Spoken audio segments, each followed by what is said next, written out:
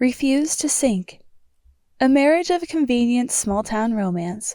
Second Chances in Sapphire Cove, Book 3. Written by Lindzee Armstrong.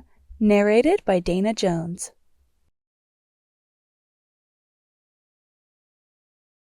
Happily Ever After is not a fairy tale.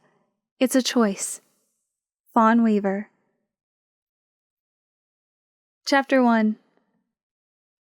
Meredith rolled to face John's side of the bed, clutching his pillow to her chest in a fierce hug.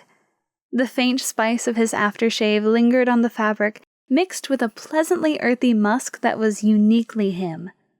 She squeezed her eyes shut, feeling her throat tighten in a way that was becoming all too familiar. Her eyes burned like she'd rubbed every grain of Oregon sand into them. 6 days ago, she'd made a simple entry in her calendar for this morning. Meet plumber at 9 a.m. It was yet another bullet point in a long list of problems that were making her photography studio financially underwater. But at least one she knew how to fix. The first year of a new business was never easy, and she had a binder full of ideas to turn it profitable that she was eager to try. 1 hour after making that entry, her husband, John, had collapsed in the back room of that photography studio and had never gotten back up. What she wouldn't give to spend this morning bored and annoyed, waiting for a tardy plumber instead of holding back sobs at her husband's funeral. Get out of bed, she commanded herself. She'd been feeling under the weather for a few days before John's collapse, like she had eaten something off, or maybe had a stomach bug, and becoming a widow hadn't improved her health. Move, Meredith. But she couldn't make her muscles obey even the simplest instructions. They remained rigid and stiff, stubbornly clamped around the pillow that still smelled like John. If she wanted to look her best today, like she was trying and hadn't fallen apart, she needed to get moving. John would want her to put one foot in front of the other. More than once they'd talked about what she should do if he died. When he'd been a Navy SEAL, that threat had always loomed large. She'd just assumed that once he left the SEALs, the risk was over. Who had a brain aneurysm at 29 years old? He'd always been the picture of health. Even after leaving the military almost 2 years ago, he'd maintained a vigorous physical fitness routine. Had it been the stress of running 2 businesses, her photography studio and his scuba shop? If she'd made him go in for that physical 6 months ago, maybe there would have been warning signs, like sudden high blood pressure. When he'd complained of headaches over the last couple months, she should have listened instead of teasing him about needing glasses. A knock sounded at the door, pulling Meredith out of her spiraling thoughts. Get up, she commanded herself again. What time was it? How much longer did she have to get ready? Would they start the funeral without the grieving widow? She pried open her eyes and the blurry green numbers on John's alarm clock came into focus. It was a few minutes after 8. Hopefully, the plumber wasn't on his way to the studio. She couldn't remember if she'd canceled the appointment. John would have already been up, his perpetual cheeriness driving her crazy. She wasn't a morning person, but his years in the military had trained him to be one. The faint splash of water from the shower would have slowly lulled her into wakefulness, and if she didn't get out of bed quickly enough, John would have yanked the covers off her with a cackle. She had always hated that, would let out a growl of frustration and stick out her tongue, but then he'd hover over her, arm muscles taut as he rained kisses across her face until she was laughing. What she wouldn't give to have him yank those covers off her one more time. How could he really be gone? Her stomach churned, bile rising in her throat until she jerked upright, a hand pressed to her lips. Another knock sounded, this one longer and more insistent. "Mare, honey, It's Vanessa. Let me in, okay?" The sound of her best friend's voice finally convinced Meredith to let go of John's pillow. Her toes curled against the cool tile floor, the early September air already brisk. She'd inherited this beach bungalow after her grandmother's passing 5 years ago, about a year before meeting John, and had always hated the tile. The grout lines between the cracked pink ceramic squares always looked dirty, no matter how hard she scrubbed. John had promised replacing the flooring would be the next stop on their remodel journey. He, Sawyer, and Zach had been trying to find a weekend when they were all free for the job. The 3 men were more than friends. They were like brothers. Over the past few years, they'd become Meredith's family every bit as much as they were John's. She padded to the front door and swung it open to reveal Vanessa looking pretty in a simple black dress with a dark coat draped over one arm. The dress was fitted, with 3/4-length sleeves and a hemline that just brushed Vanessa's knees. Meredith's heart dropped, nausea clawing at her throat once more. She hadn't even thought of a dress, didn't own a single one in black. There was a dark navy number she sometimes wore to church, but it had bright pink hibiscus flowers embroidered across the skirt, hardly appropriate for a funeral. What had she worn when burying her grandma? That was the last funeral she'd attended. She had a vague recollection of donating the dress to a church charity sale because she hadn't liked the memories associated with it. "I thought you might want some help getting ready." Vanessa's lips turned up in a sad smile. She'd pulled her caramel brown hair back into a simple bun at the base of her neck and wore only the barest traces of makeup. Meredith leaned against the doorframe. She couldn't remember the last time she'd felt this exhausted, not even after the grueling 2-hour photo shoot she'd done last month with an extended family of 30, including 5 babies. "I couldn't get out of bed." "I figured. Can I come in?" Meredith nodded, stepping aside. "How long do we have?" "Not quite 2 hours. I didn't want you to have to rush." Meredith pinched the bridge of her nose and took a deep breath. There was so much to do to get ready. She needed to shower and especially needed to wash her hair. She couldn't remember the last time she'd done that. Probably should curl it. Definitely needed to apply makeup, even if she would cry it all off. And there was still the matter of something to wear. Did she own a pair of nylon stockings, or would she need to shave her legs? She tried to remember what else she had in her closet. Maybe she could wear that long black skirt with her dark gray top. The top was a little casual for a funeral, the skirt a little boho, but at least she wouldn't have to shave. It was a better option than the dark blue dress with bright pink flowers. "Come here." Vanessa draped her coat over the edge of the couch, then pulled Meredith to her in a tight hug. The front door still stood wide open, inviting every fly in Sapphire Cove to take up residence in the tiny bungalow. Meredith didn't care. She pressed her face into Vanessa's shoulder, trying to hold back her tears so they wouldn't mar the fabric. Had it really only been a few years ago that their roles were reversed? Vanessa's husband had been a military man too, active duty Army, and killed in action. After hearing the news, Meredith had hopped the first plane to South Carolina and spent 2 weeks helping her best friend pick up the pieces of her life. "I don't know where my iron is," Meredith mumbled. "My skirt is probably wrinkled, and I'm not sure if my gray top is clean." John had died on laundry day, and her hampers were still overflowing. She also had never made a flyer for the studio's back-to-school sale, and still had about 10 photos to edit from a lifestyle photo shoot she'd done 2 weeks ago. Despite having only a handful of photos left to edit, she hadn't been able to so much as open her laptop. "I brought you a dress." Vanessa held out her arm, revealing a black garment bag draped over it that Meredith hadn't noticed before. Linda told me to take 3 sizes just in case. I'll return the others tomorrow. Meredith pressed a hand to her lips. That was really nice of her. But that was Sapphire Cove. Her fridge currently burst with the generosity of the townspeople. Linda's boutique was the only clothing shop in town and just 3 doors down from John's shop, King Trident Scuba Diving.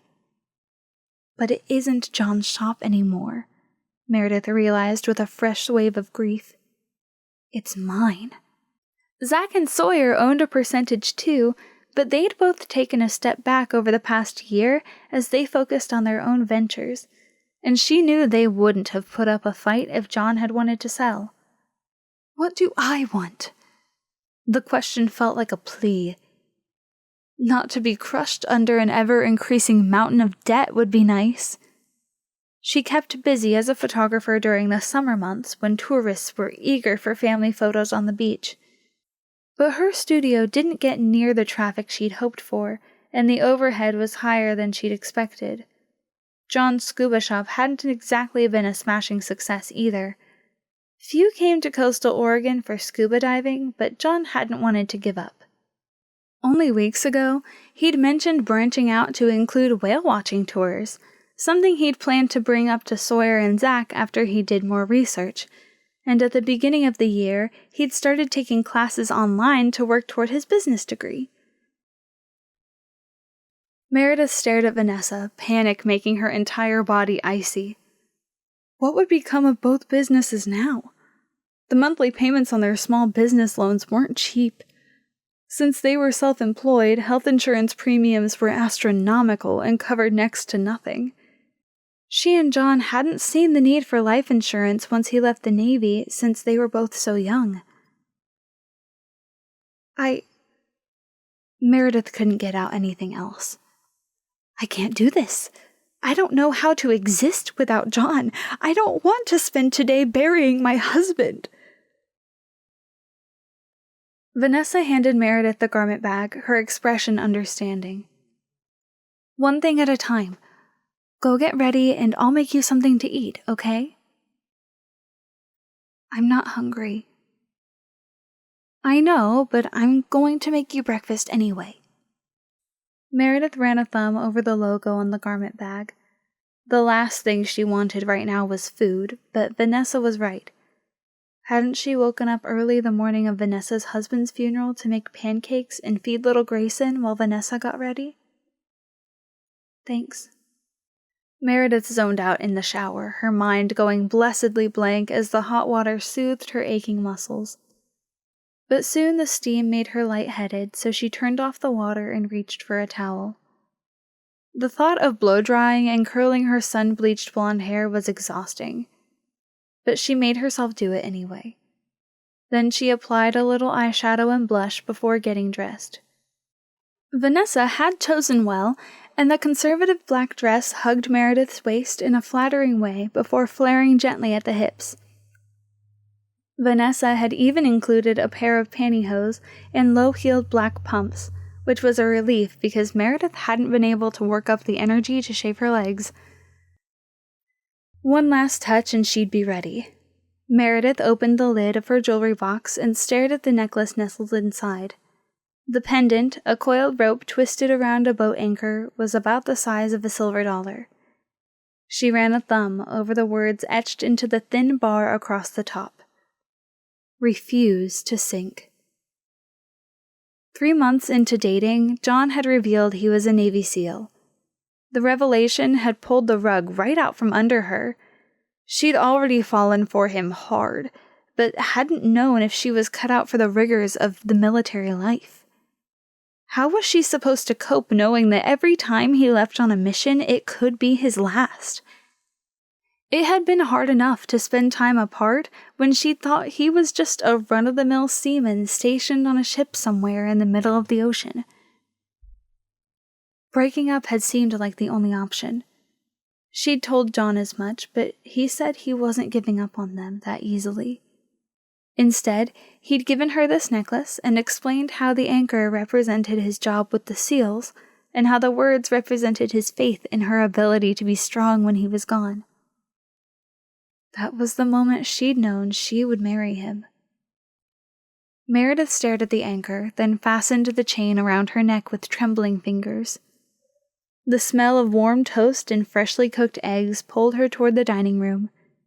Vanessa stood at the stove in the small kitchen, one of Grandma's vintage aprons protecting her black dress. "You look beautiful," Vanessa said, her eyes sweeping down Meredith's form. "The dress fits great." Meredith smoothed down her skirt. "Don't let me forget to thank Linda. I left the other 2 sizes hanging in the garment bag in my room. I'll grab it from you later." Vanessa turned to the fridge, swinging it open wide. "Do you want apricot or peach jam on your toast? Ooh, or plum. Looks like the church ladies are keeping you well stocked." Just the thought of food had Meredith's stomach revolting. "I don't know if I can eat." "At least try. How about peach jam?" Vanessa grabbed another apron. "Here, put this on so you don't get your dress dirty." Vanessa was in full-on mom mode. Meredith put on the apron and grabbed the butter from the cupboard. It was easier than protesting again. "Is Grayson with your parents?" Vanessa nodded, popping the lid on the peach jam. Meredith wrinkled her nose at the smell. She'd never been a big fan of homemade jam, preferring more savory options like bagels and cream cheese. "Dad's going to stay home with him so Mom can come. I didn't want today to bring back any bad memories." Bad memories of his own father's funeral. Compassion welled within Meredith, along with a whole new empathy for Vanessa's situation. As hard as today was, it could be worse. At least she didn't have to tell her child that his father was dead. For the first time in more than a year, she was grateful for John's insistence they wait to have a baby. After spending his formative years being bounced from one foster home to another, he'd wanted to wait until their businesses were stable, and by extension their finances, before bringing a child into this world. "Today won't be easy for you either," Meredith whispered. "Thanks for coming anyway, Ness." "I would never let you go through this alone." Vanessa busied herself spreading jam on the toast. "We've got about 20 minutes until Sawyer gets here. That should be enough time to eat. He'll be early." Meredith took a deep breath, the smell of eggs making her queasy. "Are Zach and Cheyenne at the church?" "Yes. The funeral home has everything ready, and it looks beautiful." Meredith accepted the plate of food from Vanessa, gratitude mixing with her grief. "Cheyenne said there's already a decent crowd gathering," Vanessa continued. "I'm sure half the town will come to offer their condolences." Meredith nodded again. She'd lived in Sapphire Cove, in this very house, her entire life. Had been raised by grandparents who'd lived here their entire lives too, after her mother died from an overdose without ever revealing her deadbeat father's name. John had wholeheartedly embraced this town, and they'd embraced him right back. "Eat," Vanessa motioned to the plate, "before the eggs get cold." Meredith obediently took a bite, holding back a grimace. Grief had always affected her appetite.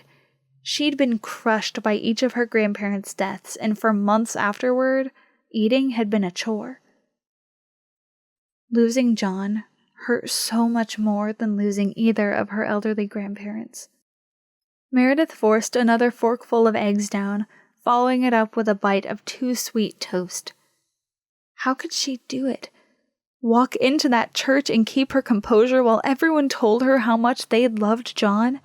What a tragedy it was to lose him in the prime of his life. She knew the truth. For most of the town, life would go on after today.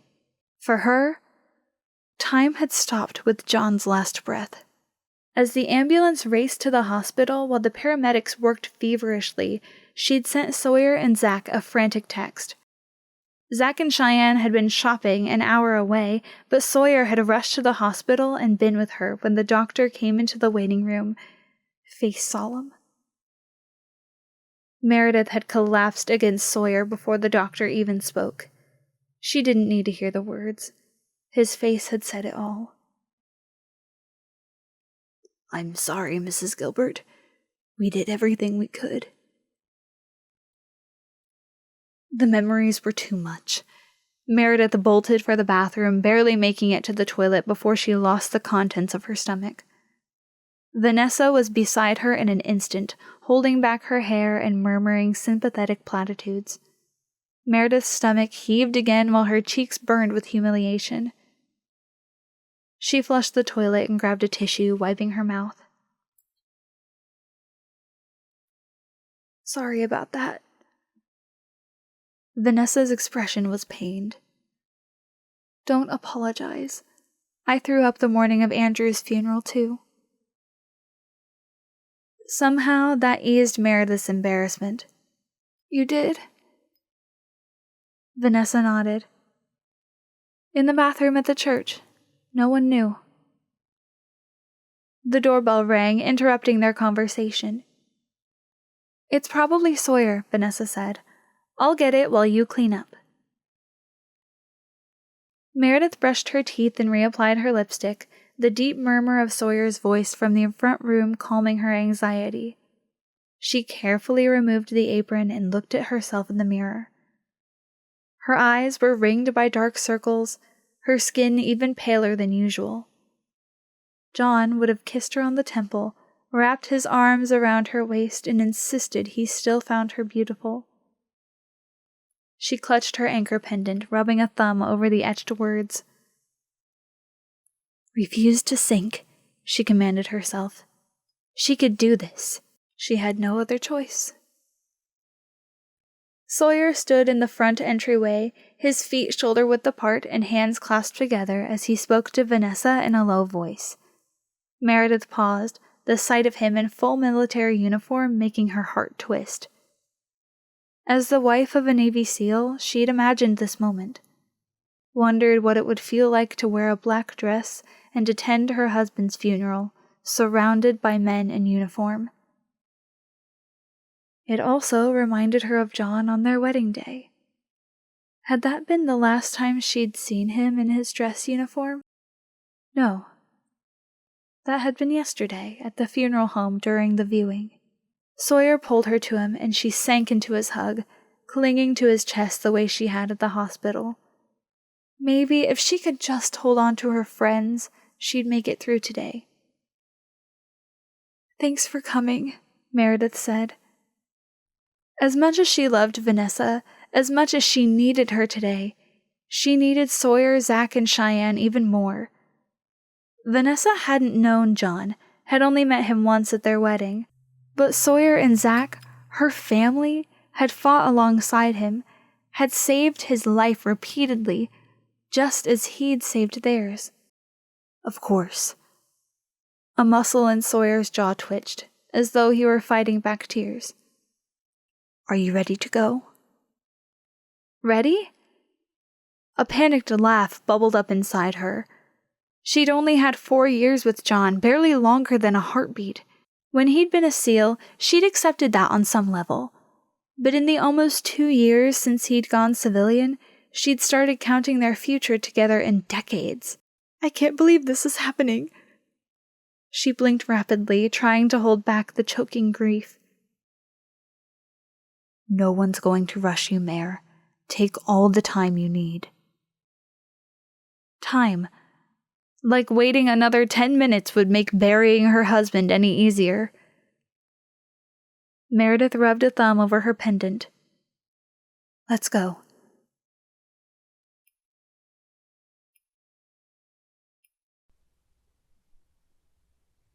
Chapter 2.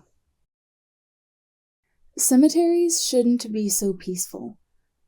Sawyer stood stiffly, his feet spread shoulder-width apart and hands clasped in front of his buttoned uniform jacket. The September air was warm enough to make the layers uncomfortable, but Sawyer didn't acknowledge that. He was too focused on the sound of chirping birds and nearby pine trees, the almost inaudible crash of waves in the distance, the shuffle of feet as mourners shifted their weight. He'd seen more than his fair share of death. Caused a lot of it, too. Death wasn't quiet or calm. It was gunshots and violence and pain. It was adrenaline making the senses sharp and an almost animalistic urge to kill or be killed. A butterfly flitted near the casket, its wings a vibrant red, the color of freshly spilled blood.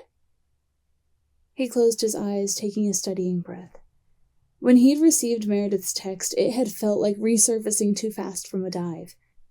He, Zach, and John had always known that chances were high all three of them wouldn't make it to old age. But Sawyer had never once considered that death might come early, even after they left the SEALs. In fact, that was why John had left the Navy, why Zach had left.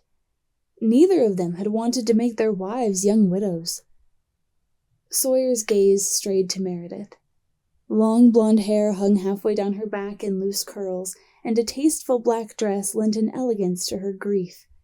She stood tall, her back straight and chin raised, a Navy wife to the bitter end. Vanessa and Cheyenne stood on either side of her, their shoulders nearly touching in a silent show of support. Sorrow radiated from Meredith like a tsunami of regret. He swallowed back his emotions and tried to focus on Pastor Blake's words of comfort. Watching Meredith marry his best friend had been nothing compared to this pain. "I have to quit the SEALs," John had told Sawyer. "The thought of leaving Meredith alone kills me. I won't do that to her." Sawyer had understood what John meant, agreed with him even. When Zach had decided to leave the SEALs with John, Sawyer had made the only choice he could, to go with his family. Not the blood relatives with substance abuse problems who had used, abused, and abandoned him over the years, but the family he and his friends had formed themselves. Meredith shifted, distracting Sawyer as her low heels sank into the soft grass. The canopy erected over the few seats surrounding the grave had prevented the morning dew from burning off, keeping the ground soggy with moisture despite the sunny day. Bright rays streaked across the American flag, covering the casket, and glinted off the exposed dark gray edges. How could John be dead? Only 8 days ago, they'd played basketball together with Zach at the local community center. John had ribbed Sawyer about his last date, this one with a pharmacy tech he'd met on an online dating site. It hadn't gone well, and John and Zach kept asking Sawyer when he would stop going on first dates and go on a second one. Sawyer had ignored them, gone home, and set up another first date. No one could measure up to Meredith, but John and Zach didn't know that, and Sawyer was determined to try. He wanted to get married, wanted someone to come home to at night, like his best friends had, longed for a good woman to share his life with. So, Sawyer had arranged to meet a yoga instructor for coffee during lunch today. Now he was at his best friend's funeral instead. Meredith brushed a hand under her eyes as Pastor Blake droned on. She looked pale.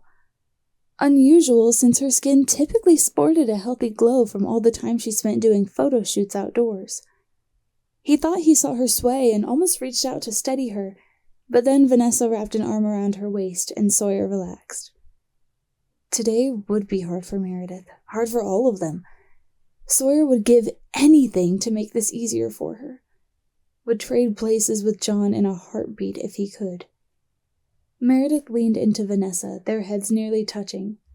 On her other side, Cheyenne took Meredith's hand and gave it a gentle squeeze. The uniform cap shaded Zach's eyes, but Sawyer watched his Adam's apple bob up and down as he fought back the emotions. Sawyer blinked quickly, clenching his own hands into fists. He wanted to fall to his knees and scream at the sky that this wasn't fair. John had been too young, too healthy, too vibrant to die. He should be here, bombarding Sawyer with texts requesting help with his latest home project, checking to see if they were still on for their weekly basketball game, inviting him over for dinner because Meredith had a new recipe she wanted to try. The 5 of them had planned to get together for a Labor Day barbecue the night John died. Sawyer had thrown away the apple pie he'd bought at Baylor's diner without taking a bite.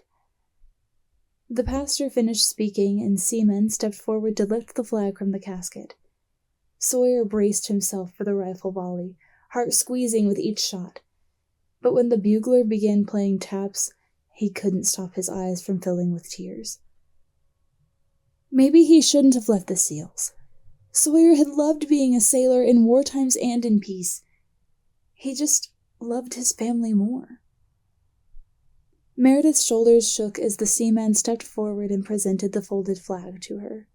She accepted it, head held high, as tears streamed down her disconcertingly pale face.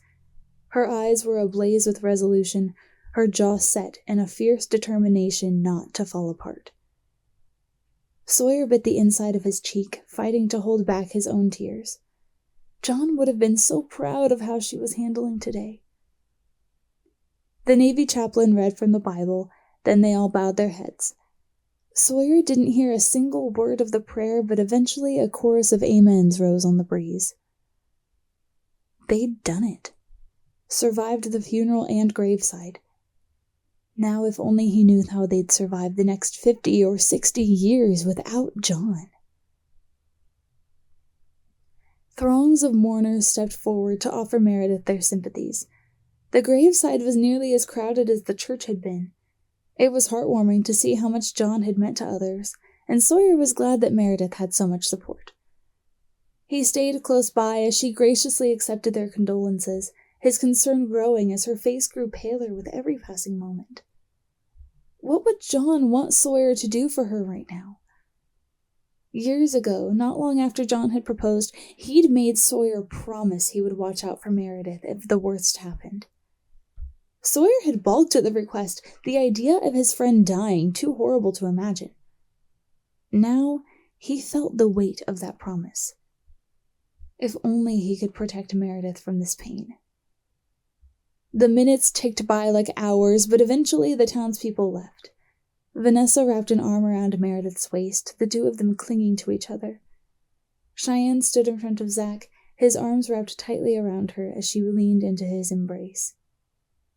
Sawyer stood alone. He swallowed, thinking of his empty apartment. Meredith had been so happy he was leaving the SEALs and moving to Sapphire Cove. She and Cheyenne had insisted on decorating the place for him, but it had never felt like home. He'd hoped dating would change that. A year later, he still hadn't found someone he wanted to spend more than a few hours with. His gaze strayed again to Meredith, her pallor making his stomach clench. Before he could stop himself, he was at her side, a hand gently placed in the middle of her back. "Mare, let me take you home," he said, his voice quiet. "You need to eat, to rest." She shook her head, wiping underneath one eye as she clutched the folded bag to her chest. "How am I supposed to leave him here alone?" Sawyer blinked, the question tearing through him. Never leave a man behind. It had been drilled to him in the military, and yet he was expected to do just that. "You do it because you have no other choice," Vanessa said, her voice thick with emotion. Meredith sank to her knees beside the casket, resting her hand on its polished metal surface as her head bowed. Sawyer was beside her in an instant, desperate to offer his silent support. He wished he could somehow hold the pieces of her together while she fell apart. Cheyenne dropped to the ground beside Meredith, followed by Zach, then Vanessa. "How can this be real?" Meredith whispered, her head still bowed. Sawyer placed an arm gently around her shoulder. She leaned into him, burying her head in his chest as her shoulders shook with sobs that broke his heart in two. "Please, Mare," he choked out. "Tell me what I can do to help." He loved her so much. Seeing her pain made his own more acute. It had only been 6 days since he'd last seen John, and already it felt like a lifetime. "We'll do anything," Cheyenne added. "We can camp out here all night if that's what you need." Meredith half laughed, half sobbed, the sound rumbling through Sawyer's chest as her cheek pressed against it. "Can you bring John back, please?" Sawyer looked up at the sky, blinking quickly. "You know I would if I could." She pulled back, giving him a watery smile. "Me too." She reached out, squeezing each of their hands in turn. "I love you all so much. I can't tell you how grateful I am to have you here with me today." "We're not going anywhere," Zach said, his tone firm. "Family sticks together." Sawyer nodded. He'd move to the cemetery if that's what she needed. Build a tiny house for her right here on John's final resting place. It was another hour before Meredith was ready to leave. Her knees buckled as she walked away from her husband, but her spine remained ramrod straight and she never looked back. Sawyer helped her into the front seat of his truck. Then they drove in silence to her bungalow on the edge of town. How would he help her through this? How would he get through this himself? Back at Meredith's, they sat silently in the living room, each holding a cup of warm tea brewed by Vanessa. Meredith took a sip, eyes hollow.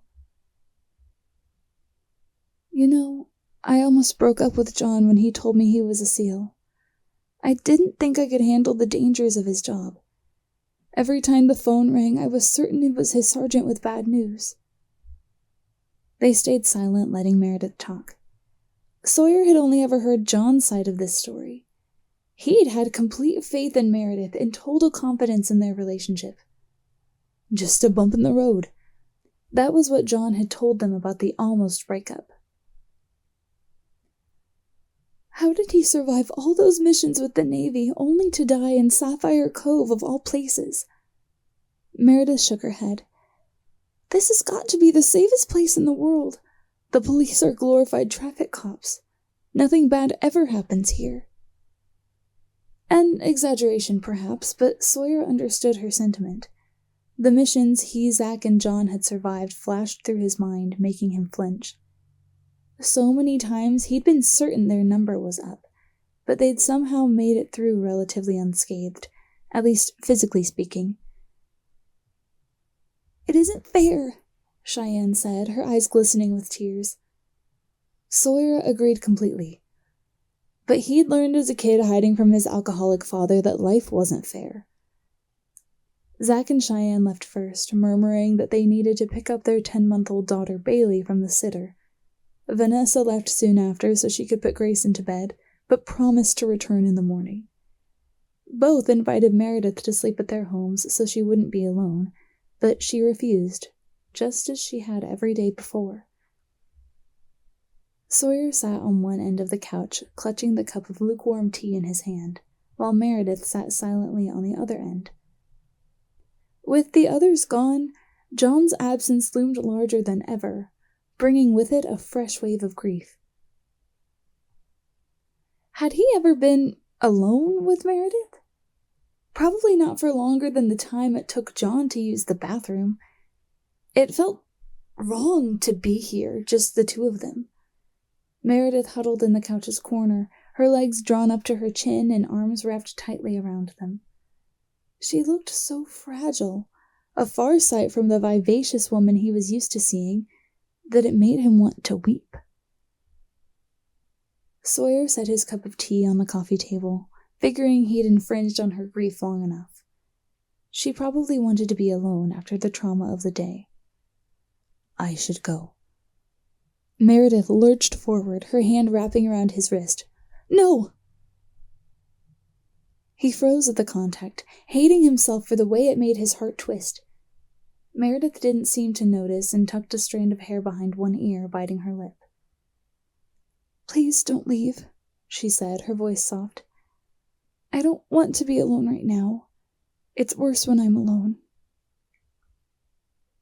The vulnerability in her tone fractured his already broken heart even more.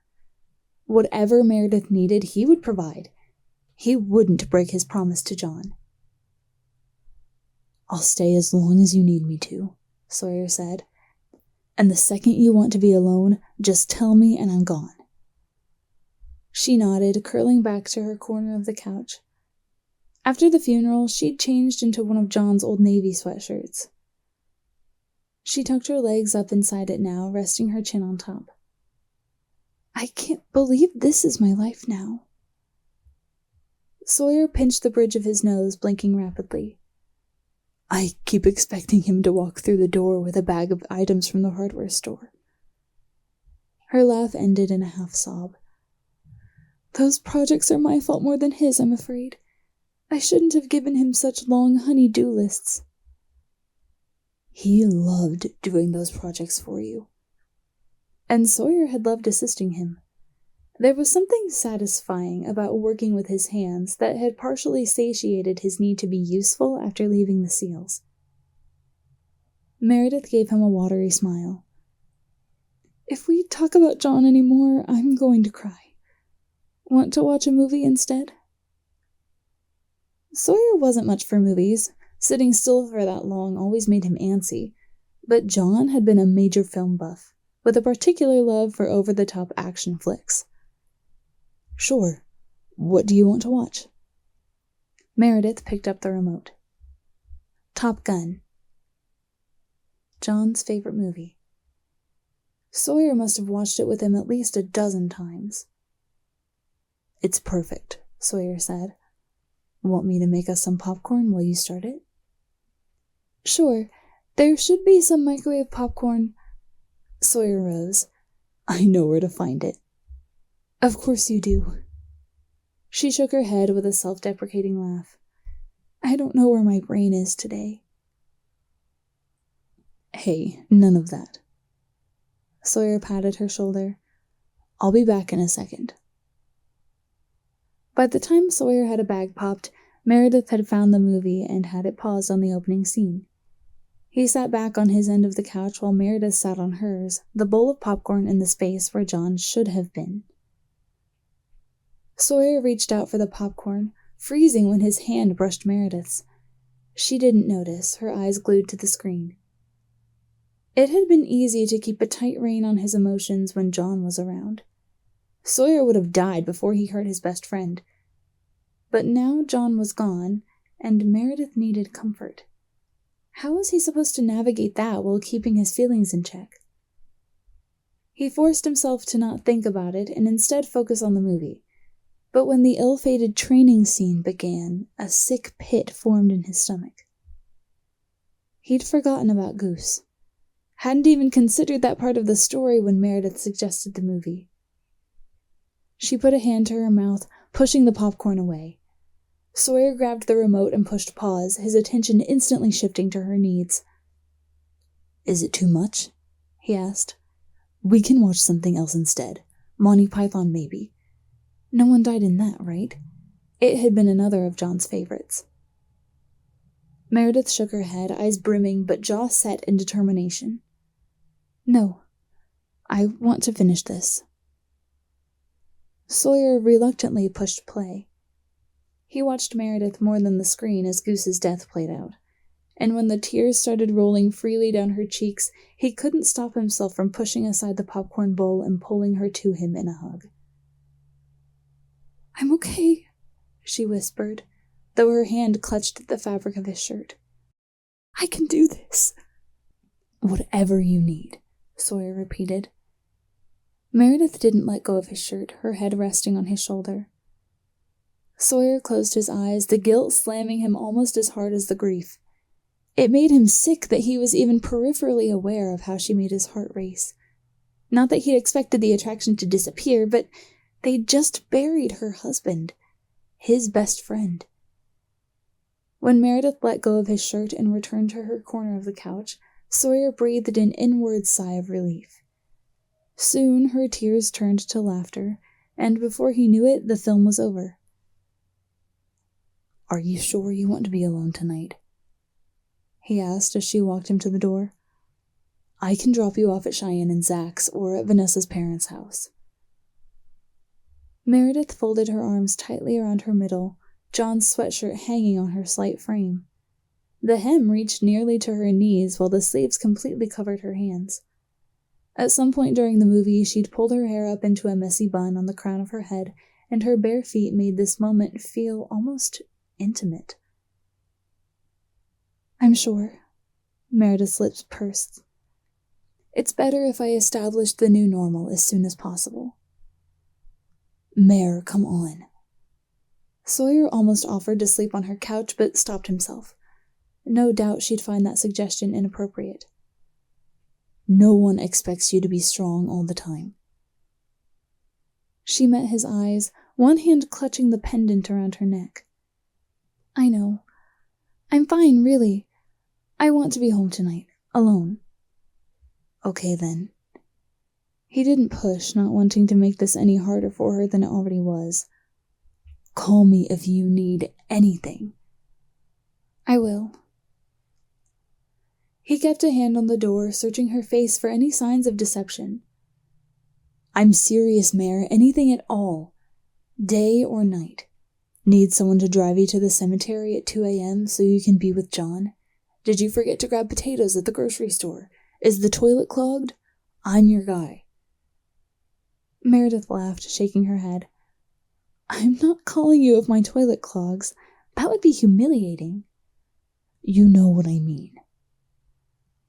"I do." She rose on tiptoes, giving him a quick hug. The unexpected contact startled him, and he forced himself not to inhale the fragrant scent of her shampoo.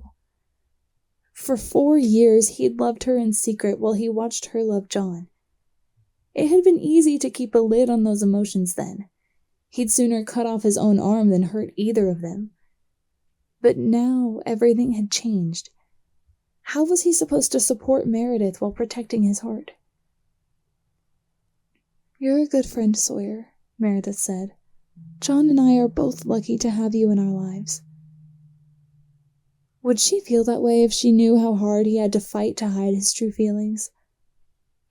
"I'm the lucky one. Trust me." "You sure you're okay here alone?" "Yes." She rose on tiptoes, pressing her lips to his cheek for the briefest of moments. "I'll talk to you tomorrow." He recognized her dismissal for what it was and nodded. "I'll call you in the morning." It was almost as hard to turn his back on Meredith as it had been to leave the cemetery a few hours earlier. Sawyer clenched his hands into fists, feeling the tears burn.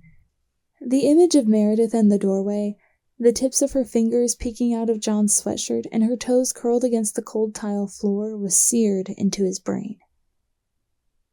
Maybe he'd sleep in his truck tonight, just in case. It wouldn't even make the top 10 list of the most uncomfortable places he'd tried to rest.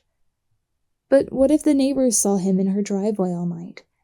The last thing he wanted to do was start unfounded gossip around town. Sawyer climbed into his truck, glancing at Meredith's house once more.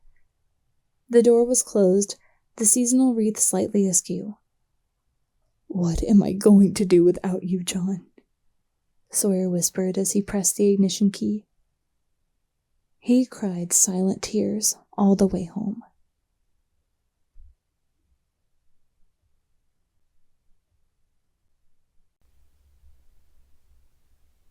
Chapter 3. Are you going to be okay when I'm gone? Vanessa stood at the kitchen island, her arms braced against the countertop and brows knit together in concern. Had it really only been last winter that Meredith had convinced John to help her repaint that counter with a special epoxy kit to make it look like marble? She dug her nails into her palms, trying to focus on the sting of flesh instead of the lump in her throat. He'd wanted to replace the countertops entirely, but she'd been worried about the cost and insisted on trying this cheaper alternative. They'd gotten into a silly argument over the proper technique for applying the epoxy. She'd shoved her phone in his face, angrily scrolling through the dozens of DIY videos she'd watched on the process and demanding to know why he always had to be right. Even now, she could feel the whisper of frustration at his stubborn bullheadedness. John had eventually conceded defeat and apologized, but by that point she'd been aggravated by his mansplaining and had pouted like a spoiled child. He could have gotten mad too. She'd been behaving unreasonably after all, but that wasn't John. Instead, he'd blasted her favorite playlist and started belly dancing. The sight of his hairy, toned abs swaying offbeat to the music had been too much, and by the end of the song, she was laughing. They'd ended up slow dancing in the middle of the kitchen. The argument forgotten. "Mare," Vanessa said. She blinked, forcing a smile through lips that trembled. "I'll be fine." The key was staying busy. That was what she'd always done when John was on a mission. It had helped to counteract the fear and loneliness, and when it hadn't, well, working herself into exhaustion at least allowed her to sleep without nightmares. Mostly. Figuring out how to pay the bills while being crushed by the weight of 2 failing businesses would be a good place to start. Yesterday, when the darkness of night had threatened to swallow her whole, she'd reluctantly grabbed her laptop and made a list of photography studios in nearby Harbor Bay where she could apply. She had to close the photography studio. As she'd run numbers in her head while staring at the popcorn ceiling in her bedroom, the reality of her situation had been impossible to escape. She needed a steady job with things like a salary and health insurance, maybe even a 401k. Not a business that was losing money hand over fist. This week, she'd look into selling one of their cars, too. Not John's Ford Explorer that still smelled like him, but her own reliable Honda Civic. Then there was the scuba shop. It hurt more to think about abandoning John's dream than it did her own. It also would be more complicated since Sawyer and Zach, and by extension Cheyenne, each owned a third of the business.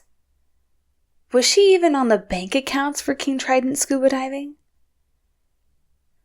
"I hate leaving you right now," Vanessa frowned, as though trying to figure out a way to stay.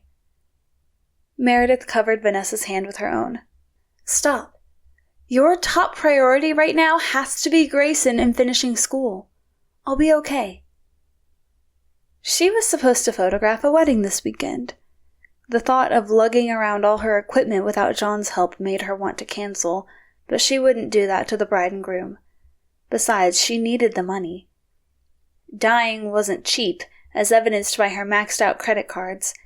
She'd had no idea a nice coffin could cost as much as a used car. "I'll call to check on you every day." Vanessa's brow wrinkled with worry. "And I'll be back permanently in just over a year." A year. Meredith had no idea how she was going to get through the next 12 hours, let alone the next 12 months. "Ness, stop worrying." "I can't." Vanessa dropped the dish towel onto the counter. "Everyone checks in on you in the beginning, but it doesn't take long for most to move on with their lives. I don't want you to be all alone when that happens." "You were alone," Meredith pointed out. She'd felt every bit as horrible as Vanessa seemed to feel now when she'd boarded that plane and left her best friend alone in South Carolina. "No, I had Grayson." "And I've got the team," Meredith countered. "Sawyer, Zach, and Cheyenne are my family." "I know, and I'm glad.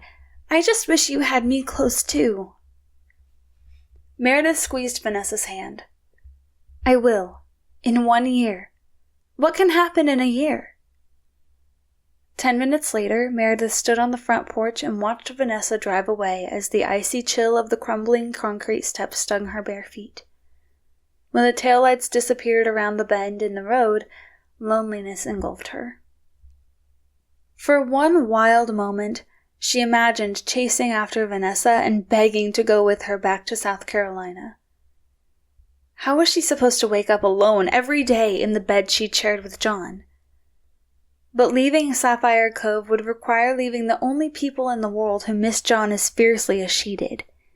As much as she loved Vanessa, she needed Sawyer, Zach, and Cheyenne even more. Her hand curled around the anchor pendant. 8 days without John, a lifetime left. "I can do this," she whispered. The emptiness of the house made her want to curl under a blanket and never reemerge, so she grabbed her keys and slipped on a jacket, then headed back outside. She wasn't sure what all needed to be done to close the photography studio, but deciding what to keep and what to liquidate was a good place to start. Rain whispered on the breeze, and her shoes grew damp as she traipsed through the mossy grasses that lined the narrow road. She tried to focus on the chill seeping through her soles, and not the many times she and John had traversed this route together. Seagull squawks combined with the crash of waves and the shrieks of children floated up from the beach. As a child, she'd always been jealous of the kids whose moms built sandcastles with them. Grandma had been too old for that sort of thing, although she'd always been happy to watch. Meredith craned her neck, wondering who played on the beach today, but all she could see were craggy rocks and a dog playing in the surf. "Meredith!" She turned, raising a hand to shade her eyes from the sun. A silver minivan slowly pulled up beside her, the window rolled down. "Hey, Peggy!" Meredith took a step toward the car, recognizing one of the women from church. "Everything okay?" Peggy's lips turned down in a frown. "Can I give you a ride or something?" Meredith peered into the back seat, where Peggy's twin boys fought over a toy stegosaurus. One twin hit his brother over the head with the dinosaur, eliciting a loud wail. They were only 3 or 4 years old, and their antics had entertained her and John during many a Sunday service. "I'm okay, thanks." Meredith rocked back on her heels. "I've been meaning to drop off your baking dish. Thanks again for the casserole, it was delicious." "Oh, don't worry about that. I'll grab it next time I'm in the area." Peggy pushed her sunglasses onto the top of her head and leaned toward the open passenger side window. "I know we spoke at the funeral, but I wanted to tell you again how sorry I am about John. If there's anything more I can do." Meredith flinched, then forced a smile. There weren't enough casseroles in the world to heal this hurt, but the good folks of Sapphire Cove were trying their best. "I appreciate the offer. I'll let you know." She talked to Peggy for a few more minutes before a flying dinosaur from one twin ended the conversation. Meredith folded her arms against the ever-increasing chill as Peggy drove away, debating just going back home and calling it a night. No one would blame her for binge-watching 5 hours of television before falling asleep, right? Her phone buzzed in her pocket, and she pulled it out to see a text from Cheyenne on the group chat. "Did Vanessa leave? Are you okay?" Meredith's heart lifted at the simple concern. Sawyer had texted her too, but it must have been a while. Vanessa was still there because she hadn't heard the chime. "I'm okay," Meredith quickly texted the group. "Vanessa's gone and I'm on my way to the photography studio. Thanks for checking on me." There. Now she would have to be productive instead of wallowing at home on the couch. She quickened her pace, making fast work of the short walk to the downtown area. With Labor Day behind them, the summer crowds had dispersed, leaving the sidewalks empty and forlorn. Even the flower baskets that hung from the street lamps looked droopy. Her knees trembled as she approached her studio. She avoided the window display, not wanting to see the portrait hanging there of John in uniform among the client photos of families and babies. It took her 3 tries to unlock the door, her hands were shaking so badly.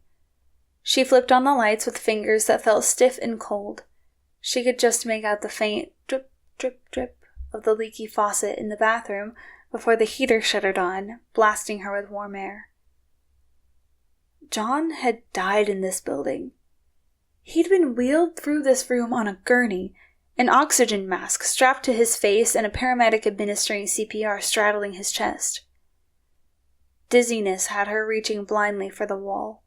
A picture frame clattered to the ground while her ears buzzed, and dark spots danced across her vision. She squeezed her eyes tightly shut, bracing her hands on her knees. The frantic calls of the paramedics echoed in her memory. She could almost feel Sawyer's arms holding her upright as she collapsed in the hospital waiting room after hearing the news. "Just breathe," she reminded herself. She sank to the floor, the rough exposed brick wall pulling at her hair. She inhaled slowly to the count of 3, then exhaled in the same slow, steady rhythm. It was several minutes before she forced herself to open her eyes. The picture frame lay on the floor, its glass cracked. She leaned over, gently picking it up. The photo was one she'd taken of John at their wedding. His expression was serious, belying the way his eyes sparkled with life. "I miss you, John," she whispered, brushing her fingers gently across his lips. Carefully, she placed the cracked frame back on the wall, making sure it was secure, then forced herself to walk down the hallway to her office. She flipped on the lights, illuminating the small space. A sleek L-shaped desk nestled in one corner, the rolling office chair John had given her for their last anniversary tucked neatly under it. They'd spent an entire Saturday purchasing and assembling that desk. The filing cabinet beside it was something John had found at a yard sale and proudly brought home. Even the walls reminded her of him. He'd helped choose the light blue paint color and put up the white wainscoting on the lower half. She sank into the chair, running her hands along the leather armrests. She'd always thought of the photography studio as her place. Only now did she realize just how much John had invaded every inch of the building. "Don't think about him," she whispered, reaching for the mail in the wire basket mounted at the side of her desk. "Don't think about John. Don't think about how much work it will be to close the photography studio without his help. Don't think." Instead, she'd do like her grandma had always encouraged and eat the elephant one bite at a time. Maybe after going through something as easy as the mail, she'd finally be able to edit the last of those photos for her client and get them sent off. The upcoming wedding photo shoot would be so much more overwhelming if she still had the last project hanging over her head. Meredith took a deep breath and slid a nail underneath the first envelope. Junk mail, a credit card application she tore into quarters and tossed in the trash. But the next envelope held a bill from the water company, and the amount took her breath away. She knew the bathroom pipe had been leaking, but had they really used up that much additional water last month? "It's fine," she said aloud, as though that would make it true. She always kept a little extra in her business account for unplanned expenses, but this would stretch the limit. She threw away a flyer from the city's Chamber of Commerce about an upcoming event and tore up 2 more applications for credit cards before opening another bill, this one for internet. Included was a reminder that the price was increasing this month by nearly 10%. Her heart pounded painfully in her chest as her entire body grew hot. She tossed that bill aside too, opening the next one, an overdraft fee for the bank from when a client paid her late last month. She had known things were bad, but with John in her corner it had seemed manageable. He'd always laughed it off and said the first year of a new business was hard, but things would turn around soon. They'd had high hopes that the back-to-school sale would bring in locals, and John had agreed to dress up in a rented Santa suit come December for special mini-shoots. Soon the desk was littered with torn envelopes and unpaid invoices. Fury shot through Meredith, a white-hot rage that felt so much better than the searing pain of loss. She picked up a paperweight and threw it with a yell. It clanged against the side of her filing cabinet, leaving a dent before falling to the floor. Bile rose in her throat, and she reached for the garbage can only to dry heave. Icy sweat had her entire body shaking. She laid her head on the desk and covered it with her arms as loud, racking sobs shook her body. "Refuse to sink," she repeated, clutching at her hair. But she couldn't lie to herself any longer. Vanessa was back in South Carolina. Sawyer, Zach, and Cheyenne were all at work. John was 6 feet under. There was no one around to put on a brave face for. She wasn't just sinking, she was full-on drowning, with no end in sight. A bell chimed. Probably a well-meaning neighbor who'd noticed her car up front and wanted to check in. She hadn't locked the front door, but the sign was still flipped to closed. The thought of facing a sympathetic churchgoer with another casserole dish only made her crying intensify. "Meredith," a deep voice asked. "Sawyer. Relief flooded her, accompanied by an intense need for a hug. Him she could handle right now. She opened her mouth to answer, but all that came out was a gasp of air. Her vision grew dim while the world swirled around her in a sickening kaleidoscope. She felt nauseous, dizzy, adrift at sea. Heavy footsteps sounded in the hallway. Meredith! In an instant, Sawyer was crouched beside her. He hesitated, then pulled her to him in a tight hug. Oh, Mare. At the pressure of his arms, she collapsed. Meredith inhaled deeply as the tears flowed in earnest. What happened? Sawyer asked. She gestured helplessly to the pile of bills around her. I'm just so overwhelmed. All these bills. I know I need to close the photography studio and get a job somewhere else, but I don't even know where to start. And then there's the scuba shop, and I put most of John's funeral costs on the credit card. She hiccuped, burying her face in his chest as her shoulders shook. Hey, Sawyer pulled away. You're not alone, okay? Zach and I have the scuba shop covered for now, so don't worry about that. We're not open that many hours during the off-season anyway, and that teen we hired over the summer is covering most of them. Well, that was something at least. And if you want to close the photography studio, I'll help you figure out how to do it. If you want to keep it open, I'll do whatever I can to make that happen. His Adam's apple bobbed up and down. If you need assistance paying for John's funeral, I'm happy to do what I can. I'm sure Zach will help too. Meredith laughed, grabbing a tissue off her desk to wipe her nose.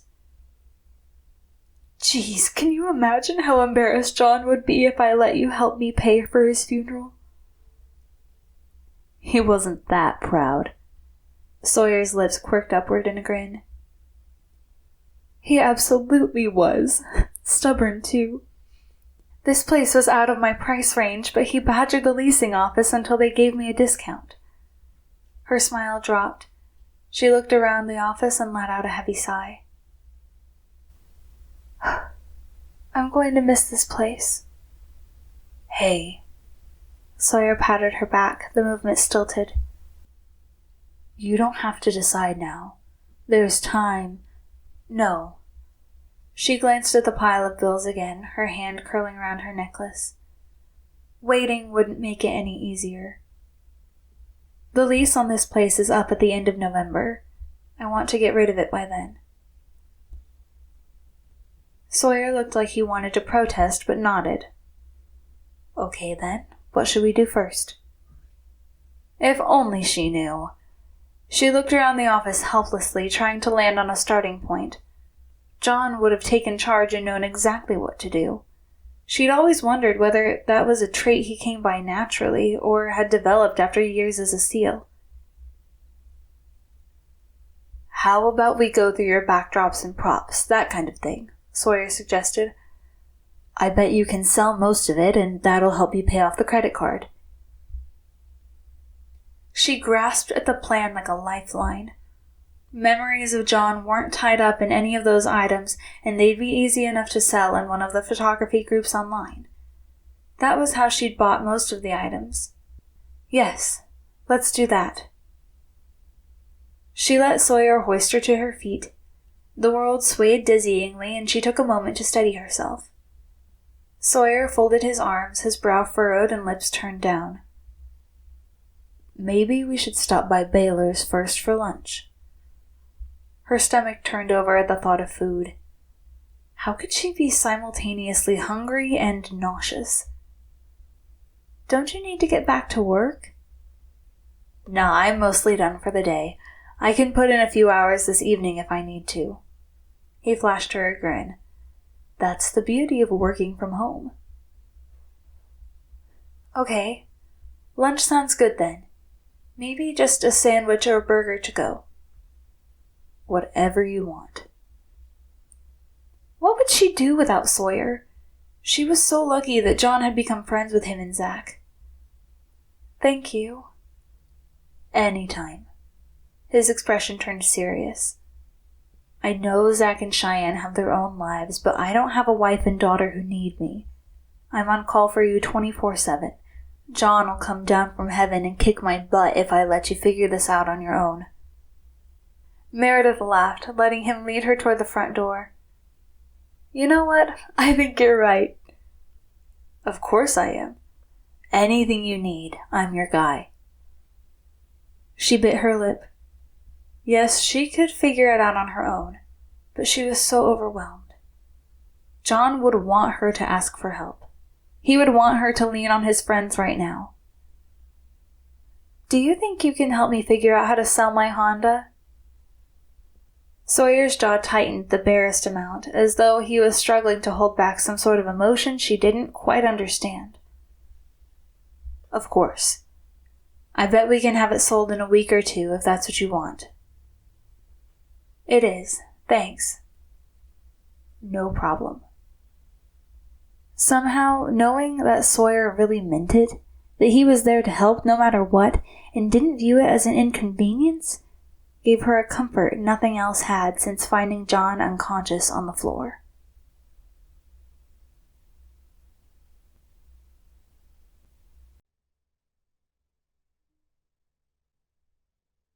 Chapter 4. 1 month later.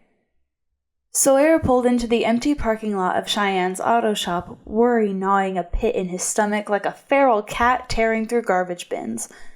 He knew there was no timeline on grief.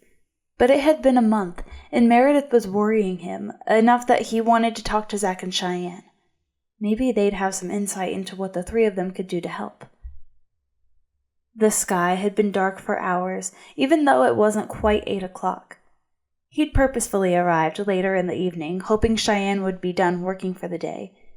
Luck was on his side for once. Thick metal garage doors shuttered both bays, hiding the 1967 Camaro he knew she was currently restoring for a millionaire in Silicon Valley, and the 1956 Ford F-100 she'd be working on next. John had been a bit of a car enthusiast and had loved checking out her projects. Sawyer was less of a gearhead, but had always been happy to tag along with the rest of the crew. He hadn't spent much time in the garage since John passed. Above the auto shop, light spilled out from the windows of Cheyenne and Zach's small apartment. It hadn't made sense to rent a place when they already owned the garage, so the 5 of them had worked together to turn the top floor into a cozy home. Even Meredith had assisted whenever she could. She'd looked adorable in overalls, though he'd tried hard not to notice. And what she lacked in skill she'd made up for in enthusiasm. Sawyer took the iron staircase at the back of the building slowly. How would he even start this conversation? He stared at the pumpkin painted with the messy, broad strokes of a 1-year-old, wishing he was here to discuss Halloween plans instead. The pumpkin sat next to a witch's hat welcome mat, and a colorful purple and orange wreath decorated the front door.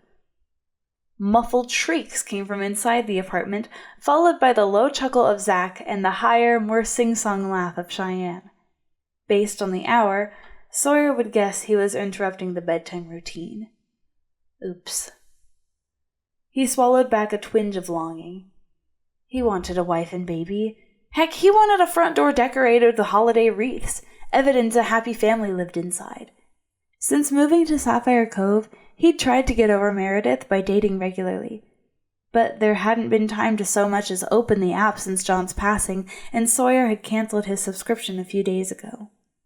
Worry for Meredith had mixed with his own grief until just getting out of bed felt like a Herculean task some days. He was in no place to pursue a new relationship, not when Meredith needed him so much right now. The past month had been spent helping her sell her Honda and list various photography props and backdrops on resale sites.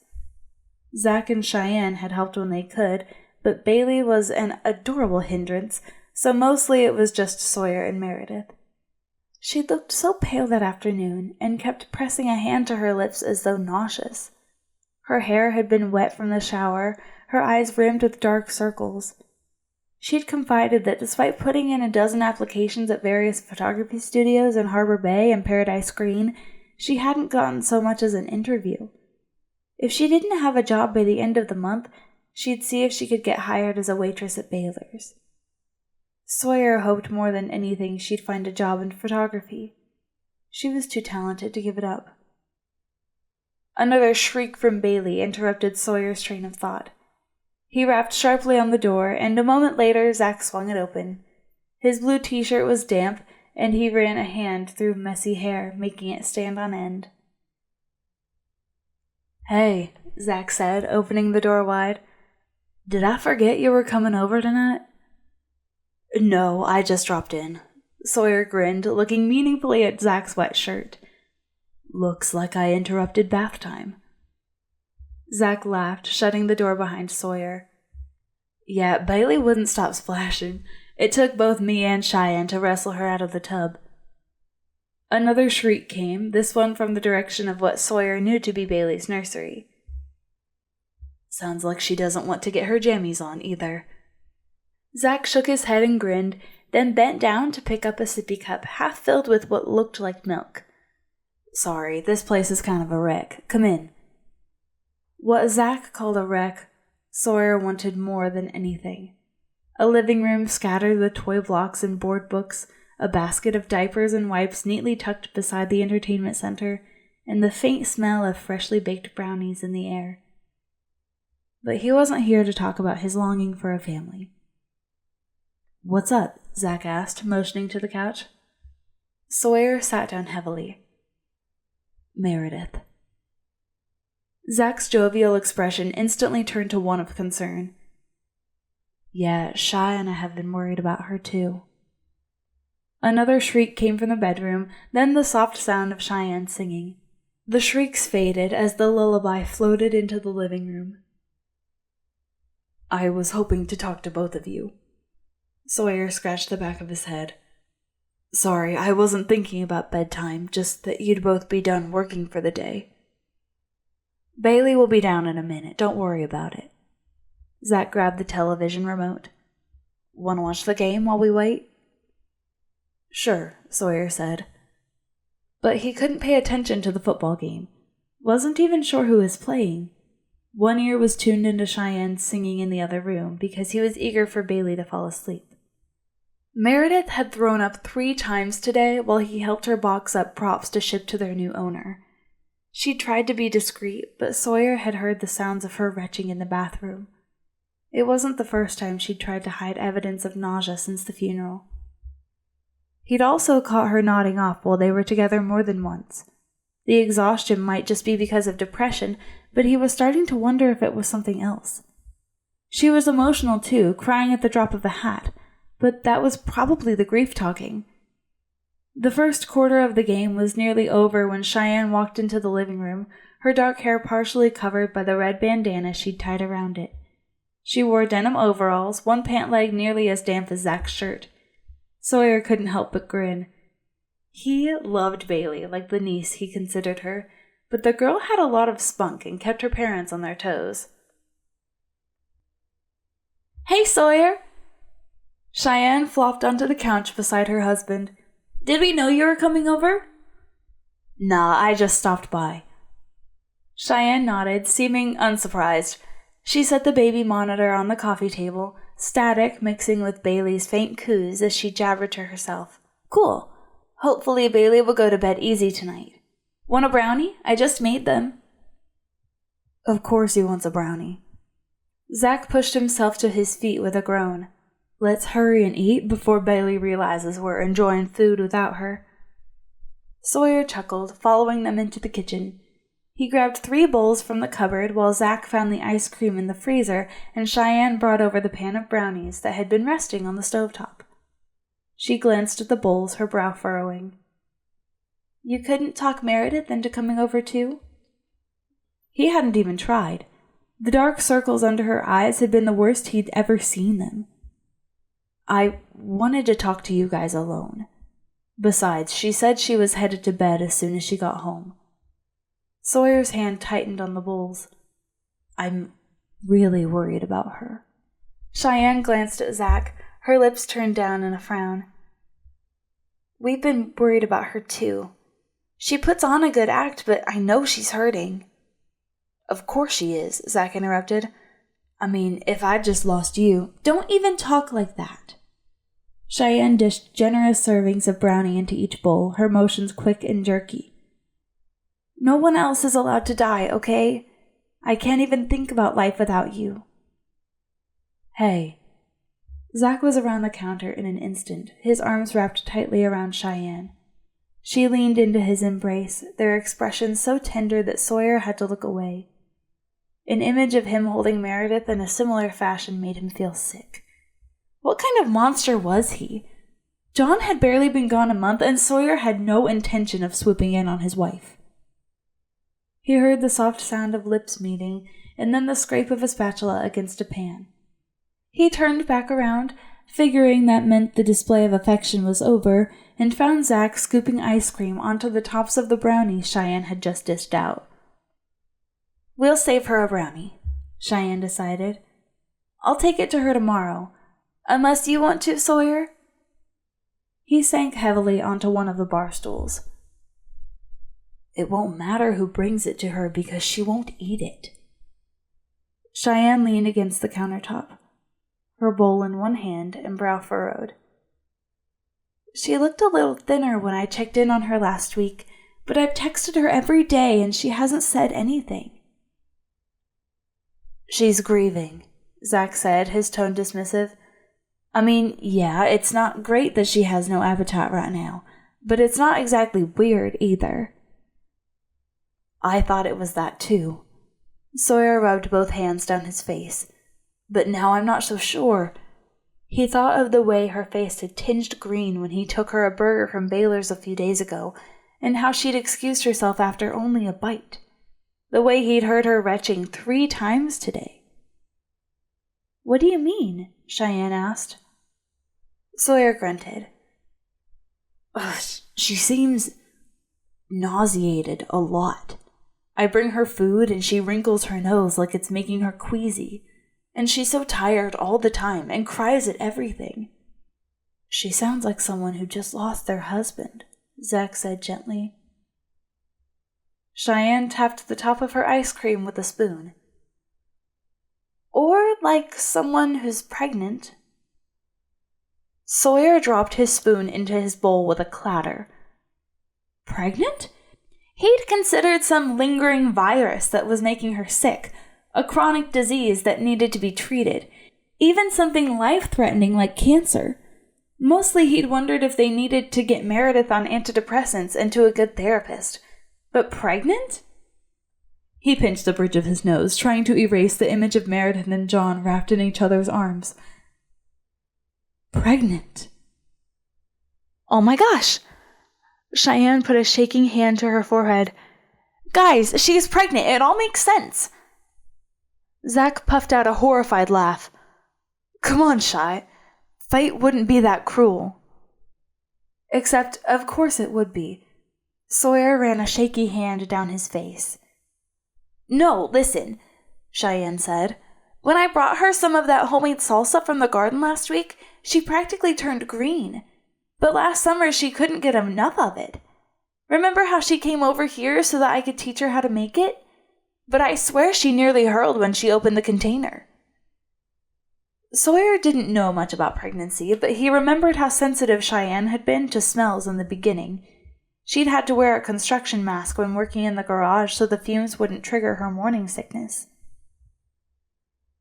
I don't think that's enough to suspect pregnancy, Zach said. But Sawyer thought of something else. The way he'd had to work harder lately to avoid thinking about how nicely Meredith filled out a shirt. He'd been angry at himself for even noticing such a thing. But had he noticed because she was filling it out more than normal? It's not just that, but the constant nausea lately, Cheyenne said. She's been tired all the time. All signs of depression, Zach pointed out. She's also been running to the restroom pretty frequently when we're together. Oh, gosh. Cheyenne put both hands to her cheeks, her eyes welling with tears. A baby. I can't believe it. Hold on. Sawyer pushed away his bowl of brownies and ice cream, his appetite gone. Maybe she's just got a really terrible cold or something. She has sounded a little congested lately. That's probably from crying, Zach said. Or pregnancy, Cheyenne broke in. I was so stuffy all 9 months. Silence fell over them. A baby? Could it really be true? Do we mention it to her? Cheyenne asked. She probably hasn't been keeping track of, her period and whatever since John's death. Jeez. Zach ran a hand through his hair. This is so crazy. Were they even trying? I don't think so, Cheyenne said. Meredith said something once about John wanting the businesses to be more stable first. Sawyer had avoided talking to John or Meredith about their family planning choices. It brought up too many feelings that were hard to tamp down. I vote we say nothing, Zach said. Let's just, keep an eye on the situation, I guess. If she is pregnant, she'll figure it out eventually. Cheyenne rolled her eyes, taking a bite of her dessert. You are such a guy. But yeah, let's monitor things. I might be wrong. They kept talking, batting around different ideas of how they could help Meredith through this difficult time, as well as discussing plausible reasons for her recent behavior that didn't include a baby. But now that the idea had been planted, Sawyer couldn't get it out of his head.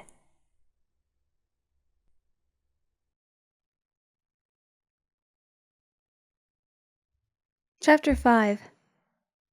Sawyer slept fitfully, hazy dreams of Meredith and John mixing with memories from his days as a SEAL. When he finally woke up early the next morning, Meredith was at the forefront of his mind. Meredith and her potential pregnancy. Maybe Cheyenne was wrong. As he made his bed with military precision corners just like he'd learned in the Navy, he tried to reassure himself that Meredith's symptoms were for another reason. But by the time he'd showered and dressed, he couldn't stop himself from going to the computer and opening a web browser. He hesitated, fingers poised over the keys, then he typed "early signs of pregnancy" and pushed search. By the time he walked into Baylor's Cafe an hour later to pick up 2 piping hot orders of sausage biscuits, he felt even more uneasy than he had last night. But Zach was right. They should keep an eye on Meredith for the next few weeks and monitor the situation without saying anything. Frost clung to the clover in Meredith's front yard, and his breath escaped in icy puffs as he rapped softly on her front door. The wreath still had a distinctly 4th of July theme. He'd see if she wanted him to hunt around in the attic today and bring down the fall-themed wreath he remembered from last year. The door slowly creaked open. Meredith's bare feet peeked out from under a pair of plaid pajama pants, and a threadbare blue robe hung on her shoulders and nearly covered one of John's old Navy t-shirts. Half her hair had fallen out of its ponytail, and dark shadows still rimmed her eyes. Sawyer. She rubbed her eyes. Had he woken her up? Hey, did I forget something? No, I just thought I'd bring you breakfast. He held up the to-go bag from Baylor's diner. It's Saturday already? She dropped a hand, motioning him inside. You don't have to keep feeding me on the weekends, but I appreciate it. I don't mind. Better than eating alone. Her mouth quirked up at the corners. True. Sawyer slipped off his shoes and followed Meredith into the kitchen. A few dishes sat on the drying rack, which made him feel a little better. At least she was eating something when he wasn't around. The rhythmic thump of clothes tumbling in the dryer filled the silence. Meredith's laptop sat on the island. It looked like she was applying for another job. Maybe he was overreacting. It had only been a month since John's passing, and she was already making an effort to return to some semblance of normalcy. It wasn't like she spent all day every day crying in bed. I brought sausage, biscuits, and gravy.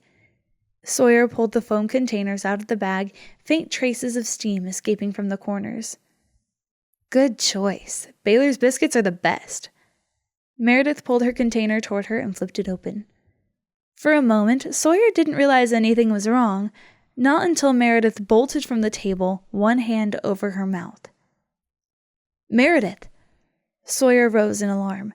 He heard the bathroom door slam shut, followed by the sound of retching. She was throwing up. Again. He ran a shaky hand down his face. People sometimes lost their appetites when grieving. He'd witnessed it firsthand when other soldiers experienced losses. Once, during his first year as a SEAL, they'd lost a member of their team on a mission and all mourned for him deeply. Then, a few years later, one of the guys had lost a parent to cancer, and they'd tried to hold him together through his sorrow.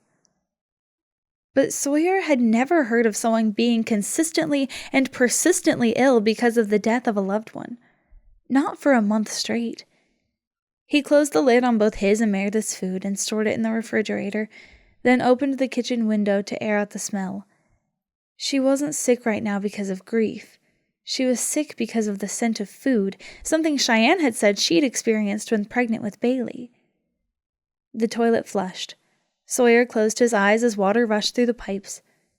How could he wait and see for another month while Meredith continued to exhibit signs of pregnancy? That was John's child she might be carrying. Wasn't she supposed to go to the doctor and take vitamins and stuff to make sure the baby was okay? The bathroom door opened, and Sawyer met Meredith in the living room. She collapsed on the couch, looking pale and wan, like she might bolt for the restroom again at any moment. "Sorry about that." Sorry? There were so many things that Sawyer was sorry for, and he couldn't fix a single one. He sat in the chair across from her and leaned forward, hands braced on his knees and fingers steepled. Would Zach and Cheyenne be upset if he broached the subject with Meredith right now? Pregnancy was an embarrassing thing to talk about with your best friend's wife. But last night's conversation kept ricocheting around his brain like a bullet. "Mare?" He took a deep breath, not quite able to meet her eyes. "Are you feeling okay?" "What do you mean?" She ran a hand through her hair, looking distracted. Sawyer motioned to the bathroom. "It's just, you seem to be sick a lot lately." Anger flashed in her eyes. "I'm not sick, Sawyer. I'm sad. John's dead, remember? It would be weird if I wasn't upset about that." He winced, feeling like a jerk. Yeah, he definitely should have waited for Cheyenne to have this conversation. Too late now. "That's not what I mean. Of course no one expects you to act like yourself right now, but I feel like you've been throwing up a lot lately. I know you think you're hiding it, but I've noticed." Now it was Meredith who wouldn't meet his eyes. Dang, this conversation was hard. But he'd already started it, so he might as well push forward. For John's sake, and the sake of his maybe baby. "All I'm saying is that perhaps it's time to go to the doctor. You should make sure you don't have a stomach bug or something." Meredith pulled her legs up to her chest, wrapping her arms tightly around them and resting her chin on top. "What I have is a severe case of being a widow." Sawyer swallowed. He could back off, nod and say, yeah, she was probably right. But what would John do if he were here? What would he want Sawyer to do? "I still don't think throwing up this much is normal." Sawyer hesitated. "You look like you've lost weight, and it's not like you had any to spare." Her cheeks glowed pink, and she tucked her head into her knees. "I'm just nauseous all the time. I was like this when my grandparents passed too. Well, not the throwing up, but I never had much of an appetite." Sawyer took a deep breath, focusing on the white shag rug covering the living room's dark hardwood floors. "I stopped by Cheyenne and Zach's yesterday, and she mentioned she had a lot of the same symptoms when she was pregnant with Bailey." "What?" Meredith's sharp tone made the tips of his ears burn, but he didn't look up. He didn't want to think about this. didn't want to remember that the girl he loved and his best friend had been a married couple. Sawyer rubbed his eyes, pushing the images aside. For John, he reminded himself. He looked up at Meredith, hoping she couldn't sense his embarrassment.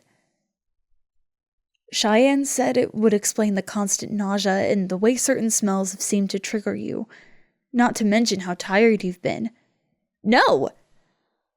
Meredith shot to her feet, hands up in a stop motion.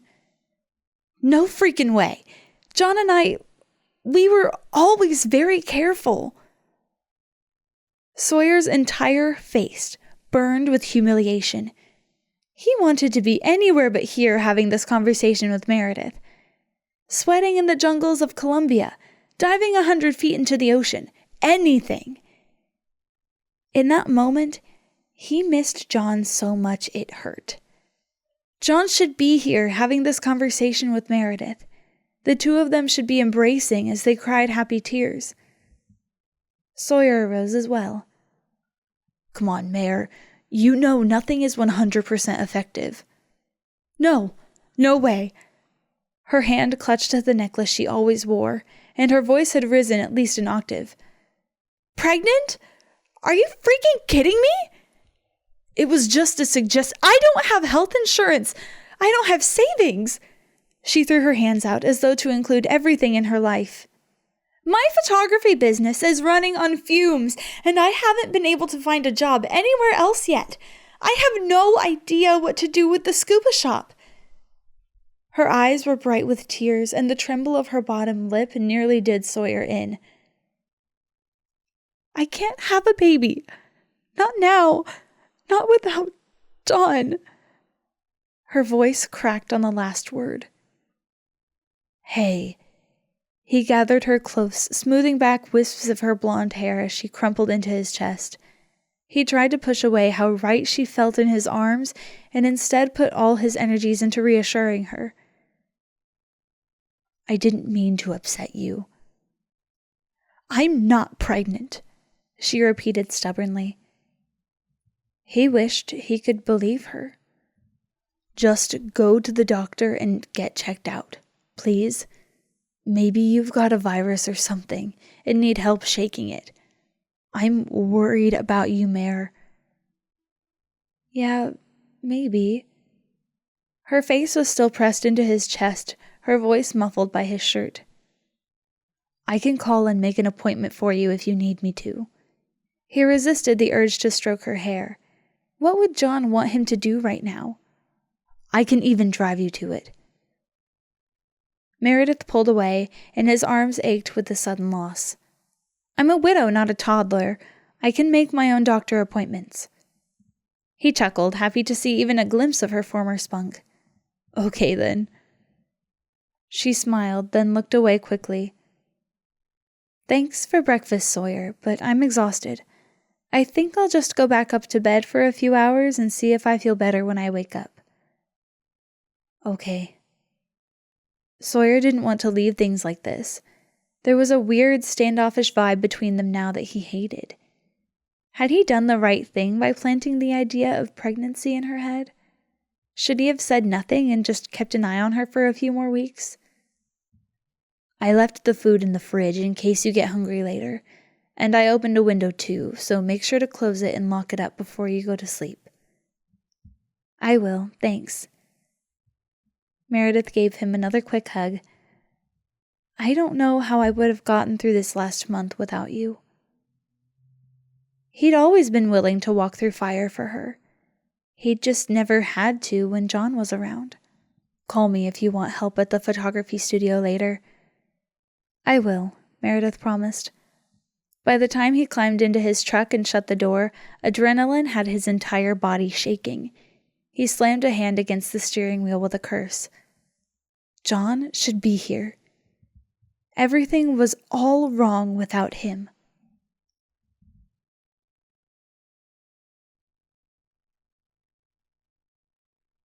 Chapter 6. Meredith didn't make an appointment with the doctor on Monday morning, despite what she'd promised Sawyer. Instead, she crawled out of bed after staring at the ceiling for an hour and tried to convince herself she didn't feel nauseous. In the kitchen, she pulled out the biscuits and gravy from Baylor's. Her toes curled against the cold tile floor as she waited for the microwave to ding. She wasn't nauseous. Certain smells weren't making her sick. Saturday had been a fluke, and Sawyer was definitely overreacting. When the microwave beeped, Meredith pulled the foam container out and flipped it open. Her stomach churned at the smell, but she took a deep breath through her mouth, not her nose, and sat down at the bar stool anyway. She loved this meal, had spent many a happy Sunday at Baylor's sharing it with John after church. The first bite had her gagging. By the fifth, she was racing to the bathroom. After rinsing her mouth and brushing her teeth, Meredith braced her arms on the counter and stared at herself in the mirror. How long had it been since her period?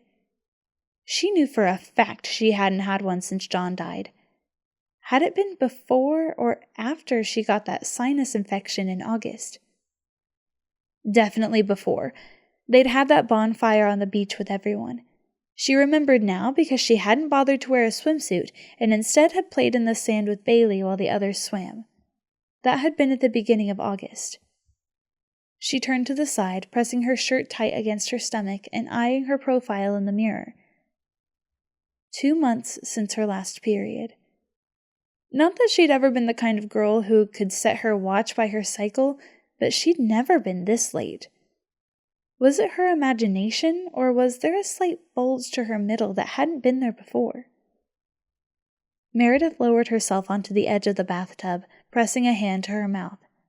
Yesterday, Sawyer's suggestion had seemed ludicrous, laughable. She and John had always been so careful. But what if he was right? An hour later, she was in a drugstore in Harbor Bay. It was nearly 40 minutes from Sapphire Cove, so the likelihood of running into anyone she knew was slim. Still, she glanced around furtively before darting down the aisle labeled Family Planning. She felt on edge, like a teenager trying to steal a wine cooler from her parents' alcohol stash. She'd never bought a pregnancy test before, had never had a reason to. They'd been meticulous about taking precautions despite her longing to start a family. John's reason for waiting had been rooted in some deep trauma and she hadn't wanted to push. Except, what about when she'd been taking those antibiotics for her sinus infection? Would those have made her birth control less effective? The doctor hadn't said anything, but maybe that was the type of thing a woman was just supposed to know. She shoved her hands in her pockets, staring at the multitude of options for home pregnancy tests. There were boxes with everything from 1 to 5 tests, name brands she recognized, and generic alternatives. Some tests showed the result by 1 or 2 lines, while others were digital and said the actual word, pregnant or not pregnant. Hope fluttered in her stomach. Or was that just the nausea? The idea that John had left behind a tiny piece of himself was too unbelievably incredible and awful all at once. She'd watched Vanessa raise her son alone. Was that really what she wanted for her child, an existence without a father? It definitely wasn't one that John had wanted for his future kids. But it would be so wonderful to have a part of John to cherish forever. A little boy with his full lips and silky hair. Someone with the same laugh to remind her of the man she would always love. He would have made such a fantastic father. The hands-on kind, who was always willing to play catch in the yard or put down his phone to watch a movie. If she was pregnant, unplanned or not, he would have been thrilled. "You're not pregnant." She swiped quickly under her eyes, then grabbed one of the name brand boxes containing a single digital test. The only reason she was buying one was to prove Sawyer wrong. Because her life was a mess right now. There was no place in it for a baby.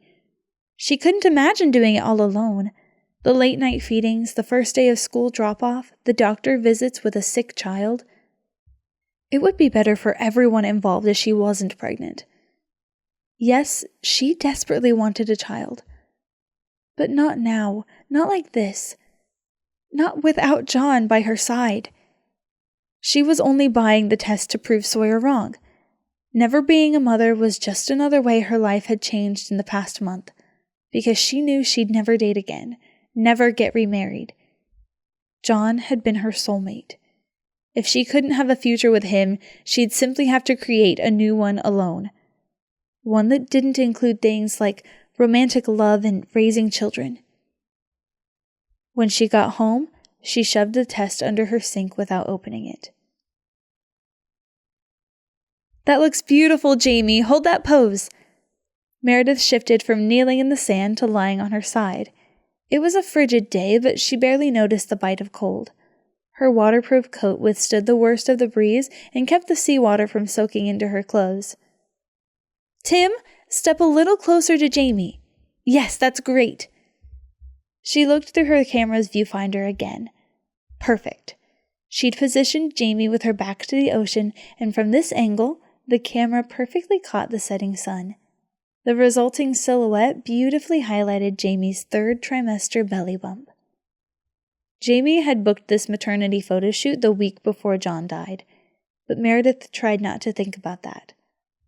She snapped a few shots before pushing herself into a standing position and brushing off the sand that clung to her clothes. They had maybe 20 minutes of light left, and there were a few more shots she wanted to get on the pier. The Ferris wheel and carousel on the boardwalk always made an eye-catching backdrop, and the playfulness of those locations would work great since this shoot was to celebrate a baby. The wind shifted, bringing with it the potent smell of fish. Meredith pressed a hand to her mouth.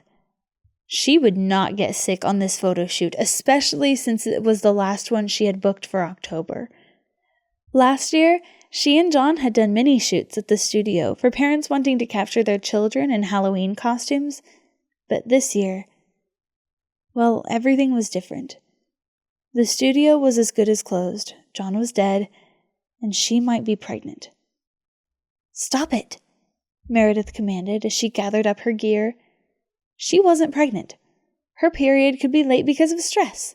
The nausea was just a symptom of her grief. Her tight pants and even tighter bra were a coincidence. On the boardwalk, Meredith tried her best to forget her worries and focus on the last few shots. For a moment, she could almost imagine that John was simply deployed, like he had been so often in the early days of their marriage. How would she feel about a potential baby if he was still here? Nervous, certainly, but excited to take a test and hopeful it was positive. She definitely wouldn't have left it hidden under her sink for the past week. "I think that's it," Meredith said, lowering the camera. "We got some fantastic shots, you two. I should have them edited and to you in a couple weeks." Jamie clasped her hands under her belly, bouncing on the balls of her feet. "I can't wait. Thanks so much, Meredith." Tim put a hand around his wife's waist, pulling her close. "Yeah, and we really appreciate it, especially since..." His ears turned red and he cleared his throat. "You know." Meredith looked away. Would she ever get used to the pity in people's eyes when they brought up John? "I'm honored you hired me to capture this special moment in your life. How much longer do you have?" Jamie rubbed a hand over her belly. "About a month. I'm so ready to meet this little guy." They exchanged small talk as they walked together to the parking lot. When they got to their car, Jamie held up a hand. "Wait just a second. There's something I want to give you." Meredith nodded, feeling uneasy. Was it another casserole? The church ladies had brought over so many she'd had to store some of them in Sawyer's nearly empty freezer. But when Jamie emerged from their newly purchased minivan, it still had the temporary plates, she had a bottle of premium wine in her hands. "Here, just a small thank you for the photo shoot." Meredith took the bottle, touched. "You already gave me a generous tip." "I know, but if I were in your position..." Jamie gave Meredith a sympathetic smile. "I just thought you could really use a glass of wine right now." Meredith hugged Jamie, the bottle of wine clutched in her hand. She didn't know Jamie well, just from the casual conversations they'd had at church, but this was the most thoughtful gift she'd received so far. "Thank you. This means a lot to me." Jamie climbed into the minivan with a groan, but didn't shut the door. "Go home and enjoy that tonight, you hear? You deserve it." "I will, and make sure to send me a text when that baby comes." Jamie laughed and nodded. Meredith stood in the parking lot, the bottle clutched to her chest, and waved as Jamie and Tim drove away. She didn't drink often, but a glass of wine and reruns of one of her favorite TV shows sounded divine. Except, what if she was pregnant? Then the wine would be a definite no. She kept glancing over at the bottle as she drove home, and it felt heavy in her hands as she unlocked the front door. What was she going to do? Not take a pregnancy test and wait until her period started to drink a glass of wine? She dropped her photography equipment in the spare bedroom and set the bottle of wine on the coffee table in the living room. She sank into the couch, staring at the bottle. This was stupid. Didn't she have enough uncertainty in her future without letting this loom over her? In 5 minutes, she could know for sure. But if she wasn't pregnant, it might feel like losing John all over again. She didn't know if she was strong enough for that. And if she was pregnant... She pushed herself to her feet, marching into the bathroom with determination. The box was right where she'd left it, wrapped in a grocery sack at the back of the cabinet among a half-used bottle of John's body wash and a nearly empty can of shaving cream. "Just take the stupid test," she said aloud. This was no big deal. She was just using the restroom. The instructions seemed straightforward enough. Minutes later, she paced the length of the bathroom, one hand clutched around her necklace and her stomach churning. She wasn't pregnant. Definitely not pregnant. Once that test proved so, she'd wait for her period to start and call the doctor in a few weeks if she wasn't feeling any better. John was dead. Her dreams of sharing a family with him were gone too. It would be okay if she wasn't pregnant. The timer she'd set on her cell phone beeped, making her jump. She fumbled with the phone, and it took her 4 tries to silence the alarm with her shaking hands. "You should be here, John," she whispered. Her first time taking a pregnancy test shouldn't have been alone. She inhaled a shaky breath, then took the few steps to the bathroom counter where the test sat. One word stared up at her. Pregnant.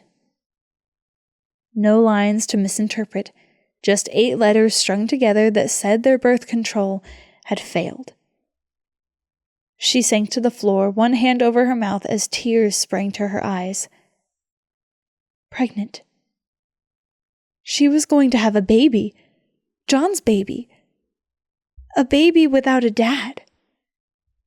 Bile rose in her throat, and she barely made it to the toilet before throwing up. How could God do this to her? Give her a baby just as he'd taken John away? Anger flared so unexpectedly that it took her breath away. A baby. Pregnant. She must be about 2 months along, which meant in 7 months she'd have a tiny human to take care of. How was she supposed to do that when she couldn't even get a job interview? Her hands shook as she brushed her teeth. The pregnancy test stared up at her from its place on the counter, taunting her. She knew nothing about babies. Bailey was the only one she'd spent any significant amount of time around as an adult. How was she supposed to figure out how to be a mom when she was still figuring out how to be a widow? John had done this to her, knocked her up and left. It didn't matter that they had been happily married. She didn't care that he hadn't chosen to die. A string of curses flew from her mouth. She grabbed the test and threw it in the trash, then immediately felt guilty. One hand drifted to her belly, resting there. A baby. A tiny human, half her and half John. a tangible, permanent reminder of their love for each other. The loud chime of the doorbell made Meredith's heart jump.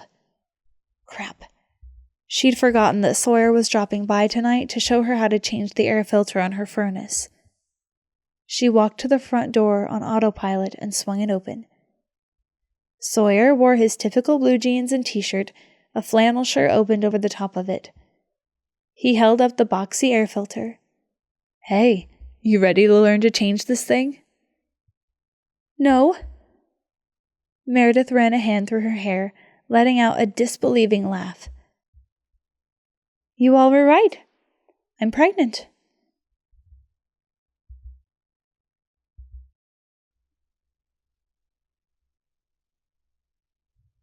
Chapter 7. Sawyer's face turned to the color of a sand dollar that had been bleached in the sun. He stepped inside, shutting the door behind him. You went to the doctor? His voice sounded strained. No, I took a test. Just barely. She couldn't meet his eyes. What kind of twisted universe had she fallen into where she was telling Sawyer she was pregnant instead of John? It wasn't fair. I don't think it's a false positive. The internet said those hardly ever happen, and I'm really late. Wow. Sawyer ran a hand through his hair, making it stand on end. Congratulations, Mare. You're going to be a fantastic mom. Her eyes snapped to his, and the sincerity there made her furious. Are you freaking kidding me? Of course not. He folded his arms across his broad chest. I know the timing isn't great, but a baby is something to celebrate, right? And you will be a great mom. She stomped to the couch, angrily wiping away her tears. A fantastic mom. Something to celebrate. She'd dreamed of this moment so many times. None of her fantasies had looked like this. Mare? Sawyer asked. This is something to celebrate, right? She flopped onto the couch, and he took a seat beside her. John should be here celebrating with me.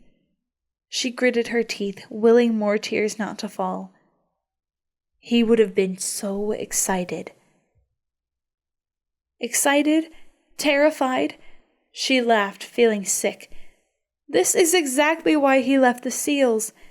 He didn't want me to have to raise our child alone. Didn't want his kid to grow up without a dad like he did.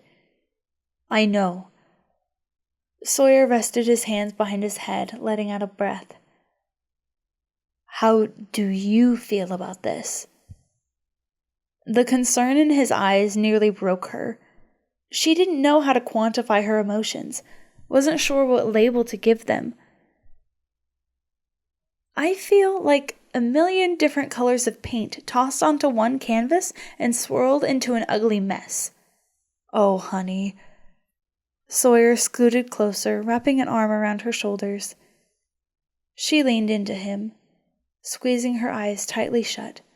If she didn't think too hard about it, she could almost pretend it was John sitting beside her. I'm so mad at him. John?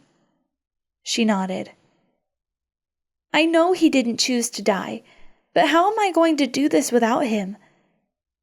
It was a rhetorical question, but one she desperately wanted answered. She ran a thumb over her anchor pendant. The other seal wives had talked about getting through hard things because that was their only option. She wished there was another choice. Sawyer squeezed her shoulder, then dropped his arm. She wished he'd put it back around her. Maybe then she'd feel less alone. It might not always be pretty, and it probably won't be easy. But I have faith in you, Mare. You'll get through this. You're brave and strong and capable. I don't feel brave and strong and capable. She hated the tremble in her voice.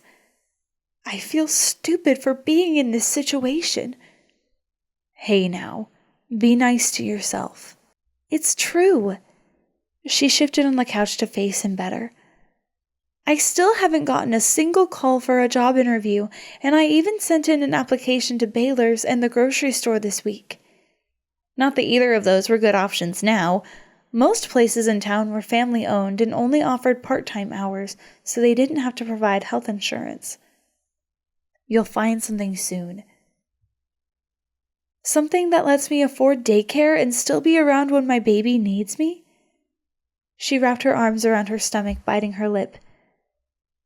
We should have gotten some stupid life insurance when he left the Navy. None of us could have guessed he'd need it. Sawyer sighed, rubbing a hand over his face. John would never have left you in this situation if he'd known. I know. She squeezed her eyes shut. I don't know if that makes it better or worse. They sat in silence, but it was comfortable instead of intrusive. Meredith tried to accept all the ways her life had changed yet again in the last 30 minutes.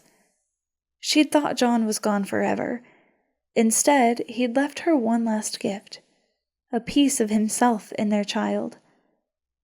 But then she remembered those last few weeks of Cheyenne's pregnancy, when she'd constantly had a pinched look of misery on her face despite never complaining, the way she'd lean forward, her brow furrowed, and Zach would knead her lower back. Yes, she knew Cheyenne would coach her during labor and delivery if she asked. Vanessa would fly out to help for a week or so after the baby was born. Sawyer and Zach would assemble the crib and help her figure out how to install a car seat. But it wasn't the same thing as having a husband by her side to help, a partner in every sense of the word. John had been right to want to wait to have a baby. She wasn't ready to do this alone. This is a lot. She leaned back into the cushions, digging the palms of her hands into her eyes. I can only imagine. Sawyer's voice sounded husky. But you're not alone, Mare. Not for any of it. She gave him a wan smile. Sawyer meant well, and he'd certainly proved himself to be a true friend this past month.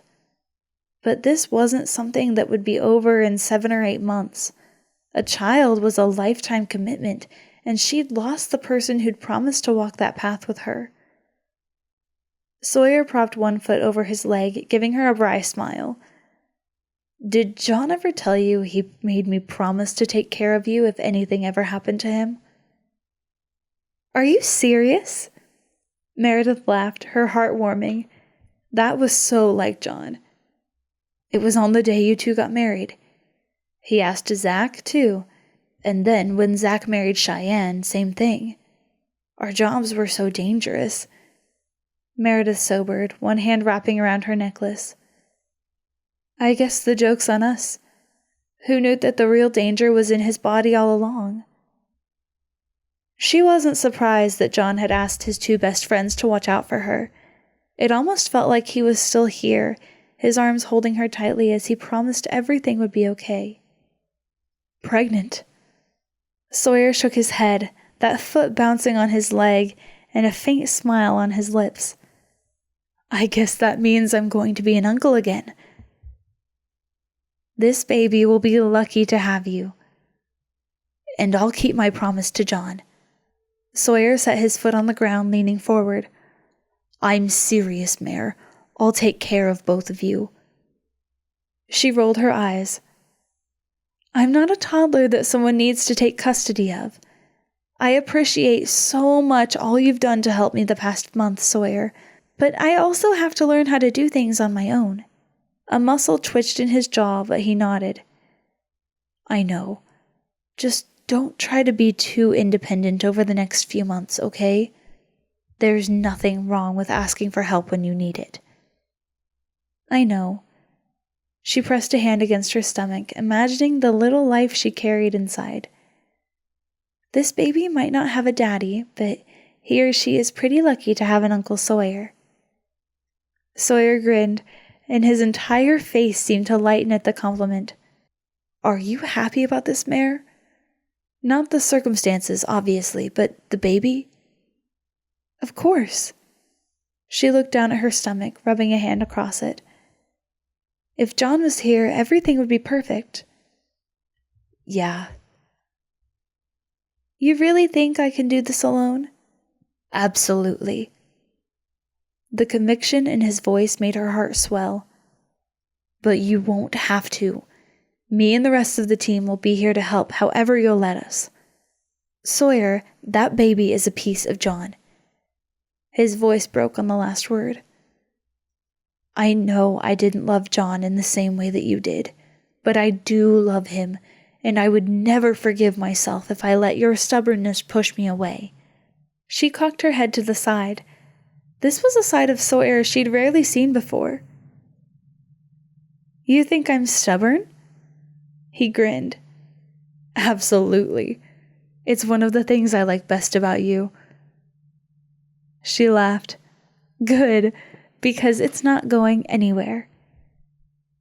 And neither am I. He took her hand in his, giving it a squeeze. That's a promise you can take to the bank.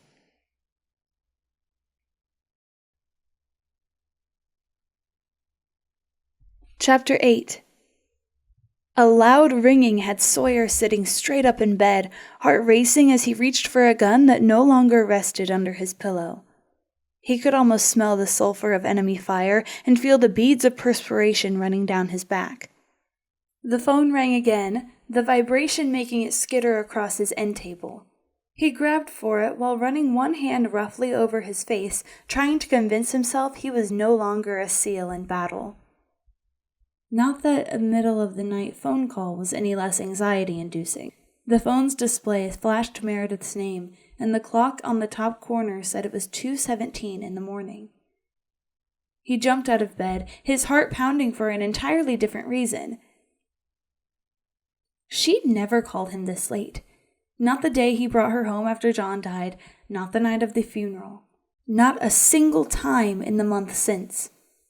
What could have changed since her startling confession about the baby only a few hours earlier?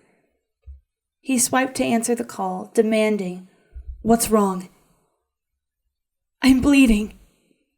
The choked sound of her voice had his entire body growing cold.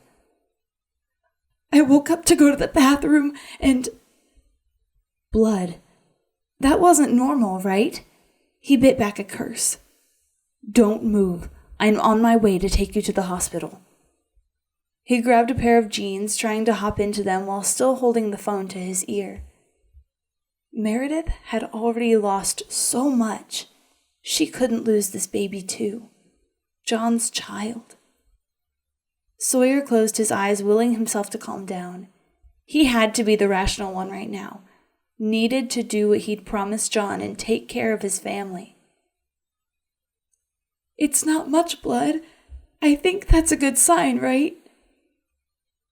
Not much. Sawyer didn't know how to quantify that, but he was pretty sure that any blood had to be a sign of a bigger problem. "Yeah, that's probably good. I think we should get you checked out anyway, though. Not just by some random emergency room doctor either, but a baby doctor, whatever those were called. He'd drag one out of bed if he had to." "I can't lose this baby, John." He inhaled sharply, that single word hitting him like a bullet to the heart. But Meredith didn't seem to realize she'd called him by her late husband's name, his best friend's name. John should be the one taking care of Meredith right now. He couldn't think about that. Once he'd dealt with the problem at hand, then he'd allow himself to process how he felt. That was how he'd always handled tough missions as a SEAL. "How are you feeling otherwise? Any aches or pains or, I don't know, contractions?" Could you have contractions when you were only a few months pregnant? He was so far out of his depth here. Sawyer ducked into the small walk-in closet and grabbed the first shirt his hands touched, immediately ramming it over his head. I don't think so." "No." Her voice sounded more confident on that last word. "I feel the same as I have for the past month. I wouldn't even have noticed anything was wrong if I hadn't gone to the bathroom." That seemed like a good sign. He grabbed his keys and wallet. Maybe he was panicking for nothing, but he would never forgive himself if something was seriously wrong and he didn't take her to the hospital. "I'm on my way. Don't move." He made the 8-minute drive to Meredith's in 6, and only a great deal of self-control kept him driving a mere 15 miles over the speed limit. The blinds flicked apart as he pulled up to her front door, and she was halfway to his car before he jumped out to help her. "I'm okay," she said through tight lips as he gently took her arm to help support her. "Seriously, Sawyer, I'm sure everything is fine." "Me too," Sawyer said, but he didn't like how pale and washed out her face looked in the moonlight, and he didn't relinquish his grip on her arm until she was safely seated in the passenger side of his truck. Meredith stayed quiet as he raced through the sleepy streets of Sapphire Cove toward the town's small hospital. What if something was seriously wrong with Meredith? He'd push for them to transport her to a level 1 trauma hospital in Portland if he felt like they weren't taking good enough care of her. He wasn't about to let Meredith die in the same hospital where they'd lost John. "I'll drop you at the front door, then park," Sawyer said as they pulled into the parking lot. "No." Meredith's hand landed on his arm, squeezing with more strength than he'd thought possible. "I don't want to walk in there alone." Because the last time they'd been at this hospital, John had died. Sawyer didn't want to walk in there alone either. He didn't want to walk in there at all. Luckily, the parking lot was fairly empty, given that it was nearly 3 in the morning. He whipped into the closest spot and killed the engine. "Don't move," he demanded. "I feel fine, Sawyer, really." He wanted to believe that, but there was a vice around his heart that made it hard to breathe. Women died in childbirth all the time. One guy in the SEALs had lost a sister to that very thing. Sawyer couldn't remember the specifics anymore, but he knew she'd been pregnant, and the baby had died too. Sawyer pushed that dark thought out of his head, focusing instead on helping Meredith out of his truck. Why had he gotten a lift on the tires? She practically had to jump to get out of the cab. He wrapped a supportive arm around her waist, trying to focus on the here and now. Meredith would be okay. The baby would be okay.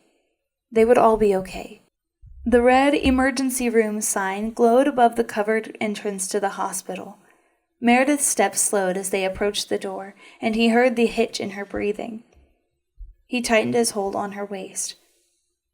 "It's okay," he murmured in her ear. "The last time we were here..." He blinked quickly. "I know." The sliding doors whooshed open, making his own heartbeat accelerate. The smell of antiseptic wafting through those doors made him want to run.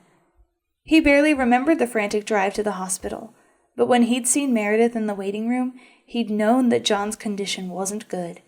It had taken every ounce of strength not to fall apart at that moment. Meredith hesitated, her eyes luminescent in the fluorescent light spilling through the doors. "Are you okay?" He was torn between rushing her through those doors and whisking her far away from all the bad memories. One hand went to her stomach, gently caressing it. He could almost see the resolve overtaking her. "Yeah." He kissed her on the temple. "I'm not going anywhere. It's going to be okay." The waiting room looked exactly the way it had last month. Empty vinyl-covered chairs, low wooden end tables covered with outdated magazines. The television turned low to some cooking show while closed captioning flashed across the screen. It was overly chilly, too, just like it had been when John died. Sawyer even recognized the same nurse sitting at the admission desk with her limp brown hair pulled back in a ponytail and a tattoo of a butterfly on her collarbone partially obscured by her scrub top. Meredith hesitated. Had she recognized the nurse too? "Why don't you go sit down and I'll bring you the paperwork," Sawyer said quietly. Meredith nodded, her lips chalky white. Sawyer hurried to the admission desk. The nurse pushed aside the crossword puzzle she was working on and looked up, her eyes flickering with recognition. "How can I help you?" she asked. Sawyer leaned forward, keeping his voice low. Not that Meredith didn't know why they were here, but hearing him say it might freak her out. My friend is pregnant and started bleeding tonight. The nurse glanced across at Meredith, and her eyes widened. I thought you looked familiar. I remember you from a few weeks ago. Then you can understand why she's a little on edge. The nurse nodded. I'll get you back as quickly as I can. Sawyer brought Meredith a clipboard of paperwork, and soon they were led to a small room that was barely big enough for the hospital bed. Sawyer was just glad it wasn't the same room where they'd been taken to see John after he'd passed. That one had been much larger, with soothing light blue walls and a love seat under one window. There had been a small end table with a Bible, although the pastor had brought his own when he came to comfort Meredith. A doctor will be with you in a moment, the nurse said, yanking Sawyer back to the present. She opened a drawer and pulled out a hospital gown. Change into this, please. I'll be back in a moment to start your IV. Sawyer cleared his throat, motioning over his shoulder with one thumb. I'll just wait outside while you change. In the hallway, he slumped against the wall next to Meredith's door. His knees shook, the adrenaline finally wearing off. He braced his hands against his knees, trying to take slow, even breaths. Now was not the time to fall apart. He could do that later, once he knew Meredith was okay and he had her safely back home. In the quiet of his own apartment, he'd let himself feel everything.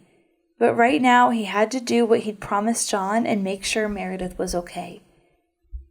He'd already lost his best friend. He couldn't lose the love of his life, too, even if they'd never be more than friends. When Meredith called for him to come back in a few minutes later, he was shaken by how small and fragile she looked in that hospital bed, a thin blanket pulled up to her chin and her stockinged feet just peeking out of the bottom. He swallowed, hoping his fear hadn't shown on his face. He sank into the single chair in the room, which was already wedged beside the bed. Instead of grabbing her hand like he wanted to, he clasped his hands together and rested his elbows on his knees. This was John's baby, John's wife. He should be the one sitting here, attempting to erase the worry lines from Meredith's forehead. But since he couldn't be, Sawyer would do his best to keep his promise. I can't lose this baby, Meredith whispered. I know the timing is awful, but it's a piece of John, a piece of me. Her hands went to her stomach, which still looked pretty flat to Sawyer. I already love this tiny person so much. I know.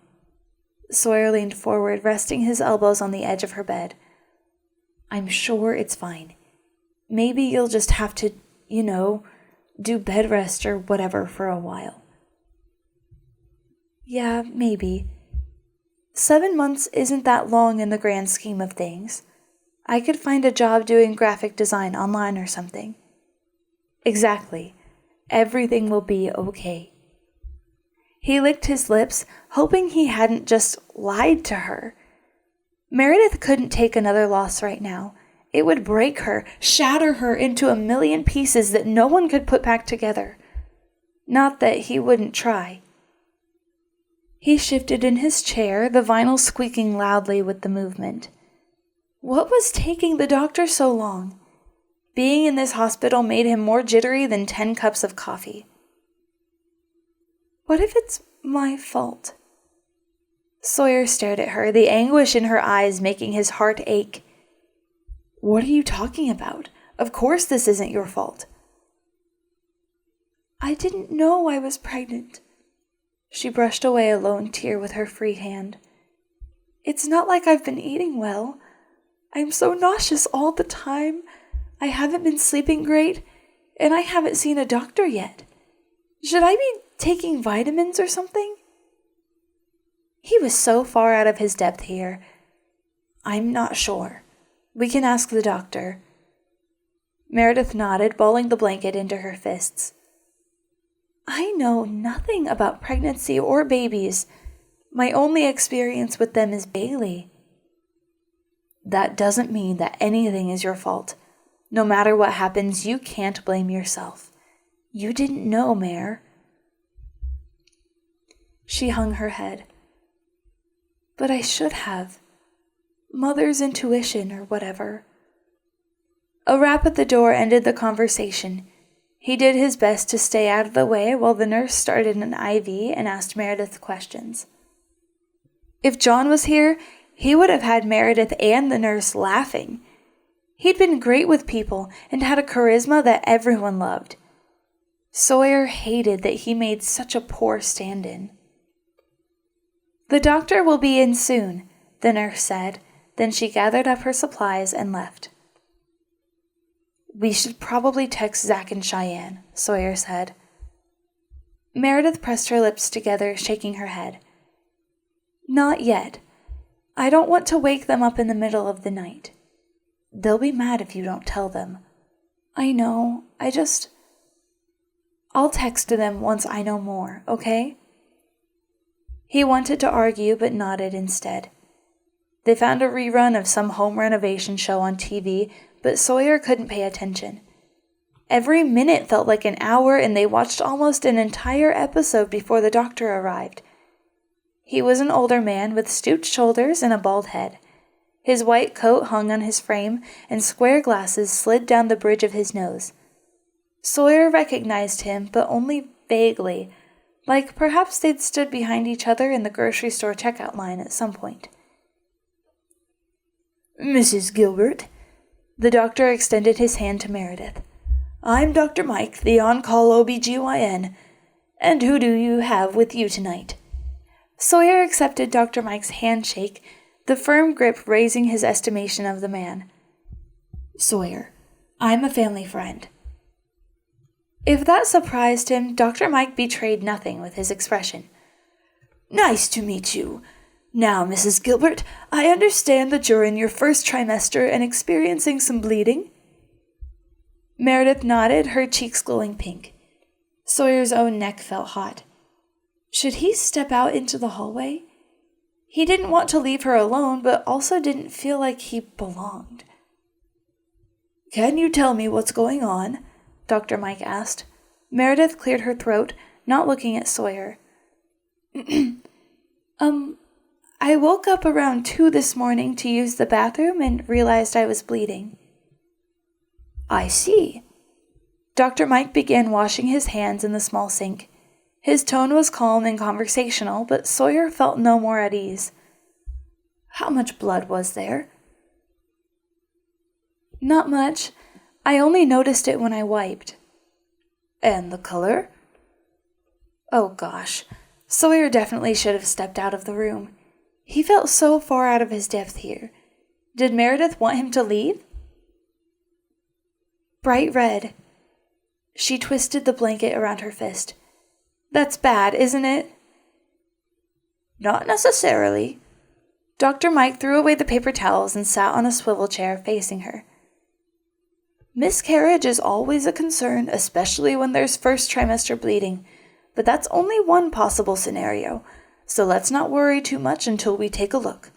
Are you okay with doing an ultrasound tonight? Meredith glanced over at Sawyer, then nodded. Yeah, of course. Great!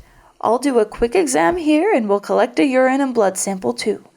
He glanced over at Sawyer. You might want your friend to step outside for a moment. I'll wait in the hallway, Sawyer said quickly. Are you going to be okay? Meredith nodded, but he could see the fear in her eyes. He didn't want to leave her, but he also wasn't her husband. It would be inappropriate to remain during the exam. The nurse returned, and Sawyer stepped outside once again. He rested his head against the wall, trying to take slow, steady breaths. Everything would be okay. Meredith would be fine. The baby would be fine. They'd all be fine. The door opened and Sawyer straightened, surprised to see the doctor again. You can go back in, he said. I'll be back in a few minutes with the ultrasound machine. How did the exam go? I'm sorry, but Meredith will have to answer that question due to HIPAA laws. The doctor rested a gentle hand on Sawyer's shoulder. Let's not worry too much just yet. Her husband died last month. Sawyer folded his arms, embarrassed at the way his voice had cracked with emotion. He was my best friend. Dr. Mike's eyes softened. I'm sorry to hear that. But Sawyer wasn't interested in sympathy. He wanted action, some impossible guarantee that everything would be okay. Please, she can't lose this baby too. I'll do everything I can, Dr. Mike said. That's a promise. Meredith gave Sawyer a small smile when he re-entered the room. How'd it go? He asked. She shrugged. He didn't find anything concerning. His shoulders sagged with relief. That's a good sign. Yeah, probably. But the way she worried at her bottom lip with her teeth told him she wasn't convinced. Sawyer didn't know what he'd been expecting from a portable ultrasound machine, but it wasn't the cart Dr. Mike rolled in with a small, ancient-looking television screen perched on top. You estimate you're about 8 or 9 weeks along? The doctor asked. About that, Meredith agreed. Okay then, let's see if we can find the source of that bleeding. Meredith reached out for his hand, and Sawyer grasped it tightly. He kept his eyes glued to that small screen, and soon a fuzzy mess of black and white images appeared. Her grip on his hand tightened. Sawyer placed his other hand over hers, praying with everything in him that the baby was okay. He couldn't make sense of the image, but there seemed to be a lot of movement, which he hoped was a good sign. Is the baby alive? Meredith whispered. Yes. Dr. Mike grinned, pointing to something on the screen that looked more like a jumping bean than a human. That's your baby.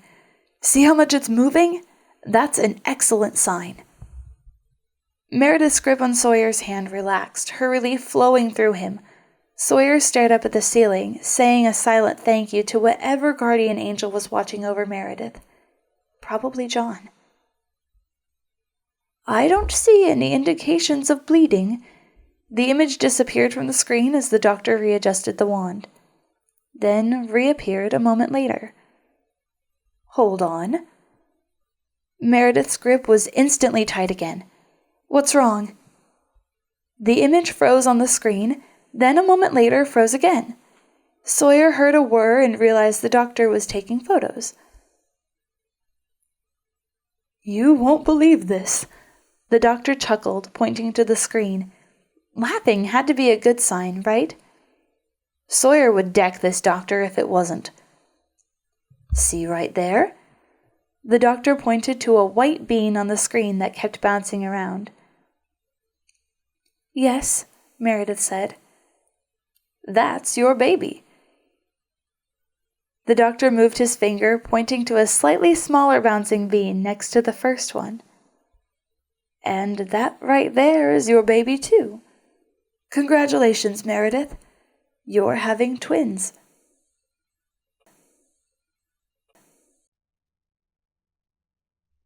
Chapter 9. Twins? Meredith stared at the 2 bouncing babies on the ultrasound screen, trying to wrap her brain around this new reality. She wasn't just going to be a single mom. She would be a single mom with children. 2 of them. It was another out-of-body experience, just like on the day John died, except this time she felt happy. Worried, certainly, anxious about the future, heartbroken that John wasn't there for this, but so extremely grateful to have these 2 tiny babies growing inside. Her free hand went to her necklace while tears pricked at her eyes. She could almost feel John's presence, like he was here sharing in her joy. Maybe he'd be their baby's guardian angel. Sawyer squeezed her hand, reminding Meredith that she wasn't alone. She brushed aside her happy tears and smiled at him.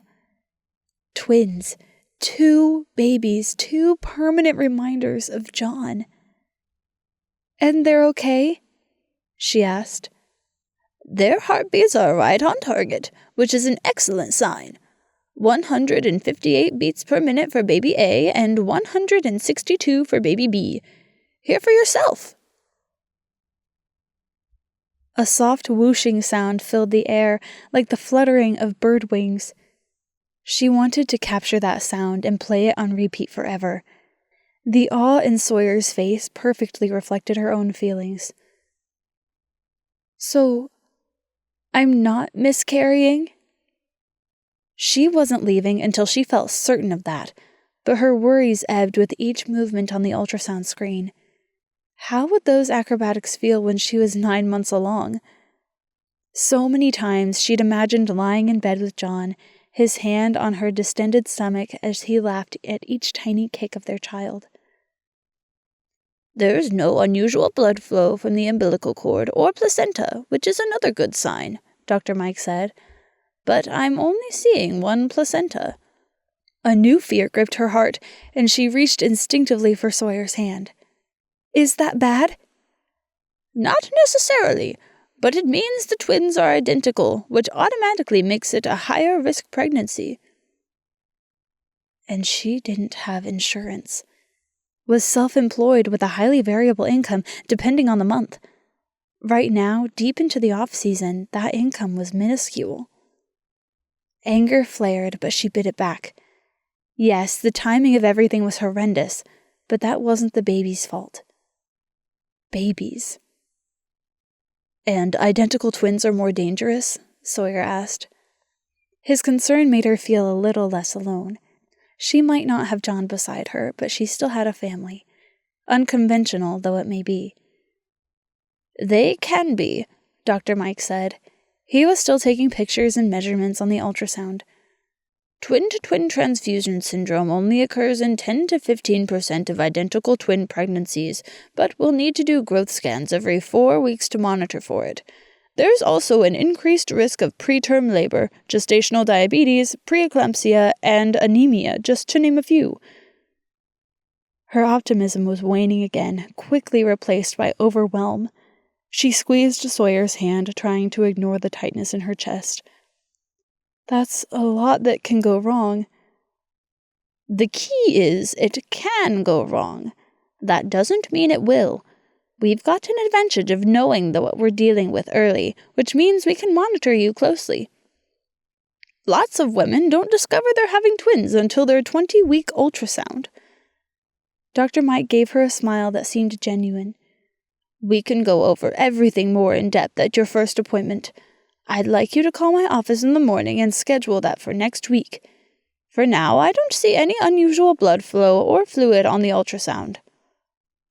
"So why am I bleeding?" Meredith asked. Dr. Mike shrugged. "Sometimes women spot in early pregnancy because of cervical changes." Oh gosh. Sawyer's hand in hers suddenly felt like hot lava. Could she disappear from embarrassment? Maybe she should have called Cheyenne to take her to the hospital. But she hadn't wanted to wake up Bailey, and strange as it seemed, she felt closest to Sawyer right now. They'd seen each other nearly every day since John died, and he'd been such a big help this last month. A knock sounded on the door, then a nurse entered with a tablet she handed to Dr. Mike. "Here are the test results, doctor." "Thank you," Dr. Mike said, taking the tablet. This was it, when the other shoe would fall. A twin pregnancy, while terrifying, was also fantastic and amazing. Too good to be true. She was just waiting for it to be yanked out from under her. "Ah, this explains your bleeding," Dr. Mike said. "You have a pretty severe urinary tract infection. I'll write you a prescription for antibiotics that will be safe for the babies, and that should clear it right up." "A UTI?" "But I don't have any symptoms," Meredith said. Dr. Mike shrugged. "It's uncommon, but it happens. Pregnancy can mask a lot of the symptoms since they can be similar." Sawyer pushed a hand through his hair, the relief on his face palpable. "Aside from taking the antibiotics, what can we do right now to keep Meredith and the babies safe and healthy?" Dr. Mike put away the ultrasound wand, and Meredith sat up straighter, adjusting the blanket to make sure she was fully covered. "The most important thing from now until those babies come will be getting plenty of rest, eating well, and taking things easy. I estimate you're about 10 weeks based on the size of the babies, so we've got a long way to go until we get them here safely." "So she's on bed rest?" Sawyer asked. "Not quite that extreme, but avoid any heavy lifting or straining. Try to eliminate as much stress as possible from your life. Once you hit 20 weeks, I don't want you traveling more than an hour from Sapphire Cove, in case you go into preterm labor." There was a whir from the ultrasound machine. Dr. Mike ripped off 3 black and white images, handing them to Meredith. She stared at them, trying to rein in the stress she was supposed to be avoiding. How would she work until the babies came? Her entire job involved lifting, stressing, and straining. She remembered the way she'd crawled around in the sand at that maternity shoot she'd done last week, contorting her body into odd positions for the perfect shot. How was she supposed to work after the babies came? She didn't even want to think about how much childcare would cost for 2 infants, and it wasn't like she had anyone she could rely on for free babysitting. Sawyer, Zach, and Cheyenne all had jobs too, and Vanessa was on the other side of the country, going to school and taking care of her own son. "I'll get those discharge papers for you," Dr. Mike said, "and I'll see you in my office next week." "Thanks, Dr. Mike," Sawyer said. Meredith rested her head against the pillows, a wave of exhaustion washing over her. "Mare," Sawyer asked quietly, his hand brushing her arm, "are you feeling okay?" Okay? The word was laughable. She hadn't been okay since John died. This new, unexpected turn was incredible and terrifying. "I'm just taking it all in," she said, turning her head to smile at Sawyer. "Yeah, twins, huh? That's pretty amazing." "Amazing," she agreed, shutting her eyes again. "Sorry, I'm just so tired." "You've been through a lot tonight." The blanket brushed her chin as he adjusted it to cover her better. "Close your eyes and rest. I'll wake you up when it's time to go." Sleep. Yes, that was what she needed right now. She closed her eyes and was out within moments. Sunlight streamed through her bedroom curtains, pulling Meredith out of a dreamless slumber. Why did she feel so disoriented? She blinked, reaching for her glasses. The bracelet from the emergency room slid down her wrist, bringing with it a flood of memories from last night. Twins. She grabbed her phone, squinting at the time. Nearly noon. Vague snapshots of signing discharge papers and being wheeled to Sawyer's truck meshed with a memory of his lips on her forehead as he tucked her into bed. Had he gone home after dropping her off, or was he still here? She sat up slowly, trying to ignore the nausea, but an intense urge to use the bathroom urged her on. Her trip to the restroom confirmed she was still spotting, and the sight of those pink-tinged droplets made her heart race. Dr. Mike said it's okay, she reminded herself as she washed her hands, then brushed her teeth. As soon as she ate breakfast, lunch, and got ready for the day, she'd head to the pharmacy and get that prescription filled. While there, she could grab some prenatal vitamins, then make a call to Dr. Mike's office and schedule a follow-up appointment for the next week. But first, food. She slipped into John's ratty blue bathrobe, straining to hear any signs of Sawyer's presence. It seemed silent enough in the living room, but she had a feeling he was still here, watching over her. Just like he'd promised John. Sure enough, a laptop sat open on her coffee table. She looked around, finally locating Sawyer in the kitchen. "Hey." He had a dish towel slung over one shoulder and dark circles under his eyes. Had he slept at all? "How are you feeling?" "Better." Other than freaking out over the whole pregnant with twins thing, had it really been less than 48 hours since she'd taken that pregnancy test? "Good." Sawyer motioned to his laptop. "Hope it's okay that I stayed here. I didn't think you should be left alone." Her mind flashed back to insisting she wanted to be left alone in those dark days immediately after John's death and funeral. She'd meant it, too, had wanted to be by herself in her own home where she could grieve in solitude. But just as much as she'd wanted to be alone then, she was glad Sawyer was here now. "I don't mind. Was the couch too uncomfortable?" His mouth quirked up in a grin. "Compared to the places I've slept as a seal, it was 5-star luxury." She smiled, one hand going to her necklace. John had made similar comments. Not that she'd ever made him sleep on the couch. Still, there had been a few hard-as-rock beds on budget hotels, and the occasional night spent dozing in an airport during a long layover. They hadn't traveled as much as they'd have liked, but there'd been a few memorable trips during their too few years together. She pulled a yogurt cup out of the fridge, trying to stay focused on the here and now. Strawberry Greek yogurt didn't sound particularly appetizing, but she was motivated to eat in a way she hadn't been before realizing she was pregnant. "I hope I didn't derail your day too much." "Of course not."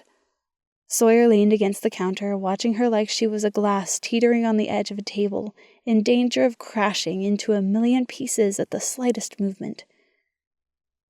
"I stopped by my apartment and grabbed my laptop and a few things before bringing you home. You didn't so much as stir." They'd stopped by his apartment? Meredith covered a yawn.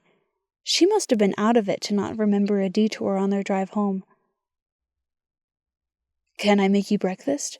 He motioned to the frying pan drying on the rack. "Maybe some eggs and toast? That's what I had for breakfast." She held up her yogurt cup. "I think I'll stick with this and see how it settles, but thanks." Sawyer nodded and slid a paper sack with drug information stapled to the front of it over to her. "You should take your prescription too. The pharmacist said to take it with food or you'll get an upset stomach." Meredith took the bag and pulled out the small pill bottle, oddly touched. "You picked up my prescription?" "Yeah, I hope that's okay." He scratched the back of his neck, looking a little embarrassed. "Figured you should take the first dose as soon as you woke up." "Thank you." She looked down at the bottle, noting the childproof lid. Before, she'd always seen them as a bit of a nuisance, but with babies on the way, soon they'd be a necessary safety measure. "I had that on my list of things to do as soon as I'm ready for the day." "I figured." He pulled a glass down from the cupboard and filled it with water, then handed it to her. She took it gratefully and swallowed the antibiotic, then took a spoonful of her yogurt to help wash it down. "What would I do without you?" He gave her a sheepish grin, looking boyishly adorable with that dish towel still slung across his shoulder. "You'll never have to find out." She looked down at her yogurt cup, his words hitting her with a force she hadn't expected. She would have to figure out how to get by without Sawyer's constant, reassuring presence, just like she'd have to learn how to live without John. Sawyer had his own life to live, and she couldn't expect him to put it on hold indefinitely just because she was having twins. He had an active social life filled with regular dates until he'd dropped everything to be her rock. But this wasn't about getting through the next few months, or even the next few years. Being a parent was a lifetime commitment, and she felt wholly inadequate. If John was here, she knew they could tackle any problem together. But alone? She pushed back from the counter, her entire body warm and chest-tight. "Mare?" She shook her head, placing both hands over her stomach. Why was it suddenly 1,000,000 degrees in here? Maybe standing under the fan in the living room would cool her down. And maybe nothing would ever help again. She raised her face towards the ceiling, trying to focus on the slowly circulating blades of the ceiling fan. But her chest squeezed tightly, and every breath felt like sucking in needles. "Hey." Sawyer nudged aside the coffee table so he could stand in front of her. The feel of his powerful hands gently gripping both of her arms was oddly soothing. "It's okay, Mare. Breathe." "Okay?" She pushed his hands aside, feeling somehow unworthy of his comfort. "Nothing is okay, Sawyer. How am I supposed to do this?" "Mare, no!" She held up a hand, taking a step back. Her heart raced, the blood roaring in her ears and making her temples throb. I have no health insurance, no stable income, 2 failing businesses. I've got 2 human beings I have to keep protected, which apparently means becoming a couch potato until they're born. And yet somehow I'm also supposed to provide for them while simultaneously doing nothing. The weight of her burdens would drown her. She clutched at her necklace, rubbing her thumb over the engraved words, but all the refusing in the world wouldn't keep her from sinking. John had been her buoy amidst the chaos of life. With him gone, the waves crashed over her until she thought she would drown. Tears stung her eyes and began sliding down her cheeks despite her efforts to hold them back. Meredith. Sawyer's warm, steady hands were on her arms again. Calm down, honey. You're hyperventilating. She laughed, the high-pitched sound grating on her frayed nerves. Calm down? I'm having twins, Sawyer. I'm having 2 babies, and I'm broke, and I have no job, and my husband's dead. What am I going to do? All of that is true, but you aren't in this alone, Sawyer said quietly. I'm here for you, remember? And Zach and Cheyenne will help as much as they can too, I'm sure. But having help wasn't the same as having a partner to share the load. She wanted someone to smile at across the dinner table when one of the kids mispronounced spaghetti, or who could help her decide on the proper consequence when the children hit each other, or who she could cuddle close with late at night as they whispered their hopes for the future. It's not the same. She sank onto the couch and closed her eyes, fighting a wave of grief. I love you all, and I'm so grateful for your help, but it's not the same as having a husband. I miss John. I need John. I know. Sawyer sat down and she leaned into him, letting him wrap an arm around her shoulder. His voice was rough with emotion, in sharp contrast to his gentle hug. I would give anything to bring him back for you. She pressed her thumb more tightly over her necklace, feeling the grooves of the engraving. I wasn't supposed to be a single parent, or single at all. This isn't how I imagined this, and it definitely isn't what John wanted for his children. I know. Sawyer squeezed her shoulder. He used to talk about how he couldn't wait to be the father that he'd never had to his kids. Both of us wanted that. She bit her lip, trying to breathe through the pain. Would losing John ever get easier, or would she just get better at dealing with it? This sucks. After everything he did to make sure he didn't leave behind fatherless children, it comes to this? Sawyer pulled his arm away from her, his eyes luminescent and full of an emotion she couldn't quite define. Maybe you don't have to raise John's children without a father. Her hand dropped from the pendant, and suddenly her entire body felt like she'd just done the polar bear plunge. What are you talking about? He turned to face her on the couch, their knees almost touching. One hand massaged his jaw. She hadn't noticed the 5 o'clock shadow there until now. Maybe you don't have to do this without a husband either. She had to be misunderstanding him. Sawyer... He leaned toward her, his gray eyes staring intently. No, listen. Your babies deserve a father, someone who will love them and care for them just as much as John would have. They need John, she insisted, her voice cracking. And he's not here. No, he's not. But I promised John I would take care of his family, and I am here. You're going to need help through this, Mare. Someone who can support you financially and physically and emotionally. I can do that. She sprang to her feet, the pounding of her heart almost painful. What are you saying?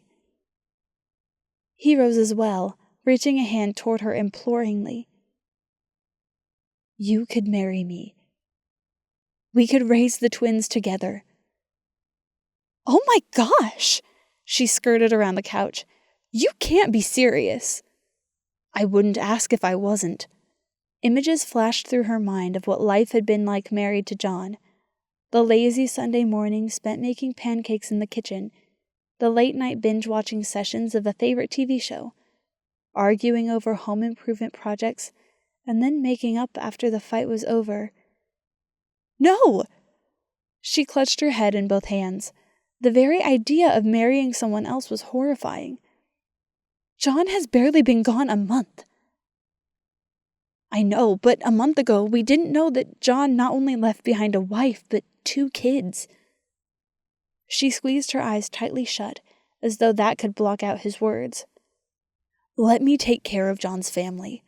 I can be here to help with the midnight cravings and late-night diaper changes and all of that. You wouldn't have to worry about money or health insurance or finding a job. I would take care of all 3 of you. Marriage is for 2 people in love. She dropped her hands, staring at him. That's not us, Sawyer. He folded his arms, not blinking. Marriage is also for 2 people who are committed to each other and working toward the same goals. That can be us. I know I'm not John, and I know it wouldn't be a conventional marriage, but I can give those kids the father that John wanted them to have, and I can help and support you just like I promised him I would. John didn't ask you to marry me. She threw up her hands. He meant, I don't know, fix my leaky faucet and remind me to get the oil changed on my car. No. Sawyer shook his head, his jaw clenched. That isn't what John meant at all. You can hire someone to fix your faucet. You can remember to get the oil changed. Please, Mare, let me help you raise the babies. Marry me. She wanted to launch across the couch and slap him. Instead, she pointed a trembling finger toward the front door. I think you should leave now. Mare, go, Sawyer! Leave me alone. The silence in the room was deafening following the volume of her scream. Her chest heaved as she watched him slowly pick up his laptop, the sound of his tennis shoes clacking against the tile floor. At the door, he paused. Just think about it, okay? She didn't look at him, didn't answer. How could he suggest such a thing? How could he think, for even a moment, that she'd replace John, the love of her life, so easily? John wasn't a ripped t-shirt she could toss into the trash, and marriage wasn't a pair of shoes she could change on a whim. The screen door squeaked open on rusty hinges, and moments later the roar of Sawyer's truck faded into the distance as he drove away.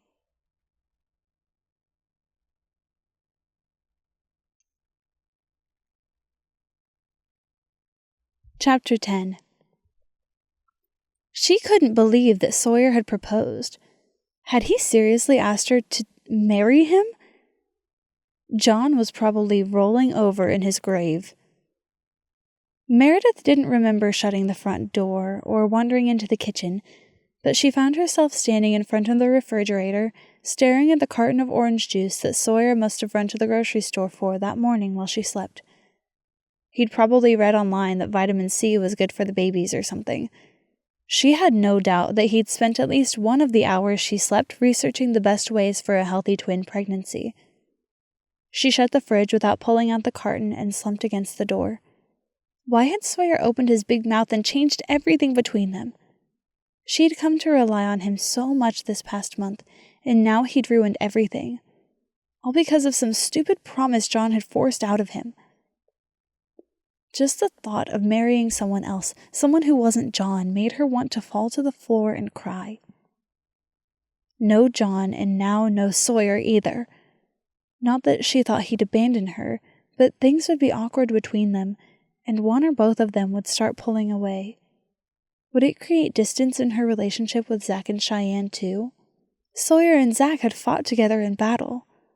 All she'd done was marry their best friend. She grabbed her cell phone and initiated a video chat with the one member of her found family who wasn't connected to the Seals, Vanessa. She'd also been a military wife, had lost a husband, and was raising a child alone. If anyone could empathize right now, she could. Vanessa answered the phone almost immediately, her smiling face filling the screen. "Mare, I've been meaning to call, but it's been a crazy few days of school. How are you doing?" Meredith laughed darkly, running a hand through her hair. "Oh, just peachy. Yesterday, I found out I'm pregnant with twins, and then Sawyer asked me to marry him." Vanessa's eyes widened, the camera jostling as though she'd almost dropped the phone.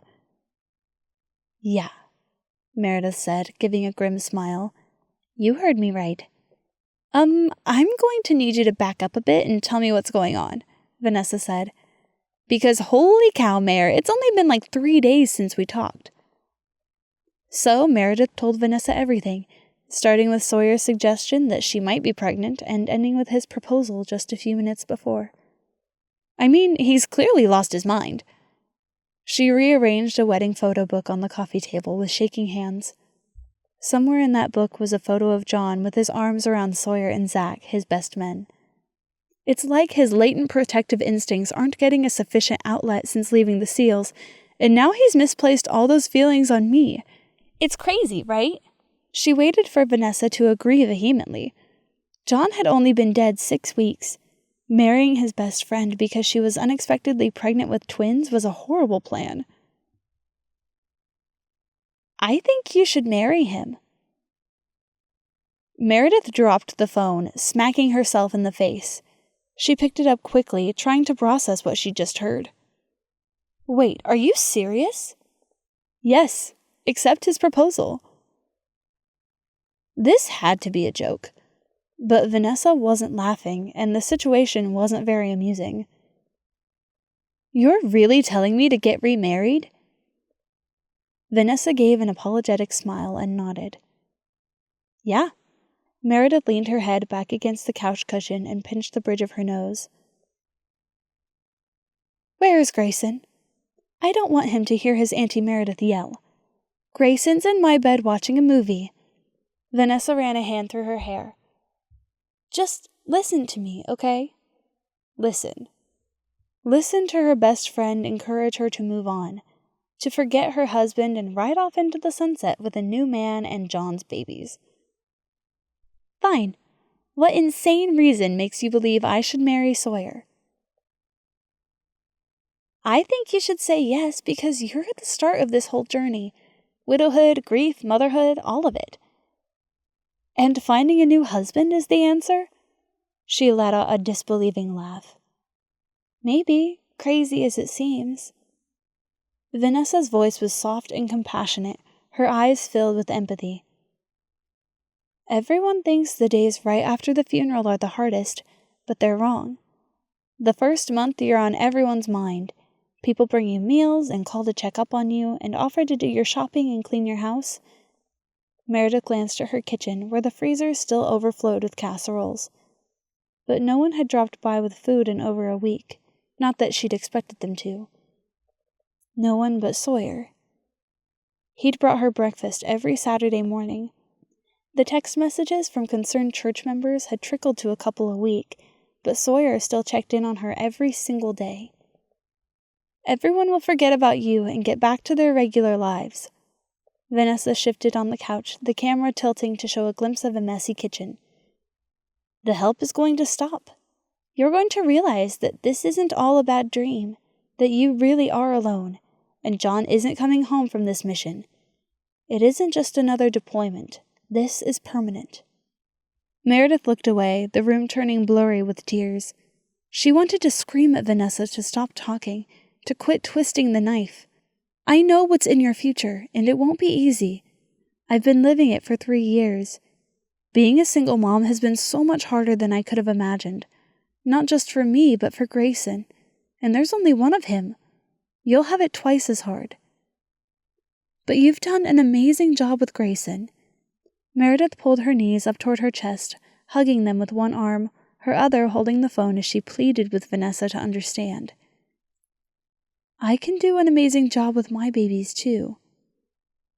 Vanessa smiled. "You will do an amazing job, no matter what you decide. But why make it harder on yourself than it has to be?" "So I should marry Sawyer for what? Convenience?" "He offered." Vanessa shrugged, her pink scrub top bunching up with the movement. Do you have any idea how much it will hurt to leave your newborns with a babysitter so you can go to work? How much paying for childcare is going to cost? Meredith winced. She had thought of it, nearly worried herself sick at the ER last night. You'll have to handle everything, every stage, alone. The shopping and the cleaning and the potty training and first day of school. Vanessa sighed, leaning back on the couch. Motherhood is the most amazing journey you're ever going to take, but it's exhausting to squeeze in study sessions while making sure Grayson gets to soccer practice on time, and worrying that his friends aren't always the best influences, and stressing that he's falling behind in math.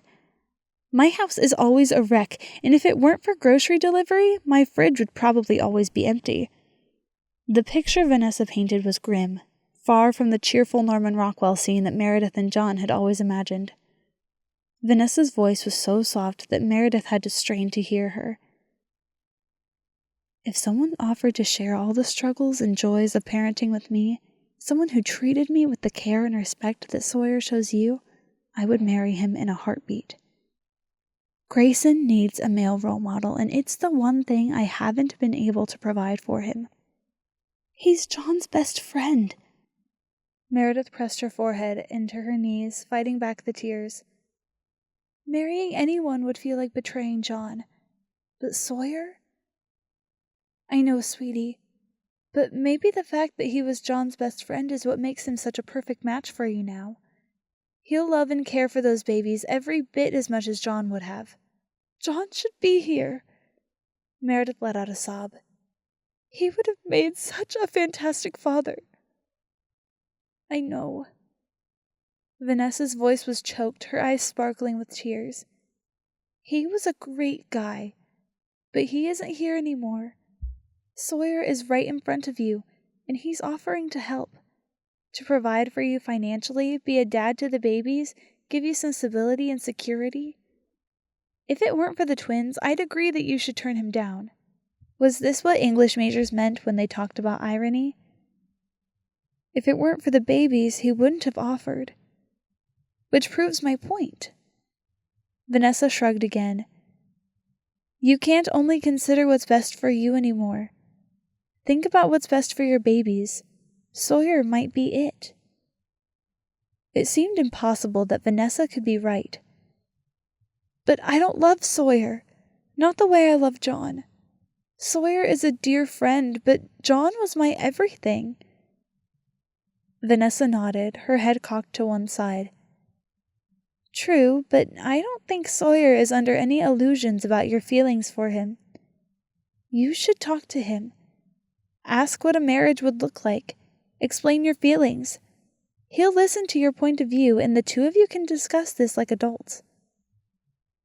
Meredith suddenly had the urge to laugh. She bit her lip, swallowing back the bubbling hysteria. I really thought you were going to tell me this is crazy and that Sawyer needs professional help. Vanessa grinned. Yeah, I can see why you'd assume that. But your life is different now. Maybe a marriage of convenience is exactly what you need to get through the next few years. And then what? We get a divorce? Talk to Sawyer, Vanessa repeated, and let me know what you decide, okay? I love you, girl. You got this. Meredith had never felt less in control of the situation. But Vanessa was right about one thing. She needed to talk to Sawyer. Love you too. Tell Grayson I miss him.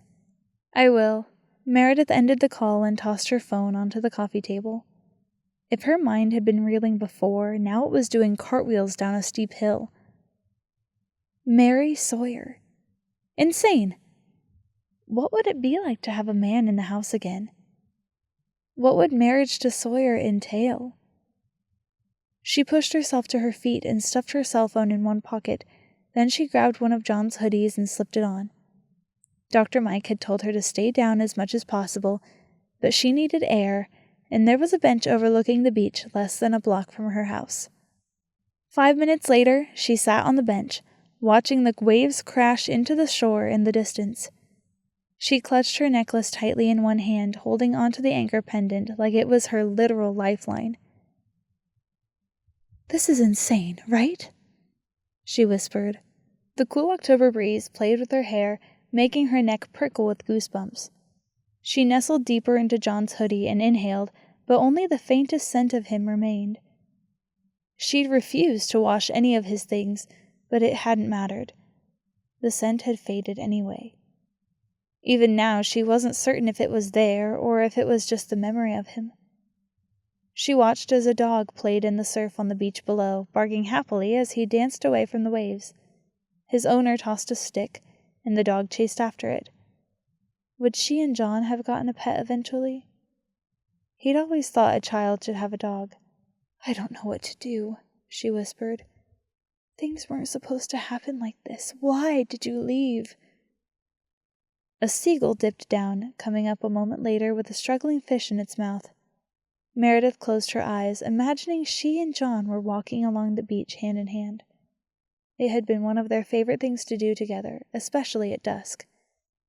A memory came back to her, one she'd nearly forgotten. She and John had been engaged. He'd gotten a few days of leave to visit her, and they'd been discussing their plans to open the scuba shop.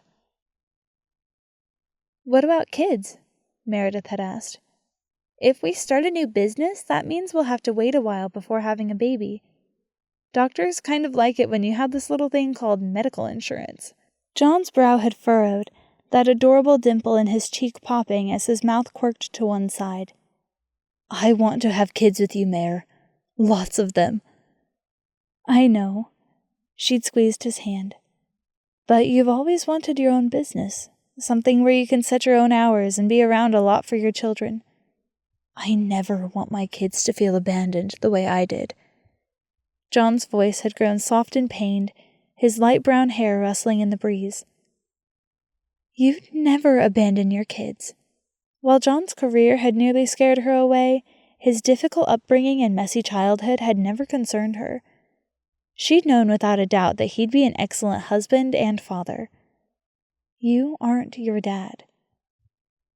I know. John's smile had made her insides feel like they were glowing.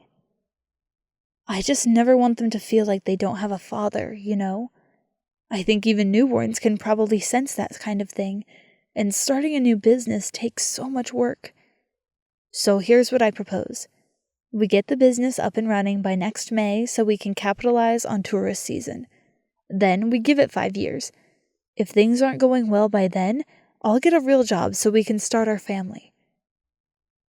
Meredith squeezed his hand, her smile so wide it made her cheeks hurt. You've got yourself a deal. I never want my kids to feel like they don't have a father. The echo of that conversation made her heart twist. She pressed a hand to her stomach, imagining the 2 tiny lives within. But it wasn't like John had willingly abandoned them. He'd died, not become a drunk gambling addict who disappeared. It wasn't the same. He wouldn't want her to marry his best friend just so his kids could have a dad, right? A happy squeal pulled her attention back to the beach. A little girl, maybe 2 years old, ran up the rocky shoreline, her feet moving so fast Meredith feared she'd do a faceplant in the sand. Behind the little girl, a tall man with a beanie covering his hair chased her with a laugh.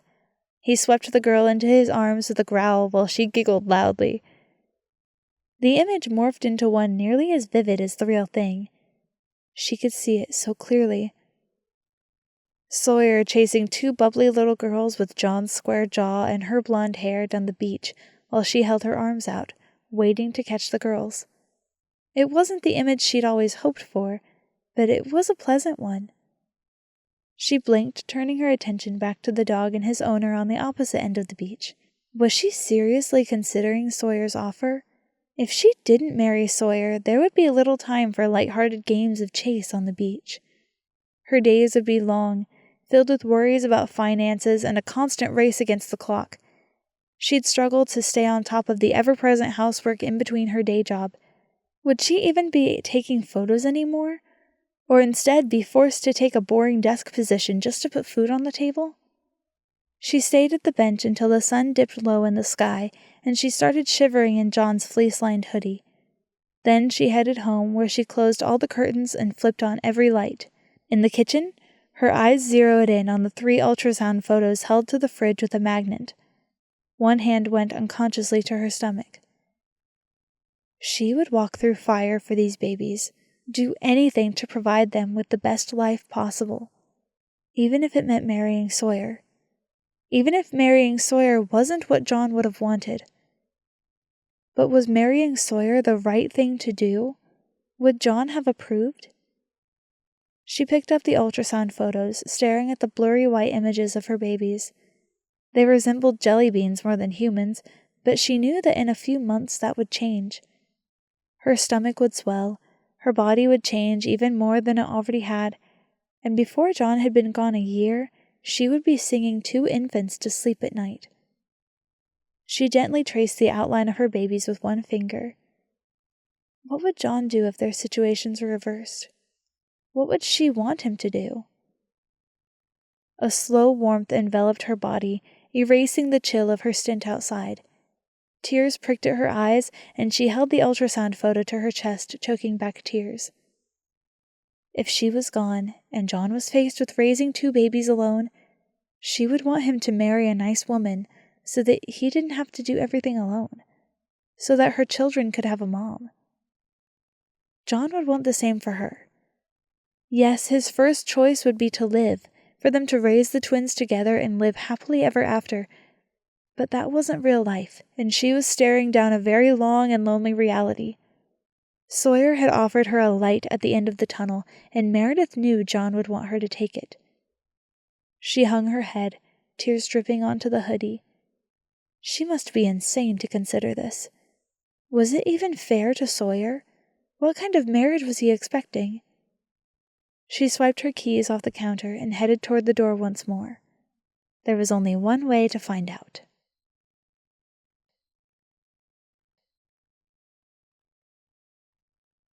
Chapter 11.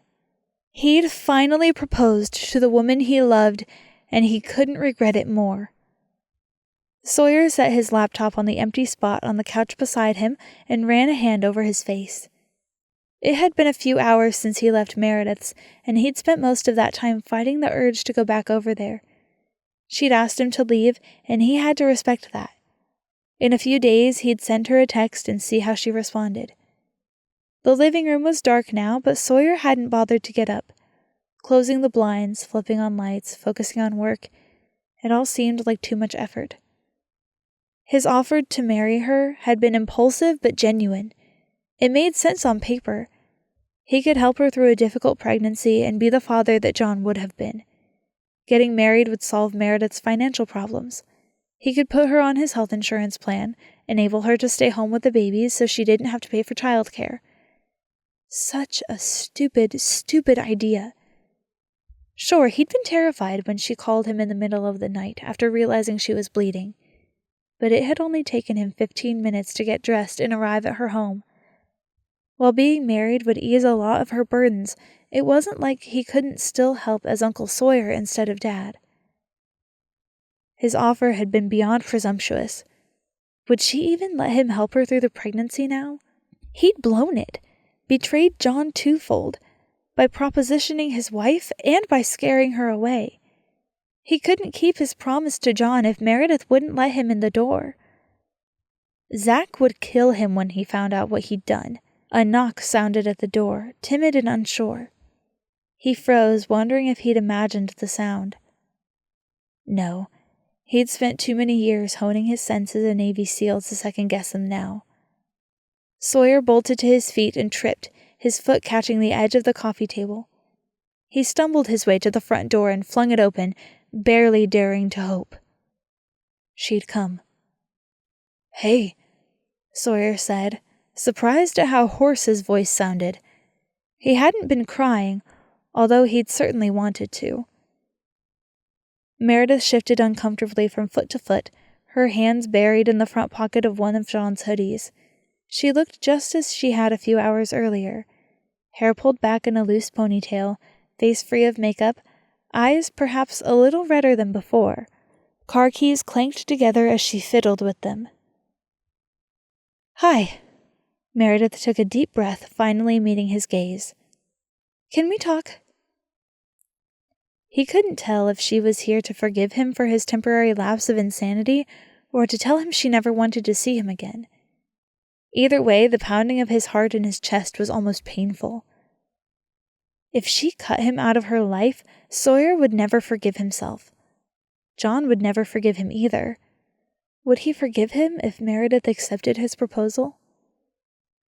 Sawyer stepped aside, holding open the door wider. "Yeah, of course. Come on in and sit down." "Thanks." She sat on a lounge chair, perched on the edge as though uncertain she'd be here for long. Sawyer took the couch, sitting as far away from her as possible. He didn't want her to get the wrong idea. Yes, he loved Meredith, had for years, but she didn't know that, and when he'd offered to marry her, all he'd been thinking about was making sure John's family was okay. "Were you serious about your offer?" She brushed a strand of hair behind one ear, calling his attention to the wedding ring she still wore. About marrying me." He tried to read the room, but his own hope battled with fear until he had no idea what she was thinking. In the end, he decided honesty was the best course of action. "Yes, but I think I may have given you the wrong idea." Her eyes flitted to meet his, then away again. "When you say marriage, what does that mean? What would a marriage to me look like to you?" He knew what she was asking, and his ears burned with embarrassment mixed with desire. But this wasn't about how much he loved her. It was about how much she needed him, and about what he'd promised John. This was loyalty to family, not a play for her affections. He steepled his fingers so he wouldn't be tempted to take her hands in his. "I know you love John, will always love John. I'm not trying to replace him in your life, or in the lives of the babies. He will always be a part of our family, whether things stay as they are now, or whether you accept my offer." He hoped so badly that she'd accept his offer, that he could be dad to John's twins instead of Uncle Sawyer, since John wasn't here to take on the role himself. As for Meredith, he would keep his feelings hidden unless she showed she wanted something more. She stared down at her hands clasped tightly together in her lap. "When you proposed, I thought you were crazy." He couldn't help but chuckle. "Yeah, I kind of figured." She looked up from her clasped hands, her expression unreadable. "But then I called Vanessa, and she told me I should accept your offer." Whoa. He owed Vanessa big time. Was Meredith really going to marry him? The possibility was almost too much to hope for. "Are you only doing this because of John?" Meredith asked. The answer to that one was easy. He tried to swallow back the tears so his voice wouldn't sound choked. "Of course it's because of John. He was my brother, Mare. I loved him so much, and I would never forgive myself if I could have helped his family and didn't." She nodded. "And so this would, what, be a marriage in name only? It's not like we're complete strangers." He scratched the back of his head, looking away. "I've always considered you one of my dearest friends. We're family, right?" She gave him a fleeting smile, nodding. "Yeah, you've always been my favorite surrogate brother-in-law. Just don't tell Zach." Sawyer chuckled, ignoring the jab of pain her words caused. He wasn't surprised she'd only ever seen him in a brotherly way. If she'd ever viewed him otherwise, she wouldn't be the woman he loved. He made an X over his chest. "Your secret's safe with me." She gave him a tremulous smile. "If I agree to marry you, I'd do my best to be a good wife. But John was my soulmate, and I'll love him forever. I wouldn't be prepared to be, a wife in every sense of the word, and I can't promise I'd ever get to that point." He nodded, understanding the unspoken meaning. "We'd have separate rooms, obviously. I never thought otherwise when I made the suggestion." Her shoulders relaxed, her relief obvious. "But that doesn't seem fair to you. Don't you want to fall in love with your soulmate? He'd already fallen in love with his soulmate. She'd just been his best friend's other half instead of his. After dozens of first dates over the past year or two, he'd finally accepted that no one else would ever measure up. Meredith was it for him. I want a family, and you'd be giving me that. A place to call home, 2 kids to raise with a woman I deeply admire and respect. She began running the anchor pendant back and forth along the necklace chain, although he was pretty sure she didn't realize what she was doing. I admire and respect you too, Sawyer, but if we get married, I don't want it to be some temporary fix to my current problems. I won't raise my babies to call you daddy only for us to get divorced in a few years and leave them heartbroken and confused. Just the thought of getting any piece of Meredith in his life forever was more than he'd ever dreamed of. He could keep John's memory alive for her and the babies, make sure they grew up knowing the stories about their father only Sawyer could tell them. When I asked you to marry me, I meant for the long haul. I'm all in, Mare. I want to be there when they're christened, and for their first day of junior high, and for their weddings. I want us to have the kids and grandkids over for Sunday dinner every month. It might not be a conventional marriage or a conventional family, but it would be our family. We can make it whatever we want. And you're really okay with a marriage devoid of romance? Because I don't think... Her words cut off abruptly while her eyes welled with tears. She shook her head, lips pressed tightly together. The thought of trying to force a romance with Meredith that she wasn't interested in or ready for was repulsive. He leaned forward and gently took her hands in his, unable to stop himself from touching her. "Hey," he said gently, waiting until she met his eyes. He gave her hands a squeeze. "It's not about that, Meredith. I will be whatever you need me to be. I will stay as long as you need me to stay." She laughed, pulling one hand away to wipe away the tears glittering beneath her eyes. "That hardly seems fair to you." "Isn't that up for me to decide? I asked you to marry me, not the other way around." "True," she sighed, looking down at their clasped hands. "I just don't want you to resent me one day for taking away your chance at happiness." "Oh, Mare."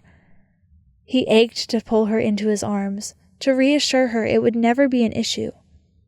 "Who says we won't be happy?" She pulled her hand from his, placing them both on her flat stomach. "I just want to do right by these babies. John always wanted them to have a father. If it couldn't be him, I know he'd want it to be you." He swallowed back his emotions. Sawyer knew he wasn't John, wasn't as funny or fun-loving as his best friend, but he would do his best to be an adequate replacement. And what if one day you want to be more than a marriage of convenience to your late husband's best friend? Sawyer asked. "What if one day I'm no longer enough for you?" She shook her head, giving him a sad smile. "You know there will never be anyone for me but John." The words were both a balm and a sword. Even though he'd never have the relationship he wanted with Meredith, he also wouldn't have to watch her fall in love with someone else again. "Before I agree to this, it's only fair that I remind you my financial situation is a mess." Meredith lifted her hands helplessly. "There are loans for both businesses, and we took out a small mortgage on the house to do some of the improvement projects." Sawyer was already shaking his head. Of all her concerns, money was the one he could help most with. He wasn't wealthy, but he'd invested smartly and was well enough off. He'd be able to support Meredith and the twins easily enough. "We'll figure it out." "What about the town? Everyone will gossip if I marry you only a couple of months after John's passing. They'll think we were together, you know." Her cheeks glowed pink. "No one who's seen you and John together would ever think there was something illicit going on behind his back. Yes, the townspeople would gossip, but that would die down quickly enough. and he was more than willing to weather some sideways glances and sharply barbed words. "But if it concerns you, we can always move somewhere else." "No." The word was abrupt. "I don't want to leave Sapphire Cove or my house." Sawyer nodded, relieved. He didn't want to leave either. "The lease on my apartment is up at the end of this month. I was going to renew it, but I can move into the spare room in your house once we're married instead." "This is crazy." Meredith rested her arms on her knees and buried her face in her hands. "Women raise babies alone all the time. Marriage? It seems so extreme. Cheyenne and Zach will think we've lost our minds." Their reactions worried him more than that of the entire town of Sapphire Cove. But now that Meredith was considering his offer, he wasn't about to back down. "Once we explain our reasonings, they'll be supportive." "And if they aren't?" The thought was too horrible to consider. "They will be. But even if they aren't, this isn't about them. This is about you, Mare. What do you need? What makes this easier for you?" She gave him an "Are you serious?" look. Well, the first thing that comes to mind is John not being dead. "I can't give you that, but you know I would if I could." Meredith gave him a wry grin. "I know. But I wouldn't be the only one in this marriage, and I can't help but feel like I'll be denying you something important if I agree to it. You'd be giving me so much while I gave you almost nothing in return." He couldn't believe she thought he was the one getting the raw end of the deal. "Are you kidding me? You'd be giving me a family. That's all I've ever wanted. You'd be allowing me to raise John's children." Meredith gave him a watery smile. "This whole thing just sucks. I'm so mad at John for dying. He really screwed things up this time." "Yeah, when I get to heaven, I'm going to kick his butt for doing this to you." She laughed, rising to her feet. "I'm not saying yes, but I'm not saying no either. Can I think about it?" He couldn't believe she was even considering his impulsive request. How had he gone from friend to possible fiancé so fast? "Take all the time you need," he said, walking her to the front door. She laughed, pressing a hand to her stomach. "I don't think the twins will offer me the same courtesy." "Good point." She looked up at him, lips turned down in a frown. "If I say no, will I still get to keep you in my life?" He couldn't stop himself from pulling her into a gentle hug. "Absolutely. I'm here for you no matter what. I'll be whatever you need me to be, remember?" She nodded, giving him a smile. "Thanks, Sawyer. I'll talk to you later." He made sure Meredith got to her car safely and didn't shut the door until her taillights had disappeared. Then he wandered into his bedroom and collapsed, hope warring with crushing guilt. What would John think of Sawyer's proposal? He hoped his friend would approve, even if he knew the depths of Sawyer's feelings for Meredith. "I will be whatever she needs me to be," Sawyer promised himself silently. And he would do his best to honor John's memory in the process.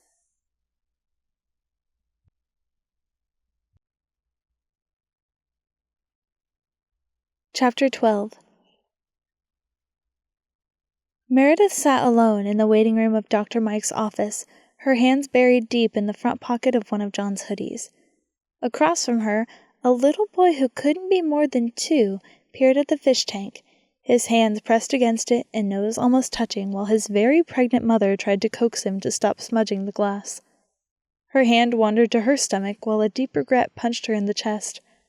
She'd never get to watch these twins of hers welcome a younger brother or sister. There would be no more children after these 2. She looked away before the mom could catch her staring, watching the young couple in the corner. They sat close, heads nearly touching and hands resting on her slightly swollen stomach. Maybe waiting to feel the baby kick? She had no idea when that happened. 4 months along? 5? 9? Maybe she should have let Cheyenne come with her to this appointment. She'd stopped by the garage yesterday and told her and Zach the news. They'd been surprised but supportive, and Cheyenne had promised to share all of her pregnancy advice. Meredith knew nothing about childbirth or babies, had never even changed a diaper until she and John watched Bailey one night while Zach and Cheyenne had a much-needed date. She swiped her phone awake almost reflexively, wishing she could call John or even send him a text. He would have closed the scuba shop if necessary to come to this appointment with her, no questions asked. But there was nothing but a text from Sawyer wishing her luck at the appointment. She leaned her head back against the wall and closed her eyes tightly. It had been a week since his proposal, and though neither of them had brought it up again, she knew he was waiting for her answer. But the idea of being a fiancé felt as foreign and uncomfortable to her as being a widow. Sawyer had offered to accompany her to the appointment too, even promising to stay in the waiting room if that would make her more comfortable, but she declined his offer as well. "Mrs. Gilbert?" Meredith grabbed her purse from the floor and rose, following the nurse back to a small room where she took her vitals. Then Meredith was left alone, sitting on the exam table. Her feet dangled above the floor, and she stared down at them, trying to imagine the next 7 months of attending doctor's appointments alone. The last week had been hard. She'd tried her best to follow the doctor's orders and rest, but it hadn't been easy. Bills had to be paid with money she somehow needed to earn. The laundry demanded attention whether she was supposed to lift baskets of clothes or not.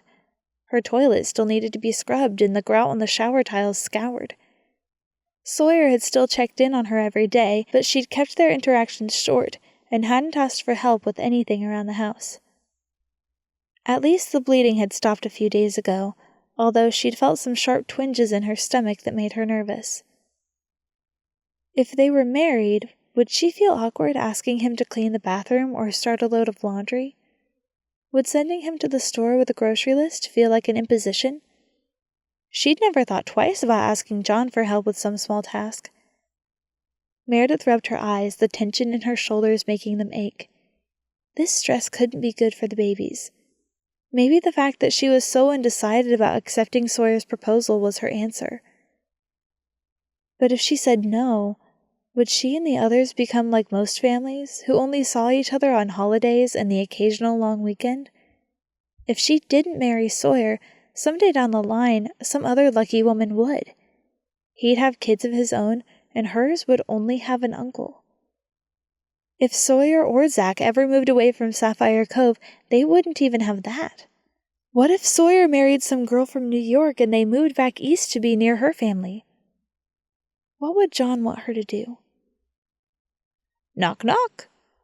Dr. Mike entered the room with the nurse, giving her a warm smile. Good to see you again, Meredith. You too, she said. How have you been doing on the antibiotics? How's the bleeding been? They talked for a few minutes about how she'd felt since her stint in the emergency room. Dr. Mike promised to write her a prescription for an anti-nausea medication that would help with the mourning sickness and gave her a few home remedies she could try as well. The pain in your stomach is round ligament pain, Dr. Mike said as he squirted goo on her stomach. It's very common as your uterus expands. She nodded, relieved it wasn't something more serious. Doesn't that usually happen later in pregnancy? Yes, but it's very common for it to start this early with twins. 2 times the babies means everything happens twice as early. I guess that makes sense. And was also completely terrifying. She'd noticed her pants were a little tight this morning, but figured that was just because she'd been trying to eat more regularly since finding out about the babies. Was her stomach also noticeably growing? Cheyenne hadn't even looked pregnant until she was almost halfway through the pregnancy. An image popped up on the large television on the wall in front of her, the ultrasound image much clearer than the one had been in the ER. She kept her eyes peeled to the screen, soaking in every movement of her babies. They still resembled jelly beans more than anything else, but she didn't care. Those movements were happening inside her stomach right now. Those babies were hers and John's. But would they call Sawyer Dad? Everything looks great, Dr. Mike said. They're active little guys. They're boys? Meredith asked, squinting at the image. Sorry, I meant to use the term generically. We won't be able to tell for a few more weeks whether you're having boys or girls, but I still only see one placenta and am confident they're identical. Which meant they were the more high-risk type of twins. She put a hand to her forehead, trying to absorb this information, while Dr. Mike repeated what they'd discussed at the hospital. Her need for frequent ultrasounds, how she'd have nearly double the number of doctor visits as someone pregnant with only one baby, the high likelihood of needing a C-section, and the possibility that the twins would be premature and require time in the neonatal intensive care unit. Then, probably because he saw the panic look on her face, he said he'd have the office's financial clerk send her some information on programs that could help with the costs. By the time she arrived back home, her head was swimming with everything they'd discussed, and she had a folder of handouts with information. How could she get these babies here safely without help, much less raise them alone? Her phone rang and she answered Vanessa's video call. Today, her scrub top was covered in mermaids. "How did it go at the doctor's?" Vanessa asked. "Fine. The babies are fine." She squeezed her eyes shut, trying to force back the tears. "Me? I'm a little overwhelmed and wondering if I'll ever be fine again."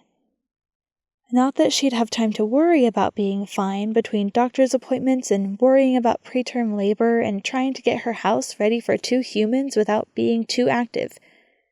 She missed John so much. "Oh, sweetie," Vanessa heaved a sigh. "You will be fine again someday, I promise." Meredith bit her lip. "How long did it take you?" No two people process grief in the same way. Vanessa brushed a strand of hair behind one ear. "I won't sugarcoat it. The first year was really rough." And Meredith would get to spend that incredibly difficult year dealing with the emotional roller coaster of pregnancy and postpartum. Awesome. "But it gets easier, and you will figure out a way to be happy again," Vanessa continued. "The babies will bring you so much joy. I don't know how I would have survived losing Andrew without Grayson." But Grayson had been a toddler, not a newborn, and Vanessa hadn't been pregnant. "I'm so scared to do this alone." She absently traced a heart on her belly, imagining how much it would change over the next few months. "But that seems like a really selfish reason to marry Sawyer." "So you still haven't decided what to do?" "No. Marrying him feels so unfair. I can't be the kind of wife he deserves. We won't have that type of marriage." "But you already told him that, and he still wants to marry you." "Maybe he doesn't know what he wants." Vanessa rolled her eyes. "He's a grown man who can make his own choices. If you don't want to get married because you don't think it's the right choice for you and the babies, that's fine. But if your only hesitation is being fair to Sawyer, well, let him make that choice for himself. You've given him all the facts."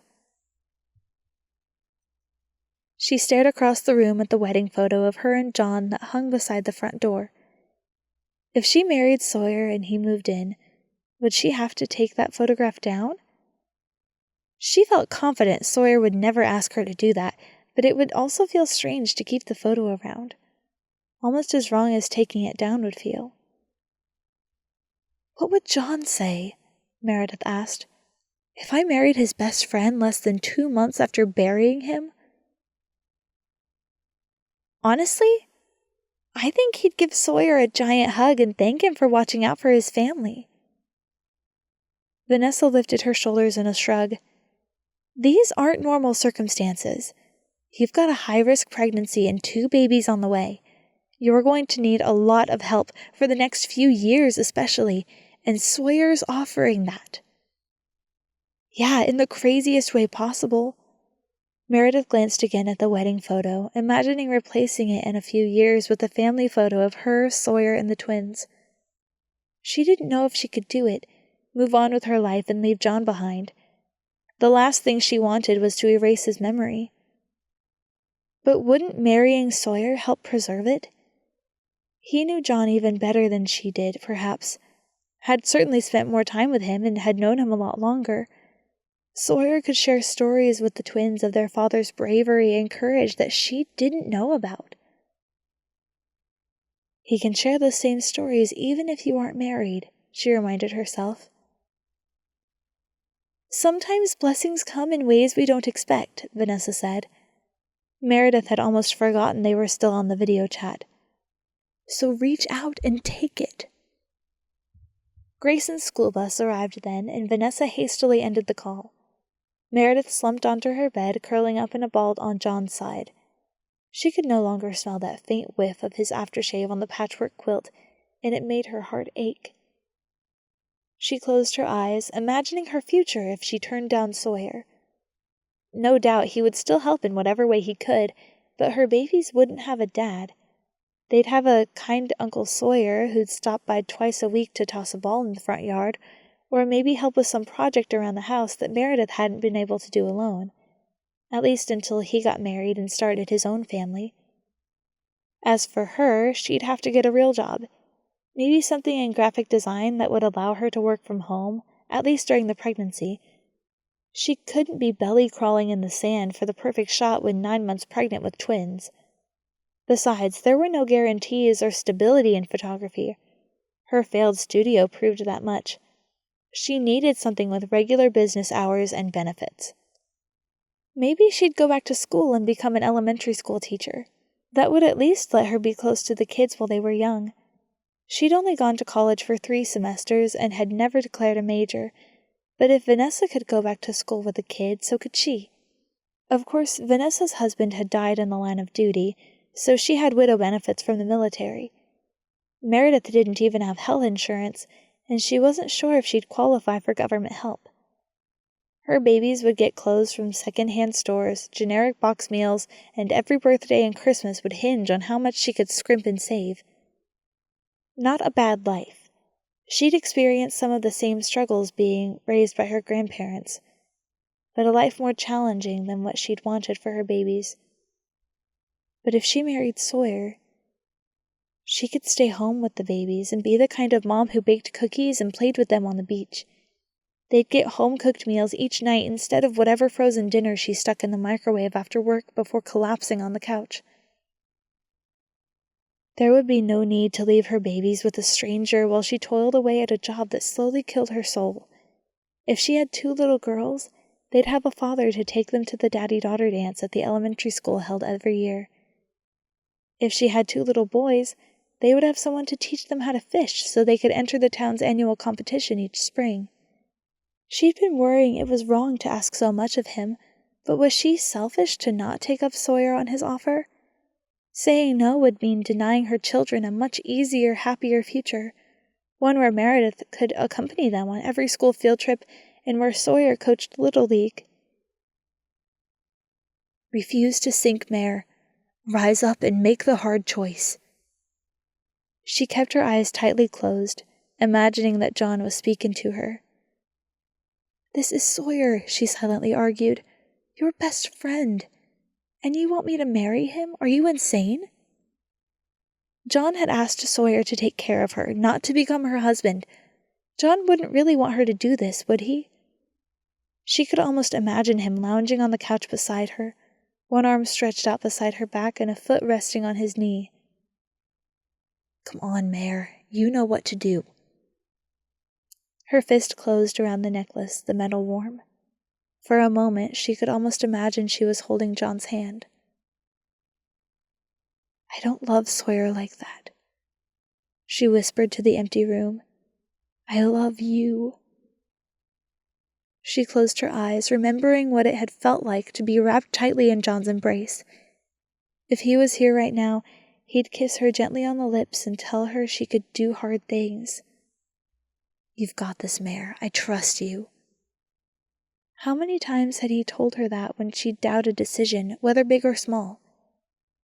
She took a deep breath and quickly typed out a text to Sawyer. Hey, can you come over right now so we can talk? Was she crazy? Was she really doing this?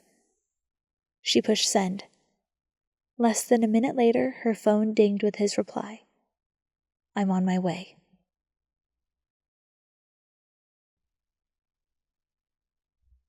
Chapter 13. Sawyer swiped his keys off the counter with shaking hands. He was pretty sure Meredith had made a decision. If she said no, would things be able to go back to how they'd been before he impulsively asked her to be his wife? He couldn't bear losing her after losing John.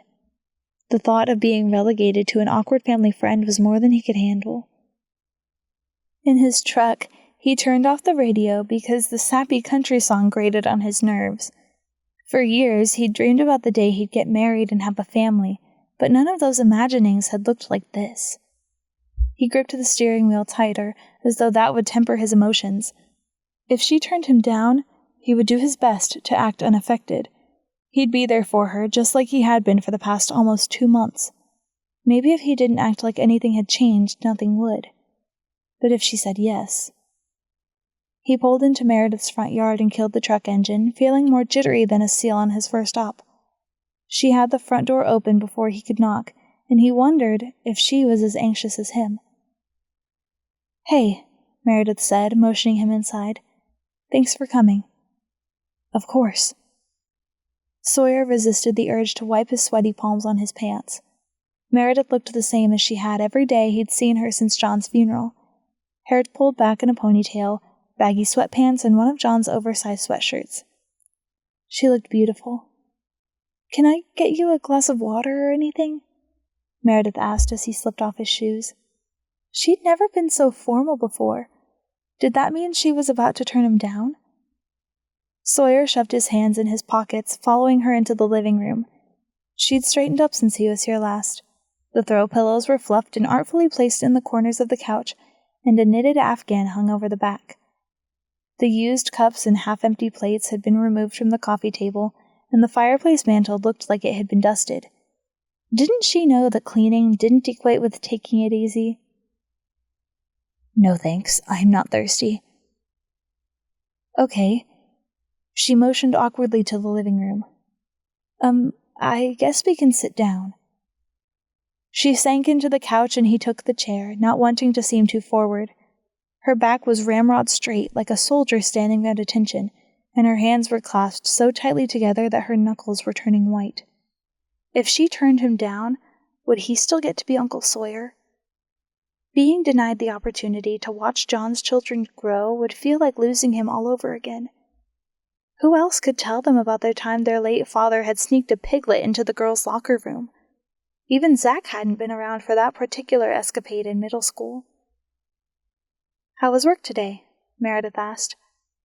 Sawyer raised an eyebrow. Now he really had no idea what her answer would be. Their futures hung in the balance, and she wanted him to make a small talk. "Mayor, just tell me what you've decided to do." He ran a hand over his jaw, wishing he'd shaved today. If he'd known they'd be having this conversation, he would have. "I can take it." "Yeah, okay." Her shoulders nearly touched her ears with tension. "I don't know how to do this." How to turn down a marriage proposal from a man she'd never been on so much as a date with? He swallowed, mentally bracing himself for the worst breakup of his life. If John were here, he wouldn't have to hear Meredith turn him down.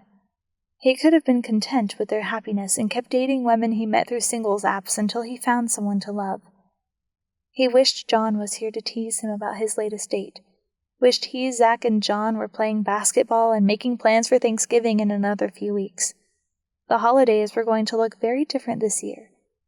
Empty without John's off-key rendition of the Little Drummer Boy in a high falsetto.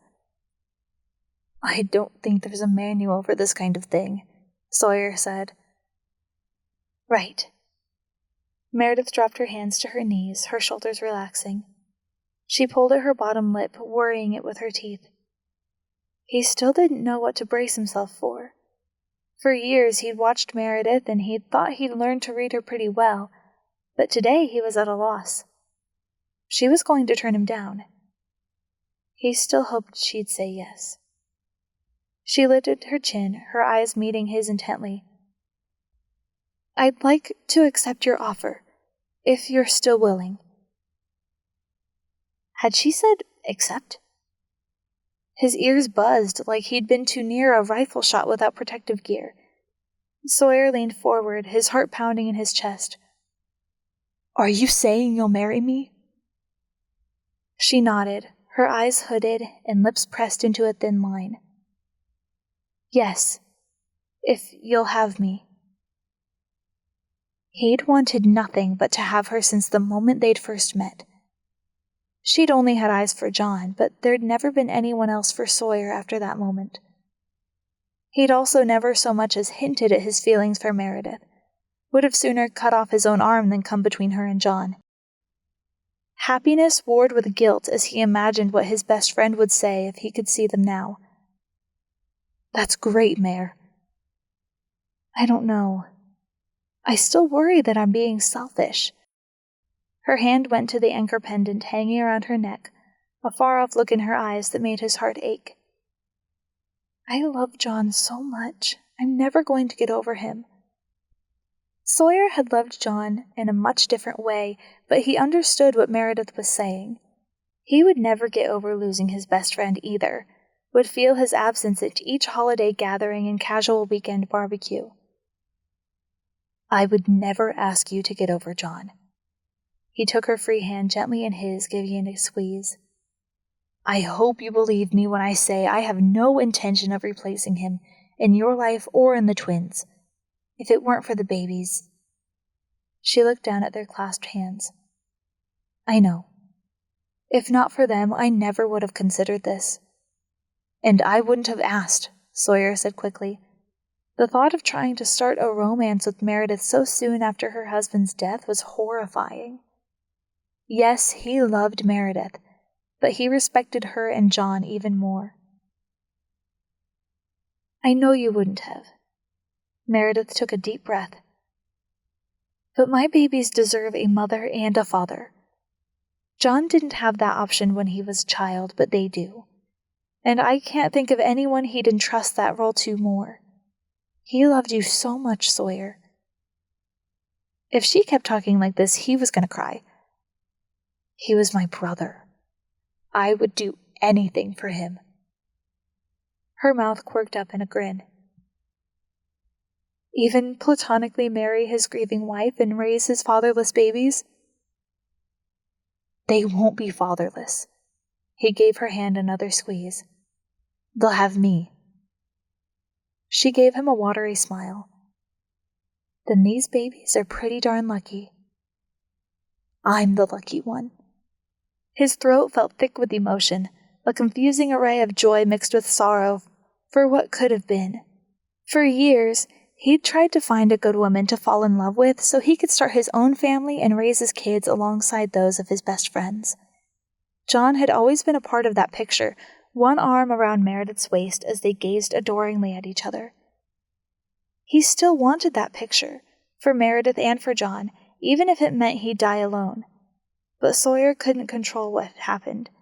All he could do was move forward with the hand they'd been dealt. Meredith withdrew her hand, looking down at her lap as though embarrassed. I don't know what you had in mind for the wedding. Whatever you want, he blurted. None of that mattered to him. What was important was the commitment they were making to raise John's kids together. Name the time and place. Then let's do it as soon as possible. Just the two of us at the courthouse, I think. Sawyer nodded, pulling out his phone to make some notes. A celebration with their friends and family would feel beyond inappropriate given the circumstances, but he could think of 2 people who might want to attend. What about Zach and Cheyenne? Her face blanched white, and for a moment he worried she was going to throw up. I don't know, Meredith said. How are they going to take all of this? Sawyer had no idea. Well, they were thrilled about the twins. Not sure they'll be as thrilled about us getting married, even if it is for the babies. Yeah, Sawyer was worried about that too. I can talk to them alone if you'd like. She nodded, some of the color coming back into her cheeks. Thanks. Maybe just explain to them why we're doing this and that we just want to elope. He nodded. It wouldn't be a wedding like John and Meredith's or Zach and Cheyenne's, but it also wouldn't be a typical marriage, so it fit somehow. I'll make all the arrangements. You don't have to worry about a thing. Thanks. She motioned to an open door. I'll clear out the spare bedroom and you can move in as soon as things are finalized. She was avoiding using the word married, he could tell. But that was fine. He was just glad he'd be close enough to help as the pregnancy progressed and around for all the firsts with the new babies. No, Zach and I will clear out the spare bedroom. You will sit on a chair and boss us around just like the doctor ordered. She laughed but nodded. Deal. I'll let my landlord know I won't be renewing the lease on my apartment. There wouldn't be much to pack up, and whatever furniture Meredith didn't want, he would sell. The pieces were mostly discount items he'd bought for comfort instead of style, anyway. And I'll figure out how to rearrange my bedroom so I can fit a crib in there, Meredith said. That'll work at least temporarily. Sawyer already had ideas about how he could add an addition onto the back of the house to create a few more bedrooms, but that was something he'd bring up with Meredith later. John might have already mentioned it to her. It had been his idea, after all, and he'd asked Sawyer's opinion on the plans. We'll take things one day at a time, Sawyer said. Your only job for the next 7 months is to keep those babies happy and healthy. That's why we're getting married, right? So I can be around to help. Thanks, Sawyer. She rose, holding her arms out for a hug. Sawyer willingly accepted her embrace. They stood in the living room, arms wrapped tightly around each other for a long time. I'm scared, Meredith whispered into his shoulder. He tightened his grip on her. That's okay. I am too. This felt different from any hug he'd shared with Meredith before. It wasn't the desperate hug she'd given him at the hospital when the doctor informed them John had passed. It wasn't the hug of gratitude they'd shared before the funeral, or any of the dozens of reassuring ones they'd shared in the weeks since. This time, he wasn't hugging his best friend's wife. He was hugging his own fiancée.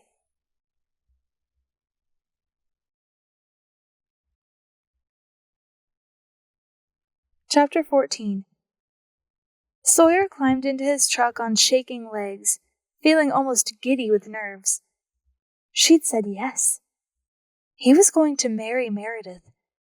Never in a million years had he thought she'd be his bride. How many times had he imagined her walking down the aisle toward him in a flowing white dress, a wreath of flowers in her hair, and a soft smile meant only for him. No, he told himself as he started the truck. There would be no blushing bride at his wedding. Meredith still loved John. Wished it was him she was sharing her life with, not Sawyer. He would give her up in an instant if it meant that John could live.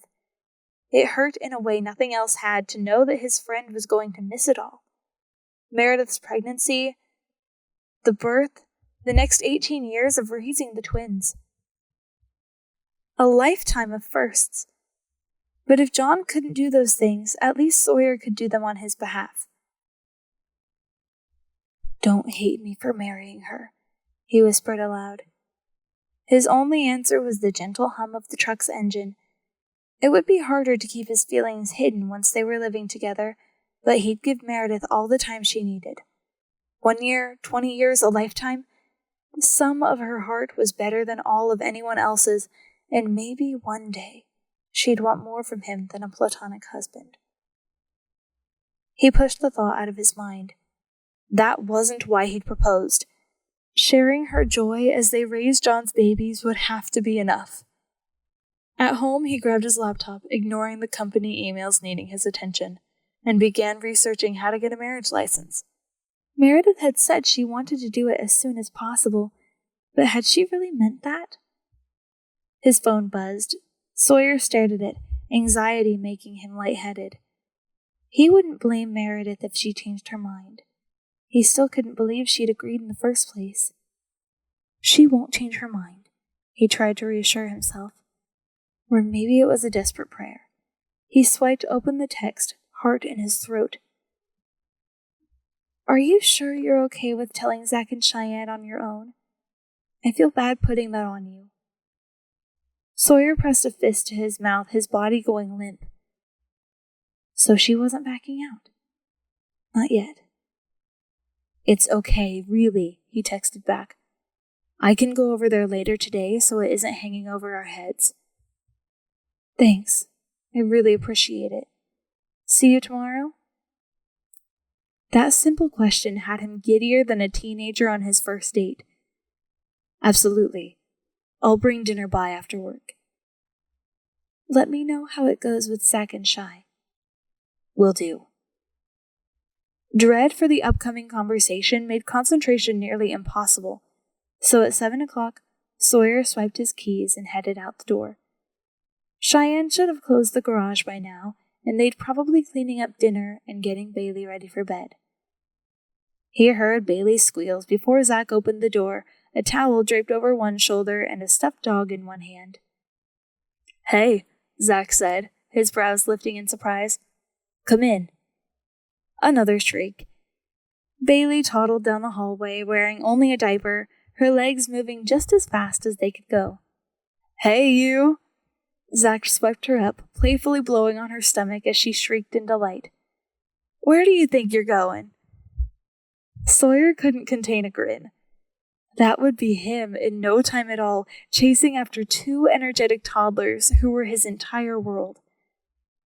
Zach would understand why he was doing this, right? He knew how much Sawyer wanted a family. Cheyenne's voice floated down the hallway. Bailey Boo, where did you go? She appeared a moment later with a pair of pink pajamas with gray elephants in one hand and a bottle of lotion in the other. You little stinker! I turned my back for 1 second. Zach blew kisses on her stomach again. Her chubby hands went to his cheeks while she laughed wildly. Can you say, I'm sorry, Bailey? She shook her head, laughing as she jabbered away. Oh, hey, Sawyer. Cheyenne gave him a tired smile. What brings you over tonight? Is Meredith okay? Yeah, everything's fine. Sawyer wiped his sweating palms across his jeans. I was hoping I could talk to the two of you. Zach and Cheyenne exchanged a look, one of those loaded expressions that communicated a conversation Sawyer didn't understand. Would he and Meredith ever get to that point? He hoped so. Sure, Cheyenne said. Let me just get Bailey dressed and in bed. Give me 20 minutes if she cooperates. No rush, Sawyer said, although he really wanted them to. You guys do your thing. I can wait. He felt like he was waiting for a guillotine to drop. Be back in a few then, Zach said, motioning to the couch with his head. Make yourself at home. Sawyer took a seat while Zach and Cheyenne disappeared into Bailey's nursery. He pulled out his phone to continue researching wedding options, each of Bailey's laughs making him more eager for what the future would bring. A husband. A father.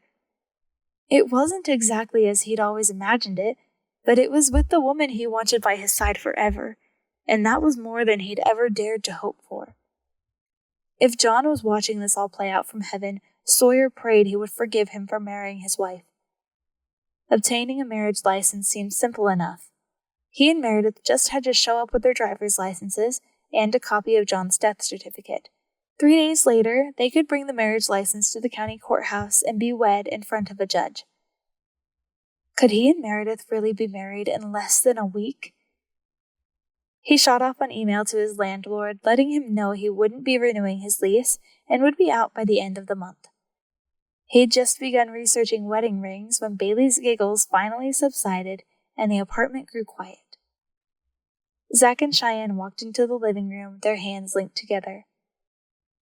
What's up? Cheyenne asked as she and Zach sat on the couch still holding hands. Yeah, you're kind of freaking us out. Zach gave him a fierce glare.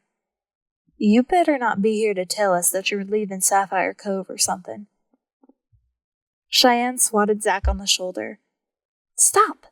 Sawyer isn't moving. He wouldn't leave with everything going on. Well, that was as good a segue as any. I am moving, actually, before the end of the month. What? Zach said, standing. Shh. Cheyenne tugged him back onto the couch. You're going to wake Bailey. Sorry. Geez, Sawyer. Zach jerked a hand through his hair. Your timing sucks. What with John dying and Meredith having twins and all. Where are you going? Cheyenne asked, her lips turned down in a frown. Sawyer rubbed his palms across his jeans again. He wasn't sure if he should brace himself for a punch in the jaw or to be thrown out of their home. He took a deep breath, then met Zach's gaze squarely. I'm moving into Meredith's house, actually. We're getting married. Cheyenne inhaled sharply, then started coughing. Zach glanced at his wife in concern, patting her on the back as she struggled to regain her breath. This is a joke, right? Zach shot at Sawyer. Because let me tell you, it's not funny.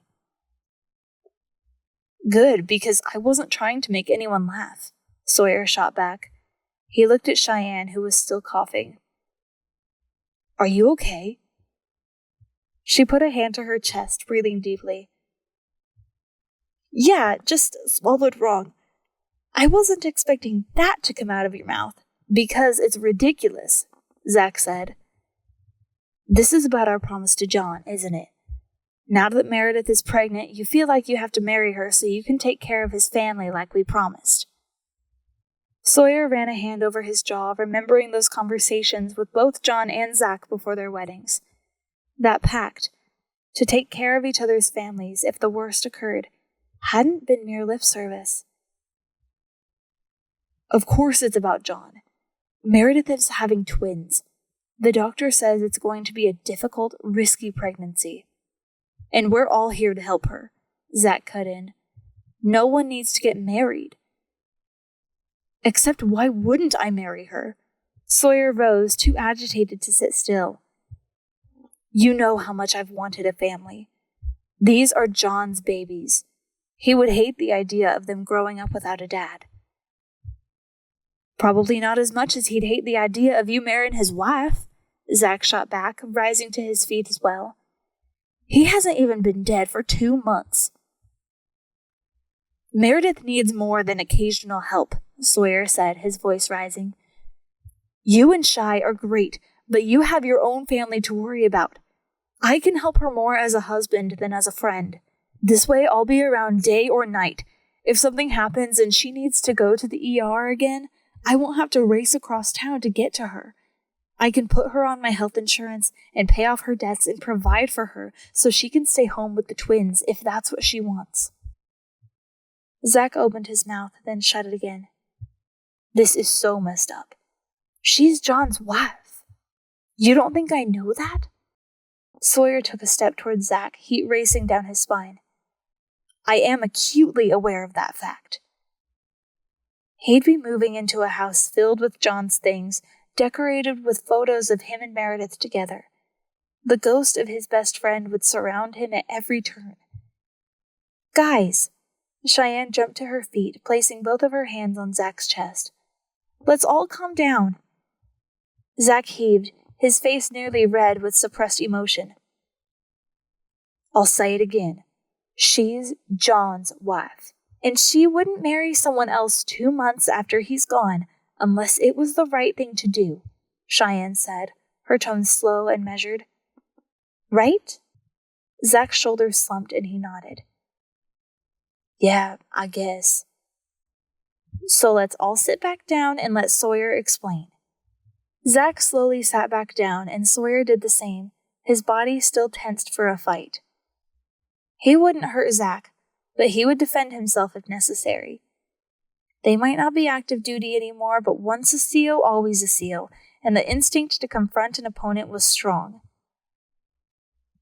So you're getting married, Cheyenne said, pressing her hands into her knees so that her shoulders nearly touched her ears. Wow. Is this going to be, a traditional marriage? Sawyer looked away in disgust. Of course not. You know me better than that. I'll be staying in the spare room. Okay, Cheyenne nodded, looking back and forth between him and Zach as though waiting for another argument.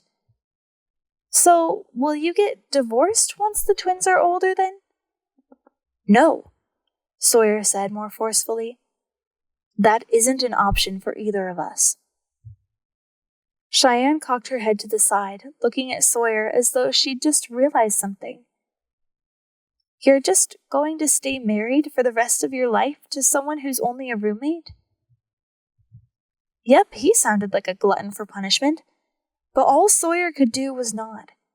As hard as this conversation was, nothing Cheyenne or Zach were saying made him want to change his mind about the wedding. Cheyenne gasped, putting a hand to her lips. What? Zach asked, looking at her. You love her, Cheyenne said, staring at Sawyer. His entire body felt warm. He scratched the back of his neck. No one had ever confronted him with the truth before, but he wasn't about to lie to his family. I love her enough to never let her know, Sawyer said. She doesn't need that right now. What she needs is someone to help her and care for her and support her. What those babies need is a dad. My personal feelings are irrelevant. Zach swore, slapping his knee forcefully. You're playing with fire, man. I just hope neither of you gets burned. What other choice do I have? Sawyer held out his hands in a pleading gesture. He desperately wanted his friend's support. If the situations were reversed, and Cheyenne had been married to John, and you found out she was pregnant with his twins, what would you do differently than I'm doing right now? Zach hung his head, Cheyenne's hand resting on his back. I always suspected how you felt about her, he said finally. That was news to Sawyer. I thought I hid it well. You did. Zach looked up at him, his elbows resting on his knees. John never suspected anything, I don't think. I always respected you for stepping aside and doing nothing about it. And I saw how hard you were trying to move on with the constant dates. But this feels weird. It feels right to me. Sawyer tapped his chest, swallowing back his emotions. This isn't about how much I love Meredith. It's about making sure John's kids have a father like he would have wanted for them. It's about letting Meredith stay home with the babies if that's what she wants, and making sure they have enough money for food and clothes and family vacations to Disneyland. Come on, Zach, you know I would never disrespect John's memory by making a play for his wife when she's vulnerable and hurting. This isn't like that. Not for me. Zach folded his arms across his broad chest, but Sawyer wasn't intimidated. He had 2 inches and 20 pounds of muscle on his friend. Not that he'd fight back if Zach started swinging punches. Not at first, anyway. We know your heart's in the right place, Cheyenne said, squeezing Zach's knee. Don't we? Zach sighed, his posture relaxing. Of course we do. I just don't want either of you to get hurt. This is a lot to swallow. I know, and I'm sorry, Sawyer said. You know I'd bring back John if I could. I know. Zach's eyes were suddenly wet. I miss him, you know. Yesterday, I looked at my phone and realized we should all be playing basketball. Yeah. Sawyer pressed a fist to his mouth, trying to hold back his own emotions. I miss him too. Every freaking day. Well, congratulations. Cheyenne rose, leaning down to give Sawyer a tight hug. It might not be a conventional marriage, but this is still a really big deal. I know you'll treat Meredith well, and we're happy for you both. Sawyer accepted the one-armed hug from Cheyenne. Thanks. Zach rose as well, offering a hand. Sawyer took it and pulled him to him. They patted each other's backs, and the relief he felt at Zach's acceptance was palpable. We're here for you two, whatever you need, Zach said. When's this wedding happening? Soon. Butterflies swarmed in his stomach, but Sawyer tried his best to ignore them. Meredith doesn't want to wait, so I'm looking into things. I think we can get married sometime in the next week. Whoa.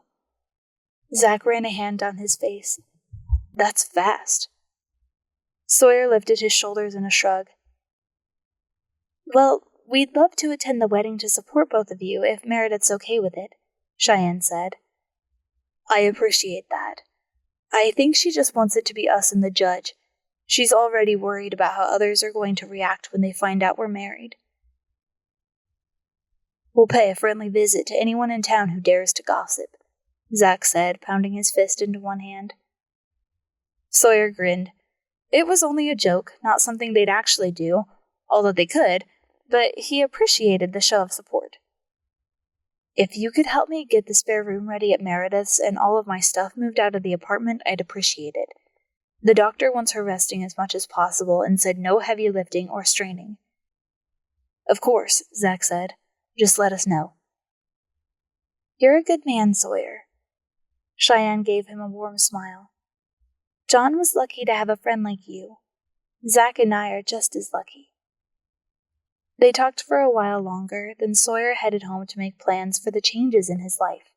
As he inventoried his apartment, he realized just how little he cared for most of the items in it. He'd bring Meredith by sometime after dinner to get her opinion, but other than his bedroom furniture, clothes, and a few keepsakes from his time as a SEAL, there wasn't anything he cared to keep. He pulled out his phone, texting Meredith. It was nearly 10 o'clock, and he didn't want to wake her if she'd already gone to bed. Just came from Zach and Cheyenne's. They were surprised, but they understand, and we have their full support. When she didn't immediately respond, Sawyer figured his hunch had been right and she was asleep for the night, so he pulled out his laptop and began making a list of everything he needed to do. He'd just begun to prioritize the tasks by date when his phone buzzed with a text. He grabbed the phone, unable to hold back the smile when he saw Meredith's name on the screen. I'm so glad they aren't upset. Thanks for handling it for us. I just couldn't face them for that conversation.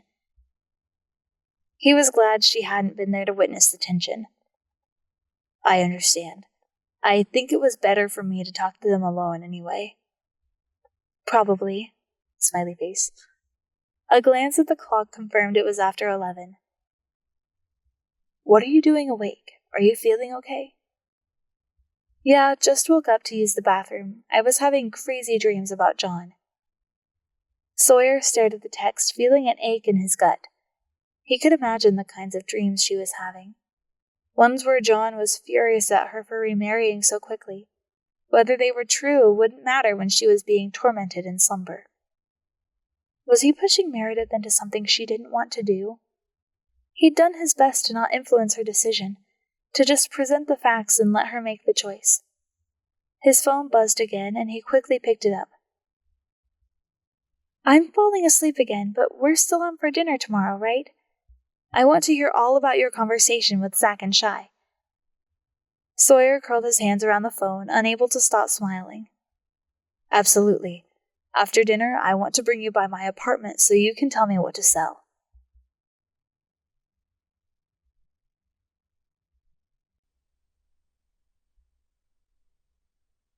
Chapter 15.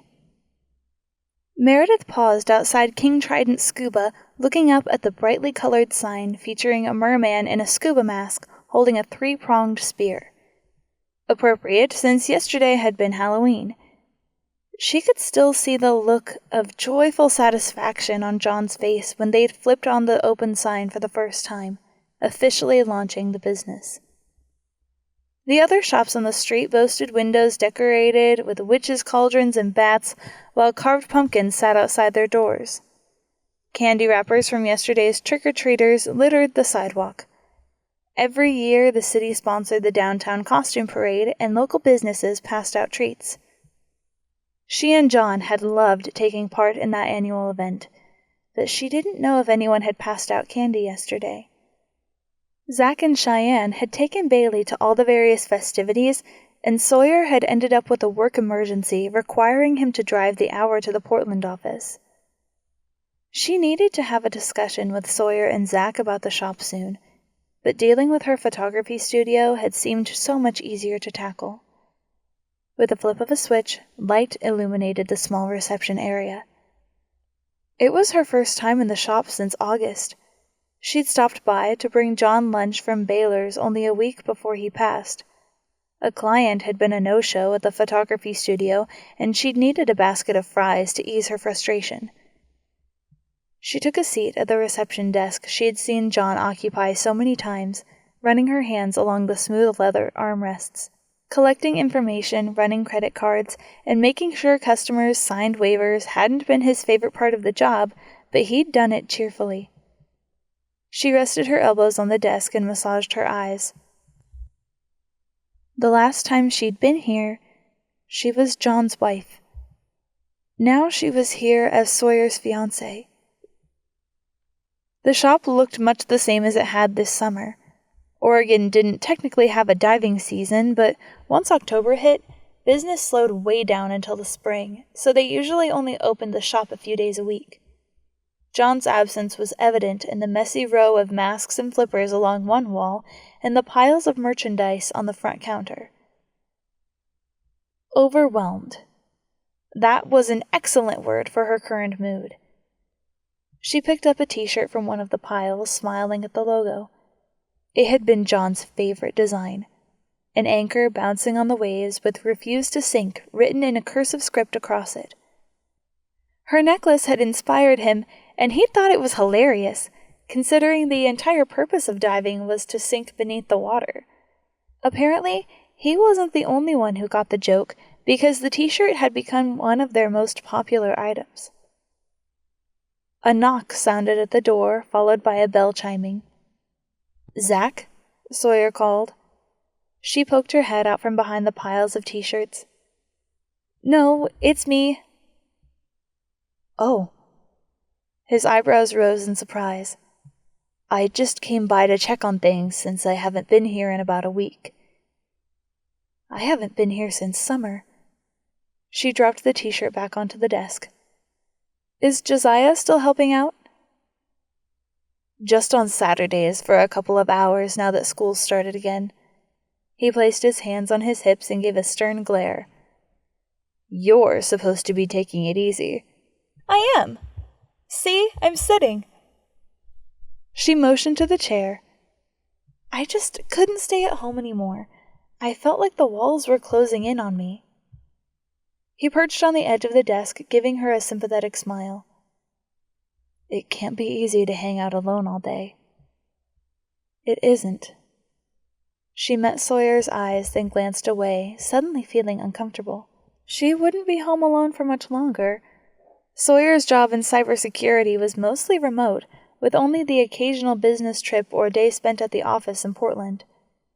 He motioned to the pile of shirts on the desk. "So, what are we doing here?" "I don't know. They were like this when I got here, same with the equipment." Sawyer glanced over at the wall of gear and frowned. "Josiah's been slacking off." "Don't be too hard on him. He's only 16. Meredith picked up a shirt, absently folding it. "Should we box up this stuff for next season, or try to sell it for cost?"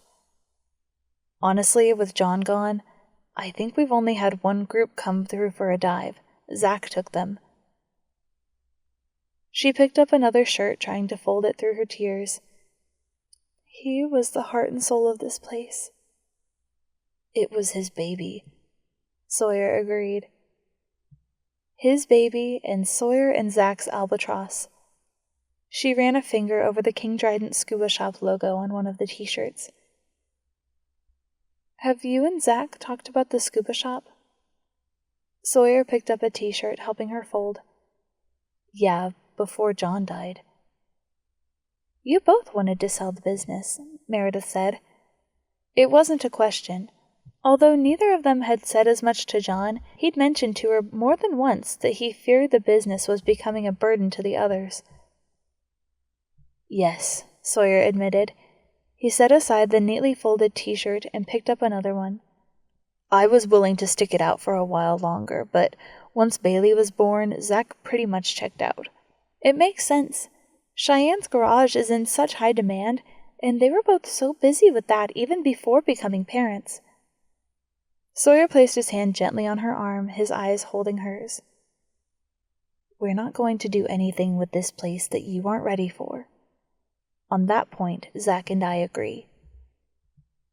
Her heart swelled with gratitude and affection. It felt so nice to have a teammate again, someone who was always on her side. Sawyer cleared his throat, picking up another t-shirt and folding it intently. So, I made some phone calls this morning and found out what we need to do to get married. She curled her fingers into the soft fabric of the t-shirt she held, feeling lightheaded. What did you find out? We both have to go in person to the county courthouse to get a marriage license. All we need to bring are our driver's licenses and... He cleared his throat, looking uncomfortable. And we need John's death certificate as proof you're no longer married to him. She placed both hands flat on the desk, trying to steady her breathing. Refused to sink. This was her treading water. Sounds simple enough, she choked out. He picked up another t-shirt, the movement deliberately casual. Once we get the license, there's a 3-day waiting period. While we're there, we can schedule a time with the judge for the ceremony if you'd like. Meredith nodded. She pressed the t-shirt tightly to her chest, but her vision kept blurring. Mare, look at me. Sawyer had come around the desk without her noticing. Now he was crouched down on the floor in front of her, his hands on the armrests of her chair, and his eyes so full of emotion she thought she might drown in them. We can take this as slow as you want to, he said, his tone calm. There's no rush. She laughed, rubbing her hand across her stomach. There sort of is. Insane medical bills, remember? Don't worry about that. We can look into some of those programs the doctor recommended for single moms and low-income families. I'll help however I can. She grabbed his hand, resting it on her cheek and leaning into his warmth. Why are you so good to me, Sawyer? He tucked a strand of hair behind her ear. I told you, Mare, you're my family. You and those babies. And Zach, and Cheyenne, and Bailey. Sawyer's mouth quirked up in a grin. Them too. Although I would never marry Zach, no matter how much he begged. She laughed, releasing his hand and grabbing her purse off the counter. No, it's better to do this now. Let's skip dinner and go to the courthouse instead to get the marriage license. If we leave now, we'll have plenty of time to get there before they close for the day. He held out a hand, helping her to her feet. We can stop by your house on the way out of town to grab the paperwork. Oh yeah, she'd have to bring the death certificate. She swallowed back the lump in her throat, trying to keep her hands from shaking as she pulled out her wallet to double-check that she had her driver's license. Great, let's go. At home, she retrieved John's death certificate from the firebox in their closet, then told Sawyer she just needed a minute to use the restroom and then they could go. In the bathroom, she braced her arms on the counter and stared at her gaunt reflection. Her cheekbones were hollow, the dark circles beneath her eyes pronounced, but she'd washed her hair today and let it hang loose around her shoulders. Today, she would get a marriage license so she could marry a man she didn't love romantically. I still love you, John, she whispered. This doesn't change anything. But Sawyer's sacrificing a lot for me, and I'm going to be the best wife I can manage for him. She'd start by putting on a little makeup and changing into something that didn't make her look like a beggar. When they walked into that courthouse, she didn't want him to be embarrassed to be seen with her. The light glinted off her pendant, and she traced the words with one finger. Time to rise, Meredith, she whispered. You can do hard things. So start doing them.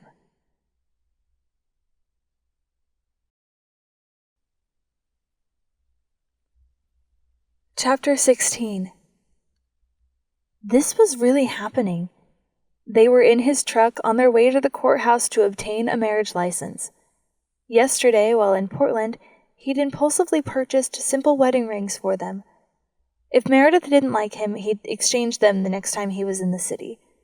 They felt like they were burning a hole in his jacket pocket. Sawyer tried to relax his grip on the steering wheel. He couldn't remember ever feeling this nervous around Meredith. He'd been surprised when she came out of the bathroom dressed in black slacks and a pretty pink sweater instead of one of John's hoodies. She'd pulled her hair away from her face with a clip and put on some makeup too. It made him glad that he'd chosen to wear tan slacks and a dark blue button-up shirt in case he had to head into the office again. "You look beautiful," he told her. She'd blushed and said, "You mean I don't look like a vagrant?" But he'd meant every word. He couldn't believe she'd agreed to marry him. In just a few days, she would be his wife. An overly twangy country song came on the radio. Did she like country music? He had no idea.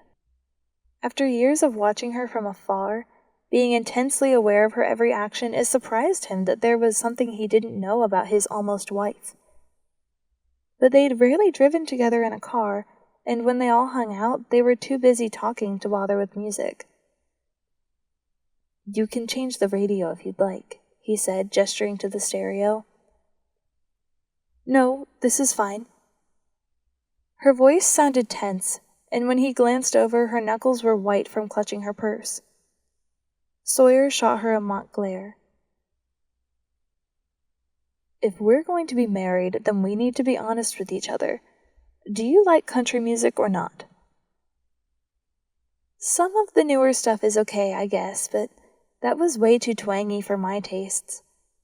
She leaned forward, scanning for a new station, and eventually settled on a pop song. "Is this okay?" He flashed her a grin.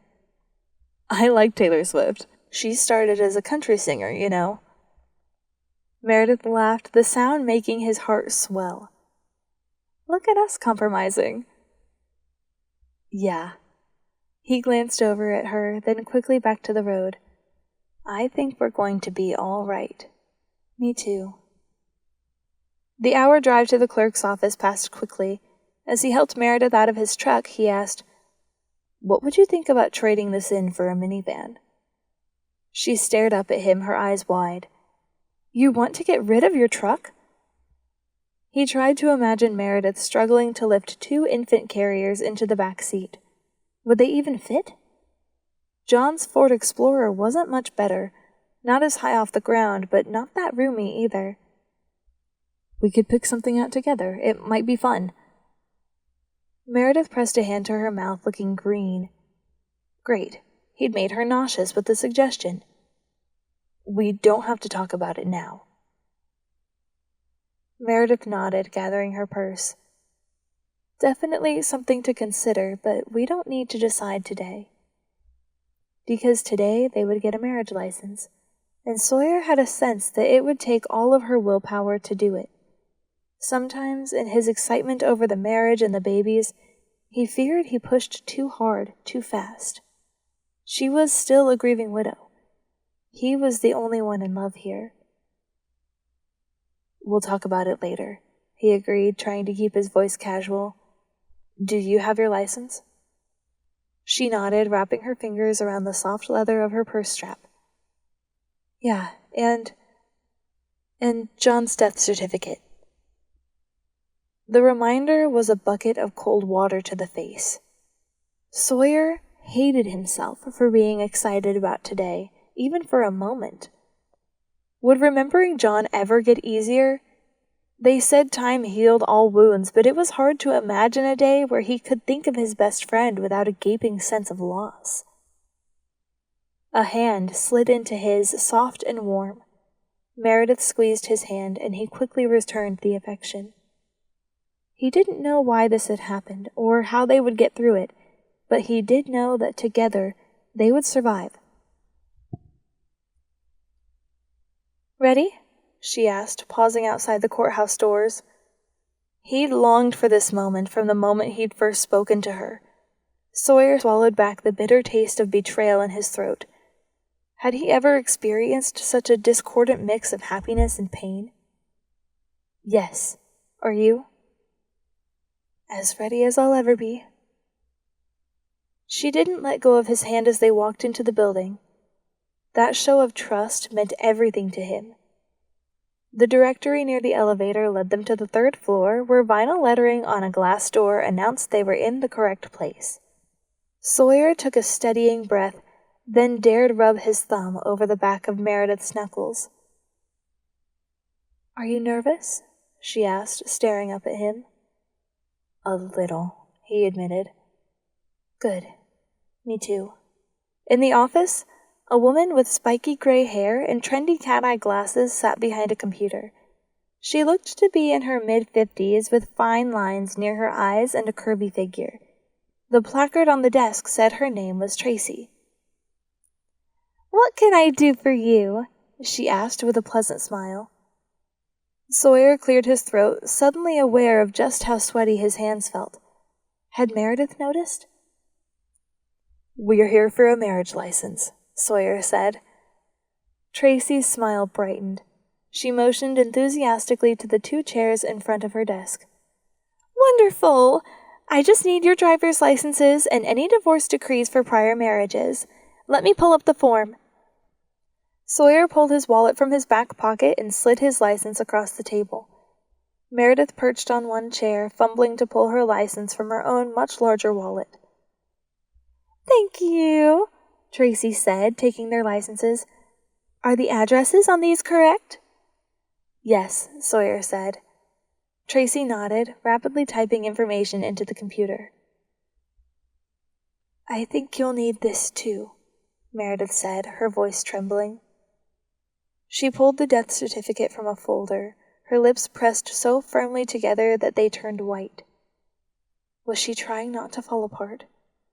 Sawyer's heart ached as he watched her scan the certificate, her eyes lingering over specific lines.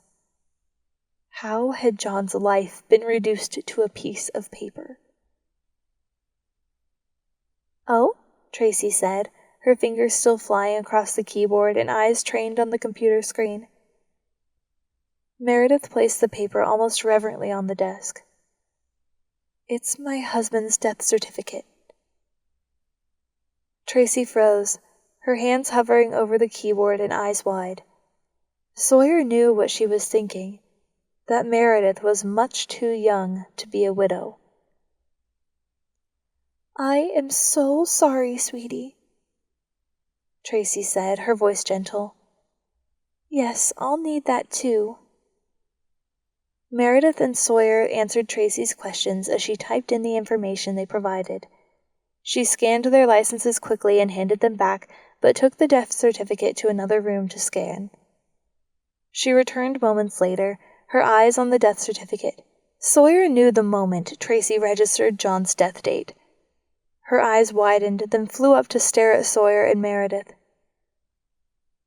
"It was a brain aneurysm," Meredith said quietly. "He was a former Navy SEAL and in excellent health. We didn't know he had high blood pressure. I guess it had developed in the 22 months since he left the military." "Oh, you poor dear," Tracy said softly. "I didn't find out about the twins until after the funeral." Meredith reached for Sawyer's hand, and he quickly gave it to her, wanting to offer whatever paltry comfort he could. "Sawyer was my husband's best friend. It's going to be a difficult pregnancy and tough raising the twins alone, so we decided the best thing to do would be to get married." The questions were obvious in Tracy's eyes, but so was the compassion. She leaned forward as though sharing a secret. "If I'm out of line, just tell me to shove it, but did you know that for an additional fee, the 3-day waiting period can be waived? I know for a fact the judge is playing solitaire in his office right now and has time to perform the marriage. That would save you a trip back here in a few days. They could get married today. Sawyer's entire body felt tingled with the nervous energy. Did Meredith want to get married right now? He brought Meredith's hand to his lips, kissing it softly. It's up to you. I'm willing to do whatever you want. She bit her lip, her eyes wandering to the death certificate that still sat on the table. I don't want to wait. She picked up the death certificate, tucking it carefully away into the folder. Let's get married today. He'd had no idea that getting everything he'd dreamed of could hurt so badly. Should we call Zach and Cheyenne? I'm sure they'd race up here if we asked them to. No. She straightened her purse on her shoulder and rose.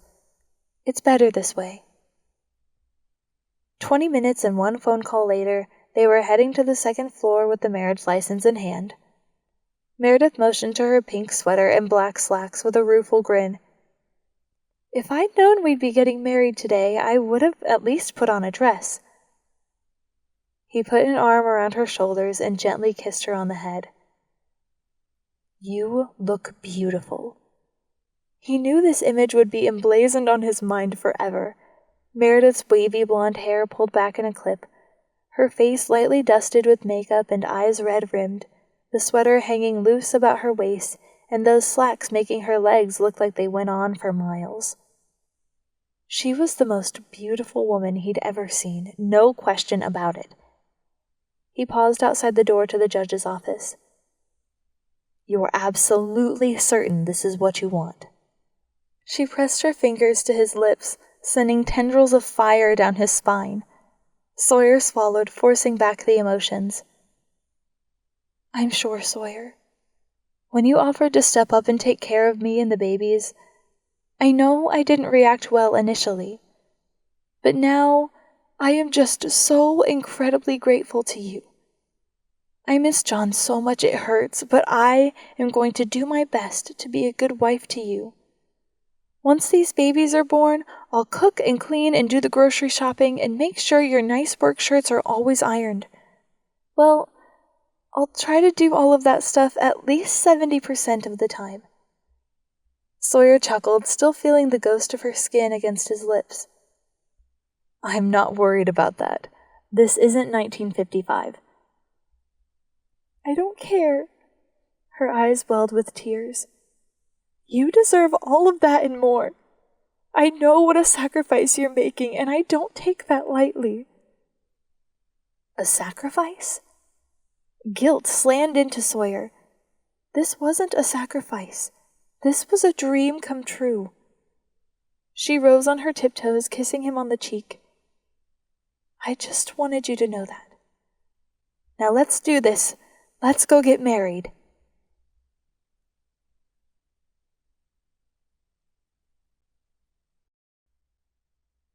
Chapter 17.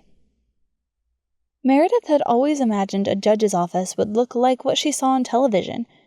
Dark wood paneling, a magnificent mahogany desk, and tall bookcases lining the walls that were filled to the brim. But the office of Judge Hernandez was nothing like she'd expected. The drop-tile ceiling was discolored in one corner from water damage. Berber carpet covered the bottom half of the walls. The room's only decorations were the 3 diplomas directly behind the minimalistic white desk that looked straight from an IKEA catalog. Clustered together in one corner was a leather couch and 2 armchairs, all in a rich brown leather. They looked decidedly out of place among the rest of the furniture. Judge Hernandez rose from behind his desk, giving them a broad smile. He was much younger than she'd expected, probably in his late 30s, and had a shaved head, wire-rimmed glasses, and a trim physique. He also was only an inch or 2 taller than her. You must be Sawyer and Meredith, he said, giving them both a firm handshake. That's us, Meredith said. He clasped his hands together. I understand you're here for a wedding. Yes. Sawyer's hand hovered near the small of her back, not quite touching. The warmth of his skin still seared like a brand. "Please, take a seat," Judge Hernandez said, motioning to the couch and chairs. "Tracy explained to me the situation. I'm so sorry for your loss, Mrs. Gilbert." Mrs. Gilbert. But only for a few more minutes. She hadn't even considered if she'd change her last name. What last name would she give the babies? Her stomach churned as she clutched the pendant on her necklace like a lifeline. "Thank you," she said to the judge. He nodded, moving to the door. "Let me grab 2 of the clerks to act as the witnesses, and we can get you on your way." This was it. Her wedding day. Her wedding venue. She glanced down at her outfit and stifled a hysterical laugh. Her wedding slacks with the bleach stain on the hem. Her wedding sweater with a loose thread on one sleeve. Sawyer sat beside her on the couch, his eyes clear but posture tense. He deserved so much more than this. She ran a hand through her hair, hoping it looked okay. "Pretty different from the last wedding, isn't it?" Sawyer's lips turned up in a sad smile. "Yeah, I guess so." For John, she'd worn a white dress that took her 2 months to find. A fitted sheath silhouette with delicate satin fabric and a long-sleeved lace overlay. She'd worn a crown of flowers instead of a veil, and comfortable lace sneakers instead of high heels. John had taken her breath away in his full military uniform, and they'd danced the night away underneath the stars. Judge Hernandez re-entered the office accompanied by an older woman in a tweed business jacket and a girl who looked barely old enough to vote in a casual dress. "This is Carol, our county recorder," Judge Hernandez said, pointing to the older woman. "And this is Beth, her intern." "So nice to meet you," Carol said, giving them both a nod while Beth raised one hand half-heartedly. This was it. No turning back now. Meredith's heart thundered in her chest, and she worried the peanut butter crackers she'd eaten during the car ride from Sapphire Cove were going to make a reappearance. She was getting married to someone else. John was never coming back. She reached blindly for Sawyer, feeling the world teeter. His hand enveloped hers, the rough calluses brushing against her much softer skin. She clung to him, that warm hand her only tether to reality. "This is for the babies," she reminded herself. "This is what John would want." Judge Hernandez sat down in a chair across from them, his eyes kind. "Do you have the marriage license and your IDs?" "Right here," Sawyer said, handing them over. Judge Hernandez carefully looked over the documents, then nodded in approval. "Let's get started." Meredith's entire body trembled as Sawyer helped her to her feet. She tried to focus on the gentle pressure of his hand in hers, to not think about how she was getting married to someone other than John. For her first wedding, she'd spent weeks agonizing over every detail. Their wedding had taken place at the church where her grandparents had married in Sapphire Cove, and the guest list had been relatively small, mostly just the guys from the SEAL team and some townsfolk Meredith was friendly with. But she'd wanted everything to be perfect, from the flower arrangements to obsessing over every word of her vows. She'd spent the bulk of their budget on an excellent photographer, wanting every moment of the day to be captured on film. Judge Hernandez stood before them, Carol and Beth standing unobtrusively to one side. Instead of a flowered archway, her backdrop for this wedding was a metal filing cabinet topped with a dusty artificial plant. "Sawyer Gray, do you take Meredith Gilbert to be your lawfully wedded wife, in sickness and in health, for as long as you both shall live?" Judge Hernandez asked. Sawyer met her eyes, and she saw no hint of uncertainty there. No regret or second-guessing. "I do." Meredith widened her eyes, trying to keep the tears that had flooded them from falling. When she'd married John, his sergeant had performed the ceremony. There had been a gentle lead-in with beautiful words about love and commitment. "And do you, Meredith, take Sawyer as your lawfully wedded husband, in sickness and in health, for as long as you both shall live?" Her hands trembled in Sawyer's, panic making her dizzy. Could she really do it? Could she speak those 2 words that would change everything? I'm sorry, John. I do, Meredith said. Her voice was clear and audible, with only the tiniest bit of shake to it. She supposed that was the best she could ask for under the circumstances. Judge Hernandez gave an approving nod. Then by the power vested in me by the state of Oregon, I declare you legally and lawfully married. That was it. Less than 5 minutes, and she'd changed her entire future. Do you have rings you'd like to exchange? The judge asked. Meredith's eyes flew to Sawyer's. She hadn't even considered that. Oh, we don't. We do, actually. Sawyer reached into his pocket, withdrawing 2 simple silver-colored bands with no adornment, one much daintier than the other. She took the larger of the 2 and slipped it onto Sawyer's finger with shaking hands. It slid easily over his knuckle, the white gold a stark contrast to his tanned skin. Sawyer smiled, reaching for her own hand. She held it out, only to realize her diamond wedding ring from John still rested on her left ring finger. The diamond glared up at her, a sharp reminder of how recently she'd belonged to another man. When she'd married John, she'd given herself to him, heart and soul. She should take it off. Wasn't that what a good wife would do? As unconventional as their marriage was, Meredith was committed to Sawyer. But it would be easier to cut off her own finger. Leave it, Sawyer whispered. He slipped his ring gently onto her finger. It fit perfectly, sliding next to John's diamond-lined band featuring a modest solitaire. Beautiful, Judge Hernandez said. You may now kiss the bride. A kiss? Meredith's eyes flew up to Sawyer's, panic making her want to run from the room. Marrying Sawyer was one thing, but kissing him would absolutely feel like a betrayal to John. She hadn't kissed another man in over 4 years. Sawyer's eyes held hers, their steady gaze full of understanding. He lifted her left hand with his, gently pressing a kiss on her knuckles, just above the rings that now nestled together, his and John's. Then he pulled her to him in a gentle hug. Meredith buried her face in his shoulder, clinging to him as her eyes stung with tears. He dropped a kiss onto the crown of her head, and she hugged him tighter. She'd thought burying John would be the hardest thing she ever had to do. But moving on, even a little, might be harder. Meredith let go of Sawyer, suddenly aware that they had an audience. What must these 3 strangers think of their odd marriage? Probably nothing compared to what the town of Sapphire Cove would think when they found out. Wonderful, Judge Hernandez said. If you'll just both sign the marriage certificate, then I'll do the same, and Carol and Beth can sign as the witnesses. Meredith nodded, accepting the pen from the judge. It was nothing special, just a basic black pen that you'd buy in a pack of 10 at the discount store. She took a deep breath, then carefully signed her name on the line indicated. Meredith Gilbert. Was that her last time signing as Meredith Gilbert?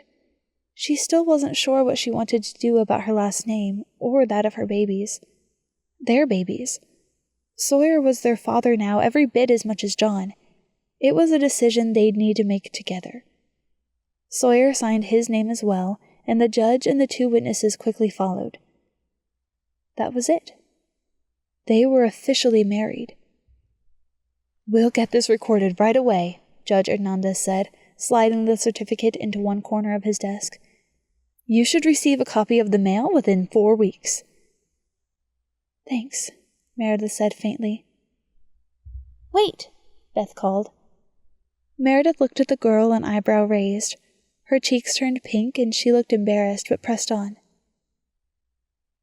Don't you want someone to take a picture with your phone? It's your wedding day, after all. That's an excellent idea, Carol said.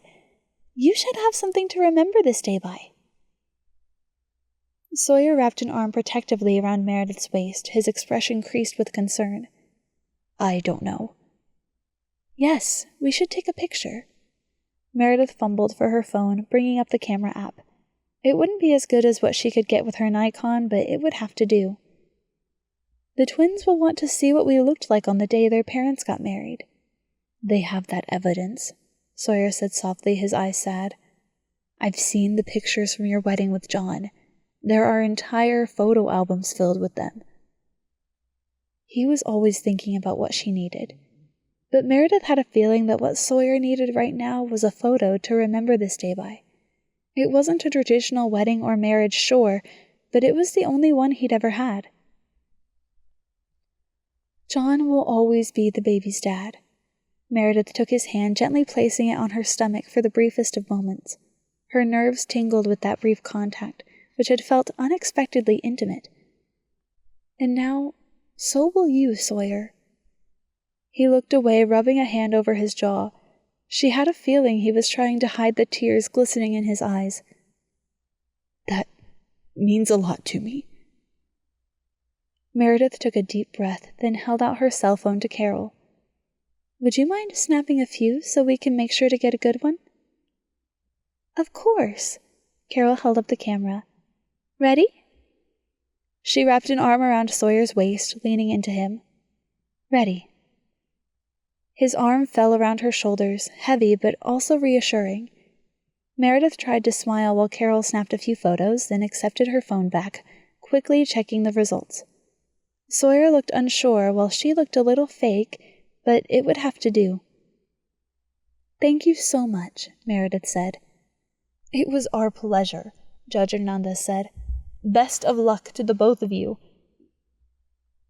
She was quiet on the drive home, her mind swirling with wordless emotions.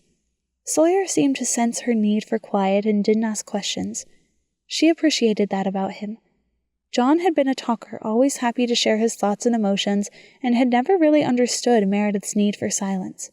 He'd tried to, though, and after almost 3 years of marriage, he'd learned to give her space when she needed it. Are you hungry? Sawyer asked as they approached Sapphire Cove.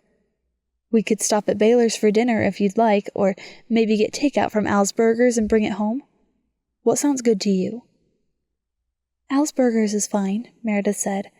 Let's take it home. I'm really tired. They opted for the drive-thru and soon were pulling into Meredith's front yard. Their yard. Home sweet home, Sawyer said before his ears glowed pink. We still haven't cleaned out the spare bedroom. Meredith unbuckled her seatbelt, looking over at Sawyer. I'm sorry, I didn't realize we'd be able to get married today, but once she mentioned it... His hand rested softly on hers. I'm glad we did it today. I've still got a few days before I have to be out of my apartment. We've got time. Sawyer matched his pace to hers as they trudged up the steps to the front door. I don't know what we'll do once the babies are here, she said as she unlocked the front door. She'd need to get Sawyer his own key soon. It'll be a tight squeeze. I actually have an idea for that. Sawyer set the bag of food on the kitchen counter. It was John's idea, actually. He talked about adding an addition to the back of the house. I've got some money saved up, and I think that's a great way to spend it, if you're willing. John had mentioned an addition in passing, but they hadn't had the money, so the conversation went nowhere. I don't want to spend your money. It's not my money anymore. It's our money now. I'd like to take you to the bank as soon as possible and add you to my accounts. And she needed to add him to her accounts too, the ones that practically had a negative balance. She pulled her burger out toward her and took a careful bite. I think an addition is a great idea. Really? She nodded. I want you to feel like this is your home now too. You've given up so much for me, and it's only fair. Planning an addition together will help us both feel like this is our place together, I think. Okay then. Sawyer picked up his own burger, the smile on his lips making Meredith feel as though she'd accomplished something good. I'll contact Dan Boyd and see about getting a bid. He should have some ideas about what we can realistically put in an addition. Great. And we can start cleaning out the second bedroom tonight, unless you need to get home. He winked. This is my home now, remember? Right. She took another bite of her burger, realizing she'd be living with Sawyer soon. Would he sleep here tonight or go home to his apartment?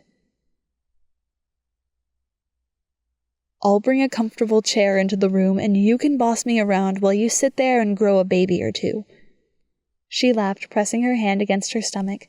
It was still unnoticeable to most of the world, but she was definitely feeling the difference. "Deal."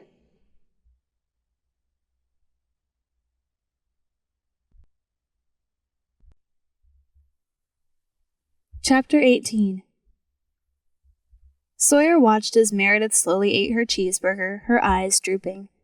Her hair had fallen from the clip, and she'd pushed up the sleeves of her sweater past her elbows. She was, in a word, adorable. He couldn't believe he'd get to spend the rest of his life with her. Her head bobbed, the cheeseburger nearly falling out of her hands. He took it gently from her, setting it on the table. She looked up at him sleepily, blinking. "You're exhausted," he said. "Sorry."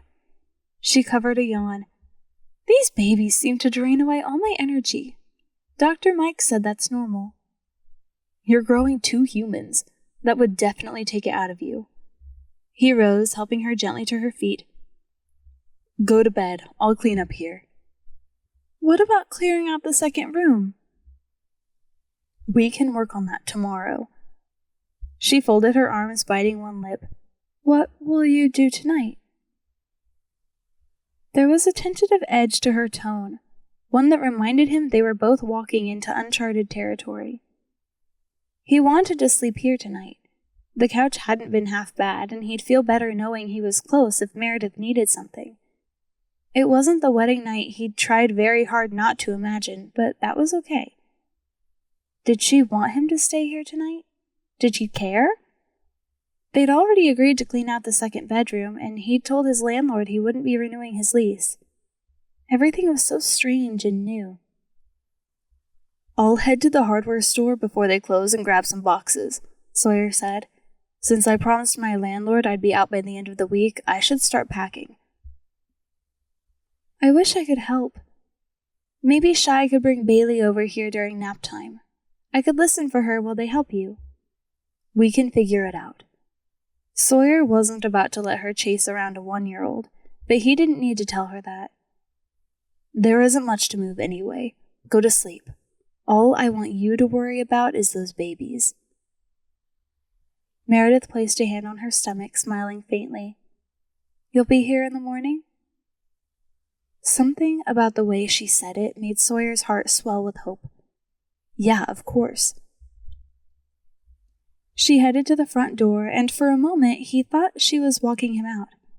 Instead, she carefully pulled a keychain from the decorative wall hooks. He recognized the eagle and trident pendant hanging off of it immediately.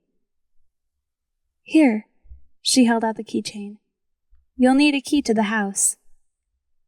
The Navy SEAL symbol seemed to glare at him.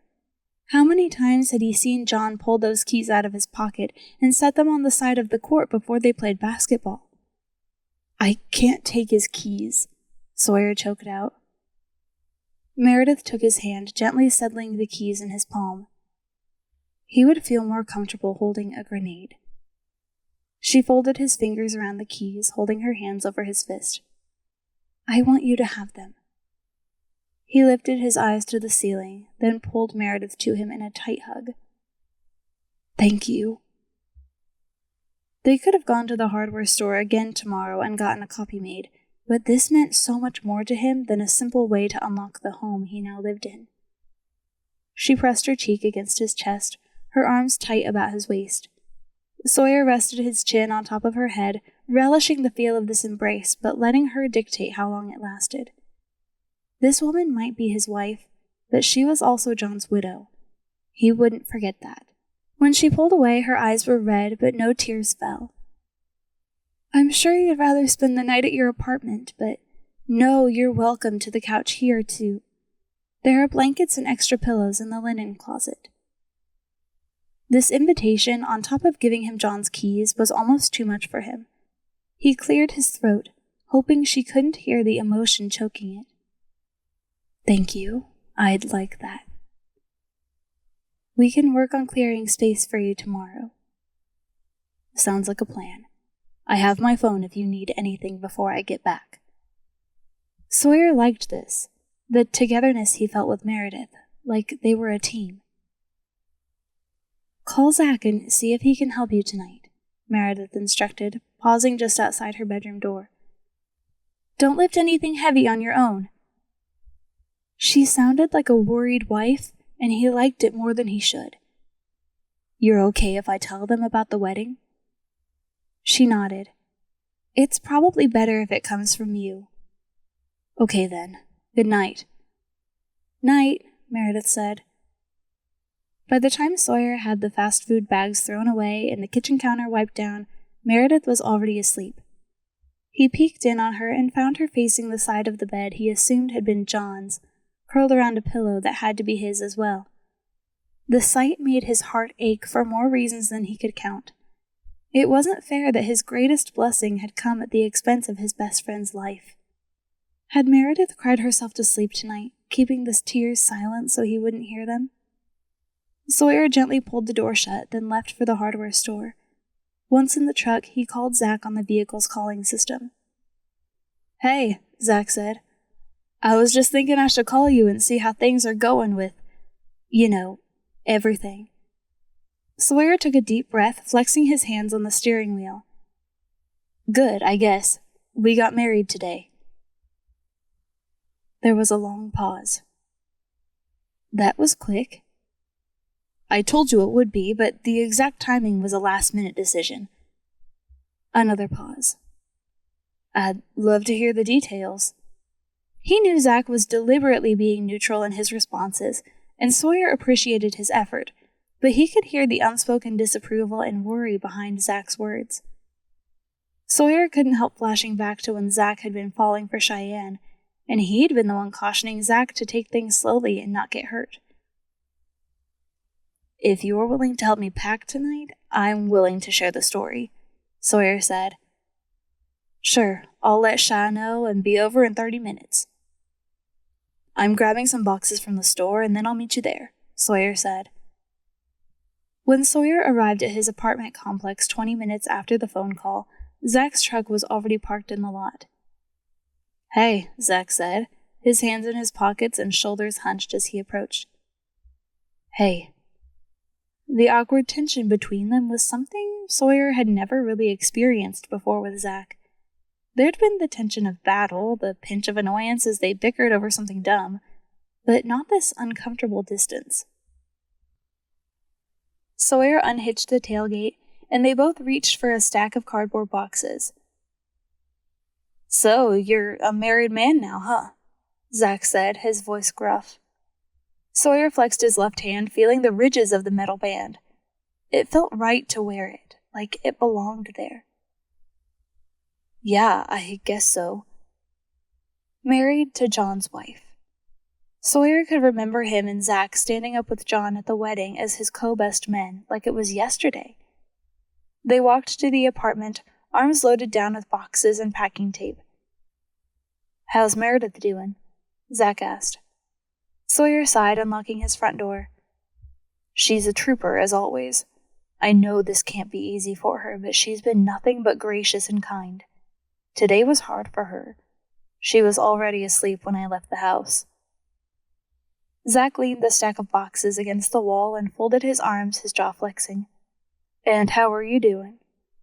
Sawyer rubbed a hand over the back of his head, not meeting Zach's eyes. "Missing John like crazy.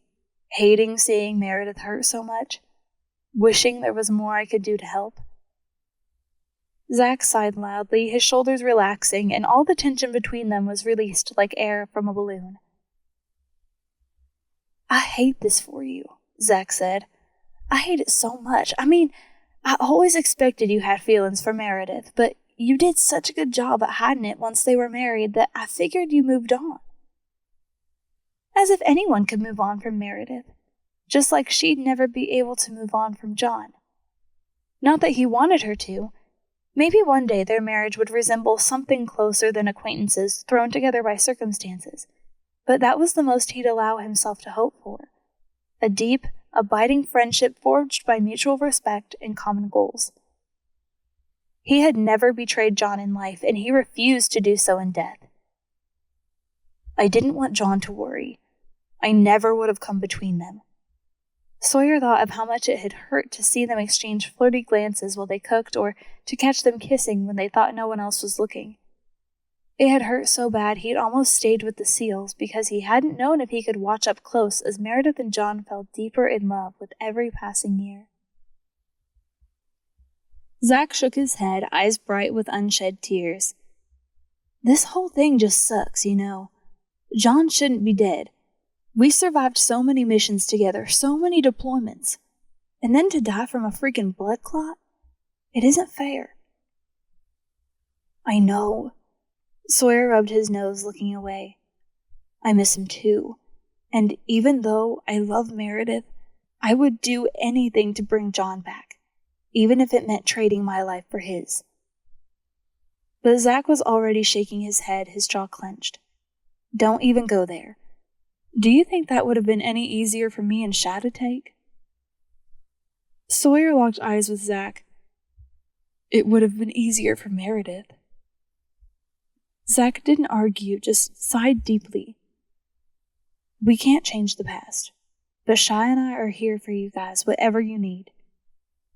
Sawyer clapped Zach on the back. Thanks. That means a lot to both of us. Years in the military had taught Sawyer and Zach how to be efficient packers, and in 4 hours, every box had been neatly filled and taped shut. There was a small pile of items in one corner that Sawyer would check with Meredith before tossing, and a larger pile of items he would donate to a second-hand store. But other than moving the furniture, everything else was done. How easy it was to pack up this place that had never really been home. It had been a place to work, to eat, and sleep, but he would have felt just as at home, or not at home, as the case was, in a hotel room.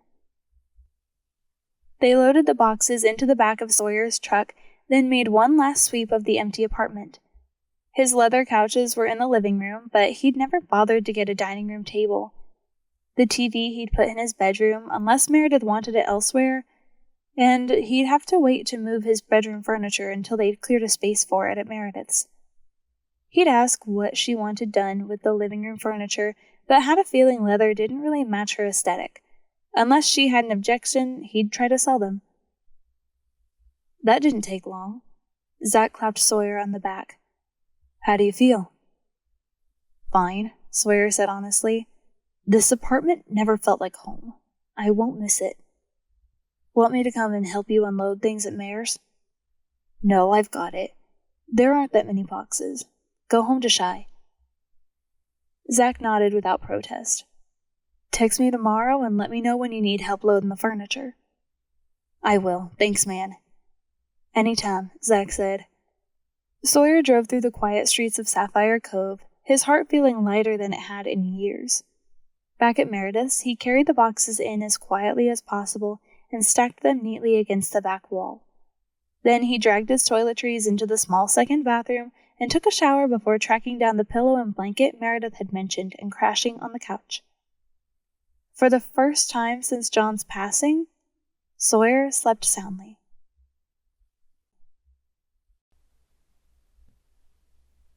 Chapter 19. Sawyer was up before the sun the next morning, despite having gone to bed so late. He wanted to start off the first day of their new marriage on the right foot. Wanted to let Meredith know that he really was here to be her partner. Their marriage might not be a traditional one, but that didn't mean they had to go through life as distant roommates who happened to share children. He wanted them to be teammates, best friends even. He knew neither of them could replace John, but they could form a new, different friendship independent of that connection. After folding and putting away his bedding, Sawyer headed to the local grocery store. Meredith's fridge had been pretty bare last night when he transferred the meager contents of his own fridge into it, and he wanted to make them a big breakfast. Soon he had bacon cooking in the oven, hash browns frying on the stove, and pancakes baking on the griddle. Hopefully none of the smells would make Meredith sick, and she'd be able to keep some of it down. He'd read online that protein was especially important for women carrying twins. The quiet smack of slippers against the laminate floor made him look up from the griddle, and his breath caught. Blonde hair stuck up from her head like a rumpled halo. Her pajama bottoms were wrinkled, her hands nearly hidden by the sleeves of one of John's sweatshirts. She looked breathtaking. He couldn't believe he'd wake up to this sight every day for the rest of his life. "Hey," Meredith said, giving him an unsure smile. She folded her arms, taking a tentative step toward him. "Something smells good." "Yeah?" Sawyer flipped the pancakes, unable to stop smiling. "I was worried it might make you nauseous." "Nope, not this time." Her stomach rumbled and she laughed, pressing a hand to it. "I think the babies are hungry too." "Good." He motioned with the spatula to a bar stool. "It's nearly ready. I'll have hot pancakes for you in just a moment." "Can I set the table or sit? Doctor's orders, remember?" Meredith gave him a rueful smile and took a seat. "I think the last time I woke up to the smell of breakfast was when I was a teenager before my grandma died. John wasn't much of a cook." She pressed her lips together, her brows pinching together. "Sorry." Sawyer raised an eyebrow, giving the hash browns a stir. "About what?" "You know." She looked down at the countertop, tracing the marbled lines with her fingertip. Sawyer added some salt to the hash browns and gave them a stir. What was she apologizing for? Then it hit him. She'd brought up John to her new husband. Sawyer set down the spatula and reached across the counter, placing his hands over hers. He waited until she looked up at him before speaking. On this point, he wanted to be clear. "I don't want you to stop talking about John just because we're married now. He was a big part of both of our lives." She bit her lip but didn't look away. "It's just, you've made such an enormous sacrifice for me and the babies. I don't want to seem ungrateful." His heart twinged at the uncertainty in her expression. "I would never think that, Mare." "Good." She pulled her hands away, smoothing down her hair. Sawyer turned back to the pancakes, giving her some space. "John was my best friend. I want to talk about him still, too." "Really?" "Absolutely." He slid 2 pancakes onto a plate for her. "Besides, those little girls need to grow up surrounded by memories of their father."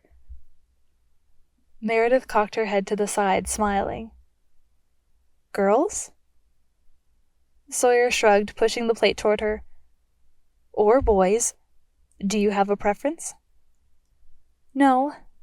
Her hands traced her stomach, stretching the fabric so that he caught the faintest hint of roundness there.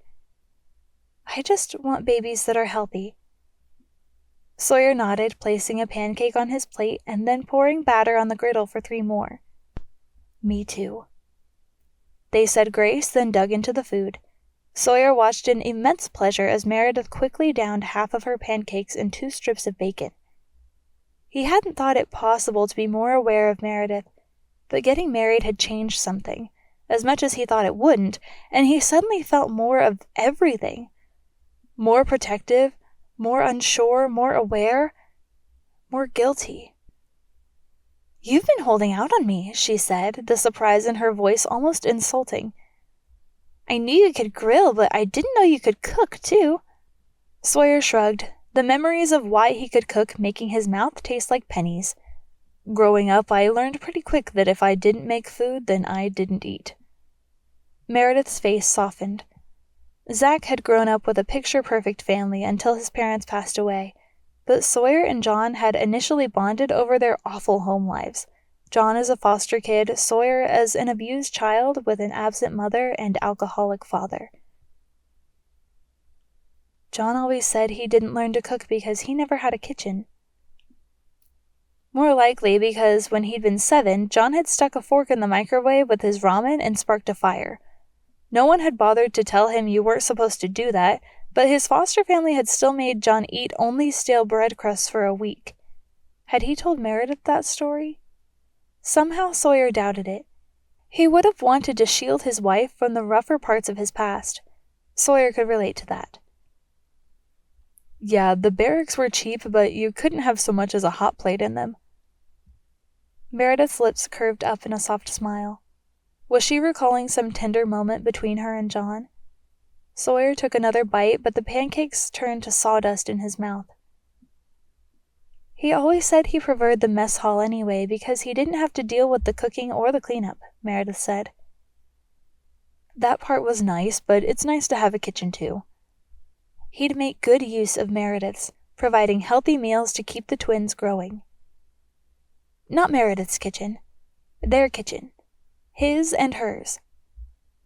One time, when we'd been married about 6 months, John was home on leave and tried to make me breakfast in bed for my birthday. Meredith's gaze grew far away, and she chuckled. I woke up to the fire alarm shrieking like crazy and the apartment filling with smoke. He was so mad at himself. Sawyer blinked, the reminder that this kitchen had once been John's slamming into him. He could well imagine what John would have looked like, brows turned down in a scowl, face glowing red, nostrils flaring. Probably because he was worried the fire truck would show up and word would somehow get back to the Sarge. That's what he said! Meredith laughed, the sound making Sawyer's entire being feel lighter. I asked him how on earth the Sarge would hear about it from 2 states away, but John insisted he would. Oh, he would have, Sawyer chuckled, a fierce longing for his days as a SEAL hitting him. There had been a camaraderie and satisfaction that came from serving his country alongside his 2 best friends that he hadn't been able to equal since going civilian. Maybe being a husband and a father would come close. He had a feeling it might. Well, we hurried and opened all the windows, and I ran next door to tell the neighbors not to call it in. They were cool about things, thank heavens. We ended up going out to Baylor's for breakfast instead. John's French toast looked like charcoal bricks.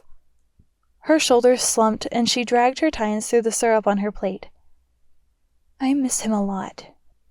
Sawyer stared down at his own plate, the loneliness blanketing him.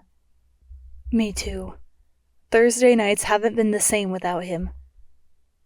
Meredith rested her hand briefly on his, making his heart skip, then went back to her meal. Just because John is gone doesn't mean you have to stop playing basketball. You and Zach should keep playing. Maybe. Silently, Sawyer thought they'd be lucky to get in 1 day a month at the court. Both of them were husbands now, and soon he'd join Zach in fatherhood. Their evenings belonged to their families now. Meredith pushed her plate away. After the twins are born, I could play with you. I'm not very good, but maybe with some practice I'll get better. Sawyer's heart swelled, and he nodded. I'd like that a lot. She carried her plate to the dishwasher, motioning with her head to the boxes he'd stacked neatly against the wall. Looks like you made some good progress last night.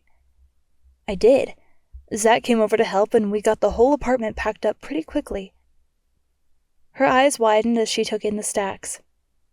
Wait, that's all your stuff? More or less. But that's only like 12 boxes. Sawyer shrugged. I haven't needed much. What about your furniture and stuff? Her incredulity was adorable. Once the spare room is ready, Zach will help me bring the bed over. We can sell the living room couches unless you want to put them here. Other than that, it's pretty much just a dresser and an end table for my room. Meredith frowned. Do you want to get rid of the couch and chair? They're pretty nice leather furniture. Nice, but not her style. I bought them on sale and I'm not attached, but if you'd like to keep that set and sell yours, we can. There's not really space for both. She chewed on her lip, looking uncertain. But he could see that she didn't want to swap out the sets. If you're sure about selling them. Absolutely. Sawyer pulled out his phone, making a note. I'll list them online today. She folded her arms tightly across her chest. I guess we'd better make room for your bed in that spare room then. The tremor in her voice nearly did him in. As much as he didn't want to sleep on the couch indefinitely, he wanted to hurt Meredith even less. We don't have to do this right now if you aren't ready, Mare. I can sleep on the couch until we can get that addition added on. He'd reach out to Dan at Boyd Construction today for a bid. That'll take months. And sleeping on the couch definitely wasn't ideal, but Sawyer wouldn't push her before she was ready. The last thing he wanted was for her to resent him for making her move on before she was ready. "I've slept in worse conditions." Sawyer nudged her foot with his. "Seriously, Mare, if we're moving too fast—" "No." Meredith straightened, forcing a smile. "That isn't fair to you. Let's clean out the room today." Sawyer nodded, wishing he could make this ache go away for her. "I'll call Zach and see if he can help." The rest of the day was a whirlwind. Sawyer had emailed late last night telling work he'd eloped and was taking a personal day. He'd also put in a request to Human Resources for guidance on how to get Meredith added to his health insurance plans, medical, dental, and vision, as soon as possible, then looked into life insurance.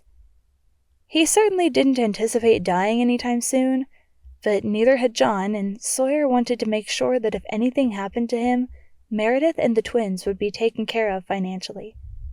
By the end of the day, he'd sold the couch and chair, moved the rest of his furniture, cleaned the apartment, and turned in his keys at the front office. As he drove up to Meredith's, it sunk in that it wasn't her place anymore, it was theirs. Sawyer dragged a rocking chair into his room for Meredith to sit in, and she watched quietly while he unpacked and put things away. They talked about trivial things, but mostly just enjoyed the silence together. At least Sawyer was enjoying it, this sense of companionship with a woman he'd never really experienced. But as he crawled into bed that night, the reality hit that he was living in John's house, married to John's wife, preparing to raise John's babies. And while he didn't regret his choices, not in the slightest, he had a feeling living with the guilt would be harder than he'd expected.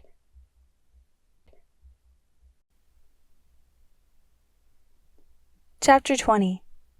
Having a man in the house again felt strange but oddly comforting, and it didn't take long for her and Sawyer to fall into an easy routine.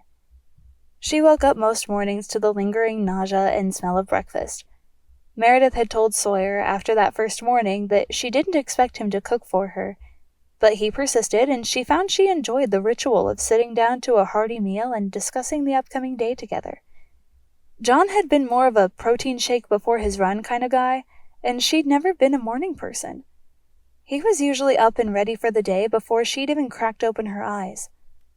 After breakfast, Meredith would shoo Sawyer into his bedroom to work while she cleaned up the kitchen, which mostly involved washing dishes while sitting on a stool. The clack of his keyboard, accompanied by the occasional soft hum of his raspy voice as he talked on the phone to clients, had become almost like a lullaby to her. She loved to lie on the couch and listen to the symphony as she drifted to sleep. Naps were almost a daily occurrence, and whether that was because of the twins or the mental exhaustion of missing John, she wasn't sure and didn't bother to examine too closely. They'd been married just over a week when she woke up early for a doctor's appointment. She'd meant to tell Sawyer about it, but he'd gotten a call during dinner last night and she'd fallen asleep before he finished. When she wandered into the kitchen, fully dressed, Sawyer looked up in surprise. She put a hand to her mouth, trying to stifle her giggle. She hadn't realized he'd been donning one of her grandmother's flowery pink aprons when cooking. He was so tall it barely brushed the tops of his thighs, the apron strings just under his armpits. He looked adorable. What? Sawyer put a hand on his hip, striking a pose that made her laugh even harder. Real men wear pink. She put a hand on the counter, trying to control her giggles. Yes, it's very dashing. Definitely suits you. You don't mind that I borrowed it? Not in the least. She motioned to the bowl he was whisking. Can I help? Want to stick some bread in the toaster? I thought we'd keep it simple this morning and just scramble some eggs. Perfect.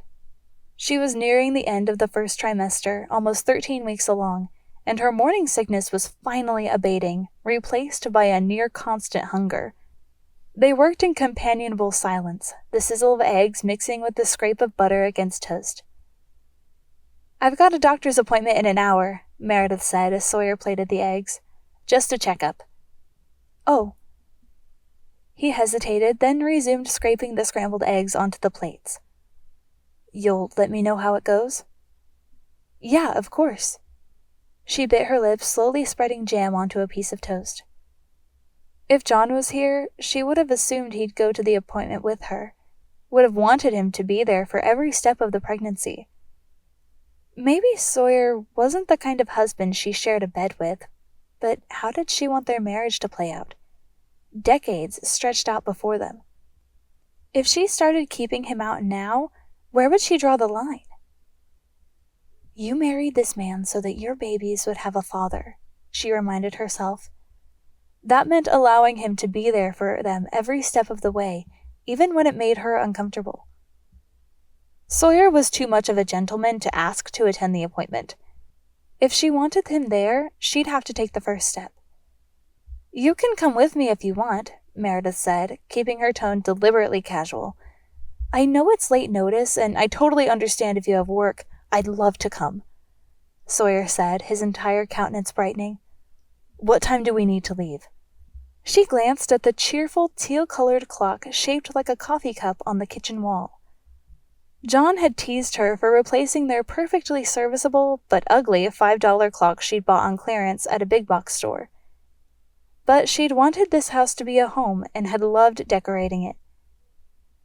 We should leave in about 35 minutes so we aren't late, Meredith said. It's not far, just Dr. Mike's office downtown. Okay then. Sawyer took a bite of his eggs. I appreciate you inviting me, Mare. I don't want to overstep my bounds, but I want to be as involved as you're comfortable with, not only in the twins' lives, but in yours. Meredith took a small bite of her eggs, her stomach churning. I want that too. It's just hard for me. Sawyer nodded, that muscle twitching in his jaw again. I get that. But when I said I'd be whatever you need me to be, I meant it. But can I be what you need? She blinked quickly, trying to ignore the twinge of guilt. He'd known what kind of marriage they'd have, and he'd said yes anyway. She shouldn't feel bad for giving him exactly what she'd promised, a platonic friendship and the title of Dad. The doctor's office was half filled with women in various stages of pregnancy, just like it had been the first time she visited. Meredith checked in at the front desk, her purse strapped clutched tightly in one hand, then sat silently beside Sawyer. It felt more intimate than she'd expected to sit beside Sawyer in this office, even more than when they'd found out she was having twins at the hospital. That had been a stress-filled night of worry. But this?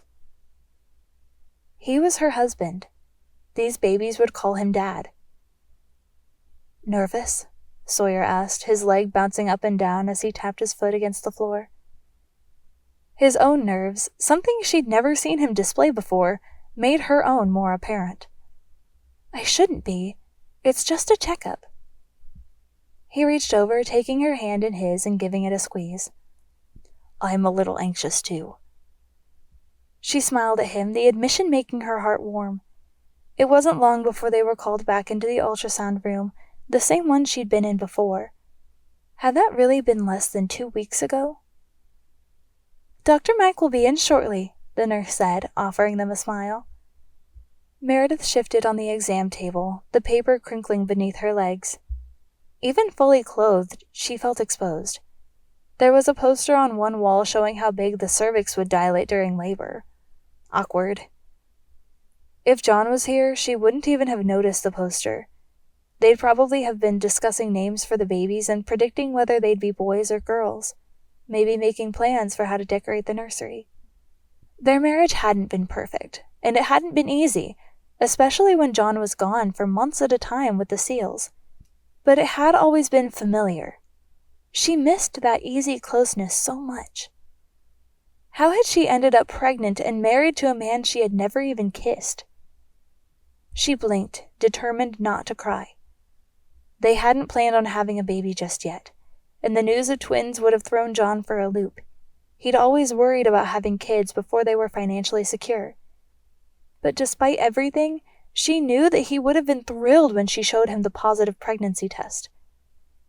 A knock sounded at the door, and Dr. Mike entered. "How's my favorite patient?" he asked. Meredith shifted, the paper crinkling again. "I think things are going better. Your dip test shows the urinary tract infection is gone, so that's a positive. Has your bleeding stopped fully?"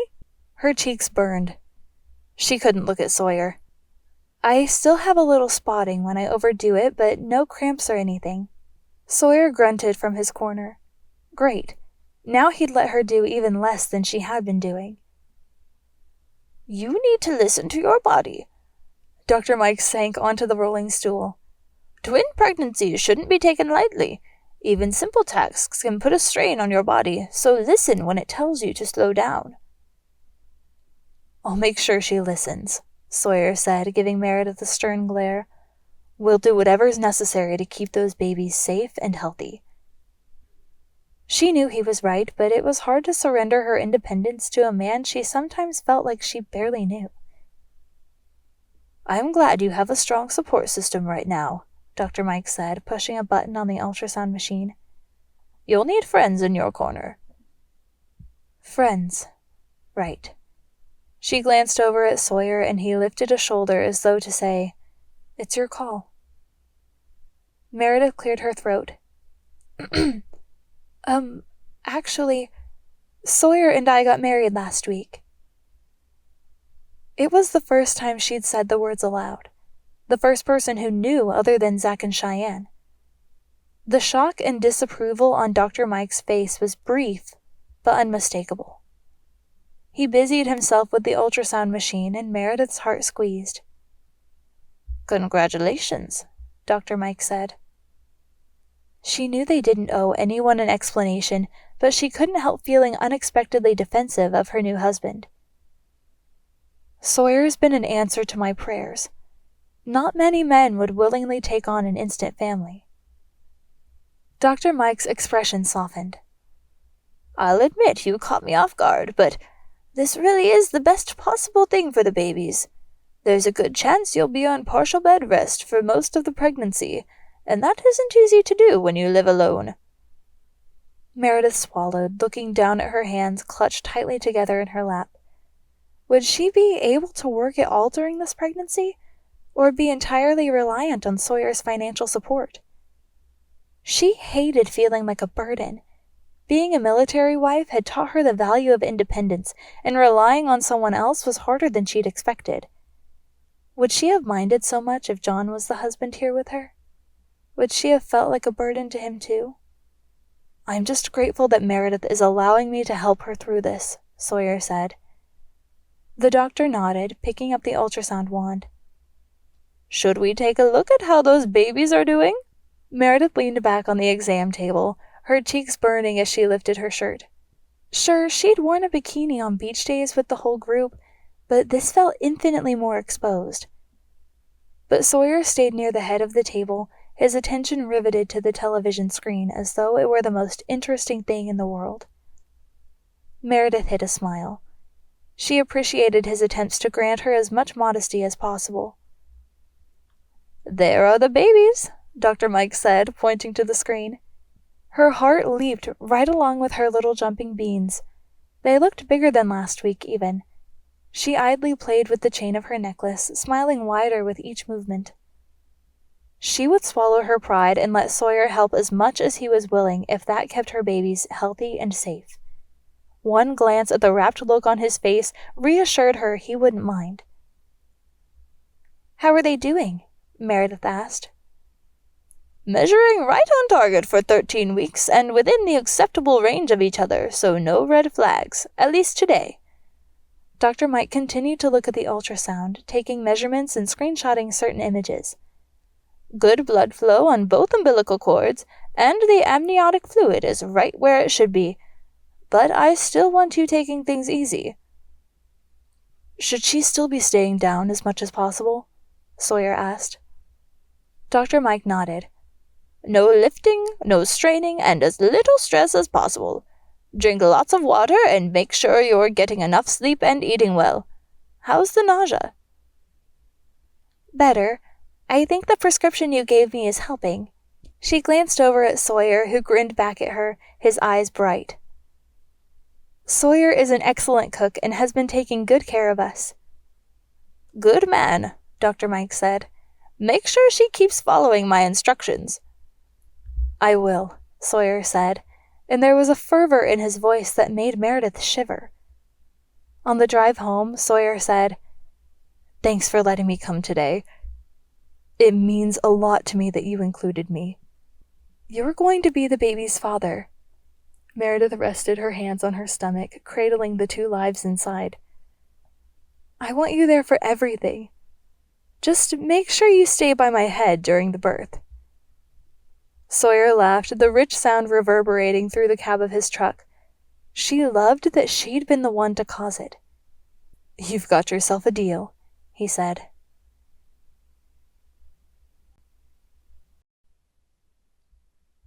Chapter 21. The tension in his shoulders dissipated as he passed the sign for Sapphire Cove city limits. Sawyer relaxed his grip on the steering wheel and eased his foot off the gas as the speed limit changed. Almost home. He didn't have to make the hour-long drive to the office in Portland very often, but there'd been a meeting he needed to attend in person today. It had been his first time leaving Meredith in town alone since their wedding 2 weeks ago, and he'd been surprised at how anxious being away from her had made him. Since falling in love with her, he'd spent months away at a time as a SEAL. But somehow that piece of paper binding them together as man and wife made him feel even more protective of her. Or maybe it was just the pregnancy. At Meredith's front door, he raised his hand to knock before remembering he no longer needed to. "I'm home," he called, shutting the door behind him. "Mare?" "Back here," she called. Sawyer paused, raising an eyebrow. It sounded like she was in her bedroom. Other than the night he brought her home from the hospital, he'd never been in there. "Everything okay?" he asked, cautiously walking toward the open door. "Yeah, just watching some TV." He leaned against the doorframe, folding his arms. The TV was certainly on, but a gigantic pile of laundry took up most of the bed, too. Meredith sat cross-legged in the middle of it, folding a pair of his jeans. "You're supposed to be resting," he chided gently. She set aside his pair of jeans, picking up a pair of her pajama pants to fold next. The sight of their clothes mingled together like that had his entire body warming. "I am resting." She set aside her now folded pajama pants and picked up a pair of his. "Look, I'm sitting down and everything." Sawyer swallowed, trying not to get distracted by her slender hands adeptly folding his pajamas. "Does that mean you were good today while I was gone? Didn't overdo it or anything?" She patted her stomach, which had rounded ever so slightly in the past few days, unnoticeable to most, but something he was acutely aware of. "Me and the babies have been fine.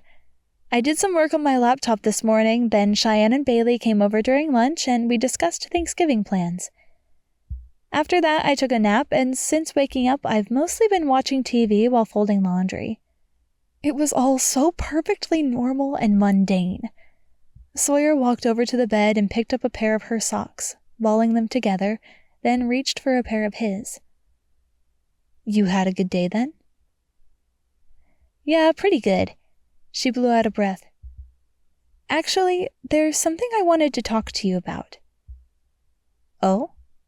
He tried to keep his tone casual, but his stomach was roiling with nerves.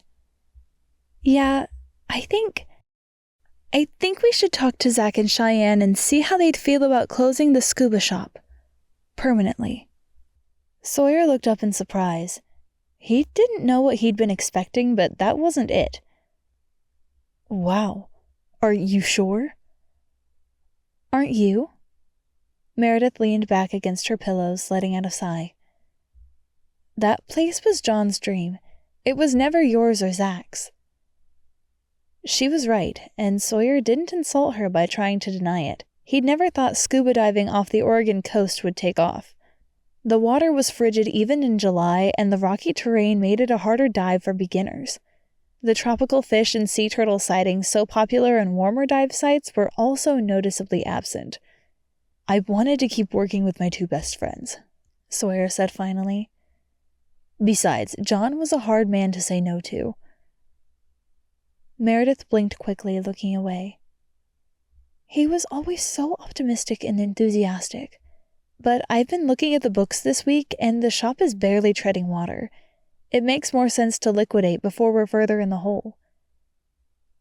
From a business perspective, she was right, but Sawyer felt a twinge of regret at the thought of telling Josiah that they had to let him go. Closing the shop would feel like a more permanent goodbye than watching the funeral director close the lid of the casket. If it felt like that to him, what must it feel like to Meredith? "We're only open on the weekends until at least April," Sawyer said gently. "Are you sure about this? We could keep it open for a few more months before making a final decision." Meredith's hand went to her stomach. "By April, the babies might be here. It's better to get everything ready for them now." "Okay." Sawyer ached to hold Meredith close and absorb some of her pain, but it felt too forward, especially in the bedroom she'd shared with John. "We can talk to Zach and Cheyenne at Thanksgiving next week and see what they're thinking." "That's a good idea. If we can close everything out by the end of the year, it probably would make things easier come tax time." He hated that she was worried about things like taxes when her life had been so horrifically upended. Their hands reached for the same shirt, fingers just brushing. Sawyer jerked his hand back, feeling branded by her touch, but she barely seemed to notice. "Oh, I forgot to tell you. Dan sent me a text and said he could drop by this afternoon to discuss the addition. In fact," she picked up her phone, glancing at the screen, "he'll probably be here any minute now." "Good. We can talk about our options. Have you thought any more about what you want in the addition?" "Not really." She pushed a hand through her hair, looking stressed. "Are you sure we have the money for this? I'm sure the babies can squeeze into my room for at least a year or two." "I'm sure." They'd gone to the bank last week so he could add her to his accounts, though she hadn't made a single purchase yet with her new card. She'd added him to her accounts as well, and her finances had been as he expected. No major surprises. It would take some budgeting to pay off the debts, but selling the scuba shop would help, and Sawyer was confident they could afford the addition and still have enough to put a little in savings each month. Their only other option was selling the bungalow and buying something bigger, but he knew that would devastate Meredith. "Okay." She blew out a breath. "I guess it doesn't hurt to at least talk to Dan." The doorbell rang just then, interrupting the conversation. Meredith followed him into the living room. "Oh, good, Aspen is with him," Meredith said, swinging open the door. "Hey, guys, thanks for coming by." Aspen smiled, leaning forward to give Meredith a hug. She wore a fancy blouse and her hair was curled, while Dan wore a leather jacket and button-up shirt. "I hope you don't mind, I brought Aspen with me," Dan said as they stepped inside. "Her parents are watching the baby, so we're heading to Harper Bay for dinner and a movie after this." "Of course not," Meredith said. "It's nice to see you. It's been a while." "Yes, thanks so much for coming," Sawyer said. Aspen had been Cheyenne's college roommate, and Sawyer and Zach had stayed at the inn run by Aspen's parents the first time they visited Sapphire Cove, so he knew the couple fairly well. "Of course." Aspen's eyes turned pained. "How are you doing?" "I'm doing okay." Meredith's hands lowered to her stomach. I guess we should tell you since it's kind of why we need the addition. I found out a couple weeks ago that I'm having twins."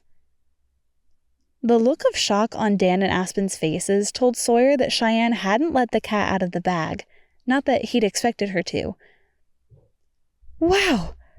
Aspen shook her head, then hugged Meredith. Wow! Congratulations!" "There's more." Meredith's eyes flicked to his, and Sawyer gave her a nod of encouragement. She took a deep breath, then faced Dan and Aspen again. "I'm sure word will get out soon enough, so Sawyer and I got married, too. These babies deserve a father, and so when Sawyer offered to be that, I accepted. It felt like what John would have wanted." It wasn't an enthusiastic announcement of their new life together, but just hearing Meredith say those words, "Sawyer and I got married," made his entire body tingle. Now Aspen and Dan looked like a forklift had run them over. "Huh." Aspen's head bobbed up and down while Dan's eyes were wide. That's great news. Congratulations, both of you.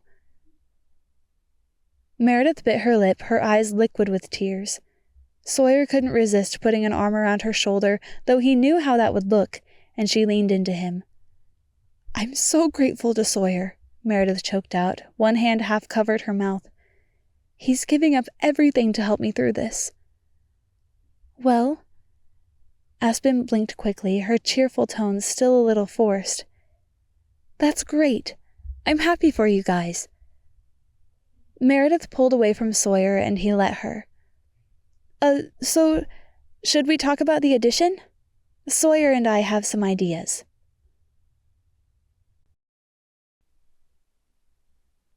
Chapter 22. Mare, are you ready to go? Coming! Meredith glanced at herself in the bathroom mirror one last time, smoothing down the Refuse to Sink t-shirt with the King Trident Scuba logo over her growing belly. After today, there would be no hiding her condition. Maybe that was a good thing, since she was almost halfway through her pregnancy. At least she'd woken up early enough to curl her hair and put on makeup today. Might as well look nice while dismantling John's dream. 2 weeks ago, with the turkey and mashed potatoes from Thanksgiving dinner still heavy in their bellies, she and Sawyer had broached the topic of closing the scuba shop. Cheyenne and Zach had readily agreed, and over 3 different pies they had come up with a game plan. It had taken months of planning to start King Trident Scuba. Funny that it had only taken hours to figure out how to close it. Sawyer waited at the front door, keys loosely jangling from one hand. His eyes trailed over her figure, lingering on her stomach. I know. No hiding it anymore. She tucked a strand of hair behind one ear, suddenly feeling very self-conscious. Do I look okay? You look beautiful, as always. His words had her cheeks burning. I really like that color on you. Meredith glanced down at the royal blue shirt. It had been one of John's favorite colors on her, too. He'd said it made her tanned skin glow golden, his own personal ray of sunshine. Thanks. Sawyer spun the keychain around his finger, the anchor pendant glinting in the light. A memory of John doing the same thing with those keys flashed into her mind. Are you sure you feel up to going? Everyone will understand if you stay home. Meredith cut him with a glare. I'm not the only one who misses John, and I'm not the only one selling a business today. We do this together. He straightened, his eyes glowing with something she couldn't quite define. Pride, maybe? Okay then, let's do this. The red brick exterior of King Trident Scuba glistened in the weak winter sun, a testament to Sawyer's efforts yesterday with the power washer. Meredith could still remember how the shop had looked when they'd leased it, the red brick turned a dull gray from the thick film of sea salt coating it. It had taken them a week just to clean the building, and there had been many late nights where the 5 of them ate pizza on the floor of the shop, surrounded by cleaning supplies and buckets of paint. She pressed a hand to her stomach, taking in the window display she'd helped Cheyenne arrange. The large sign she'd designed to advertise their going out of business sale sat prominently on an easel she hadn't sold yet from her photography studio. Sawyer's arm landed around her shoulder, reassuring and warm. She leaned into him, readily accepting his silent show of support. Let's go inside before we freeze, he said, his warm breath tickling her cheek. She nodded, unlocking the door for the last time. The store looked almost as it had on opening day. Scuba equipment neatly lined one wall, each item carefully cleaned and sanitized. A rack of wetsuits stood alongside a smaller rack of t-shirts and zippered sweatshirts. A small shelf held typical tourist trinkets, everything from snow globes to bottle openers. On the reception desk, a row of tablets charged in a neat stack, ready for customers that would never again sign waivers before embarking on a dive. The only noticeable difference was the large sign overhead advertising that everything must go. Meredith had spent every spare moment during the past 2 weeks finding and posting in various scuba diving groups on social media in the hopes the slashed prices would lure them to the sale. She rubbed a thumb over her necklace, her breathing ragged. With a little luck, this place would be empty by tonight. Everything was for sale, from the equipment to the furniture. She hoped her efforts to advertise the sale would prove fruitful. Zach and Cheyenne arrived a few minutes later, and the next hour was a flurry of activity. Meredith hated sitting back and watching while everyone else worked, but she did her best to assist while still following the doctor's orders. "It's 9:58, Cheyenne said, glancing at her phone. "Looks like there are a few customers waiting in their cars. Should I unlock the door?"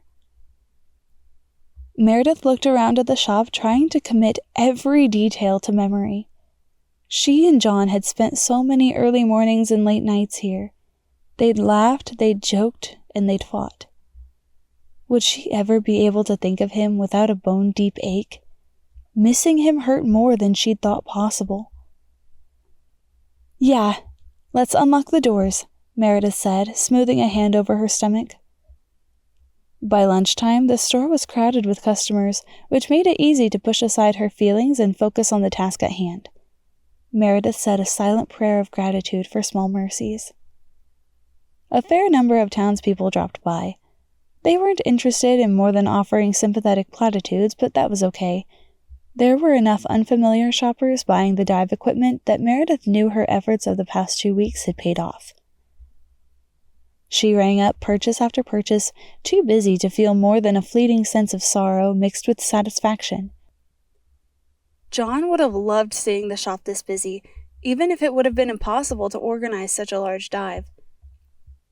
By the time 7 o'clock rolled around, all that was left were half a dozen t-shirts, a small pile of items to drop off at the church charity bin, and a slightly bigger pile to take to the city dump.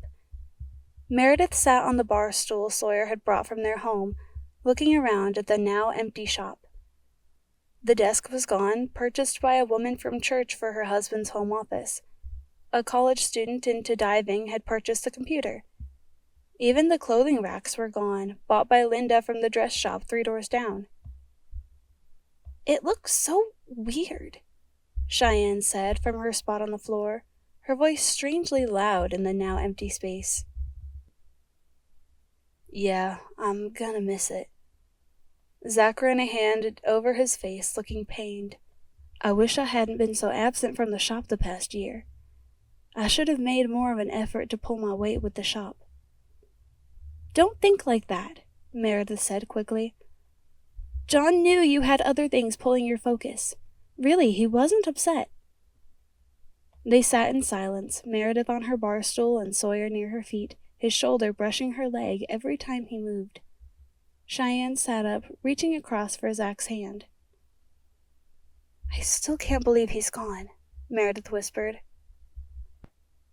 She motioned to the shop, her voice choked. "It still feels like a dream." Sawyer rested his hand on her foot, the touch comforting and warm. "I'd wake you if I could." Soon it became impossible to ignore the ache in her back and the exhaustion making her entire body feel heavy. "I should get you home," Sawyer said, hopping to his feet. "We should go as well," Cheyenne said, letting Zach pull her up from the floor. "Bailey has been at Aspen's long enough, and we need to get her to bed." "Wait!" A desperate need to remember this place, this brief moment when John had lived out his dreams, had her scrambling for her cell phone. "We should take a picture before we leave." Sawyer's eyes softened. "That's a great idea." Cheyenne and Zach murmured their agreement. They all huddled close, and Meredith held out her arm and snapped a few quick shots. She checked that the images had turned out okay, then slipped her phone back into her pocket. "Thanks," she mumbled. Cheyenne pulled them all in for a hug. "Let's not think of this as the end of an era, but the beginning of a new chapter." Sawyer's arm tightened around Meredith. "I like that." They bundled up in coats and said their goodbyes before leaving. Meredith stared out the truck window, letting her tears fall as the building disappeared from view. Sawyer would return in the morning to remove the sign and load up the donations for the church. Then Zach and Cheyenne would stop by after the garage closed to load up the trash and do a quick clean of the building before they dropped off the keys at the landlord's. But Meredith wouldn't return for either of those tasks. "You did good today, Mare," Sawyer said, one hand resting on the steering wheel. "I know it can't have been easy for you." She grabbed a tissue and dabbed under her eyes so she wouldn't smear her makeup everywhere. "I just want to move forward and focus on the babies. Closing the scuba shop was the right move for everyone involved, including them." Back at home, Meredith got ready for bed. She'd expected to feel exhausted, but instead she felt keyed up, her body buzzing with a nervous energy. What she really wanted was to curl up on the couch with a bowl of ice cream and a movie marathon. She peeked out her bedroom door, feeling strangely shy. Sawyer sat in a corner of the couch, one foot propped on his knee and his laptop balanced atop his lap. He looked so focused, and she'd taken up so much of his time and attention lately. What if he was working and she interrupted him? She could forego the ice cream and watch TV in bed. She moved to close the door, swallowing back the loneliness. But a hinge squeaked, and Sawyer looked up. "Hey." He sat aside his laptop, his brow knitting in concern. "Everything okay?" "Uh-huh." She bit her lip. They'd been married a month, but they hadn't spent a single evening hanging out together since the wedding. Most nights she barely stayed awake through dinner.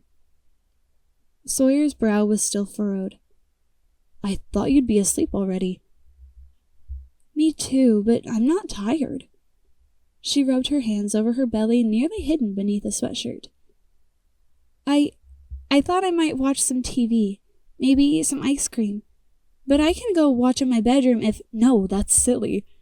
If you want to watch TV out here, you should. I can go work at my desk if you want to be alone." Was that what he wanted? He was so hard to read sometimes, fiercely loyal and protective, but she never quite knew if it was purely out of duty. "You can stay in here if you'd like. I mean, if the TV distracts you." "No," Sawyer said quickly. "I was just looking at some plans Dan sent for the addition, but we can go over those later. Watching TV sounds nice." "I wouldn't mind looking at the plans first." "Sure." Sawyer grabbed his laptop from the coffee table, grinning. "Dan gave us a few different options. They're all rough drawings just to give an idea of what we can fit into the space. Once we pick a design, he'll do more detailed plans." Meredith sat down on the couch next to Sawyer, leaning over his shoulder to look at the laptop screen. "This is the one that makes the best use of the space, I think," Sawyer said. "It'll give you a brand new owner's suite and 2 additional bedrooms in case the babies don't want to share when they get older. The twins' bedrooms would be a little on the small side, but we could turn my current bedroom into a den or a playroom. And then we'd each have our own ensuite." She liked that idea. Sawyer deserved a nice new bedroom with a spacious walk-in closet and a large shower. "But I think I'd want the babies to be closer to me. I'd probably have them share your bedroom." Sawyer turned to face her, and she inhaled sharply. She hadn't realized how close they were sitting. His Adam's apple bobbed, and she found herself mesmerized by the movement. "But the 2 new bedrooms would be closer to your new bedroom," he said. "My bedroom?" She shook her head. "Oh no. You're the one paying for everything, so you should have the new bedroom." "With that enormous closet I'll never fill?" Sawyer laughed. "That closet and the bathroom have 'woman' written all over them." "Sawyer." He set the laptop back on the coffee table with a grin. "We can argue about this tomorrow. You wanted ice cream, right? Why don't you pick something to watch while I dish us up some?" "I don't know what kind of TV shows you like." She picked up the remote while Sawyer headed to the kitchen. "John liked comedies or competition game shows. I saw an ad for a new medical drama that seems kind of interesting." He poked his head out from behind the open freezer door. "Harmony Hospital?" Meredith nodded, surprised. Yeah, you've heard of it? Sawyer nodded eagerly. Yeah, I've been wanting to watch it too. I've always liked medical shows. Meredith grinned, queuing it up. Me too. John used to tease me about how much I loved drama. You mean primetime soap operas? Sawyer grinned, setting 2 bowls on the kitchen island. That's what he used to call the police procedurals I'd watch. She laughed, that phrase triggering a memory of John saying that exact same thing when he walked in while she watched a reality dating show. He never liked anything too intense. Said he got enough of that in the SEALs. Yeah. Sawyer scooped the ice cream, and she could see the tension in his arms even from across the room. I think John and Zach were both more burned out on the military than me. John had been beyond ready to leave the SEALs, although he'd felt a lot of guilt at his job change. He'd loved his country deeply and felt a strong sense of loyalty to the Navy. He'd just loved her more. Meredith had been excited, too. In their first year of marriage, they had spent less than 2 months together total because of deployments. But Sawyer had always struck her as a born soldier, and she'd never once heard him express dissatisfaction with his career. John had suspected that if Zach hadn't met Cheyenne, he and Sawyer would have both stayed with the SEALs. But when both his brothers left, Sawyer hadn't wanted to stay behind. Do you miss it? Meredith asked. Sawyer shook his head, and his smile seemed genuine. Not anymore. It was a hard adjustment at first, but I'm happy with my choices. I'm glad. Meredith accepted the bowl of ice cream he handed her. It meant a lot to John to have you and Zach so close. It means a lot to me, too. Sawyer hesitated, then sat down beside her on the couch. Meredith realized she hadn't moved from her spot in the center after leaning over Sawyer's shoulder to look at the addition plans. They usually hugged opposite sides of the couch like 2 teenagers on a first date. She pushed play, and the show's opening scene began, a group of medical interns starting their first day at the hospital. When was the last time she'd sat this close to a man other than John? She'd dated before him, but never for long and never seriously. In the show, the main intern was running late and stole a cab from a handsome man, only to show up at work and realize he was her new boss. Sawyer slung an arm around the back of the couch, 1 foot propped on his knee and nearly brushing her leg. She'd loved watching TV with John, would cuddle up against his side, her head resting on his chest while his arms held her close. He'd tuck the blanket up under her chin to make sure she wouldn't get cold. Every time he'd laugh at something on the screen, she'd felt the reverberations in his chest. Sometimes she'd focused on the sound of his heartbeat and imagined hers was in sync with it. The intern's attendant was berating her now for stealing his cab, which had made him late for an important surgery. But there was an undertone of flirting, and Meredith knew they'd get together at some point in the series. It was inevitable. Sawyer shifted, his arm nearly brushing her leg as he set his empty bowl of ice cream on the coffee table.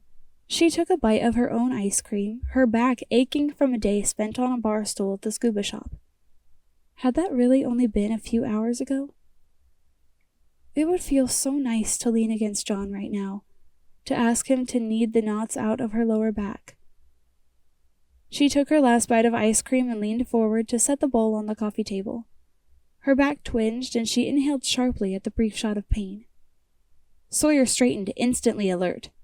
What's wrong? Nothing. She waved him away, leaning back against the couch cushions gingerly. Just tired and sore. I don't know why, since all I did was sit all day. You were the one running around and helping customers. That's because I'm not currently growing 2 entire humans. Here. He grabbed a throw pillow from where he'd tossed it on the floor and rested it on his lap. Stretch out and lay your head down. Meredith stared at the pillow, her eyelids drooping. She should probably just crawl into bed and go to sleep, but she wasn't ready to be alone again just yet. If she accepted his offer, would it be overstepping some invisible boundary in their relationship? She didn't want to give him mixed signals. It looked so inviting, and her eyelids were growing heavy. "Are you sure?" "Why not?" He patted the pillow. "You'll be more comfortable." The pillow did look inviting, and her back ached something fierce. She hesitantly stretched out, resting her head on his lap. Her entire body sighed in relief as her muscles stretched. Sawyer grabbed a blanket, gently placing it over her. On the TV show, the intern was getting yelled at by an attending for mixing up two patients' charts. Meredith tried to focus on the scene, but all she could think about was how warm Sawyer felt.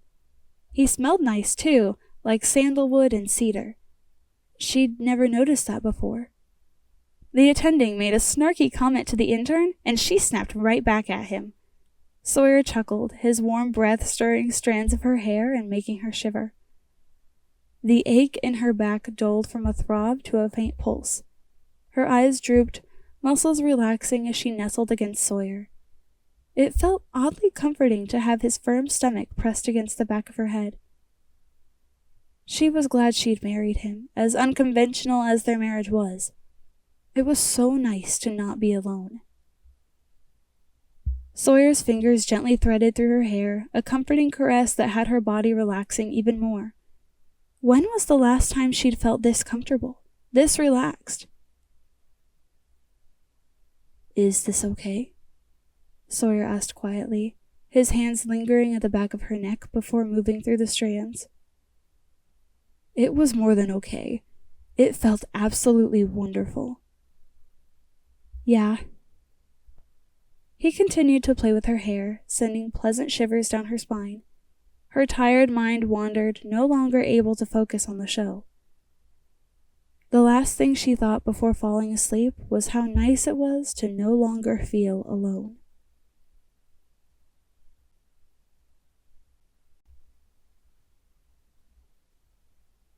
Chapter 23. Meredith stared at the ultrasound screen, holding her breath. Sawyer gripped her hand tightly and she squeezed it right back. She was nearly 17 weeks pregnant. Hopefully today they'd find out the gender of the babies. "They're wiggly today," Dr. Mike said with a chuckle. "It's going to be hard to get measurements today.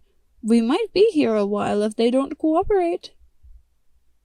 "That's okay," Sawyer said, his deep voice making her shiver. "We've got nowhere else to be." She knew that wasn't true. He'd taken the day off work to be here for the appointment, and later this afternoon Dan was coming over so they could finalize the plans for the addition. But she loved that Sawyer didn't care about any of that. His number one priority was her and the babies. "Think we'll be able to find out what we're having?" Meredith asked. "Let's hope so," Dr. Mike said. He smiled at them. "Either of you hoping for something specific?" Meredith glanced over at Sawyer, who gave her a warm smile.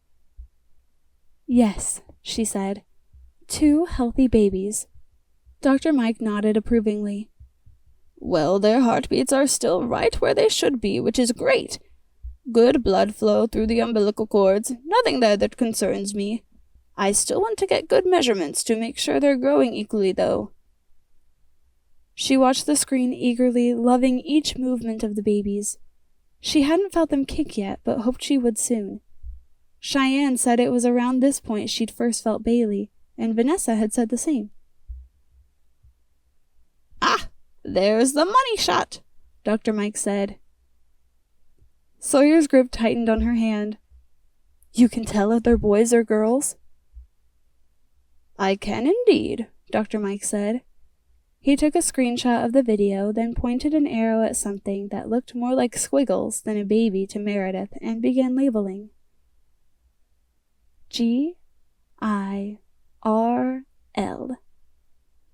She let out a happy laugh as he finished spelling out the word. "It's a girl," Sawyer said, and the excitement on his face made her heart swell with pride. "2 healthy baby girls," Dr. Mike agreed, taking another screenshot. "They're growing right on target. Everything looks great, Meredith. My only concern is that you're already having Braxton Hicks contractions. Make sure you're continuing to take things easy and resting as much as possible." "I'll make sure of it," Sawyer said, his smile radiant. The rest of the appointment was uneventful. 2 girls. Daughters. John would have been such a fantastic girl dad, overprotective and doting. The kind of dad who let them paint his nails a sparkly pink and met their boyfriends at the front door with a menacing glare. What kind of dad would Sawyer be? She knew he'd be protective and kind, but had a hard time picturing him with glitter nail polish and blue eyeshadow. Sawyer held open the truck door for her, and she climbed in with a grunt. It was getting harder and harder to haul herself into the cab. "Yeah, we should talk about selling this and buying something else," Sawyer said with a wry smile. "Maybe a minivan?" "A minivan?" She put a hand to her chest in mock horror. "I thought a Navy SEAL would sooner give up his trident pin than drive such a soccer mom car." Sawyer laughed, shutting the door and jogging around to the driver's side. He started the car, and Meredith leaned forward to turn on the heated seats. Christmas was only 2 weeks away, and the temperatures had turned frigid. "This truck isn't practical for carting around 2 babies," Sawyer said. "But it's your truck. Wouldn't you miss it?" "You kidding me?" Sawyer's smile was radiant. "I'm getting 2 little girls. I couldn't care less about this truck." His words did funny things to her stomach. She curled her hands around her purse strap, trying not to think about just how attractive Sawyer looked wearing sunglasses, his hands resting loosely on the steering wheel. "Girls, I can't believe it." Meredith rested her hands on her stomach. "I guess we can start preparing for their arrival now. Start buying car seats and cribs and stuff." "Are you excited they're girls? You never really said if you have a preference." "I don't think I had one." She traced lines on her stomach, wondering how John would have reacted to the news. She didn't think he would have cared one way or the other. "I guess it's still sinking in." 2 baby girls. It suddenly felt more real than ever before. Little girls who would want to take dance classes and play with dolls. Would they have John's eyes, her nose? Would they feel like their lives were lacking because they would never know their biological dad? She was so grateful they'd at least have Sawyer. "We should set up the Christmas tree today," she said. Sawyer glanced over at her. "Are you sure?" "Yeah." She rubbed her stomach. "These little girls deserve to celebrate the holiday, even if they're still in my tummy. I want them to have everything, you know? Holiday traditions and family gatherings and—" Her voice choked and she swallowed quickly. "They've already lost so much. They shouldn't lose Christmas too." "They won't know this year." Sawyer's voice was soft and kind. "If it's too much for you, we can skip all of that." "No. John would want us to celebrate Christmas." "Okay." Sawyer pulled into their front yard. "After Dan leaves, I'll pull out the tree and we can decorate it." "Sounds like a plan."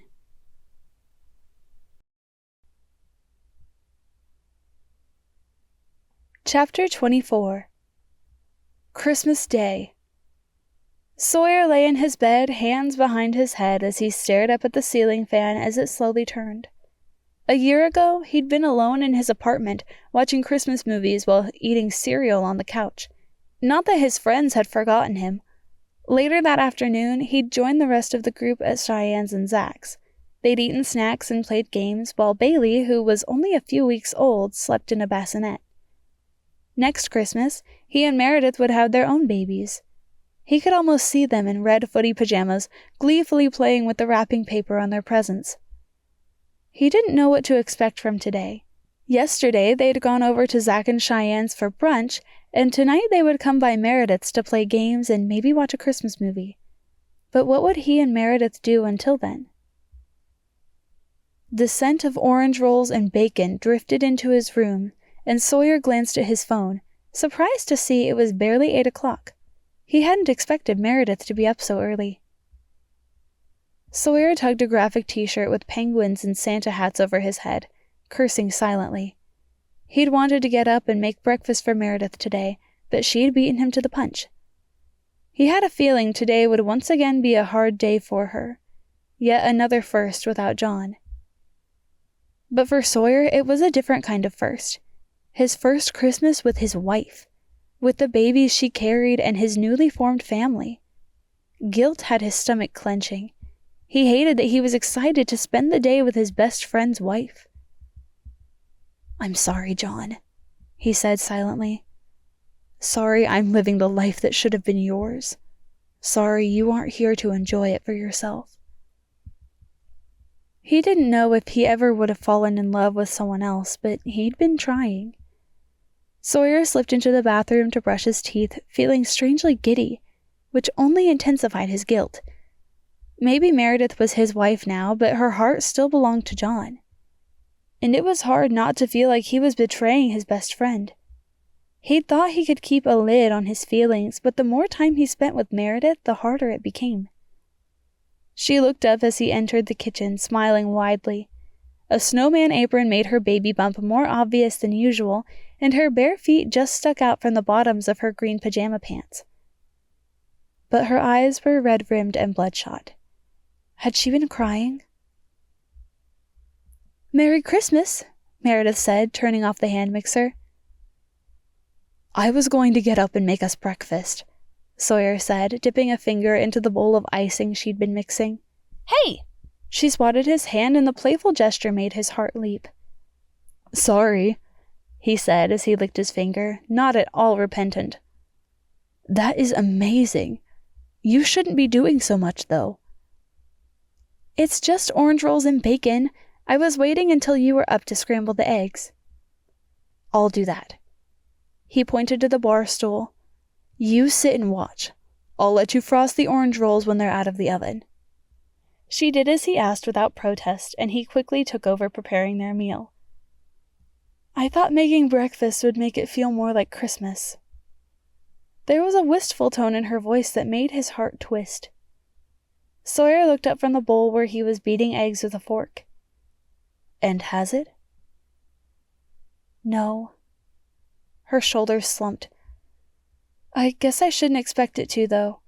Everything is different this year. Maybe next year when the babies are here, it'll feel magical again." "I think it will." The timer buzzed and Sawyer pulled the orange rolls from the oven. They looked perfect. "They'll probably be 7 or 8 months old if they don't come too early." She rubbed her stomach. "They'll probably be more interested in the boxes the presents come in than the presents themselves." She laughed, nodding. "Yeah, probably. Do you think they'll be crawling yet?" "I don't know." Would they be the kind of babies who were always busy and getting into things? Or would they be content to sit quietly while observing everything? He couldn't wait to find out. Meredith put on some Christmas music while Sawyer flipped the bacon, and soon they were sitting down to eat. Sawyer purposefully kept the conversation light, sensing Meredith's emotions were close to the surface today. Sawyer pushed back his plate, his stomach pleasantly full. The orange rolls had been so delicious he'd eaten 3. "That meal was incredible, Mare." Her cheeks pinked, but she seemed pleased. "You're always way too complimentary about my cooking." "Trust me, it's not empty flattery. Your meals always hit the spot." He stood gathering their plates. "Now you stay right there and watch while I clean up." "At least bring me some containers for the leftovers. I can put them away while sitting right here." He nodded, and they worked with Christmas music as their accompaniment. "Zach and Cheyenne won't be here until 3 or 4, Sawyer said as he finished wiping down the counters. "What do you want to do until then?" She motioned shyly to the Christmas tree. "We could open presents. I bought a few things for the babies." "Me too," he said, smiling at her. "Once we knew they were girls, I couldn't resist." "Same. I can't wait to see what you got them."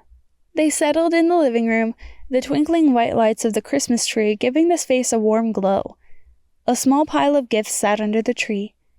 Sawyer had put his out after she went to bed last night, and she must have added hers before he woke up this morning. Here. Meredith picked up a small package, handing it to him. Open it. Sawyer eagerly tore off the wrapping paper and opened the box, lifting out a pink dress that seemed impossibly small. It said, "Daddy's Little Girl," in a swirling font across the front, and he swallowed back a lump in his throat. Beneath it was a matching dress, but in purple. "Do you like it?" Meredith asked, her tone shy. He dropped the dresses back into the box and pulled her to him, dropping a soft kiss on her forehead. "I love them. This means a lot to me, Mare. And you are going to mean a lot to them." She pulled away, motioning to the small pile of gifts. "Open something else." He opened a small package of newborn-sized diapers and a large box that ended up being a baby bathtub before handing Meredith one of his own packages to open. He'd found the onesies while in Portland for work last week and hadn't been able to resist. She pulled out the shirts, laughing when she saw the ladybug on the onesie with the words, "Mama's Little Shutterbug." "It's perfect," she said, giving him a quick hug. "Thanks, Sawyer." "Of course." He sat back down on the couch, satisfied with her obvious excitement at the gift. They opened a few more gifts, pink swaddle blankets from Meredith, a pajama set covered in tiny mermaids from Sawyer, and a few more outfits from both of them. It didn't take long to get through the small stack of gifts, but he enjoyed every second. Eventually, there were only 2 gifts left, a slim square package from Meredith, and a single triangle-shaped one he'd paid the store to wrap from him. "Here." Meredith bit her lip, handing him the package. "I've been working on it for the last few weeks when you're at work. I hope you like it." Sawyer took the package, his curiosity piqued. He carefully tore away the thick silver wrapping paper covered in glittery snowflakes, revealing a box. Sawyer lifted the lid and inhaled sharply. An image stared back at him from the cover of a book. It was a photograph of him, Zach, and John in basic training, their faces not yet lined by the stress of military life. The image was black and white, and a lot clearer than he remembered it being. "I feel like the last few months have been all about me and my grief," Meredith said quietly. "I thought it was about time someone acknowledged that you lost a best friend too." Tears filled his eyes, and he wiped them away with the back of his hand, embarrassed. He carefully flipped open the cover of the book, revealing another photo, this one of the 3 of them at high school graduation. "Mare, this is incredible." He flipped to the next page and realized it was a photo journey of his friendship with John. Zach was in many of the photos as well, and later sometimes Cheyenne or Meredith were present too. But every image had one thing in common: John. "I tried my best to enhance the pictures wherever possible," she said. He flipped the page again, landing on a picture Zach had taken of Sawyer and John at John's bachelor party. It hadn't been a wild affair, just an hour at the shooting range, a late-night dive off the coast, and then drinks at the bar before heading home. But Sawyer had savored every second of that night, knowing that the next day, the day of John and Meredith's wedding, things would change in their friend group forever. "This is incredible." He set the album aside, pulling her to him in a fierce hug. Meredith wrapped her arms around his shoulders, her cheek pressed against his chest as she clung to him. "I know you miss him too," she whispered. He pressed a kiss into her hair, blinking rapidly. "Here, I got you something too." She took the triangle-shaped package from him, her eyebrows raised in confusion. Sawyer steepled his fingers, watching intently as she tore away the wrapping paper. He'd agonized for weeks over what to get her before finally settling on this gift, then had second-guessed his decision ever since. She dropped the wrapping paper to the ground, revealing the display case he'd had custom-made for the flag that had draped John's coffin. The frame was a deep walnut color, with a rope design carved into the wood and a gold nameplate with John's information at the bottom. A trident had been carved into the wood on one side of the placard, and an anchor similar to the ones on Meredith's necklace on the other. Meredith ran her fingers over the name with fingers that trembled. "I love it," she breathed. "This is perfect, Sawyer." "I thought we could put it on the fireplace mantel so the babies can see it every day," he said. She clutched the frame to her chest, nodding. "Yes, that's a great idea. Will you help me put the flag in it?" "Of course." Meredith set the frame aside and rose, returning from her room a moment later with the carefully folded flag. Memories of the funeral had Sawyer's throat clogged with tears, but he held them back as he helped Meredith clean and dry the glass in the display case before carefully placing the flag inside. She set it on the fireplace mantel and stepped back. Sawyer wrapped an arm around her waist, and she leaned her head on his shoulder. They stood that way for at least a minute, staring quietly at the flag. "I hope I'm doing right by you, John," Sawyer said silently. "I'm trying my best to do right by Mare and the babies."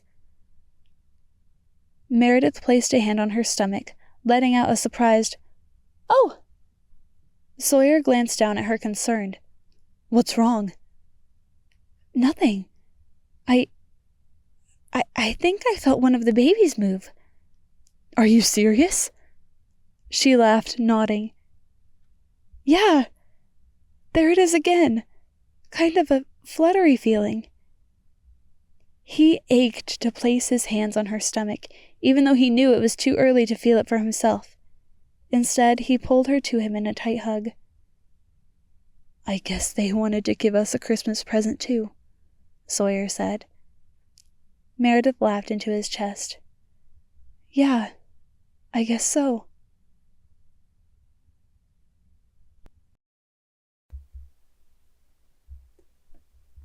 Chapter 25. The loud banging of mallets against chisels filled her small home, making Meredith's ears ring. She sat cross-legged on the couch, making silly faces for Bailey while bouncing the stuffed dog up and down like it was dancing. Bailey laughed, lunging for the stuffed animal. "Whoa!" Meredith threw out her arms, just saving Bailey from a tumble to the floor. She tickled the 1-year-old's stomach, eliciting excited squeals. Cheyenne popped her head out from behind the kitchen island, wiping away a sheen of sweat with the back of a gloved hand. "How's it going over here?" "We're doing great." Meredith pulled a face, making Bailey laugh. She glanced over the top of Bailey's head, surveying the kitchen. Broken tiles were piled every few feet, revealing the subfloor underneath. "You guys are making good time." "Good thing, since we've got to have it done this weekend," Zach said wryly. Sawyer grinned. "I can't wait to see what it'll look like when it's done." "Same," Meredith said. It was the beginning of February, and Dan and his crew had made good progress in the last month on the addition. The new walls were painted, and flooring would go in next week. Sawyer had convinced her they should replace the flooring in the entire house at the same time to match. He'd known it had been the next project she and John planned to tackle, but Meredith still felt guilty about spending Sawyer's money. At least she'd convinced him the new owner's suite should be his. He'd been completely against the idea, wanting her to have the newer, nicer bedroom, until she admitted she didn't want to move out of the room she'd shared with John. Bailey crawled into Meredith's lap, and she cuddled the little girl close, dropping a kiss on the crown of her head.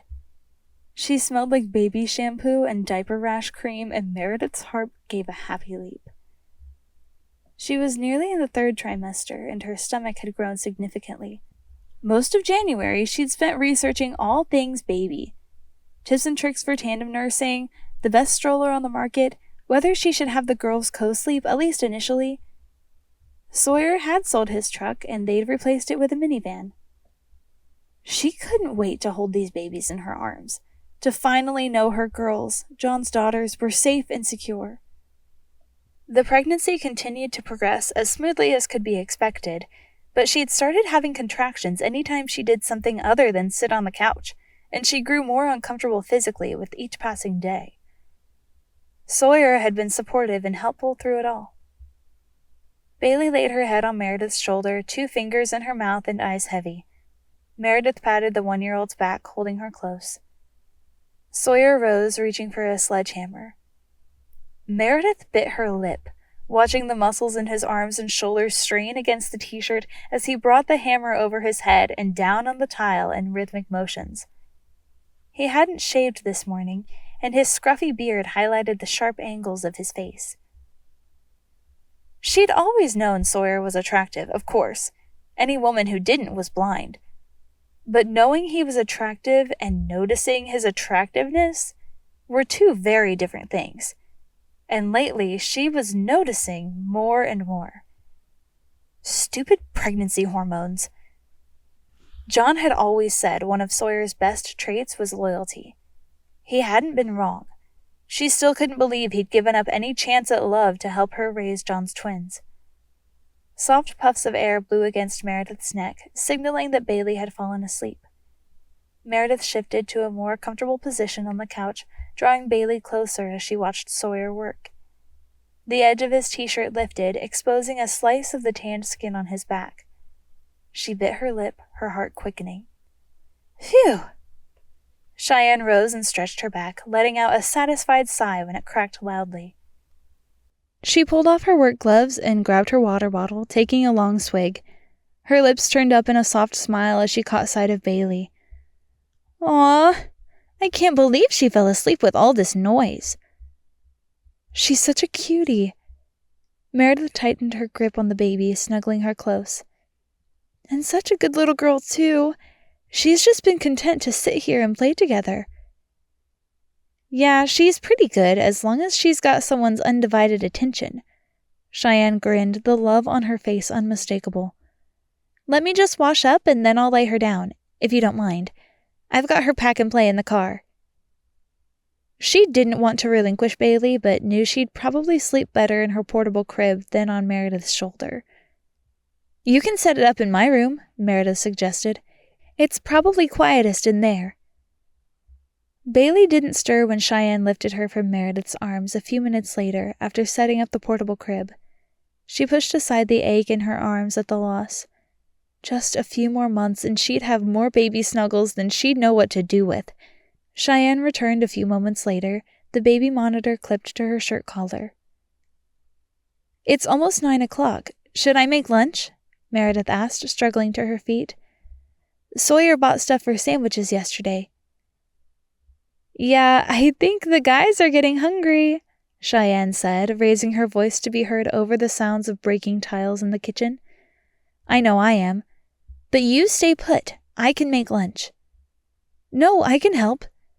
Meredith followed Cheyenne into the kitchen. Sawyer looked up, giving her a grin that had her stomach flipping. Orange earplugs stuck out of his ears, the bright green string connecting them resting against the back of his neck. Cheyenne motioned to the bar stools. At least sit down while you help. Sawyer will have my hide if I let you do too much. Meredith laughed, pressing a hand to her stomach. Yeah, he's pretty overprotective of the babies these days. Cheyenne raised an eyebrow, setting a loaf of bread on the counter. I don't think they're the only people he's worried about. Meredith traced lines on her stomach, her face growing warm. She hoped Sawyer could feel the baby's kick soon. It was such an amazing feeling, and she wanted to share it with him.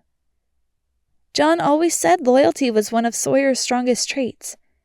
Meredith accepted the jar of mayonnaise Cheyenne slid toward her and started spreading it on the first slice of bread. I know he feels like he owes it to John to take care of his family now that he's gone. It felt odd to have this conversation with the men so close, but between the sledgehammers and earplugs, she knew they couldn't hear a thing. Cheyenne paused, the head of lettuce she'd been unwrapping still in her hands. I don't think it's just loyalty that makes Sawyer look out for you. He cares for you, Meredith. I know. She looked down, swallowing the emotions she couldn't quite name. He's a good man, and I'm not sure if I deserve him. Sure you do. I think he's been good for you. You've seemed happier the last few times we've seen each other." Meredith cocked her head to the side, considering Cheyenne's words. The ache of John's absence hadn't receded, but it had dulled to more manageable proportions, and Sawyer had helped keep some of the loneliness at bay. "I miss John so much." Meredith dipped her knife in the jar of mayonnaise, suddenly feeling very heavy. "But I don't miss him quite as much when Sawyer's around." By Sunday evening, all the tile had been removed, and on Monday, Dan and his crew came in to start installing the new floors throughout the entire house. Meredith spent a lot of time at Cheyenne and Zach's, avoiding the dust and noise, while Sawyer oversaw everything at home. But by Thursday evening, the floors had been installed, and Sawyer had mopped the new light gray laminate until it shined. "What do you think?" Sawyer asked, plopping beside her on the couch. Meredith shook her head in awe. "It's stunning, Sawyer. I couldn't love it more if I tried." "Yeah?" He stretched an arm across the back of the couch, taking in the flooring. "I love it too. Good choice to go with the gray. I think it'll hide the twins' messes pretty well." She tucked her legs up beneath her, hands resting on her stomach as she imagined the new floor covered in spilled cereal and toys. "Makes the house feel so much warmer. Brighter somehow, too. John would have loved it." "I think so, too." "He would have hated that he loved it."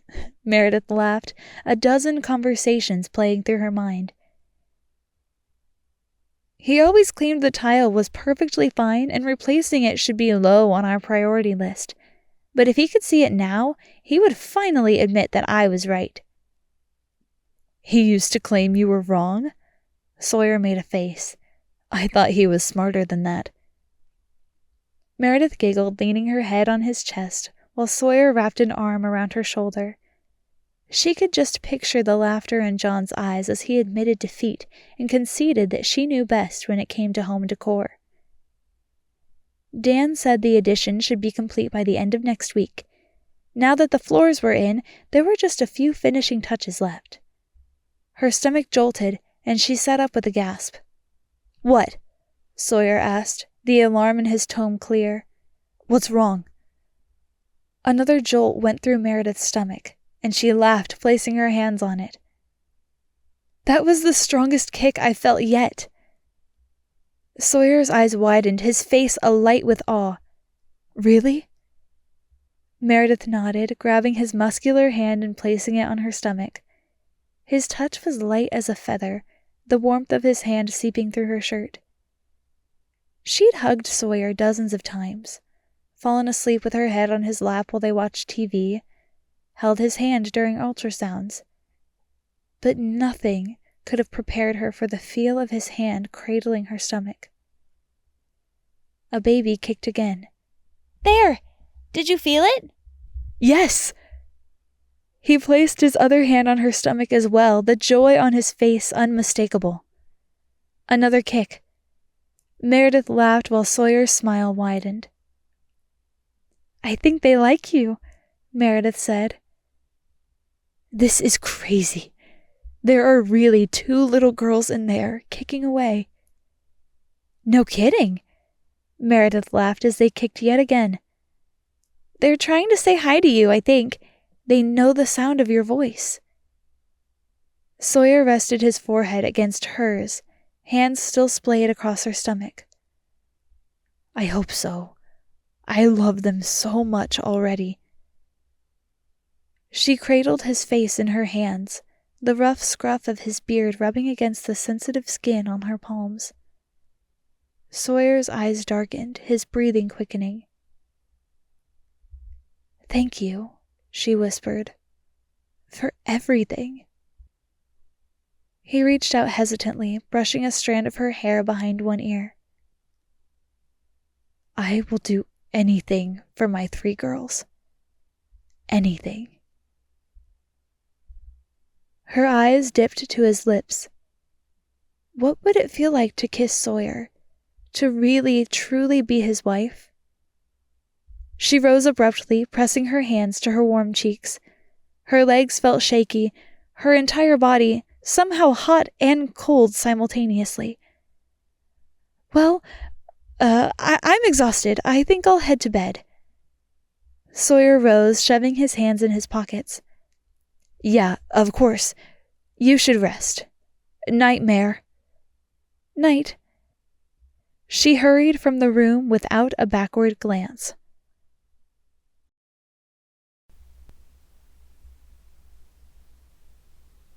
Chapter 26. Sawyer dreamed about kissing Meredith all night long. But then John was in the dreams, an AK-47 pointed at Sawyer as he ordered him to stay away from his wife. The gun turned into a crying baby, and John threw it in the air. Sawyer lunged forward, catching the infant just before it hit the floor. Then the baby split into two babies, and they were both crying while Meredith demanded Sawyer feed them. He searched frantically through empty cupboards, but there were no bottles or formula anywhere, and Meredith was saying he never should have made her sell King Trident Scuba because the babies had never been hungry there. He awoke with a renewed determination to push last night out of his mind. Resting his hands on Meredith's swollen stomach and feeling the baby's kick inside had been incredible. And yes, there had been a moment when she'd looked at him and there had been palpable tension between them. But Meredith had meant nothing by it. She was in a vulnerable situation right now, between her grief over John and her pregnancy hormones, and he wouldn't take advantage of that. He refused. It had only been 5 months since John's passing. That wasn't long enough to even consider. It wasn't long enough. He rolled out of bed, determined to keep things as normal as possible between them. In the 3 months since their wedding, they'd established a routine, and he was going to stick to it. Nothing had happened last night. He was just assembling their breakfast burritos when Meredith wandered out of her room. "Hey," Sawyer said. "Breakfast is ready. How did you sleep?" "Great." Meredith gave him a perfectly normal smile. Good. It seemed he was the only one who'd spent last night tormented by crazy dreams that were obviously a result of conflicted feelings. "How about you?" "Fine," he lied. "Just thought I'd get breakfast going so we can leave as soon as we're done." They were heading to Harbor Bay today to do some shopping for the babies. Meredith still needed to take things easy, but her last appointment had gone well, and the doctor had cleared her for a day trip, as long as she didn't walk too much. 2 hours later, Sawyer had his hands shoved in his pockets. He felt intensely out of place in an aisle of frilly pink baby bedding and crocheted blankets. I don't know." Meredith chewed on her lip, her hands on her hips and stomach protruding adorably. "I love the idea of using anchors as a focal point in the nursery, but it doesn't really go with the pink and gray color palette that I love. Anchors always make me think of navy blue, and there's no bedding that goes with the theme." Sawyer scratched the back of his neck, not sure how to reply. Was he supposed to have an opinion on this kind of thing? Right now, he'd just be happy if she'd agree to move into the newly finished owner's suite next week when Dan finished the final touches. But she was still insisting he take that room, while she stayed in hers and John's, and the babies moved into his current room. Maybe anchors are more masculine, and that's why? She picked up a swaddling blanket, brushing her hand over the fabric. I mean, how cute are these baby elephants? And there are so many ideas online for gray elephants and a dusty pink color scheme. But I can't seem to give up on the idea of anchors and a beach vibe. "Uh-huh," Sawyer said. He had no idea what dusty pink looked like and how it differed from regular pink. And he wasn't sure how baby elephants were appropriate for a girl's nursery, but anchors weren't. Or was she saying anchors were appropriate, but the color blue wasn't? Somehow he'd never imagined these moments when he'd dreamed of marriage to Meredith. Not that he was complaining, just spending time with her was a privilege. One John didn't get anymore. Had he really considered kissing her last night? "I should go with what I love, right?" Meredith said, interrupting his thoughts. He blinked, trying to focus on the conversation. What were they talking about again? Right. I mean, the twins will be my only babies. I just want everything to be perfect. The unexpected words had him inhaling sharply. Luckily, Meredith didn't seem to notice. How had he let himself begin to hope?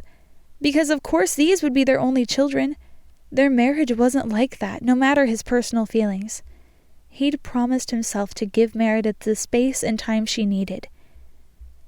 If she wanted something different... But she didn't, and he couldn't go down that road. He should have encouraged Meredith to go shopping with Cheyenne, or to video chat with Vanessa during this trip to the store, but he'd been so excited to be included in another part of the process. To have her ask him to accompany her to the fancy baby boutique in Harbor Bay. Look at this! Meredith picked up a bag of crib bedding. The fabric was a light pink color. Was that what she meant by dusty pink? And gray cartoon elephants with pink bows in their ears dotted the fabric, along with the word baby in a swirling cursive script. It's nice, Sawyer said.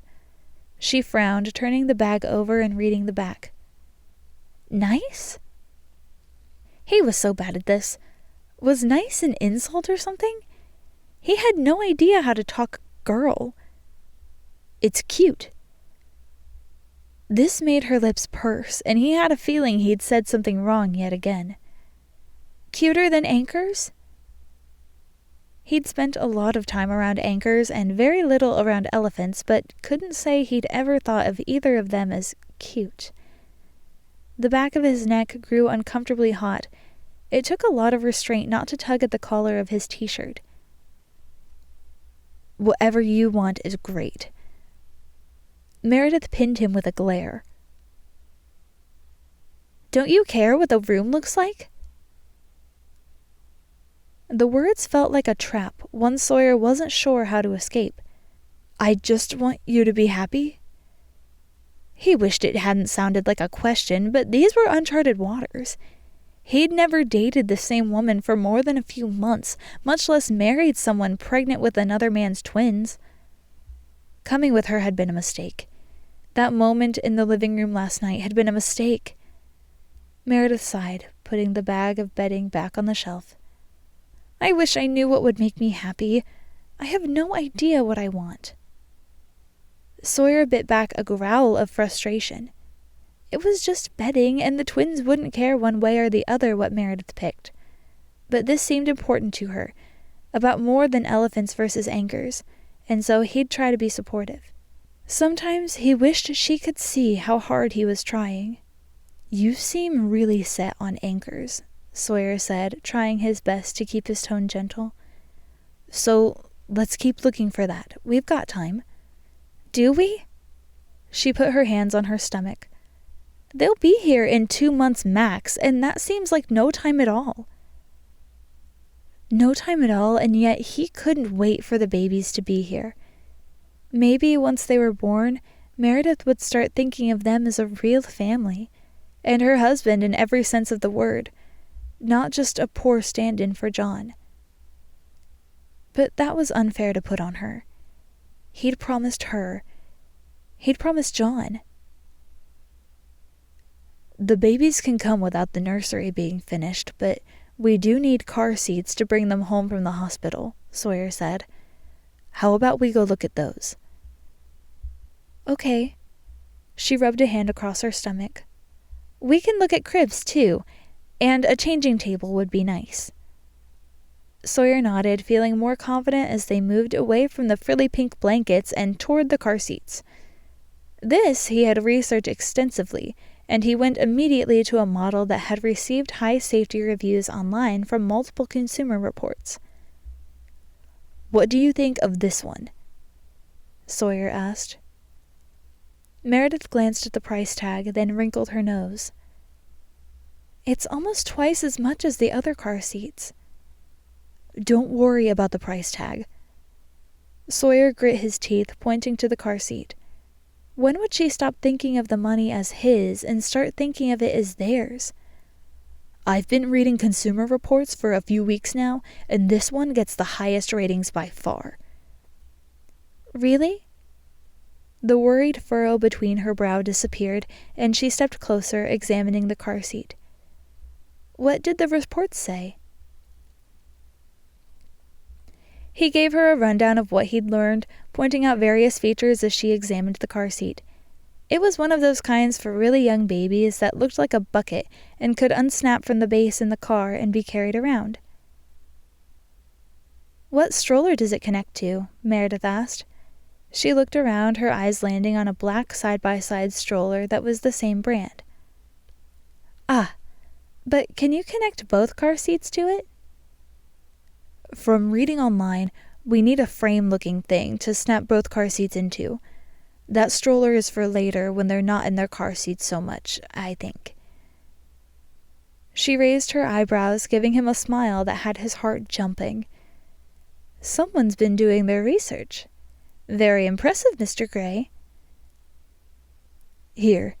He pulled the stroller off the shelf, her praise making him uncomfortable. Take it for a spin and see what you think. Meredith nodded, giving the stroller a push. It had bigger wheels than what Sawyer was used to seeing, 2 at the back but only 1 at the front. The women in the mommy message boards online called this style a jogger, and all of them talked about how much easier it was to steer than the traditional version. Meredith did a tight turn with the stroller at the end of the aisle, heading back toward him. I like it, Meredith said. It steers nicely. You want to give it a try? Sawyer's eyebrows raised in surprise, but he quickly nodded. Of course he'd be pushing the stroller, hopefully a lot. Sure. Meredith walked beside him as he pushed the stroller down the aisle.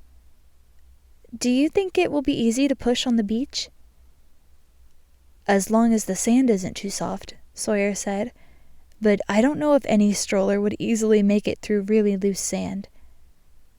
I like it, Meredith said, but it's so expensive. Safety first, Sawyer interrupted. Meredith smiled up at him, then nodded. Yeah, okay, let's get it.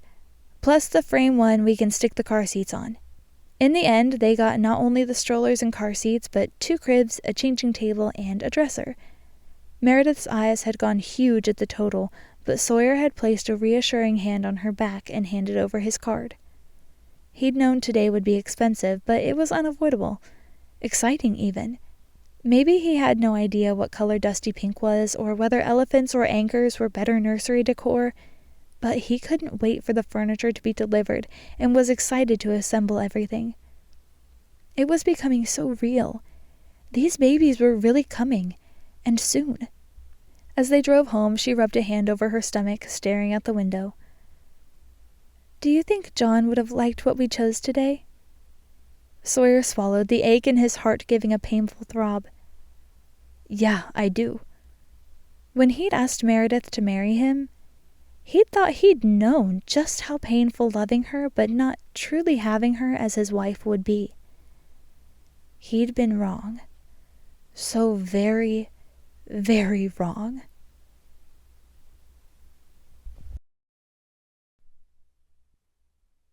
Chapter 27. Shopping for the nursery with Meredith had flipped a switch in Sawyer. Or maybe it was her offhand remark that these would be her only children. That meant they would be his only children, too.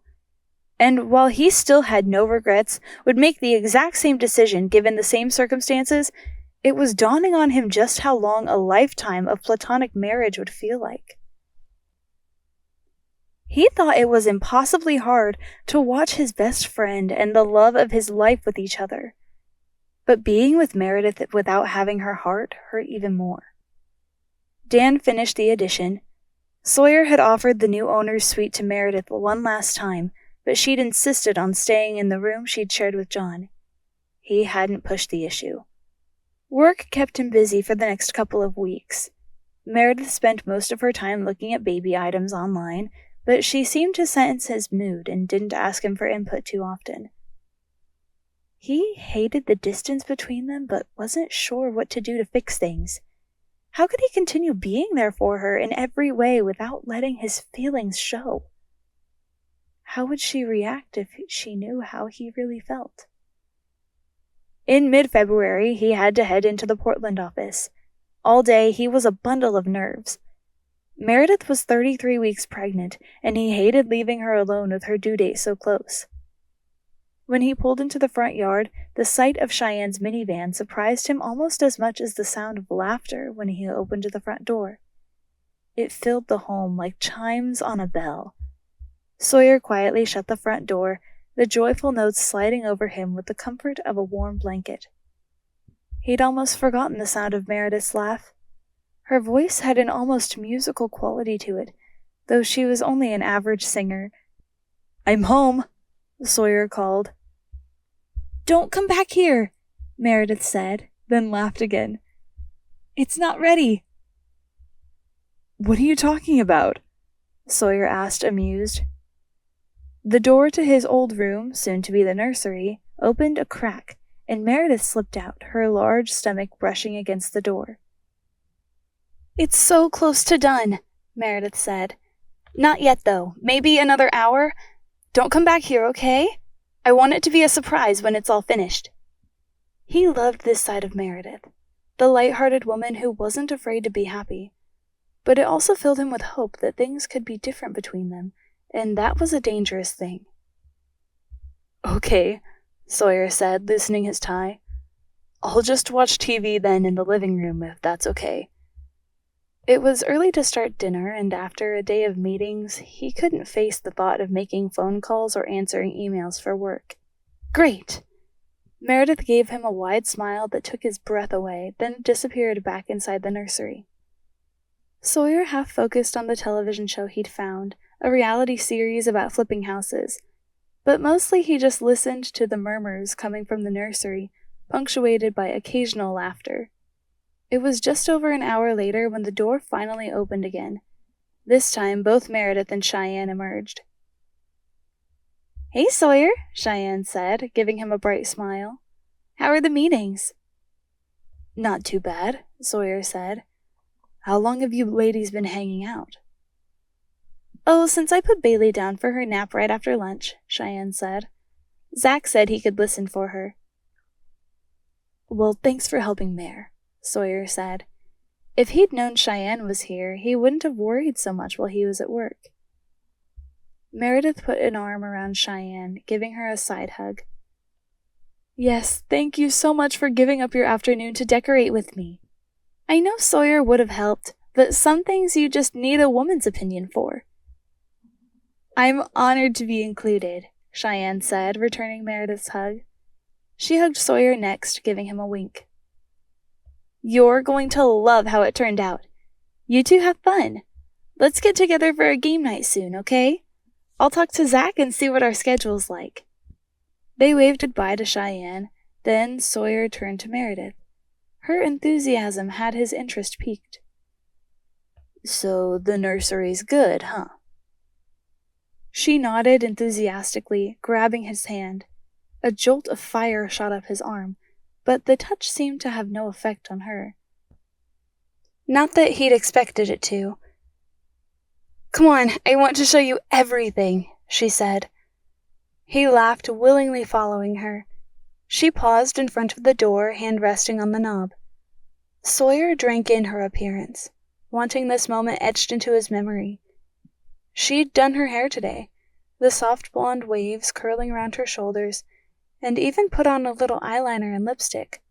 She wore a high-waisted blue maternity shirt that drew attention to the basketball she seemed to be hiding in her stomach. Her cheeks were flushed with excitement, and there was a glow about her he'd missed since John's passing. She'd never looked more beautiful. "Okay, here it is," Meredith said, swinging the door open. "Ta-da!" Sawyer had no idea what to expect when he entered the nursery.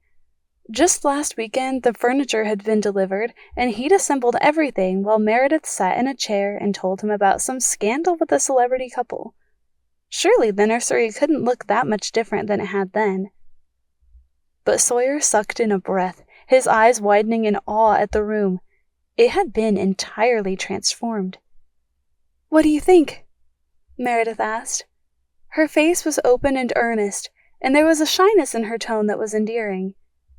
The white cribs were side by side against the wall he'd painted with pink and gray stripes. A baby blanket with gold anchors hung over the front rail of each crib. He remembered how excited she'd been when finding the bedding set after an entire day of online shopping. His eyes moved up, taking in the gold vinyl decal of an anchor with "Refuse to Sink" in a pink cursive script. The anchor glittered, centered right between the two cribs. A white microfiber glider sat in the corner, and floating shelves above it held children's books supported by seashell bookends. "Oh, Mare."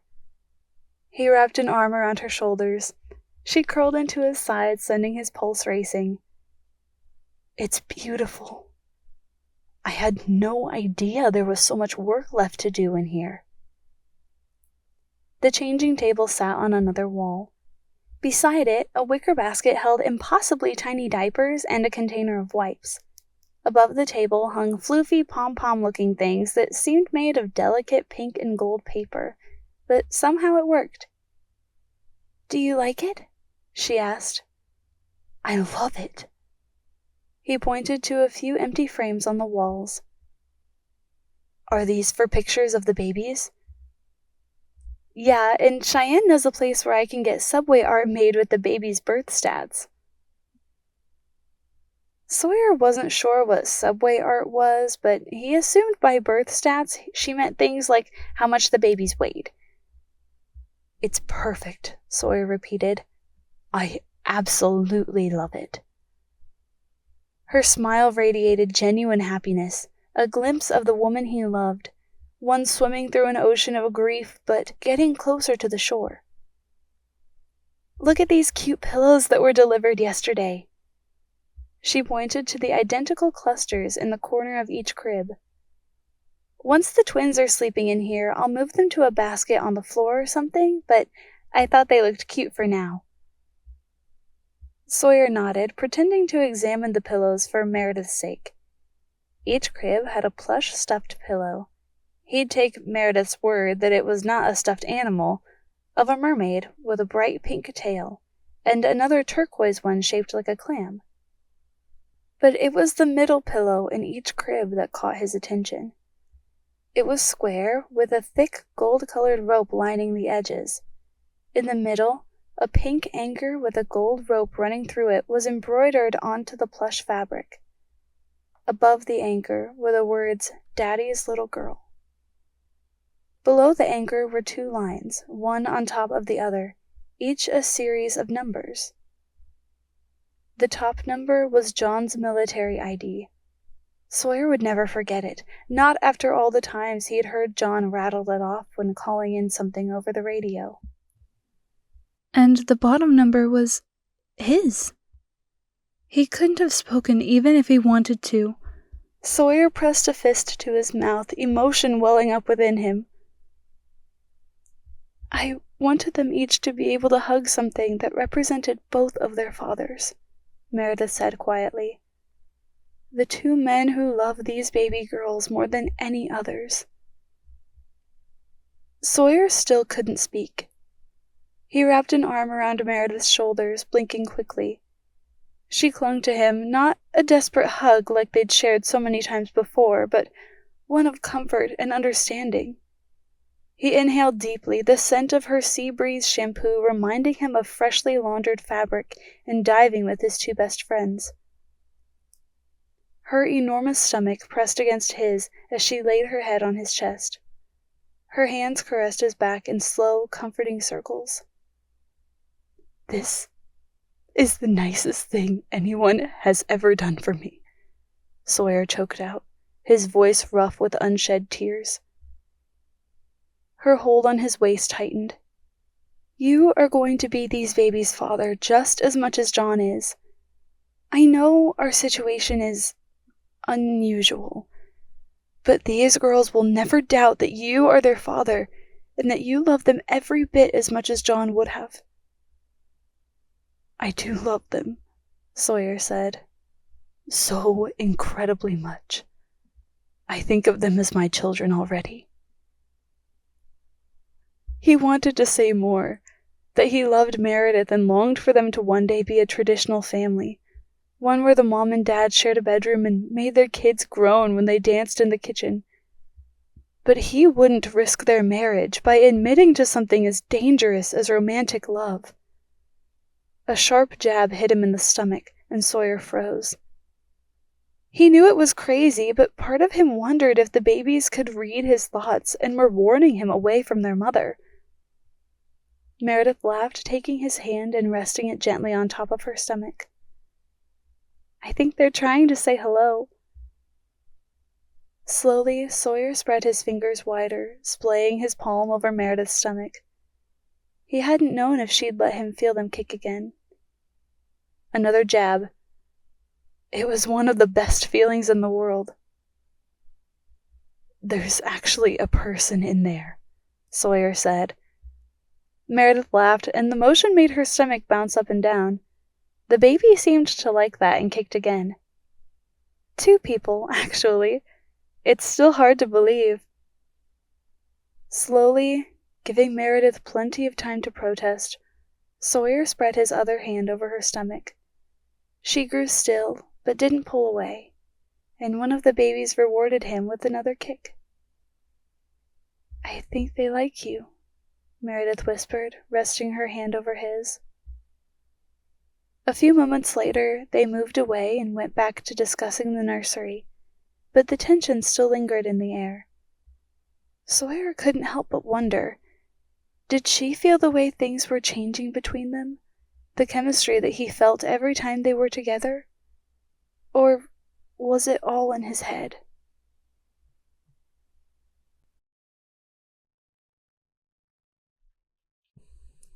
Chapter 28. Meredith stared at the digital numbers on her phone, one hand protectively on her belly as she watched the clock flip from 8:48 a.m. to 8:49. She dropped the phone on her bed, cradling her stomach as she curled around the babies. Her hips ached and her entire body felt heavy. But the pain of remembering eclipsed the physical discomforts of pregnancy. 6 months ago, at this exact moment, John had still been alive. She'd had no idea she was pregnant, no idea her husband was minutes away from death. Hadn't known in just a few short weeks she'd be married to John's best friend. She'd been in the back office, working on updating her website, and John had been in the small storage room where she kept the seasonal props and backdrops. He'd volunteered to inventory what they could use for the Halloween mini-sessions she was planning. The loud clatter as John fell against the metal shelf holding small chairs and couches for children, a deduction made by paramedics based on the small gash on his shoulder, followed by a thump as his unconscious body hit the floor, had made her jump. She flicked on her phone screen. 8:50. Meredith closed her eyes, the tears already pooling. She knew the exact moment because her phone had buzzed a reminder to pay the water bill for the photography studio. Meredith had picked up her phone, dismissed the notification, and just turned back to her computer when the crash came. She hugged John's pillow to her chest, like she had so many times before, and let the aching sense of loss wash over her once again. The pillow no longer smelled like him. She hated that she'd grown used to his side of the bed being empty and cold. Had even considered emptying their small closet of his clothes, because with her maternity wear it was bursting at the seams. But even as she cried, she was aware of Sawyer moving about the house. Water rushed through the pipes as he started a load of laundry, followed by the faint clatter of dishes as he unloaded the dishwasher. There was the smell of bleach, and she guessed he'd moved on to scrubbing out the kitchen sink. Sawyer was such a good husband. He deserved more than a broken wife who couldn't give him her heart. One of the babies moved, as though reminding her she wasn't alone, that part of John remained in this world. Suddenly, she knew where she wanted to spend her day. The cemetery would be cold this early in March, but she didn't care. Today, she needed to spend time with John. She took a quick shower, not bothering to wash her hair, and hurried to finish getting ready. When had she gone to the cemetery last? 2 months ago, maybe? She'd only visited a few times since the funeral, and suddenly that seemed like a grievous oversight. The moment she emerged from her bedroom, John's gray hoodie straining against her ever-growing stomach, Sawyer was at her side. "Hey," he said, pulling her to him in a gentle hug. "How are you doing today?" She angrily swiped away her tears, hating that she couldn't seem to make them stop. "Will you take me to the cemetery?" "Yeah, of course." His Adam's apple bobbed as he swallowed convulsively. "When would you like to go?"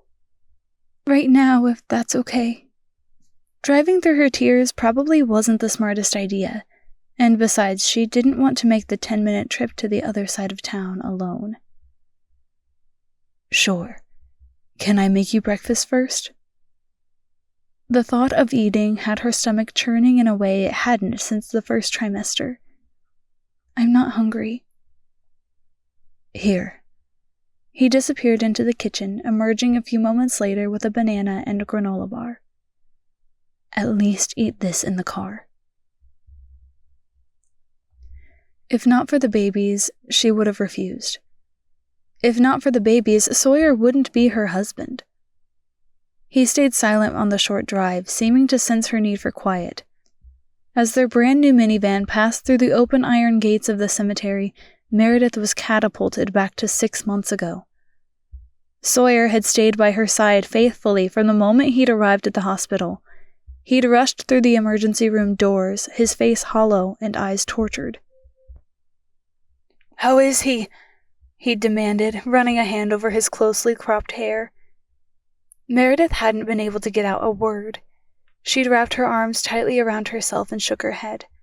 The doctors were still in the room with John, but she knew it wasn't good. Sawyer's entire face had crumpled, the grief immediate and raw. Then he'd crushed her to him in a hug, and together they'd sobbed like babies. Only moments later, a doctor in green scrubs and a white lab coat had solemnly broken the news she'd known was coming. She stared out the minivan window, watching as John's grave came into view. "I brought a camp chair for you to sit on and a blanket in case you get cold," Sawyer said softly. "Would you like me to stay with you, or maybe wait in the van?"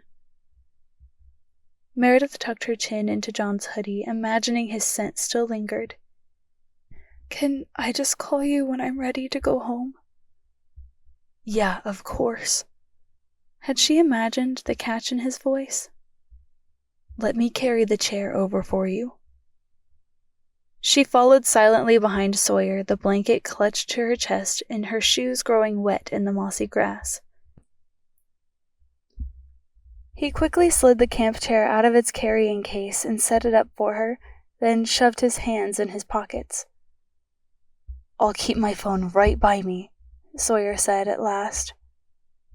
His eyes looked pained, his posture hunched. "You'll call me if you need anything?" She nodded, resting her hand briefly on his arm. What she really wanted was to hug him, but it seemed wrong somehow today. "Thanks, Sawyer." "Of course." He gave her hand a squeeze, then headed toward the car. "Will you text me every so often so that I know you're okay?" His obvious concern almost had her asking him to stay, but she didn't. Couldn't. "Yeah, of course." She watched the minivan pull out of the cemetery gates, then she carefully took her seat in the camp chair. She hadn't thought of where she'd sit while she visited John's grave. At nearly 35 weeks pregnant, with the twins due any day, she wouldn't have been able to sit for long on the ground. Probably wouldn't have been able to get up without help either. Once again, Sawyer was looking out for her and the babies. She spread the blanket over her lap, clutching the top of it in her hands. The granite headstone still had that shiny look of being brand new, and John's name stood out starkly on the stone. "Well, John?" she said aloud. "It's been 6 months since I last held you. What are you up to these days?" A bird chirped in a nearby tree. Meredith inhaled deeply. I'm mostly just growing our babies, she said. And missing you, of course. One of the babies gave a hard kick, making her wince. She'd never realized how strong such a tiny thing could be, but that was good. Her babies would need to be strong to grow up without a father. Except they wouldn't be without one, not really. Sawyer had stepped up when she needed him the most. Our little girls are pretty lucky. She spread her hands over her taut belly. How many kids can say they have two daddies who love them more than anything? Sawyer really is amazing, John. I always knew that, but I didn't really see it in action until the last 6 months. I finally understand what you meant about how he's the most loyal person you ever met. Sawyer has done whatever I asked of him and been there for me every single day since you left. The wind whistled through the trees and Meredith pulled the blanket under her chin. March was always cold, but today was especially chilly, and she could feel the cold seeping into her bones. It didn't matter, though. At least she felt close to John here. I miss you so much, Meredith said. So much. Sawyer does too. We talk about you a lot, actually. She continued to talk, catching John up on all the addition to the house and other various home projects Sawyer was working on. She told John all about the nursery and how she'd watched the emotions play across Sawyer's face when she showed him the pillows she'd had custom made. He's really excited about the twins, Meredith said. Did I tell you about all the research he did on minivans to make sure we bought the safest one? Car seats, too. I was worried about the cost, but he said the baby's safety didn't have a price tag. He's going to be such a good father. The wind blew harder, and Meredith dipped her nose into the blanket. Her cheeks stung with the cold, and her fingers were growing numb even beneath the blanket. She wasn't sure what else to say to John. It wasn't so easy speaking to a gravestone. They didn't speak back. Sawyer did, though. He not only listened to her endless ramblings, but he responded. She peeked at the time on her phone. Had she really only been here 40 minutes? It felt like a lot longer. Meredith's thumb hovered over Sawyer's phone number. 6 months without John. Should she want to spend all day here as close to her husband as possible? 40 minutes at the cemetery and she was already eager to go back home. 40 minutes she'd spent telling John about how wonderful Sawyer was. She missed John with a ferocity that still woke her up at night at least once a week. But Sawyer had eased that ache in a way she hadn't expected. No, he wasn't John, but comparing the two would be like measuring a 35mm film camera against a DSLR. One wasn't better than the other, and they both produced beautiful images. They were just different. The wind howled louder through the trees, making her shiver.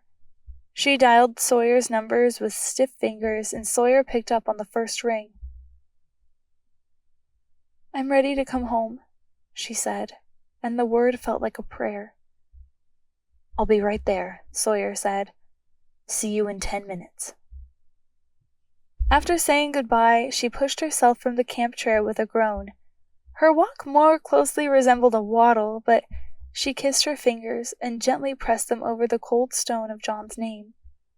The rivets of each letter pressed against her hand while her heart ached with emptiness. Missing John was like breathing, something she would do as long as she lived.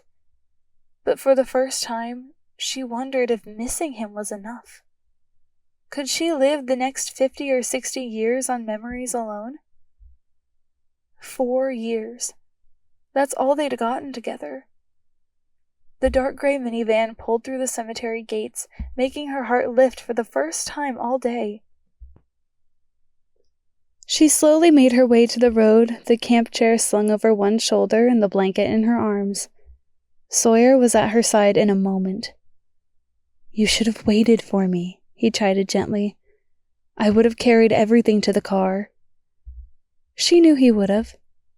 If she'd asked him to drive to Illinois because she was craving Chicago-style pizza, he probably would have done that too. The minivan was a welcoming hug after the chill of the cemetery. Sawyer had already turned on her seat warmer, and she held her icy fingers up to the air vents. "Did you have a good visit?" Sawyer asked as he pulled out of the cemetery. "Yeah," Meredith said. Leaving the cemetery should break her heart. So why did she feel like she was taking her first full breath of the day?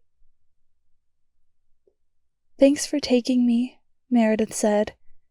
"I know I could have driven myself, but—" He reached over, gently squeezing her hand before returning his to the steering wheel.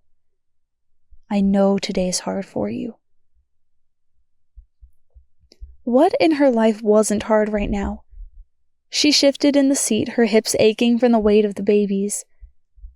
"I thought visiting the cemetery would make me feel better." He glanced over at her. "But it didn't?" "Not really. It just reminded me he's really gone." She curled her hands into the sleeves of John's hoodie. What had he sounded like when he laughed? She was already forgetting. "You know what I mean, right?" "Yeah, I do." His hands flexed on the steering wheel, his voice thick with emotion. "Sometimes I pick up the phone to call him before remembering I can't anymore." Knowing Sawyer missed John nearly as much as she did made it easy to talk about him. "I bet if he's watching us right now, he'd be glad we have each other. I know I am." Sawyer gave her a warm smile. "And I thank God every day for that." She did too. Thanked him for sending Sawyer into her life. When he'd asked her to marry him, she'd agreed because of the babies. But now she was grateful to be his wife for herself. When Sawyer was around, she didn't feel so overwhelmed and lonely. She felt like she could do as she'd promised John and refused to sink. "I missed you," Meredith said. The steering wheel jerked to the left. Sawyer quickly corrected, glancing over at her with a bewildered look on his face she didn't know how to interpret. "Sorry," he muttered. "A cat ran across the road." Was he clenching his jaw? "I didn't see a cat." "He was really fast." There it was again. An almost imperceptible tightening of his jaw. Was he upset she'd said she missed him? But that didn't make any sense. Nothing in their interaction said he disliked being her husband. In fact, sometimes she wondered. But she was probably imagining things. "I missed you too," Sawyer said, his mouth quirking up at the corner. "I wasn't sure what to do with myself at home alone." The admission flooded her body, warming up her frozen fingers and toes. John might be gone, but Sawyer was here, willing to build a life together. He was who she'd lean on when sending the girls to their first day of preschool. Sawyer would be the one to help with middle-of-the-night illnesses. They'd decide together when the girls were old enough for their first cell phone. "I don't want to spend today sad," Meredith decided. "Let's call Zach and Cheyenne and see if they want to come over tonight. They can bring Bailey and we'll order a pizza or something." "Are you sure?" Meredith nodded, warming up to the idea. "Yeah, and I want to go out this weekend and do something fun. I know we can't do anything too crazy because of the babies, but dinner and a movie maybe?" "That sounds good. You make the plans and just tell me when to be ready." "You've got a deal." But as Sawyer pulled into their front yard, something niggled at the back of Meredith's mind.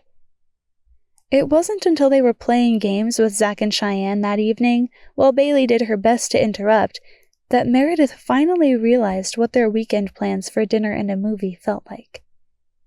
They felt a lot like a date. Like a date. Chapter 29. As a soldier, Sawyer had never been prone to nerves like the other men on his team. When preparing for a mission, a steely sense of calm had always cleared his mind and sharpened his senses.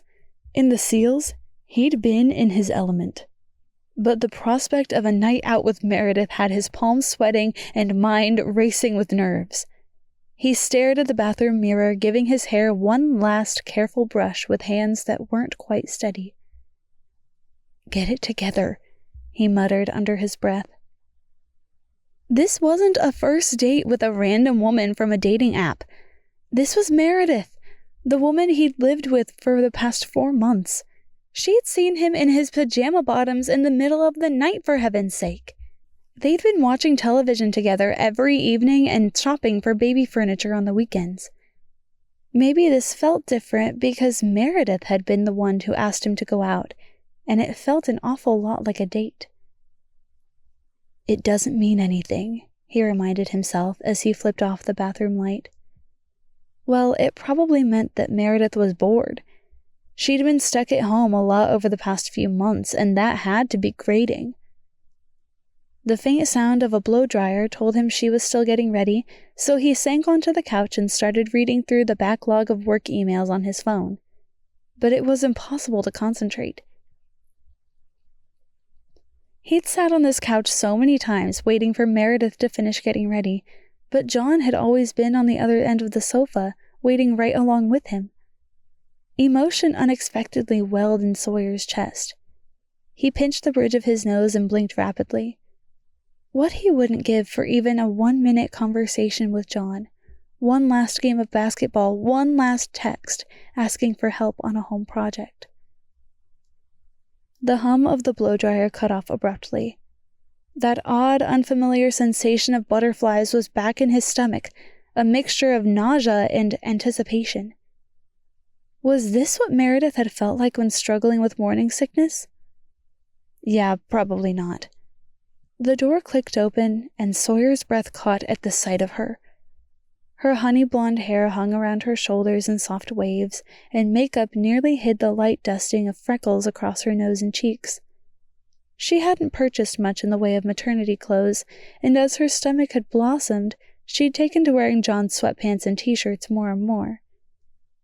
But tonight, she'd slipped into a soft cotton dress he recognized from a barbecue at Zach and Cheyenne's last summer, only a couple of months before John's death.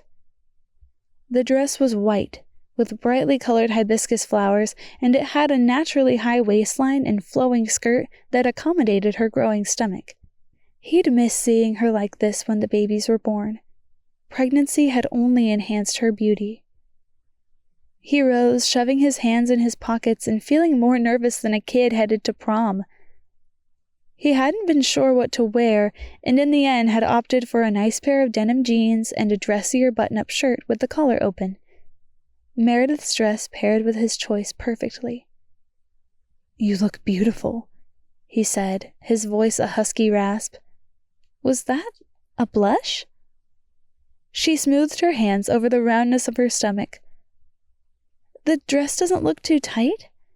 I realized I don't have much that fits and is appropriate for a night out." Sawyer swallowed, curling his hands into fists so he wouldn't be tempted to pull her to him.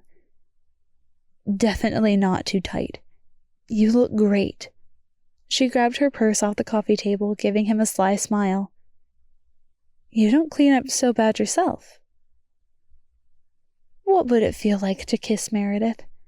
To hold hands on their date and come home to the bedroom they shared?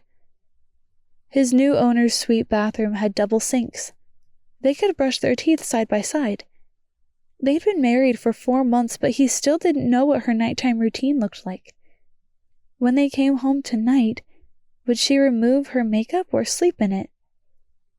Would she ever see him as more than the man who'd saved her from raising 2 babies alone? "Ready to go?" Meredith asked, grabbing her coat from the rack near the door. Ready, Sawyer agreed.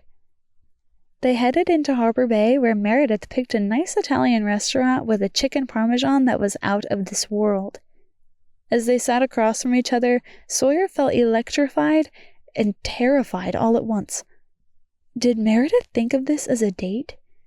Or was she just getting cabin fever from so much time spent at home? Meredith took a bite of her cheese ravioli and a creamy mushroom sauce. Her eyes fluttered closed in appreciation. Sometimes she did that with food he had prepared, and it was adorable. "I've been thinking about names for the babies," Meredith said. He paused, a forkful of food halfway to his mouth. Baby names. He'd been thinking of them as the girls, but hadn't come up with any names on his own. That felt like something Meredith should have complete say over. "What have you come up with?" he asked. She took a bite of a breadstick, chewing thoughtfully. "Well, at first I thought about naming one baby Adelaide, after my grandmother. I've always thought Addie is a cute nickname." "It's a good name," Sawyer said. Adelaide. The name sounded feminine and delicate, just like the baby's mother. Meredith nodded, tears welling in her eyes. Oh no. He'd tried to write out the mood swings Zach had assured him were typical in pregnancy, but they always left him feeling helpless. What about the name had upset her? Meredith brushed away a tear from one cheek, taking a deep breath. "But then I thought that what I really want is for my babies to be named for the two men who've saved me." Sawyer's own throat felt a little tight. "Oh?" "Yeah. What do you think of Savannah Joe and Josie Sage? They both have the first two letters of your name and the first two letters of John's." Savannah and Josie. The names flowed over him like the warm waters of the Caribbean. They were perfect. Absolutely perfect. He put a fist to his mouth, trying to rein in his emotions. "They're beautiful. But are you sure?" She rubbed a hand over her stomach, her lips turned up in a soft smile. "Yeah, I'm sure. I don't want these little girls to ever forget the two great men who loved them." It wasn't just the twins that Sawyer loved. Did Meredith have any idea how he felt about her? Would she ever feel the same? He reached across the table and she clutched at his hand. Josie Sage and Savannah Joe. Sawyer gave her hand a squeeze. "I think they're perfect." Meredith looked away, a shyness in her eyes that he didn't understand. "Me too." They talked about their schedules for the upcoming week. Sawyer had a few meetings and Meredith 2 doctor appointments, and then moved on to discussing a book they'd been reading together in the evenings when they didn't feel like watching television. It was a slightly different version of the same conversation they'd had over dinner every night since getting married, but there was a shift between them that made it all feel new. He didn't know what to make of it. Wasn't sure what he felt different. Had Meredith sensed the electricity between them lately? Maybe he loved her so much that his mind was imagining feelings that were very one-sided.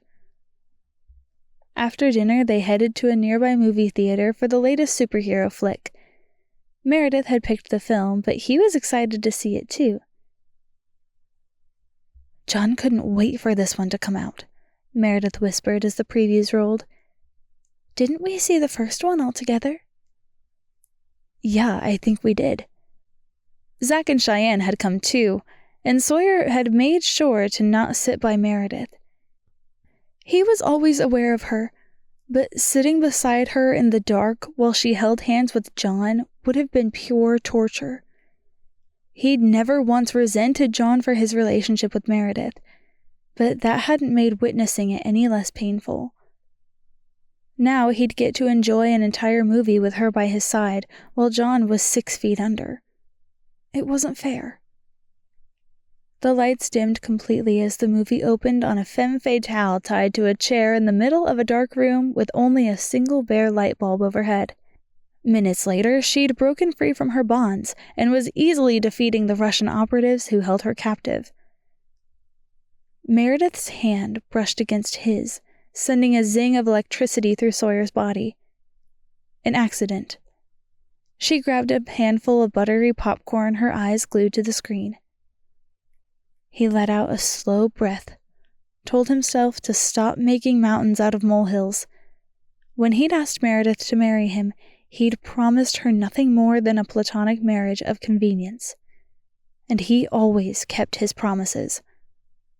On the screen, the heroine reunited with the rest of the team, including her sometimes boyfriend, who angrily yelled at her for putting her life on the line yet again. The two were passionately kissing when Meredith's hand brushed Sawyer's again. His pulse raced, the urge to kiss her just like the couple on the screen nearly overwhelming. But her eyes remained fixed on the movie, like she hadn't even noticed she'd touched him. She didn't reach for the popcorn. Instead, her hand brushed his a third time. Did she even realize it was happening? His attention was completely wrecked, his entire body taut with emotions he didn't know how to examine. It was just 3 accidental hand touches in a darkened theater. He shouldn't read too much into it. The heroine and her team of superhero companions were in another firefight now. When had the villains found them? All Sawyer could focus on was the heat radiating from the woman sitting beside him. The entire length of her arm brushed against his as she shifted, sending tendrils of fire into every one of his nerve endings. When her hand brushed his again a few minutes later, he nearly leaped out of his seat. Was she doing this on purpose? He could barely hear the concussive on-screen gunfire over the blood roaring in his hands. Slowly, doing his best to make the motion casual, Sawyer flicked his hand over on the armrest so that it rested palm up and fingers splayed. She probably wouldn't notice. He seriously doubted she was touching him on purpose. Her hand landed on top of his, and she laced their fingers together, then gave his hand a squeeze. She hadn't looked away from the movie screen, but that action had been intentional. He couldn't think, couldn't breathe. The witty banter between the heroine and her love interest was completely lost to him over the roar of blood in his ears. Meredith was holding his hand. Meredith was holding his hand, not for comfort, but for companionship. And she'd been the one to initiate it. They sat there for the rest of the movie, her warm and delicate hand in his much larger, rougher one. She kept her gaze on the movie screen, and Sawyer did his best to do the same. But his mind was racing, his heart taking flight and coming up with impossible explanations for this slice of heaven he'd been granted. Were Meredith's feeling toward him changing? John had only been gone 6 months, barely any time at all. Of course she was still grieving. But maybe she was also lonely, just like him. Maybe she also craved the emotional connection of a more intimate relationship. Maybe, impossibly, he had a chance. Maybe Meredith could love him too. As the final credits rolled, she eased her hand from his. Sawyer felt the loss, but did his best to tamp back the disappointment. Something had shifted in their relationship tonight, under the protective darkness of that movie theater, and the change felt real, permanent, important. "What did you think?" Meredith asked as the theater lights flicked back on. "It was good." Probably. He had no idea what had happened in the movie, but holding hands with Meredith made it his new favorite film. "I liked it too." She bit her lip, not quite meeting his eyes. There was, a lot to unpack. Was there a double meaning in her words? "We'll definitely have to buy it when it comes out on digital and watch it again," he said. "Yeah, that would be fun. We can add it to the collection. Maybe have Zach and Cheyenne over to watch it one night?" Her hands rested on her stomach. The babies were kicking like crazy the entire time, I think because of how loud it was. He was definitely reading too much into things. On the drive home, they talked about what still needed to be done before the babies came. But there was an electricity in the air that was new and exciting. It's only been 6 months, Sawyer reminded himself. 6 months in which she'd been through a lot, and he wasn't about to take advantage of her vulnerability. But what if Meredith wanted a real marriage?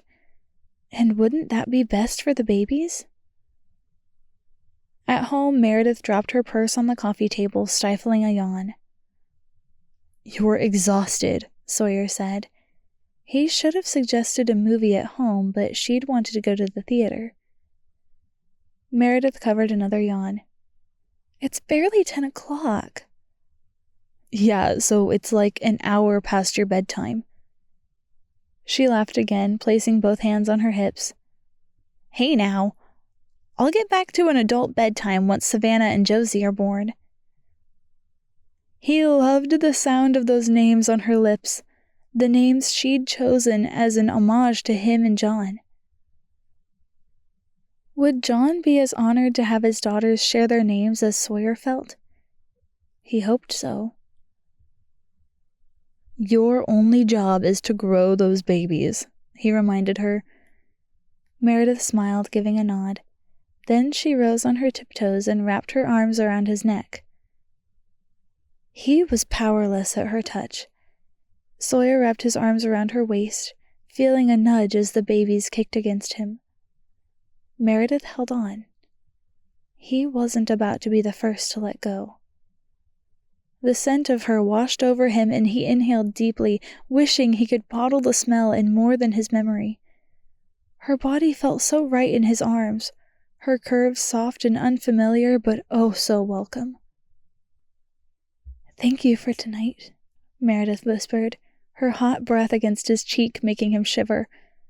Still, she clung to him. It took all of his self-control not to slide his hands from her back to her hips. He wanted to explore every curve of her body, to know her better than he knew himself. Did she have any idea what she did to him?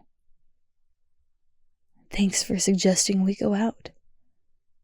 Her hair brushed against his nose, making it tickle. Still, he didn't move. "I'm sorry I didn't think of taking you out sooner. It was a lot of fun." "We should do it more often," Meredith agreed. "I really enjoyed hanging out together. I mean, other than at home or when shopping for the twins.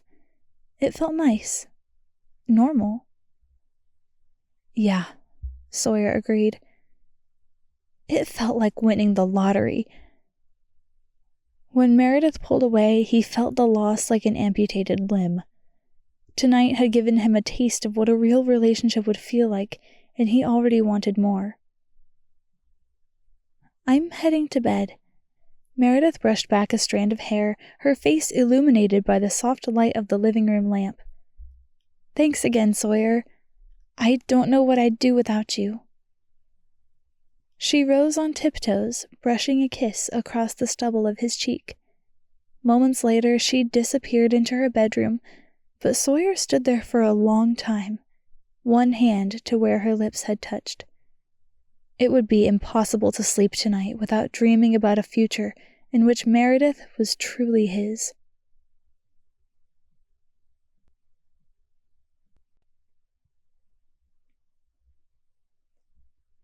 Chapter 30. Meredith laughed, Sawyer's arms wrapped tightly around her as they cuddled on the couch. Her silky pink pajamas slid easily against the soft cotton of his own pajama pants and t-shirt as she burrowed closer into his side. They were watching one of the medical dramas they both loved. Sawyer laughed at the witty banter during one of the cafeteria scenes, and Meredith angled her face up to his. "I love you," Meredith said. The sharp planes of his face softened as one of his rough hands gently cupped her cheek. "I love you too, Meredith," he said. His head lowered toward hers, and she arched into his kiss, welcoming the press of his soft lips against her warm mouth. His kiss was confident and commanding and sure. She eagerly returned the kiss, letting her hands tangle in Sawyer's hair as he pulled her onto his lap. His hands trailed over her flat stomach, coming to rest low on her hips while she pressed herself closer. A firm hand landed on her shoulder and wrenched her away. She stumbled backwards, staring in horror at Sawyer's wide eyes.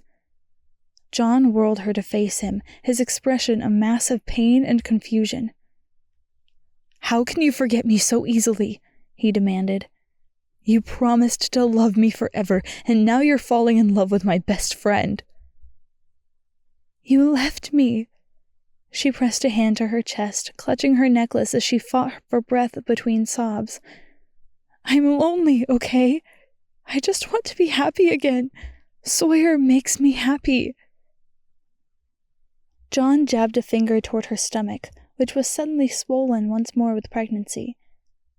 "So you're going to kiss my best friend while pregnant with my babies?" John's face grew fuzzy, like she was staring at his reflection in a pond. Meredith dropped her head into her hands, tears obscuring her vision. "You're not here anymore!" She hurled the words like a dagger. "If you were, I'd never look at Sawyer twice. But you aren't, and I don't want to spend the rest of my life alone." "But you promised." John folded his arms across his chest, making his biceps bulge. "If you fall in love with Sawyer, how do you expect me to forgive you?" "We're married!" She wrapped her arms around her belly, struggling to speak through her tears. "He's going to help me raise the twins." "Fine, but that doesn't mean you have to love him. Not like that." Meredith startled awake, her heart pounding furiously. She brushed a hand across her pillow and realized it was soaked in her tears.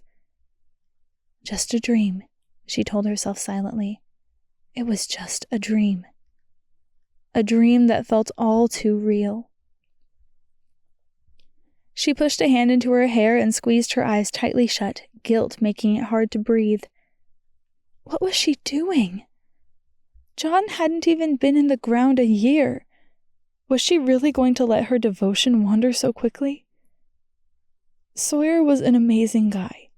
She would forever be in his debt for stepping up to give Savannah and Josie a father. But he wasn't John. She couldn't forget that. Guilt kept Meredith buried in her covers long after she typically would have been up and ready for the day. Her stomach rolled with hunger while the babies moved within her, but today even their gentle nudges weren't a comfort. One fun evening with Sawyer and she'd almost tossed John to the curb. "I'm sorry," she told John, the words a mantra running on a never-ending loop.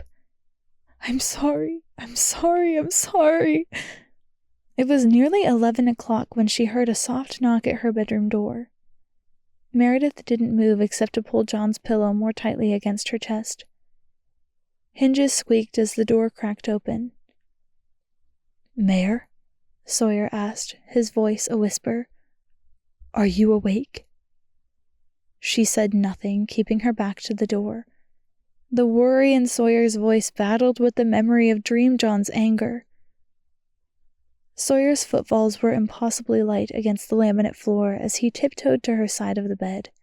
Still, she didn't move. He paused, surprise flickering across his face.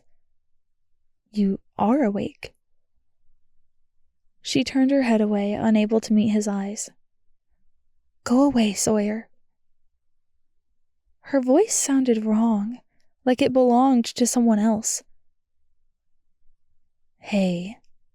He crouched down, resting his arms on the edge of the mattress as he met her at eye level. "What's wrong? Are you sick?" "No." "Should I call Dr. Mike and schedule an appointment?" "No," she said more forcefully. "I'm not sick, okay? The babies are fine." That was why he'd married her after all, to raise John's babies. It hadn't been about wanting a relationship with her. "That's a good thing," she reminded herself.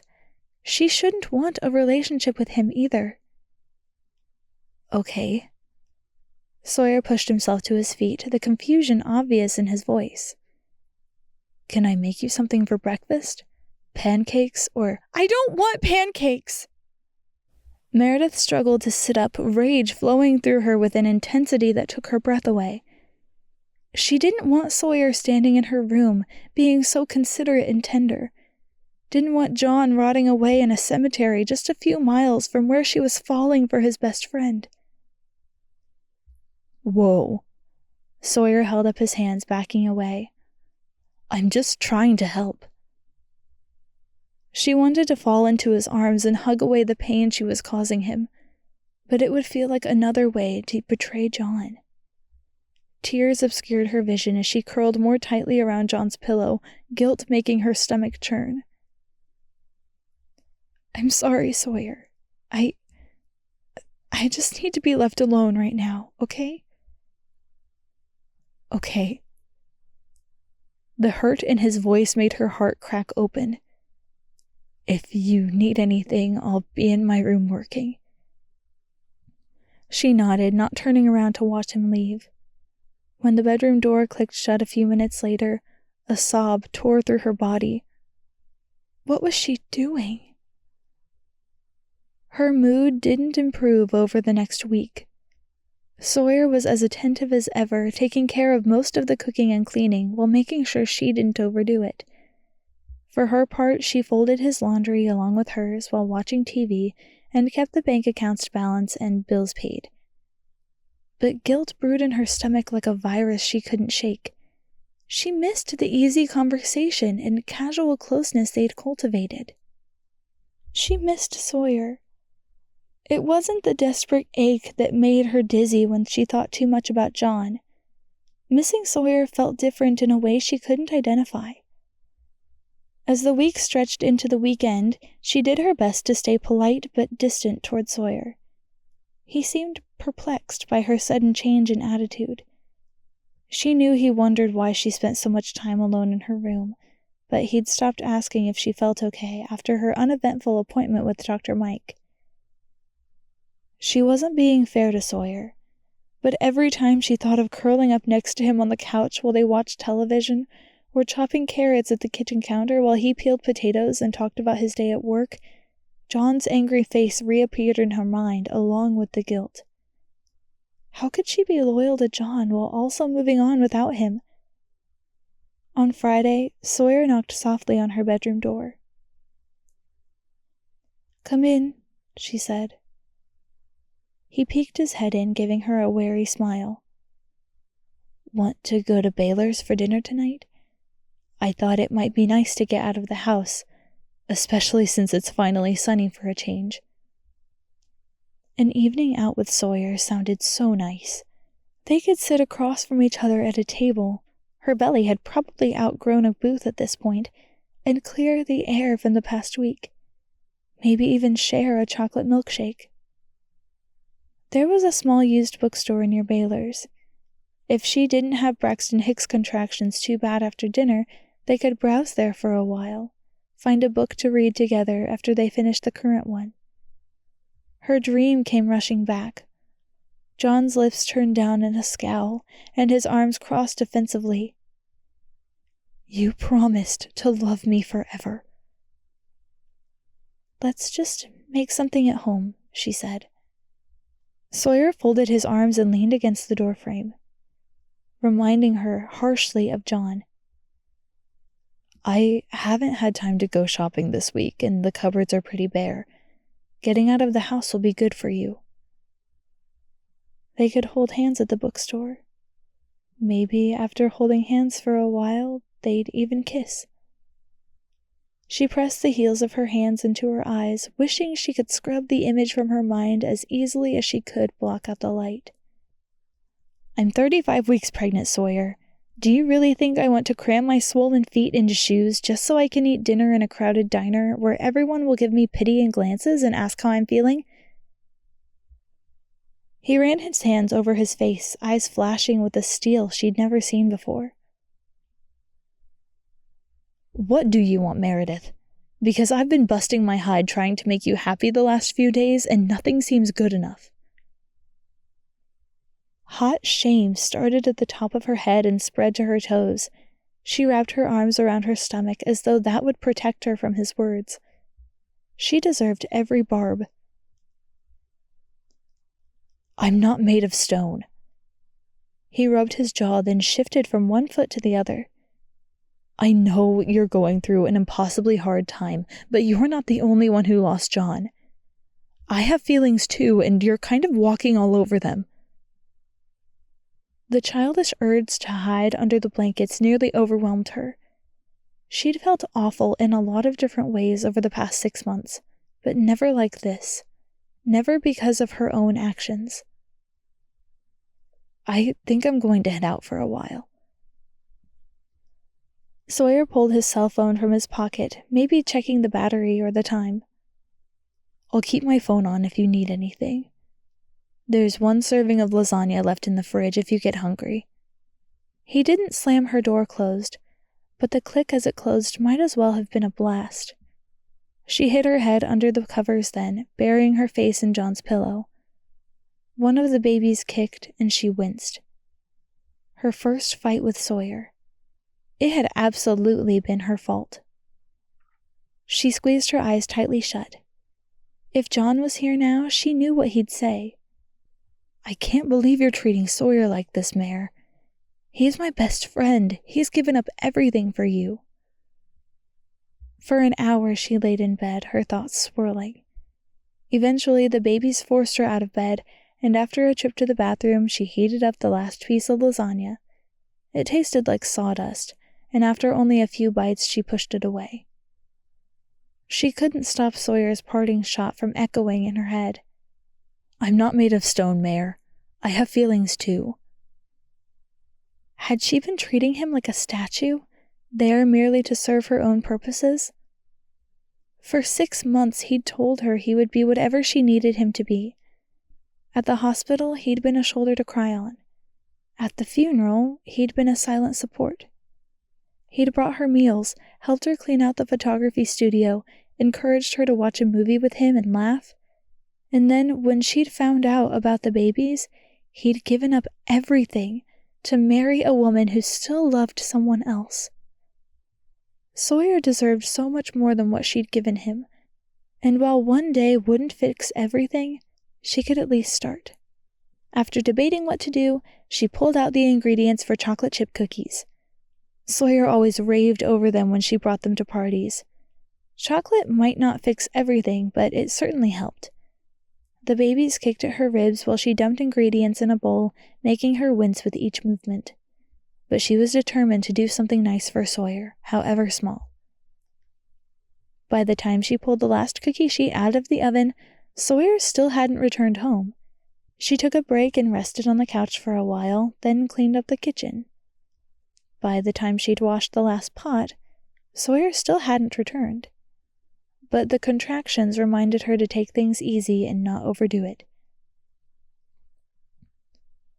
She laid down on the couch and flipped on the television, trying not to worry. What if something had happened to Sawyer? A car accident, perhaps? What if she became a widow twice in 1 year? "Stop it," she commanded. He'd said he didn't know when he'd be back. Darkness fell and the cookies grew cold on the counter. She slipped them into a plastic bag and zipped it closed so they wouldn't dry out. Should she text Sawyer and make sure he was okay? What if he came home and said he couldn't do this anymore? Couldn't be in a loveless marriage with a hormonal basket case who took out her frustrations on him? She gripped the counter, her breath catching at the very thought. No. Sawyer was loyal and kind and couldn't. He wouldn't leave her because of one fight. Headlights flashed across the front window. Meredith hurried to peek out the curtains and let out a sigh when she saw their minivan back in the driveway. She headed back to the kitchen and pulled out a plate, setting a few chocolate chip cookies on them. 15 seconds in the microwave and they'd be almost as good as just out of the oven. The click of the front door opening had her hands trembling as she pulled the cookies from the microwave. She'd never had a fight with Sawyer, and had no idea what to expect. She heard a rustle as Sawyer hung up his jacket and keys. "I'm sorry." How many times had she and John said that to each other? They'd never gotten into big fights, but there'd definitely been a handful of smaller ones over mostly stupid things. Those fights had usually ended with kissing and... Her cheeks burned. That would not be how the evening ended with Sawyer. The best she could hope for was sharing this plate of cookies without the tension of the last week between them. Sawyer looked up as she walked into the front room, his eyes zeroing in on the cookies. She held them toward him, biting her lip. Cookies had been a stupid idea, but they were all she had. "I know they don't make up for how awful I've been to you the past week, but it was all I could think of as a peace offering," she said. His expression softened. "You shouldn't have done that. The babies are fine," she cut in, holding out the plate again. "Here, take them. They're even warm." "They smell divine." He took the entire plate and bit into a cookie. His eyes rolled into the back of his head, making her smile with pride. "Just as good as I remember." "Good." She wrapped her arms around herself, feeling exposed. "Sawyer, I'm so sorry for how incredibly selfish I've been, especially for the last few days. I've taken the brunt of it out on you, and you don't deserve that. No, I'm the one who's sorry." He pulled her to the couch and set the plate of cookies on the coffee table. "I should have been more understanding that you're going through something right now. It felt like you were shutting me out, and I didn't know how to handle that." She bit her lip, not quite meeting his eyes. "Do you forgive me?" "Oh, Mare, of course I do." He tucked her against his side in a one-armed hug. She buried her face in his chest, inhaling sharply. His warm scent brought the guilt flooding back, but she was determined not to make Sawyer suffer for her conflicting emotions. John might not want her to fall for his best friend, but he wouldn't want her to shut Sawyer out either. "It's just the pregnancy hormones," she told herself as she hugged him. That, and it felt so good to be in his arms. "What happened this week?" Sawyer asked, his chin resting on top of her head as they continued to embrace. "I've been racking my brain trying to figure out what changed." "Just a hard week." She couldn't tell him the truth, that she was racked with guilt because she couldn't stop thinking about kissing him. She was nothing but a friend to Sawyer, maybe even a bit of an obligation. Endangering their marriage for something as absurd as feelings would be beyond stupid, especially with the babies nearly here. "John would want you to be happy." Sawyer pressed a gentle kiss to the top of her head, making her entire body tingle. "You know you can talk to me about anything, right?" Somehow she doubted she could talk to him about this. What would he say if she told him she might want more from their marriage than two roommates co-parenting together? "I know."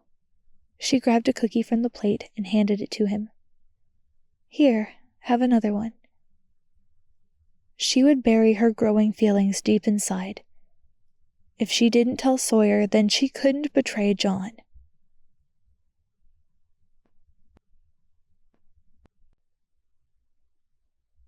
Chapter 31. Meredith threw open her front door, barely able to contain her excitement as her best friend got out of the car. "Oh, I've missed you so much," Meredith said, waddling down the stairs. She was 35 weeks pregnant, and even simple tasks like breathing were difficult these days. Sawyer picked up the slack as much as possible, but today he was in Portland for work meetings. Vanessa met Meredith with a giant hug. "You look so cute!" Meredith rolled her eyes. "You mean I look like a whale?" "Hardly." Vanessa placed a hand on her belly and cooed in a high-pitched voice. "Hi, baby Savannah and baby Josie. I can't wait to meet you."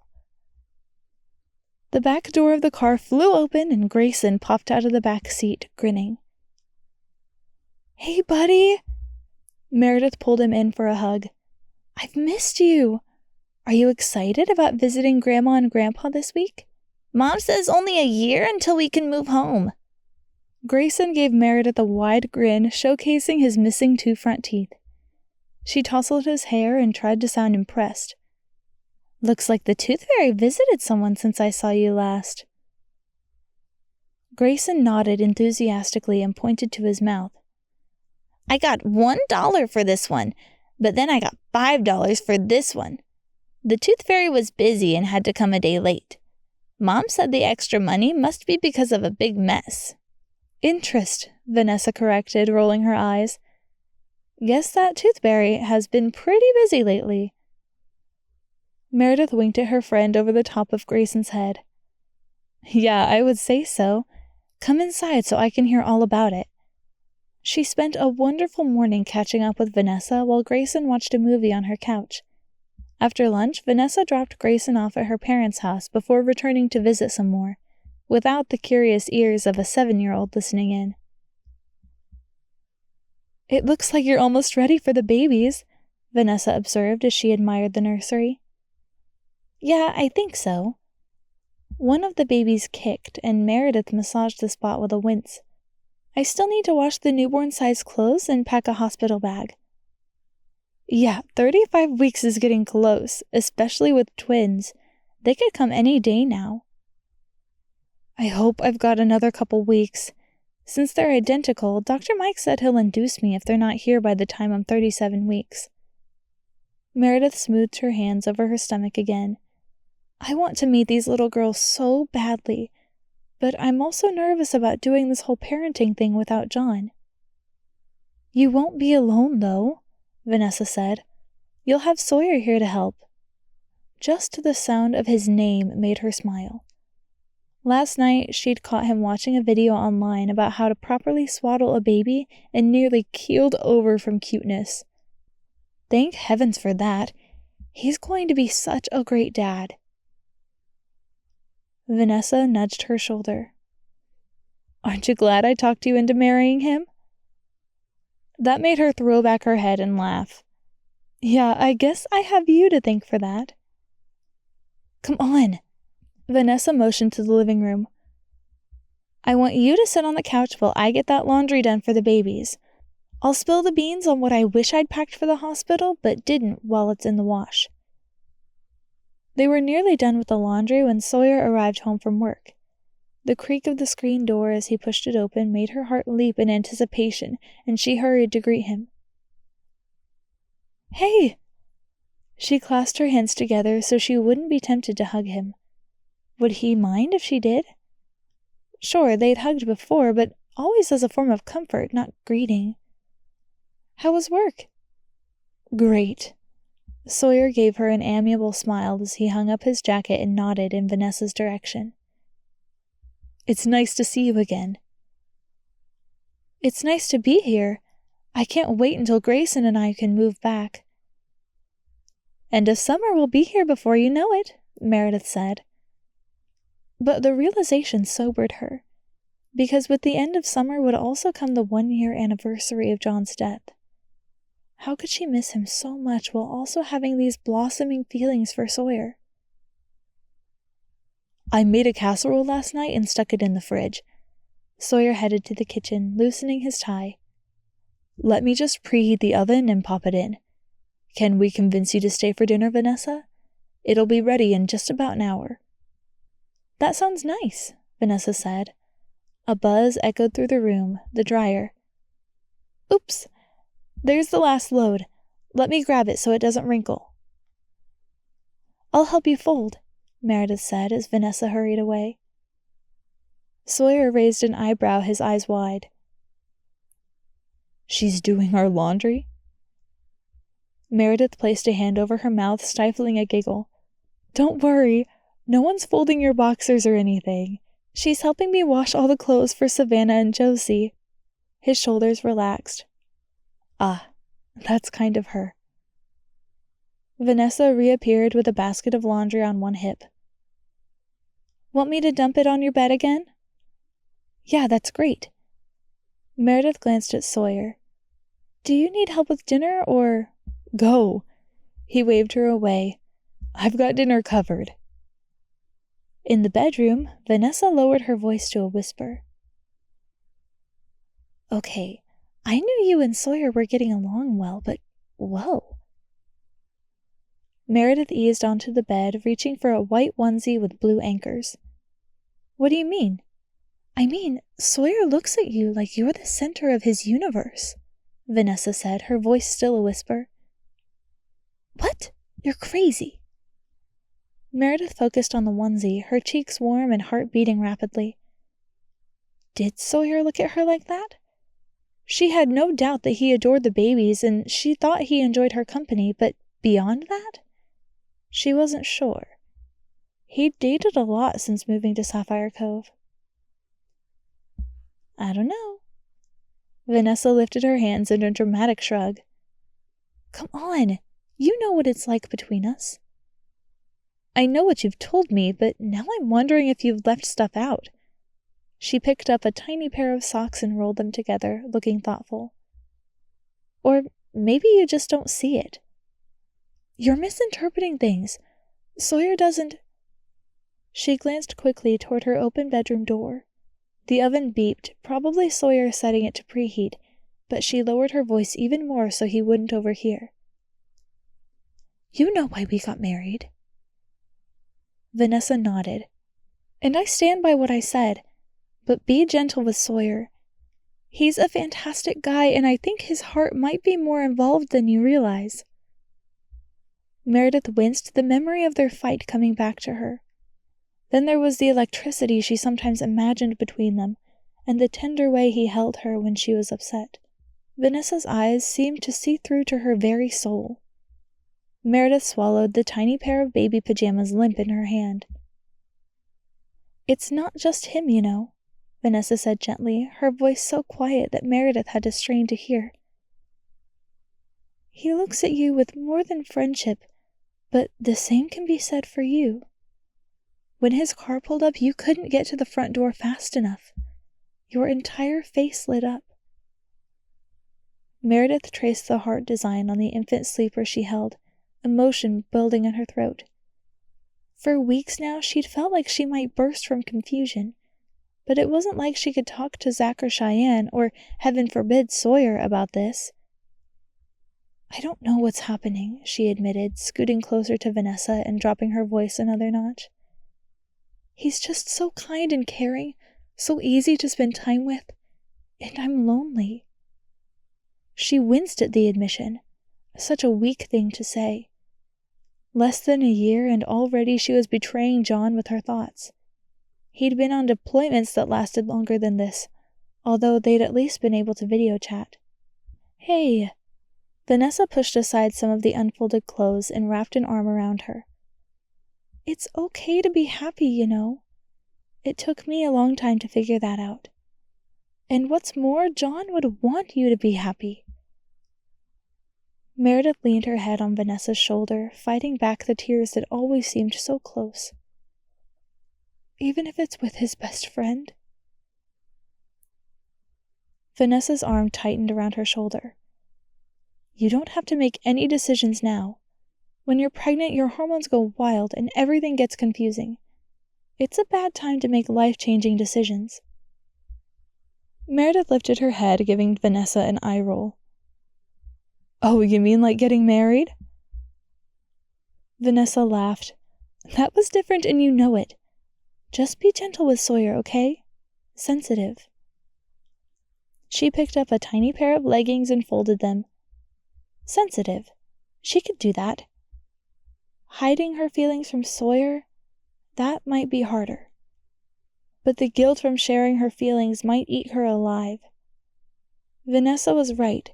She was just lonely, with pregnancy hormones raging through her body. Once the babies were born, things would settle down and she and Sawyer could establish their new normal.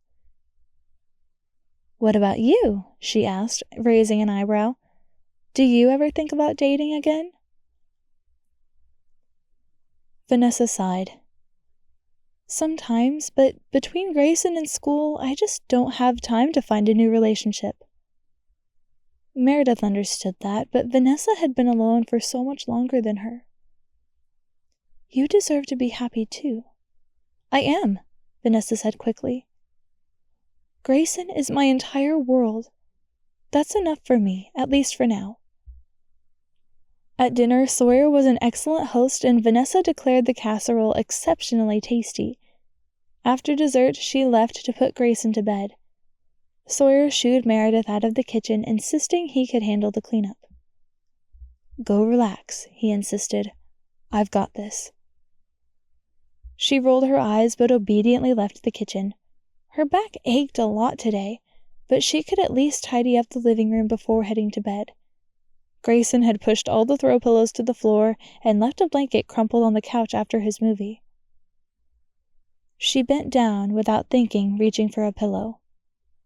For a moment, she didn't realize anything was wrong, but then a sharp tug made spots dance across her vision, followed by a warm gush.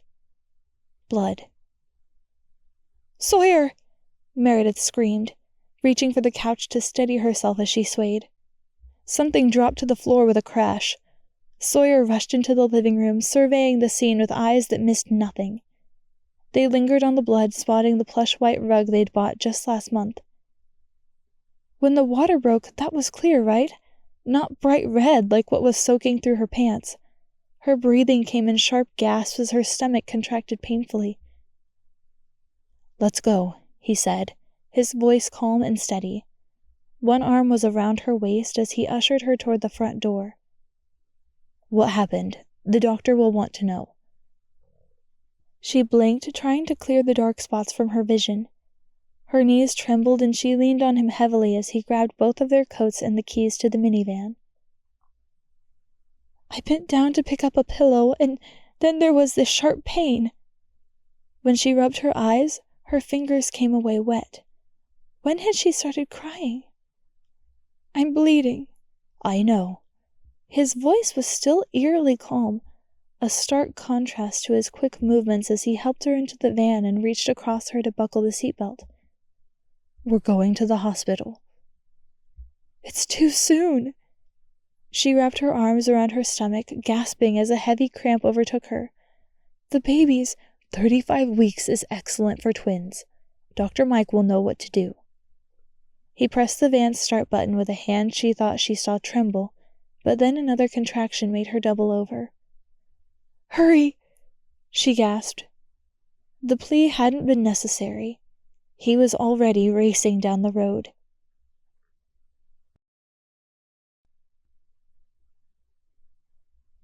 Chapter 32. Sawyer had been in a lot of combat situations where he wasn't sure if he or his friends would make it out alive. Enemies wielding guns had backed him into corners and abandoned buildings. He'd fought the pull of a ship's propellers as he swam away underwater after sabotaging the engine and dropped onto rooftops in the dead of night from a helicopter. That terror had been nothing compared to seeing the woman he loved dripping blood and knowing it meant her life and the lives of their daughters were in danger. Meredith inhaled sharply, hunching forward so that the seatbelt strained across her. A glimpse of bright crimson blood on her pants had his entire body going numb. He pressed the gas pedal, urging the minivan to go faster. If there had ever been a time to be calm and focused, this was it. He kept his eyes glued to the road as he sped through town, breaking more than one traffic law along the way. At least it was still the off-season, which meant the streets were relatively empty. Meredith gave a low hiss, sending him into another spiral. What is it? He demanded. 2 minutes. She just needed to hold on for 2 more minutes. Then they'd be at the hospital. The pinched look on her face cracked his heart in two. Witnessing her pain was so much harder than bearing his own. Contraction, I think. Her face was white, but she waved a hand to the road. I'm okay. Just get us to the hospital. She wasn't okay. She was pale and trembling, her pants stained with blood. How are the babies? Still kicking. Her voice was tight with fear. That's a good sign, right? He certainly hoped so. Sawyer peeled into the hospital parking lot, ignoring the emergency entrance, and illegally parked on the curb outside the main doors, just like Dr. Mike had instructed them to if they ever had an issue. They needed an obstetrician, not an emergency room doctor. "Wait here," Sawyer demanded, then ran into the hospital for a wheelchair. At the registration desk, a woman rose from her seat when Sawyer burst through the door. "Sir, you can't park—" "My wife is 8 months pregnant with twins and bleeding heavily," Sawyer interrupted. "Where's a wheelchair? I'll move the van later." The woman's expression changed. She pointed to a wall with one hand while picking up the phone on her desk with the other. "Wheelchairs are over there. I'll notify maternity that you're on your way." In moments he was back outside, helping Meredith into the wheelchair. An orderly with kind eyes and a firm tone met him at the sliding doors. "I've got it from here," he said, taking the wheelchair from Sawyer. "You park the car while I take her up to maternity. She's in expert hands, sir." Meredith stared at Sawyer with eyes full of fear and pain. She clutched her stomach, breath coming in sharp gasps. "Go," she managed. "And hurry." He wanted to curse at the orderly and tell him he didn't care about the minivan, even thought about handing him the keys and telling him to take care of it himself. But that would lead to arguing, which would delay getting Meredith to the doctors who could help her and the babies. "I'll be right there," he promised, giving her a rough kiss on the cheek. Sawyer parked the minivan and rushed back inside, not bothering to wait for the elevator and instead running up the stairs to the third-floor maternity wing. He couldn't fall apart. Right now, his mission was to make sure both Meredith and the babies were healthy and safe. Once that was accomplished, he could go to pieces. The doors to the maternity wing were locked, and he frantically pushed the button for admittance. A loud buzzing filled the small entryway, and he shoved the double doors open. "My wife just came in," he said to the nurse at the desk. "Maybe 5 minutes ago." "Sawyer!" He looked around frantically, locating Meredith down the hall. She was still in the wheelchair, and a nurse, not the orderly he'd left her with, was pushing it down the hall. He ran to her side, his shoes squeaking against the tiled floor. Meredith reached for his hand and he gave it to her, squeezing gently. Her skin felt cold and clammy, but it was the ghostly white of her face that worried him the most. "What's happening?" "We're headed to ultrasound," the nurse said. "Dr. Mike has been paged and should be there any moment. He's on call tonight and just finished up a delivery." Sawyer sent up a silent prayer of thanks. He didn't trust any other doctor to handle this situation. "The babies," he began. "Still moving." Meredith glanced behind her at the nurse. "That's good, right?" "That's good," the nurse agreed. But she was wheeling Meredith swiftly down the hallway, which had Sawyer's stomach clenching with nerves. The bright fluorescent lights of the hallway made his head pulse uncomfortably, and the sharp smell of antiseptic burned his nose. What if she lost the babies? What if he lost her? Meredith hunched over, again grunting. "I'm pretty sure I'm having contractions." "I'll get you hooked up to a monitor as soon as you change into a gown," the nurse said. "Do you have any idea what could be wrong?" Sawyer asked the nurse. Her lips pressed together in a thin line. Sawyer knew she was worried, even if she wouldn't say it. "Dr. Mike will be in soon and can answer your questions," the nurse said finally, pulling the wheelchair to a stop inside an exam room. "Here's a hospital gown, honey. I'll let your husband help you change and be right back to hook up the monitors." Sawyer helped Meredith stand from the wheelchair as the nurse shut the door behind them. "Turn around so I can change," Meredith said, wincing. "Don't be ridiculous," Sawyer said, picking up the hospital gown and unfolding it. "I'm not about to let you pass out because of modesty." She didn't argue. That worried him more than anything else so far. He held up the gown as a sort of curtain as she stripped off her shirt, tossing it onto a chair. He caught a glimpse of her bra, but it barely even registered. There was so much blood. Traces of it had streaked the leather passenger seat in the minivan, Not that he'd taken the time to clean it up. Meredith slipped her arms into the hospital gown, then dropped her pants to the floor once she was mostly covered by the gown. The dark bloodstains on the gray fabric made it hard to keep his composure. "It's going to be okay," he whispered, as he tied the straps of her hospital gown shut with the hands that shook. He couldn't lose Meredith, couldn't lose the babies. "Help them, John," Sawyer prayed silently as he settled Meredith on the hospital bed. If there was such a thing as guardian angels, he knew John was hers. He'd barely covered Meredith with a thin blanket when Dr. Mike walked in, his expression grim. He went straight to the small sink and began washing his hands. "What happened?" he asked. "I bent over to pick up a pillow." Meredith's voice was thick with tears. "There was a lot of pain, and then the blood." Sawyer pressed a fist to his mouth. "Not yet," he commanded himself. "You cannot fall apart right now. Hold it together for a while longer." "Let's take a look," Dr. Mike said. The babies were moving. Meredith said the babies were moving. Sawyer fixated on the small ultrasound screen, Meredith's hand gripped tightly in his.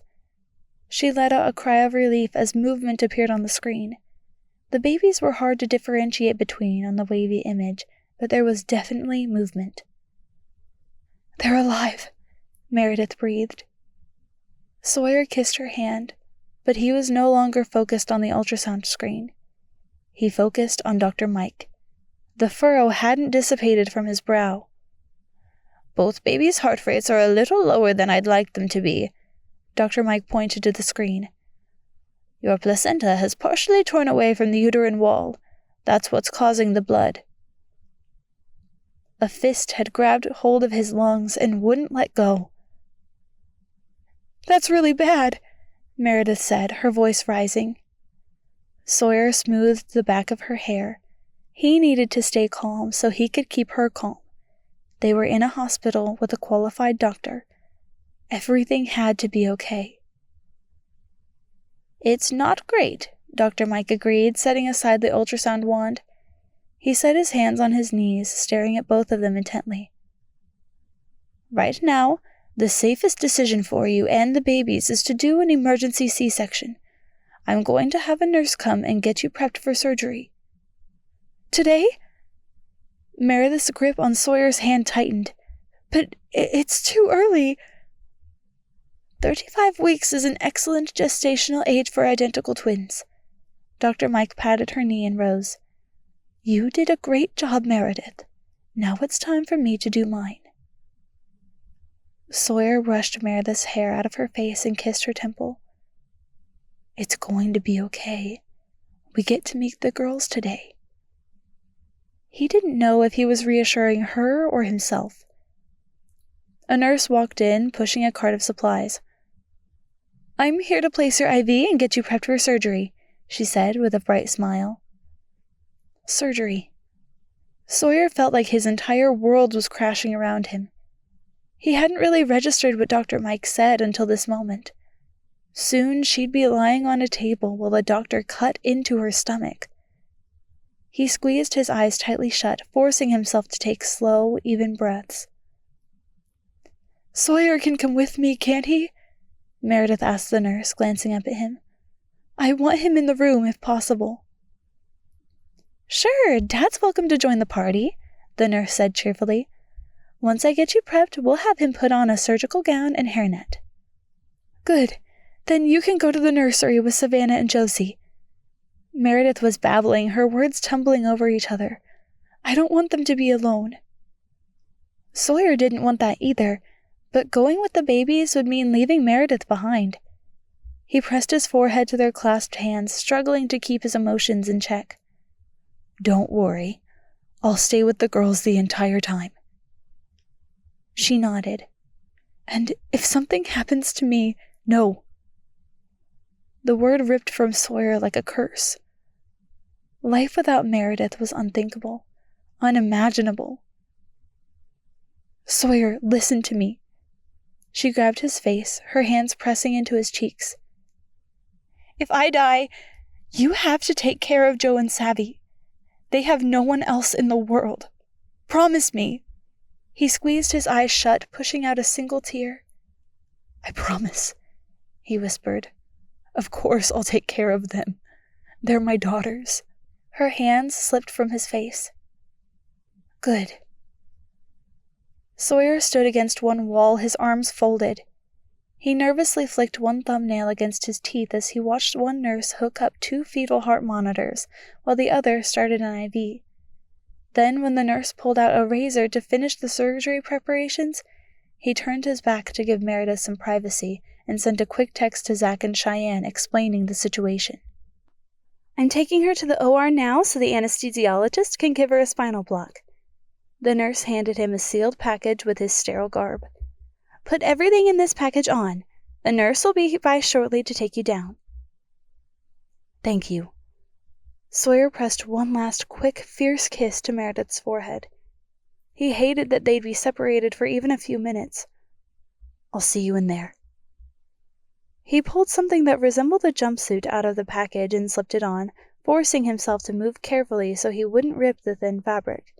He zipped up the jumpsuit and put the shoe covers over his feet, then quickly put on the hairnet and surgical mask. Where was that nurse? He opened the door and glanced into the hallway, his entire body buzzing with nervous energy. Meredith was alone and scared in that operating room right now, and he was desperate to once again hold her hand.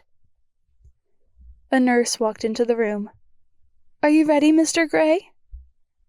"Ready," he agreed grimly. His footsteps echoed in the deserted hallway, and they made their way through a series of locked double doors. He knew when they'd entered the operating room because of the powerful smell of antiseptic. Meredith was already on a table in the center of the room, her nose and mouth covered with an oxygen mask, and a sterile drape hung just above her stomach. Her entire face crumpled in relief at the sight of him, but the oxygen mask muffled her voice. "Sawyer!" He rushed to her side, the chill of the room barely registering. Her arms were splayed straight out from her in a T, but she didn't seem to notice when he touched her hand. "I'm here now. How are those babies doing?" "I don't know." Her voice was thin, her eyes a little unfocused. "Everything's numb now. I can't feel a thing." "That's what I like to hear," Dr. Mike said as he slipped his hands into a pair of surgical gloves the nurse held out for him. "Are you ready to meet your daughters, Meredith?" She looked up at Sawyer, but even that movement seemed slow and weak. Had they given her something to slow her reflexes and keep her calm? He hoped that was why she seemed so lethargic and not because of the blood loss. He brushed his fingers lightly over her cheek, then pressed a soft kiss there. "I'll be right here the entire time. I'm not going anywhere." She smiled faintly. "Good. We're ready, Dr. Mike." He beamed. "Then let's get these babies delivered."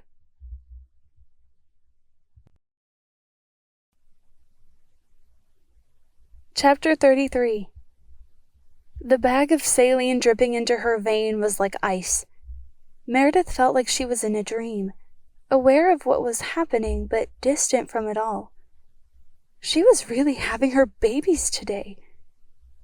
She tried to pull her arms under the blanket covering her, but couldn't seem to move them. Her teeth chattered, whether from adrenaline or cold, she wasn't sure. There was an odd deadness encompassing most of her body, unlike anything she'd ever experienced. The anesthesiologist had told her she'd feel tugging sensation as they performed the C-section, but no pain. Sawyer bent down, his lips close to her ear. "You're shivering.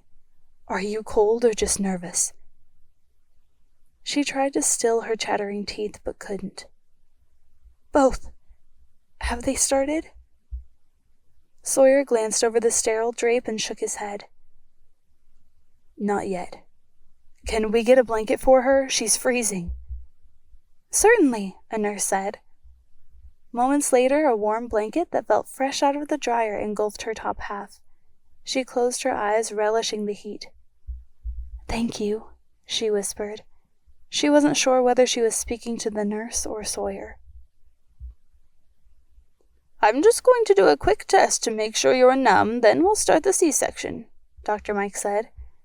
Do you feel that? Meredith held her breath, tightening her grip on Sawyer's hand. She didn't care what she felt if it meant saving her babies. I don't feel anything, Meredith said. Are the babies still okay? We're monitoring their heartbeats closely, and they're doing just fine, Dr. Mike said, his tone calm and reassuring. I'm going to start now. Feeling pressure and tugging is normal, but if you feel any pain, let me know immediately. She felt it then, the odd tugging pressure that they'd warned her about. She stared up at Sawyer, her voice muffled through the oxygen mask. What's happening? His face looked pale and drawn, but he gave a forced smile, and tenderly caressed her cheek again. They're just, opening you up. Some distant part of her knew that should freak her out, but all she could think about were the twins. Was John in the room right now, watching over them? She hoped so. The babies? They're not out yet, Sawyer said. How are you doing, Mare? Why did he keep asking her that? Fear had her throat feeling tight, and she was suddenly grateful for the oxygen mask placed over her. I just want Savvy and Joe to be okay. They will be. Sawyer kissed her forehead. Almost there, Meredith, Dr. Mike said. You're doing great. Almost there. Her babies were almost here. Sawyer's face transformed, a look of total awe making him almost glow. She couldn't see his smile beneath the surgical mask, but it was obvious in his eyes. A moment later, there was a faint, mewling cry. Meredith's eyes immediately flooded with tears as relief overwhelmed her. Baby A is here, Sawyer said, giving Meredith a look full of wonder. She's beautiful, Mare. Savannah, Meredith croaked. That's Savannah. Another sound filled the room, this cry stronger than the first. Meredith let out a sob. Josie's here too, Sawyer said. Oh, Mare, they're perfect. Are they okay? She couldn't see anything over the drape hiding her view of the surgery. They're in excellent hands, Dr. Mike said. The neonatal intensive care unit team is assessing them right now. The cries were getting louder, which Meredith knew was a good sign as the nurses and doctors called out various readings and numbers. Go with them, she told Sawyer. Please. Sawyer nodded, his phone in one hand with the camera already pulled up.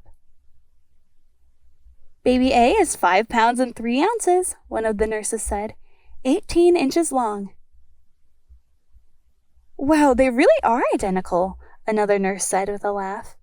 Baby B is the exact same size and length. They're so beautiful, Mare, Sawyer said, and she could hear the emotion in his voice. So much dark hair. They've got John's chin and your long fingers. Meredith held back a sob. Her babies were here. She was a mother. And they're okay? She demanded again. Everything's fine? So far so good, Mama, an unfamiliar female voice said. The pediatrician, maybe. Both babies are breathing room air on their own, which is great, and their chests sound clear. Medical professionals continued to call out numbers and words that meant nothing to Meredith. Sawyer kept saying things like, "She's so beautiful," and, "Wow, you've really got a set of lungs, don't you, sweetie?" Tears streamed into Meredith's hairline. She could feel a faint tug on her stomach, Dr. Mike sewing her closed, she assumed. But she was too attuned to her babies to care. Each of their cries was the most beautiful sound in the world. She hoped Sawyer was taking lots of pictures and videos. The babies were here. They were safe. She'd done it. A nurse appeared at her side, a tiny bundle in her arms. Meredith's entire world zeroed in on the baby while everything else faded away. "Here's baby A," the nurse said. "Savannah, right?" Yes. Savannah's face was red from crying, her face screwed up in stress. It took all of Meredith's concentration, but she lifted her arm that felt like a concrete block and rested it gently on the baby's chest. The crying calmed, then stopped entirely. She knows her mommy, the nurse said with a chuckle. Isn't that sweet? Another nurse arrived holding Josie. Her face was less red, her cries already settling. Meredith brushed a finger across the baby's soft cheek. 2 babies. She couldn't believe it. Want to hold them, Daddy? The nurse asked, motioning to Sawyer's phone with her hand. We can take a quick family picture before whisking these beauties off to the nursery to assess them better. Sawyer accepted the babies as though they were grenades who might explode if he moved too fast. The tenderness was evident in his eyes, even through the mask. Meredith longed to hold the babies herself. Soon, she hoped, once she wasn't worried about dropping them. They're beautiful, Mare, Sawyer said. They're perfect. He crouched down by her, a baby in each arm. From this angle, she could see the blood and mucus matting their hair. Their skin was splotchy from the trauma of birth, too. She'd never seen anything more perfect. Smile, the nurse said, and there was a click as she took a photo with Sawyer's phone. Sorry, Mama, but it's time to get these babies to the nursery. You'll see them again soon enough. A nurse took each baby, and Meredith felt an immediate sense of panic. You have to go with Savannah and Josie, Meredith said quickly. Promise me you'll stay with them? Sawyer's brow furrowed. Was he going to protest? They'd talked about this. She needed him to be with the babies. She would be just fine on her own. You'll be okay? He asked finally. Meredith nodded, her eyes brimming with tears. I'm fine. Go with the girls. Sawyer bent down, pressing a firm kiss to her cheek. I'll come check on you as soon as I can and bring you more pictures. And then Savannah, Josie, Sawyer, and the team of medical professionals were gone, pushing the wheeled bassinet out of the room. Meredith closed her eyes, letting the tears flow freely. You did great. A nurse in pink scrubs, mostly hidden by her yellow surgical gown, had taken Sawyer's place at her side. They're really okay? Meredith asked. The nurse patted her hand, her tone cheerful. They were doing great when they left. You did fantastic today, Mama. Congratulations. Mama. Every time someone said that word, it sent a thrill through Meredith. We'll be done here in another 30 minutes or so and get you to recovery, Dr. Mike said. Just relax and try to get some rest. The hard part is over. Meredith closed her eyes, the adrenaline wearing off now that she knew her babies were here and safe. The hard part? No, that would be the next 18 years, when she had to raise 2 baby girls into women. But it would also be the amazing part, the part that made life worth living. She let the rhythmic tugging on her stomach as they stitched her closed lull her into an almost dreamlike state. Images played in her mind, making her heart swell with love. Sawyer playing peekaboo while the babies giggled, chasing excited toddlers around the front yard while they shrieked with happiness, teaching them how to ride a bike, cheering on teenagers at their dance competition, walking women in beautiful white dresses down the aisle. She felt their absence like a physical ache. All she wanted was Savannah and Josie in her arms with Sawyer by her side. How are you doing, Meredith? The nurse asked quietly. Great, she said. Sawyer had been so calm with the trauma of the day, steady and reliable, just like she'd known he'd be. For the first time, she wondered how John would have reacted if he'd been the one with her. I'm sorry you weren't here, she told him silently. I'm sorry you won't get to raise our daughters. But they're in good hands. Sawyer already loves them like his own. She thought giving birth to the girls would bring with it a cacophony of painful what-ifs, had expected to be inundated with memories of John. but her focus had been entirely on Sawyer and their babies. It still was. An ache filled her chest as she finally accepted the truth. John wasn't the man she'd shared the most important moment of her life with. Not anymore. Giving birth to Josie and Savannah had been, without a doubt, the most defining moment of her existence so far, and Sawyer was the man who had been by her side for every moment. Meredith squeezed her eyes tightly shut, making little stars dance before them. "I'm so sorry, John," she silently told him. "I wish you could have been here, but you aren't." She felt it then. John's arms wrapped around her like they had so many times before. She didn't open her eyes, afraid of shattering the illusion, and let herself relish in his imagined embrace. She didn't hear words from beyond the grave, but suddenly she knew what John would say if she could speak to him. "It's okay. I love you. Sawyer is a great guy. I want you and our girls to be happy." She loved John. That would never change. But maybe it was okay to love Sawyer too.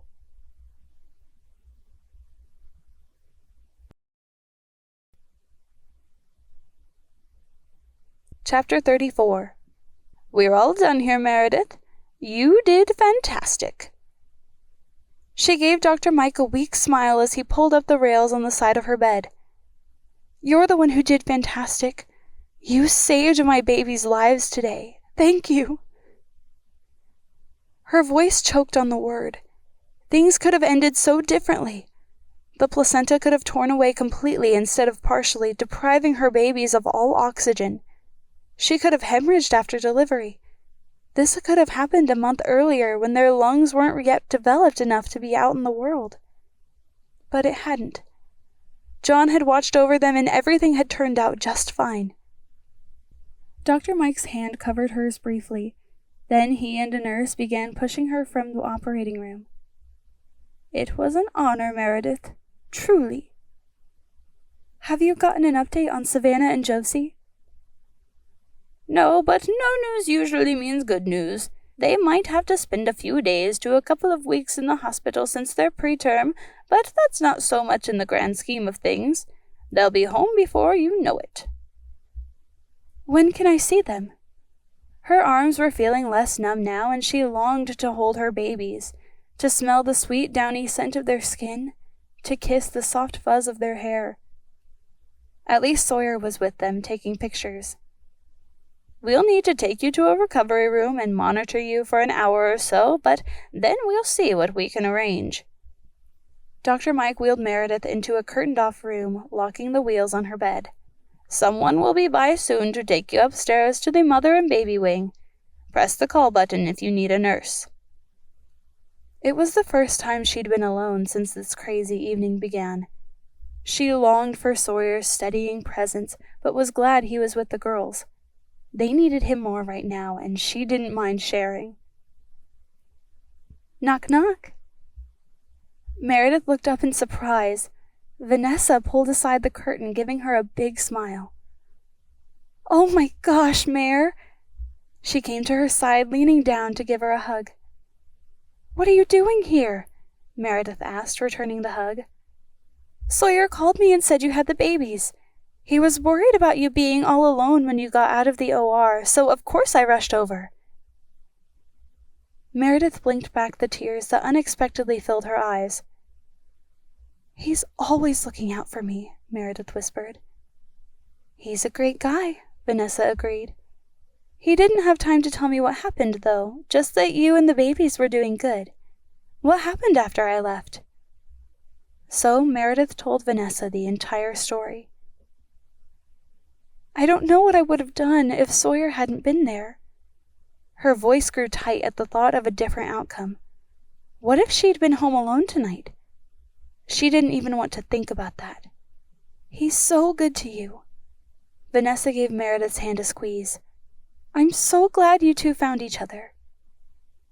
A nurse arrived, then asked brightly, "How are you feeling?" Good, Meredith said. I mean, I still can't feel my legs or anything. It can take a while for the spinal block to wear off, the nurse said, unlocking the wheels on her bed. I'm here to get you moved to a room on the mother and baby floor. Ready to go? Sure, Meredith said, struggling to sit up a little straighter in the bed. At least the head was raised so she could see okay. When can I see my babies? The nurse gave Meredith a conspiratorial smile. Well, I'm not supposed to do this, but it's pretty late at night, and your little girls are the only ones in the nursery, so I think we can swing by and let you see them. Nothing sounded more wonderful, but she still had no feeling in her body and didn't think she could transfer to the wheelchair. Like through the window? No, I'll just wheel your entire bed into the nursery, the nurse said. You can stay put and just let us push you around like the queen you are today. Outside the nursery, Meredith tried to sit up in bed so she can see through the glass windows, but the lower half of her body was still too asleep. But she could see Sawyer in there, still wearing his yellow surgical gown, the mask hanging around his neck and hairnet still in place. She heard a faint mewling cry and knew immediately it must be Savannah or Josie. How long would it be until she could tell the two apart? I can wheel you into the nursery if you'd like, the nurse said. Yes, please, she said eagerly. The nurse nodded. I'll let your nurse on the mother and baby floor know where you are, and she can come down and take your vitals. They're just getting your little girls ready for the level 2 nursery. They were struggling a bit on room air, so they're giving them some oxygen so they won't tire themselves out trying to breathe, but that's really normal for 35-week preemies. Vanessa held open the door, and the nurse wheeled Meredith's bed into the nursery. Sawyer looked over, his entire face transforming with relief. He was at her side in an instant, his hand clasping hers. How are you feeling? He asked. Fine. It was true. She felt wide awake, no doubt from the adrenaline, and still couldn't feel the pain she knew would come soon from the surgery. How are Josie and Savannah? The love on his face was obvious. Perfect. They just put them on oxygen, but the nurses assure me that's nothing to worry about. He looked over at Vanessa. Thank you so much for coming. Of course. She patted Meredith on the shoulder. There's nowhere else I'd rather be right now. Where are they? Meredith asked, craning her neck. Right over here. The nurse pushed Meredith's bed right over to the warmer where Savannah and Josie lay together, clothed only in a diaper, their eyes squeezed tightly shut with the vitamin E salve all over their eyelids. Tiny oxygen cannulas rested in their noses, the tubing held onto their cheeks by small round stickers. Oh, Meredith breathed. She had only caught the barest glimpses of Savannah and Josie in the OR, and they'd still been covered in afterbirth. Aren't they beautiful? Sawyer's entire face glowed with happiness. They have your nose and John's chin, and they look pretty darn identical. All of that dark hair definitely comes from John, but that hint of curl is all you. Meredith clutched Sawyer's hand, her heart so full she worried she'd start spontaneously crying. She was aware of Vanessa hanging back, of the nurses tending to Savannah and Josie, but the moment still felt incredibly intimate and private. I was just getting ready to give them a bath, the nurse said. Would you like to stay and watch? Yes, Meredith whispered. Yes, I want to stay. She watched in awe as the nurse grabbed a plastic container and filled it with warm water. She bathed the babies together. Josie's cry was soft and mewling, but Savannah's was a full-lunged yell. They all laughed at the difference in the babies' responses, but they both settled down as the nurse gently dribbled warm water over their entire body with a wash rag. Can you believe they're really here? Meredith asked Sawyer. He shook his head, and she caught the moisture in his eyes. No. You did so good, Mare. I'm so proud of you. She squeezed his hand. Thanks for being here. Thank you for allowing me to be a part of this. He kissed her forehead, and her entire body trembled. Soon, Josie and Savannah were both bundled tightly in a blanket, a blue and pink striped hat with a bow almost as large as their faces on each of their heads. "We need to take them to the NICU soon, and you need to get to your room," the nurse said. "But would you like to hold them first?" Meredith nodded, holding out her arms.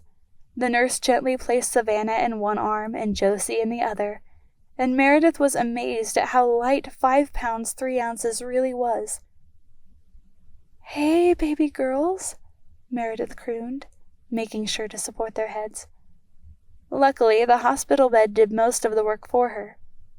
She leaned down, inhaling the fresh baby scent before placing a kiss on top of each of their heads.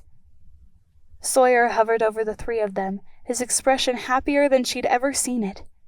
He reached out, his index finger gently caressing the baby's cheek. "Thank you," Sawyer whispered. "Thank you for this, Mare." "No," Meredith said, gazing up into his eyes. "Thank you." She'd woken up this morning as a pregnant widow, but tonight she would go to sleep as a mother of 2. They were a family. An unconventional one, but a family nonetheless. For now, that was enough.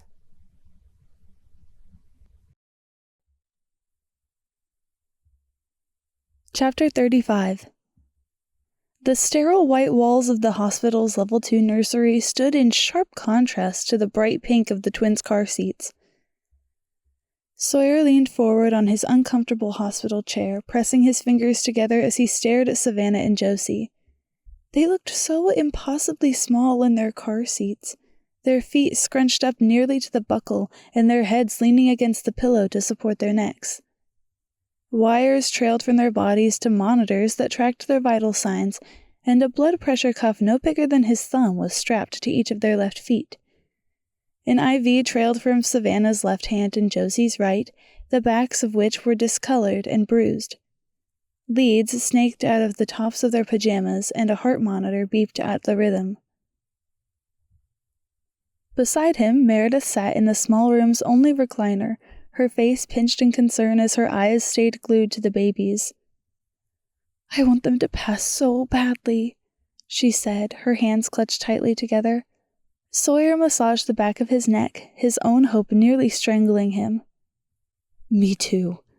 But if they have to stay in the hospital a few more days, that's okay too." Meredith sighed, rubbing her eyes. "I know. I just don't want to go home without them." It had been 5 days since the girls were born. Today, Meredith would be discharged from the hospital. She could have gone home yesterday, but the babies were doing so well that Dr. Mike had kept her another day in the hopes that she and the babies could go home together. The car seat test was their last hurdle. Savannah and Josie had to sit buckled into their infant car seats for 90 minutes without having their oxygen or heart levels drop below a normal range.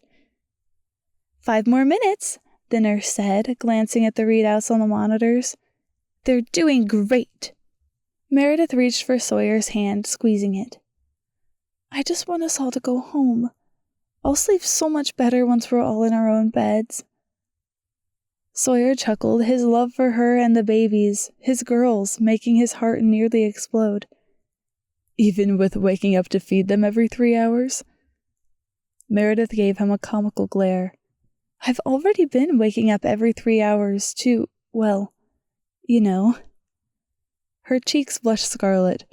She'd been trying her best to breastfeed the babies and had been waking up at night to pump. The lactation consultant said it would increase her milk supply, whatever that meant.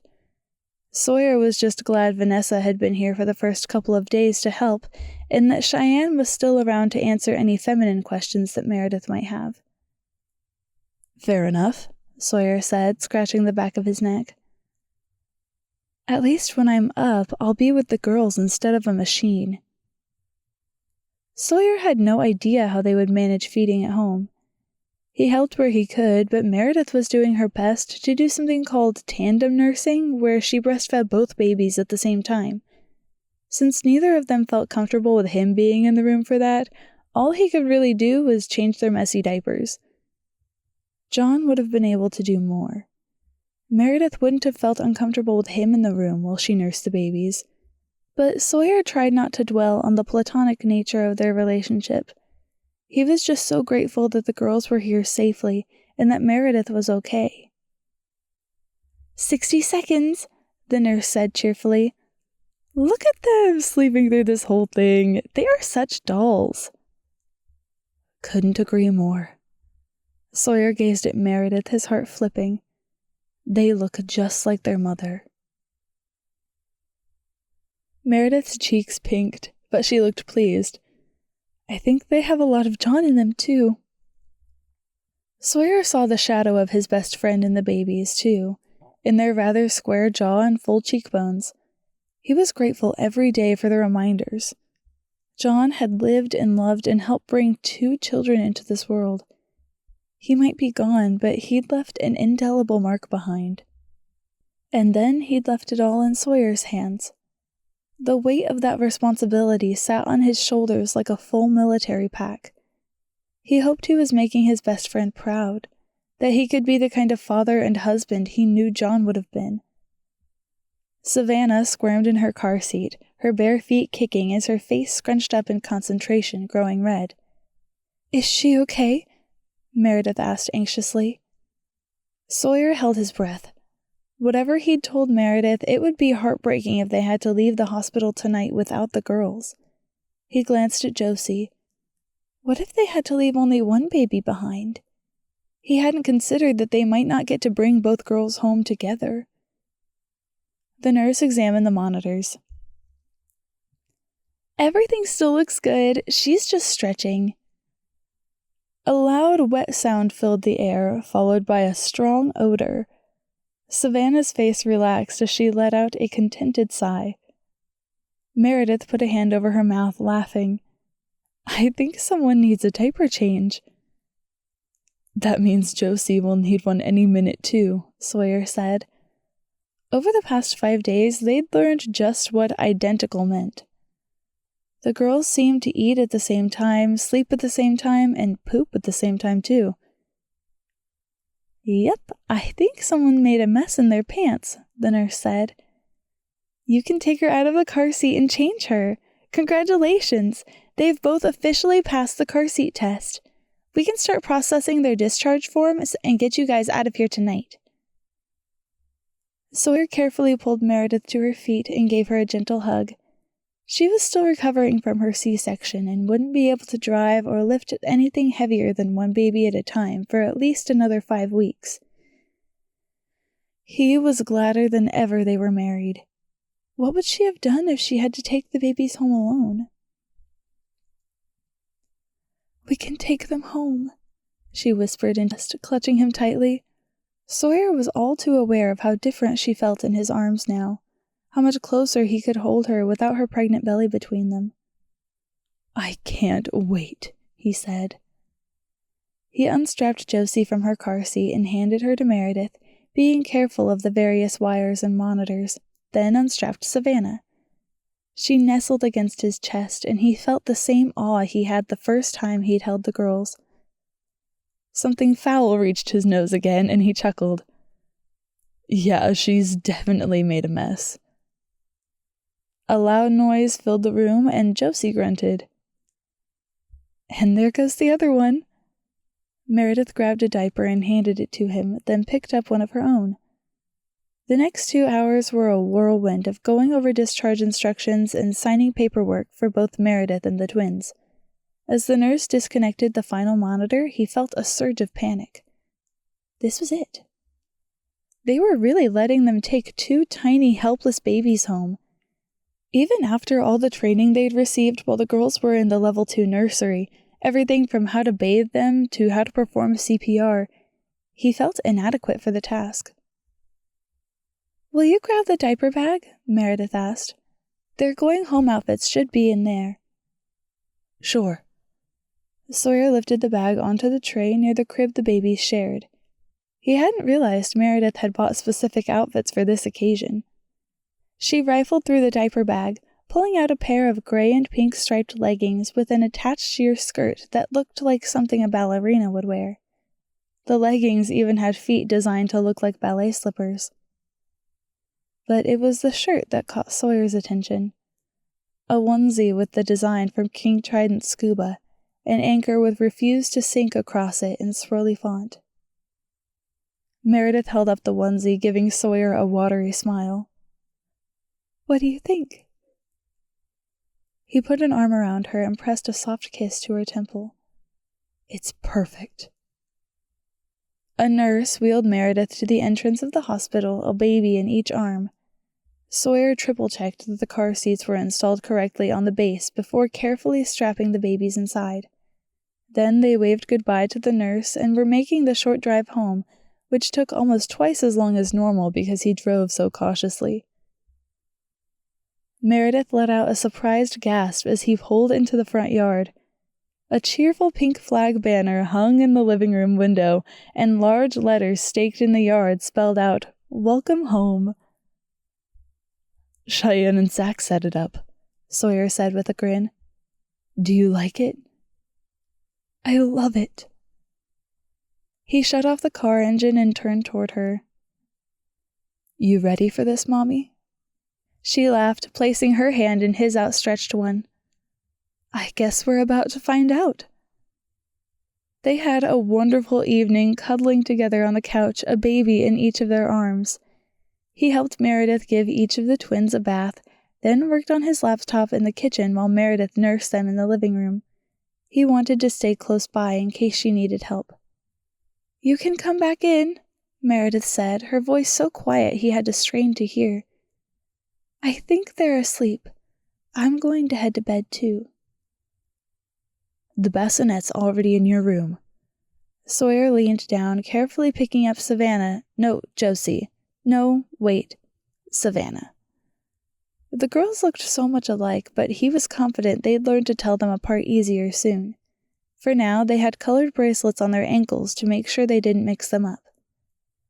Meredith followed him into her room, Josie resting on her shoulder. Sawyer rarely stepped foot in here, but he had a feeling that would change now that the babies were home.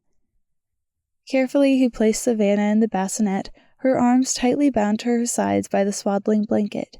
She barely stirred, her bottom lip quivering as she sucked on it. He took Josie from Meredith and laid her down next, the girls' faces automatically turning toward each other. "They're so perfect," Meredith whispered, looking down at the sleeping girls. Sawyer wrapped an arm around Meredith's shoulders, tucking her into his side. "The most beautiful babies I've ever seen, hands down." Meredith nodded in agreement. Her arm dropped to her waist, and the air between them became suddenly charged. "I don't know if I can ever thank you for all you've done for us," Meredith said, her voice husky. "If you hadn't been here these past few months." She leaned into him, their bodies pressed close without the barrier of her pregnant stomach between them. It was hard to breathe. "When I was alone in the delivery room after you'd gone to the nursery with the twins, I realized how much you mean to me." Her soft words made the hairs on the back of his neck prickle. "It's been my pleasure." He placed his hands low on her back, not urging her closer, but not pushing her away either. She bit her lip, drawing his eyes to her mouth. The stress of the last week had his emotions frayed, his self-control unraveling. Her eyes were filled with emotions he couldn't decipher. All he knew for sure was that she wasn't pulling away. Did she know how he felt about her? Could she perhaps one day feel the same way about him? It was too much to hope for, but he couldn't stop himself from wishing for it anyway. "I care about you deeply, Sawyer. I think I even..." She pulled her bottom lip between her teeth again. Sawyer stared, mesmerized by the motion. How many times had he dreamed about kissing her? 1,000,000? "You think you even..." "What?" he whispered. Her hands drifted up his back and came to rest at the back of his neck. She rose on her tiptoes, lifting her face to his as she urged his head down. Their lips met with a quiet hesitance. He longed to deepen the kiss, to crush her against him and devour her mouth, but he held back, letting her take the lead. Her hands trailed fire from the back of his neck down his back. She pressed herself more tightly against him, parting her lips in invitation. Heaven couldn't be better than this. His hands tangled in her hair as he took control of the kiss, drinking her in. He gently gripped her chin, angling her head for a better kiss. He had the entire world in his hands, and now that he'd tasted it, he wasn't about to let it go. Sawyer pressed his forehead against Meredith's, breathing heavily. You have no idea how long I've wanted to do that. Meredith bit her lip again, nearly driving him crazy. Really? Really. He closed his eyes, trying to reorient his thoughts. But are you sure about this? I don't want to take advantage of you or do anything that could hurt our marriage. A tiny furrow appeared between her brow that he longed to kiss smooth. And kissing is hurting it? No. Maybe. He sighed, resting his hand on the back of her neck. The urge to kiss her again was almost overpowering. It hasn't even been a week since you had the twins. You're still recovering from surgery and your emotions are everywhere. She put a finger to his lips, silencing him instantly. It took all of his self-control not to give that finger a playful nibble. I know the timing doesn't make sense, but I feel like I'm finally seeing things clearly for the first time. She inhaled slowly, and the exhalation of her warm breath on his face had him unraveling all over again. A marriage of convenience isn't enough for me anymore. I want more for me, for us, for the babies. Those words, the mere possibility of a future with Meredith, made him want to fall to his knees in gratitude. Are you sure? He whispered. She nodded, her eyes luminescent in the dim light of the bedroom. Yes, but I want us to take things slow. We have the twins to think about now, and I told you divorce wasn't an option for me. I don't want to screw this up. He tightened his grip on her, his heart feeling like it might explode. I won't let us. One day, he'd tell her about how long he'd loved her. There would be days and weeks and years to figure out how their relationship would fit in with both of their relationships with John. Later tonight, when he laid alone in his bed, the guilt would probably hit for kissing his best friend's wife. But kissing Meredith hadn't felt like betraying John. It felt like coming home. A baby squirmed in the bassinet, her tiny, mewling cry interrupting the moment. But Sawyer didn't care. He'd just been given the entire world.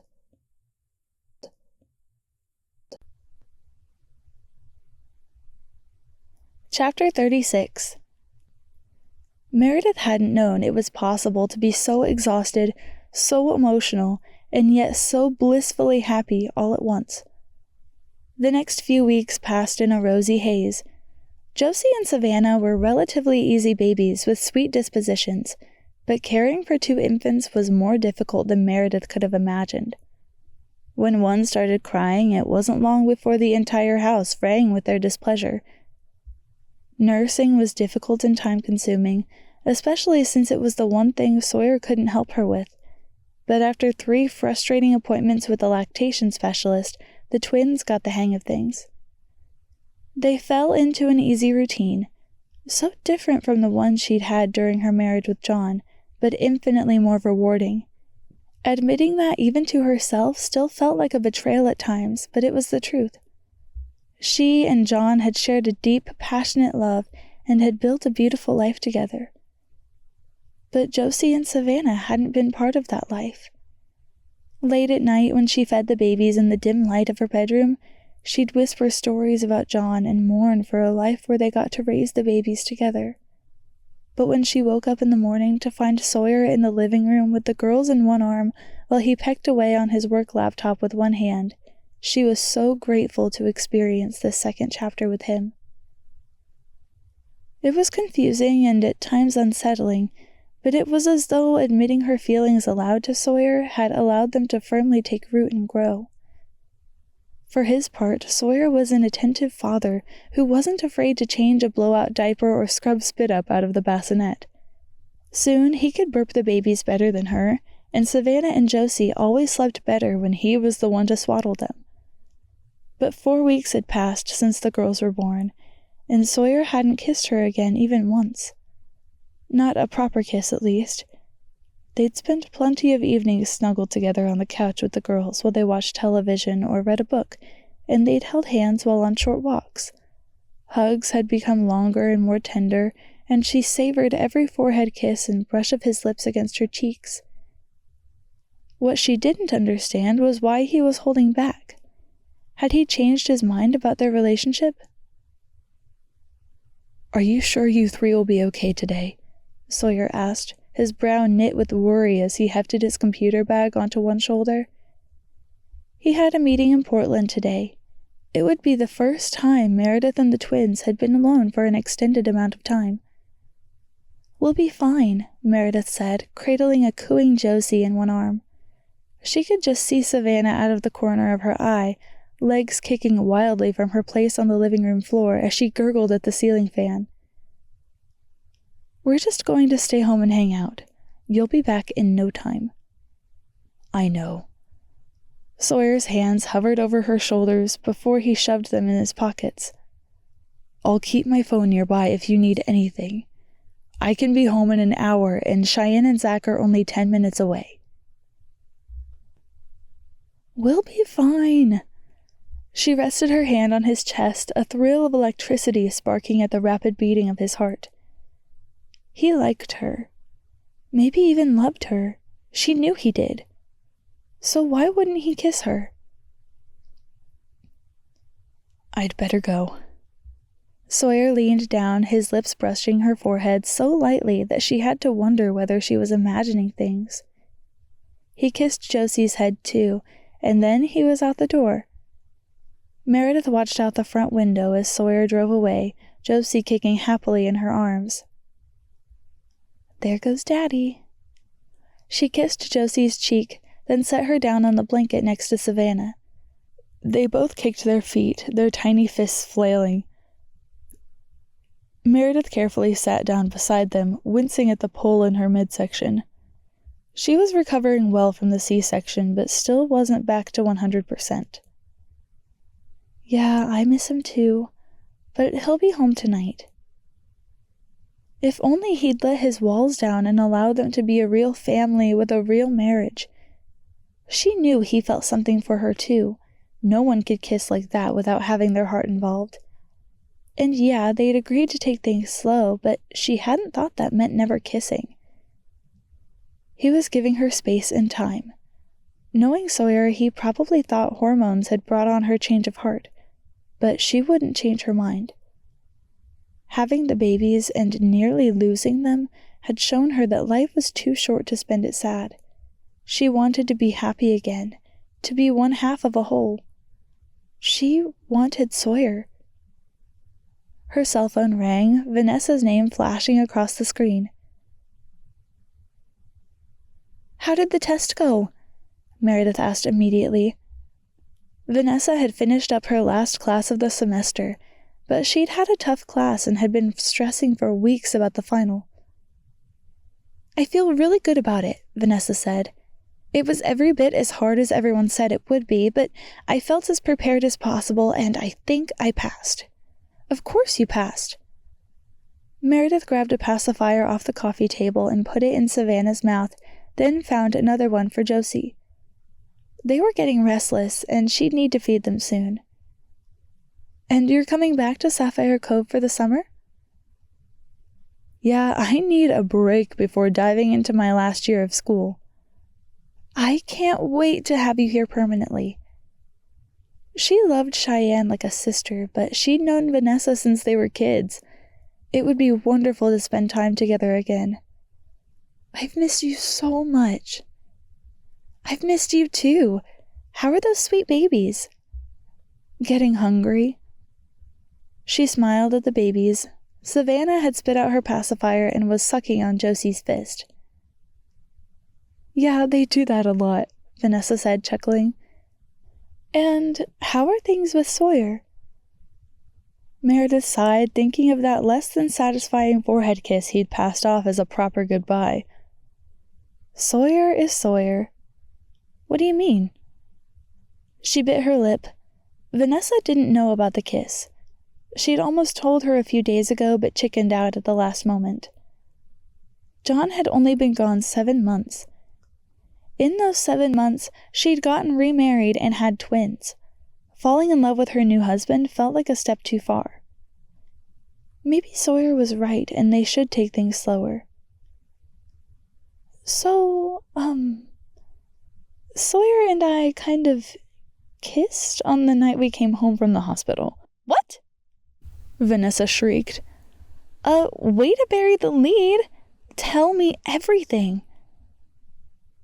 Vanessa listened quietly while Meredith explained the way things had changed between them in the 3 weeks since she'd come home from the hospital. Am I insane? Meredith asked, pushing a hand through her hair. I know John hasn't been gone very long. Stop, Vanessa interrupted. No one gets to tell you how to grieve, Mare. She inhaled shakily, the words hitting her straight in the chest. Josie squirmed, her legs pulled up to her chest as the pacifier popped out of her mouth and Meredith put it back in. Can I still grieve for John while wanting to be with Sawyer? She brushed away a tear. Because I do still miss John terribly. But I'm so tired of being alone, and Sawyer makes me so happy. Then go for it, Vanessa said. He misses John too. Sawyer's a good guy and he'll understand. If you love Sawyer, then why wait to be with him just because you still love John too? That's never going to change. She pressed her fingers to her mouth, blinking rapidly. No, it won't. John was my soulmate. Maybe Sawyer's your soulmate too. Who made the rule that you get only one? Savannah was squirming more than ever. Meredith knew she didn't have much time left before the girls demanded to be fed, but she couldn't stop herself from saying, what if he doesn't think I'm his soulmate? What if, after thinking about it, Sawyer has decided he doesn't want our relationship to change and isn't sure how to tell me? Vanessa's laugh startled her so much she nearly dropped the phone. That's a good one, Vanessa said, still chuckling. Trust me, Sawyer wants more from you than the occasional hug. She thought again of the brief forehead kiss goodbye less than an hour ago. That hadn't exactly screamed, "Come hither, babe." How do you know? Meredith asked. Because I have eyes? Vanessa laughed again. It makes sense that he's hesitant, though. Think of it from his point of view. There's probably a lot of guilt associated with falling for his best friend's wife. Guilt.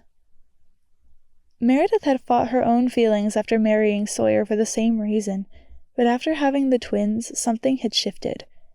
Some days she still felt guilty, but she knew John would want her, Sawyer, and the twins to be a real family.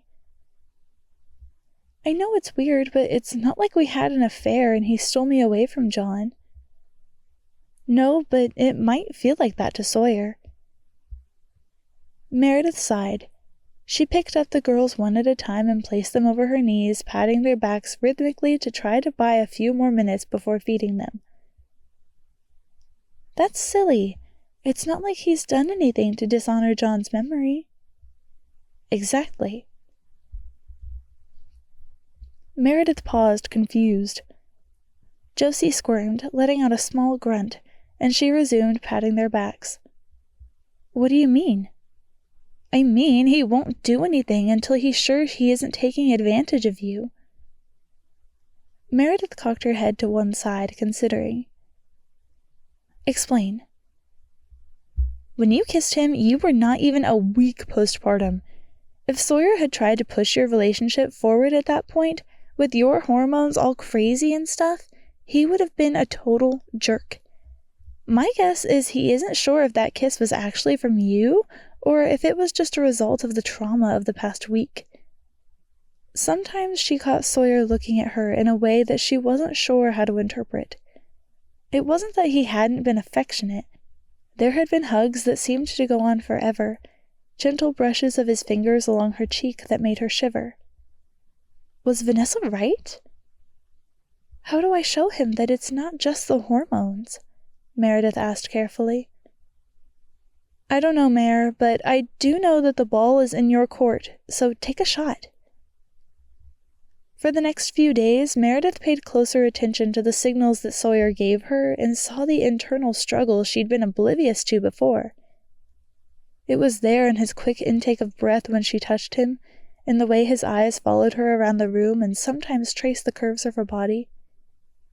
He didn't look at her like his best friend's widow. He looked at her like she was the woman he loved. But Vanessa was right. She'd have to be the one to take the next step. Over the next week, she carefully planned how to prove to Sawyer she was ready to move on. On Friday, Sawyer had to go into the office again. Meredith spent the day making his favorite meal, potato casserole and meatloaf with homemade rolls and carrot cake for dessert. It took all day to prep everything since she had to keep stopping to feed the girls, but she didn't mind. Earlier that week, Dr. Mike had cleared her to resume normal activities, and it felt great to do things for herself again without asking for help. By the time 6 o'clock rolled around, the scent of dinner filled the home. She had set the table and even spent an hour on her hair and makeup. The girls were content in their swings, Savannah cooing contentedly while Josie's eyes fluttered closed. Her stomach swarmed with butterflies when she heard the front door open. "I'm home," Sawyer called out. There was a clunk as he sat his bag on the floor. "Something smells delicious." She closed her eyes, gathering her courage. It was go time. Sawyer's jaw dropped when she walked into the living room, champagne glasses of sparkling cider in hand. His eyes raked her figure before resting on her face, his eyebrows raised in question. "Hey," he said, taking a careful step forward. "Did I forget someone's birthday?" She laughed nervously and shook her head. His fingers brushed against hers as he took the glass, sending heat racing up her spine. The urge to kiss him was overwhelming, but she couldn't lose her head. This wasn't about loneliness or hormones or anything else. This was about a future with Sawyer. A real future filled with all the love and happiness they both deserved. "What is it, then?" Sawyer took a sip of his sparkling cider, his eyes not leaving hers. "Is everything okay?" "Everything's great. I just thought tonight might be a good time to talk." His eyebrows rose even higher. "About what?" Meredith took a deep breath, then plunged. "About how I've fallen in love with you."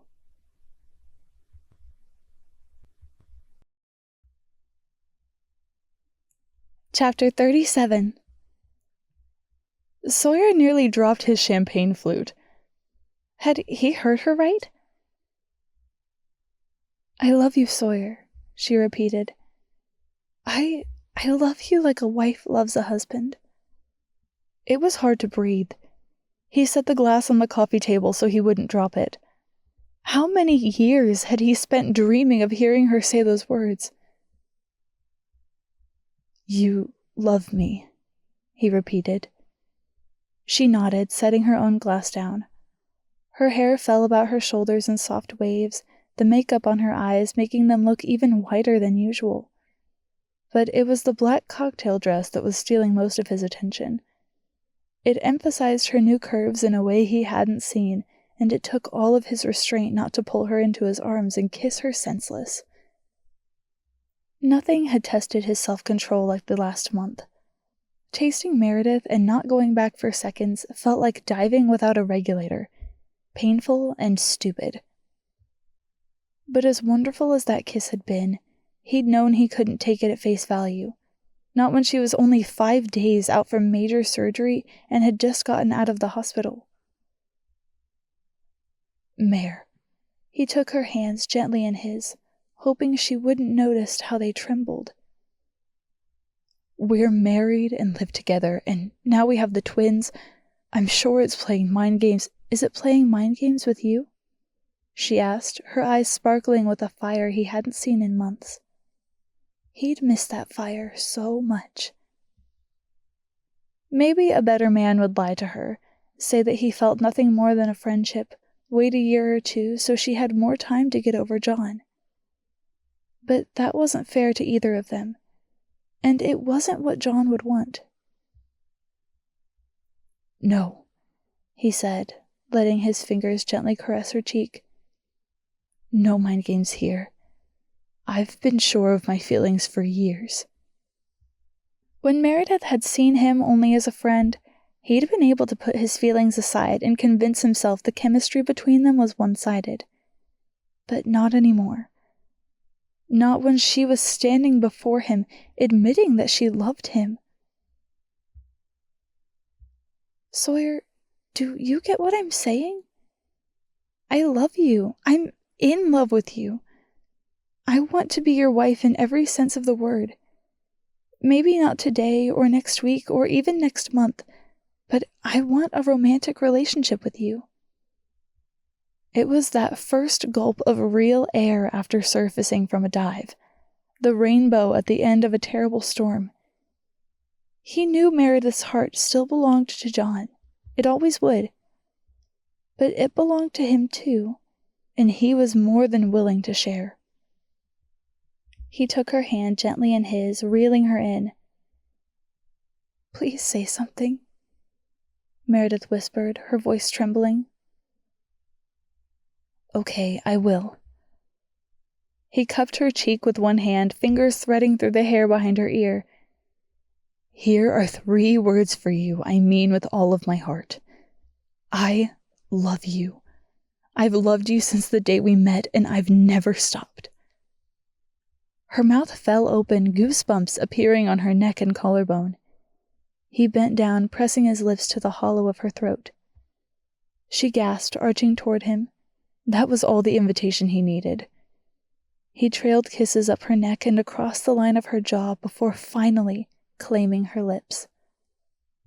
Meredith sank into him, wrapping her arms around the back of his neck and rising on tiptoes to better meet his kiss. He felt the contact in every nerve in his body, but forced himself to take it slow. They might be married, but he intended to date her like a proper gentleman. The kiss was long and sweet and absolutely perfect. She leaned her head back, letting him trail more kisses across her neck before urging his lips to hers once more. A loud grunt from one of the babies broke them apart.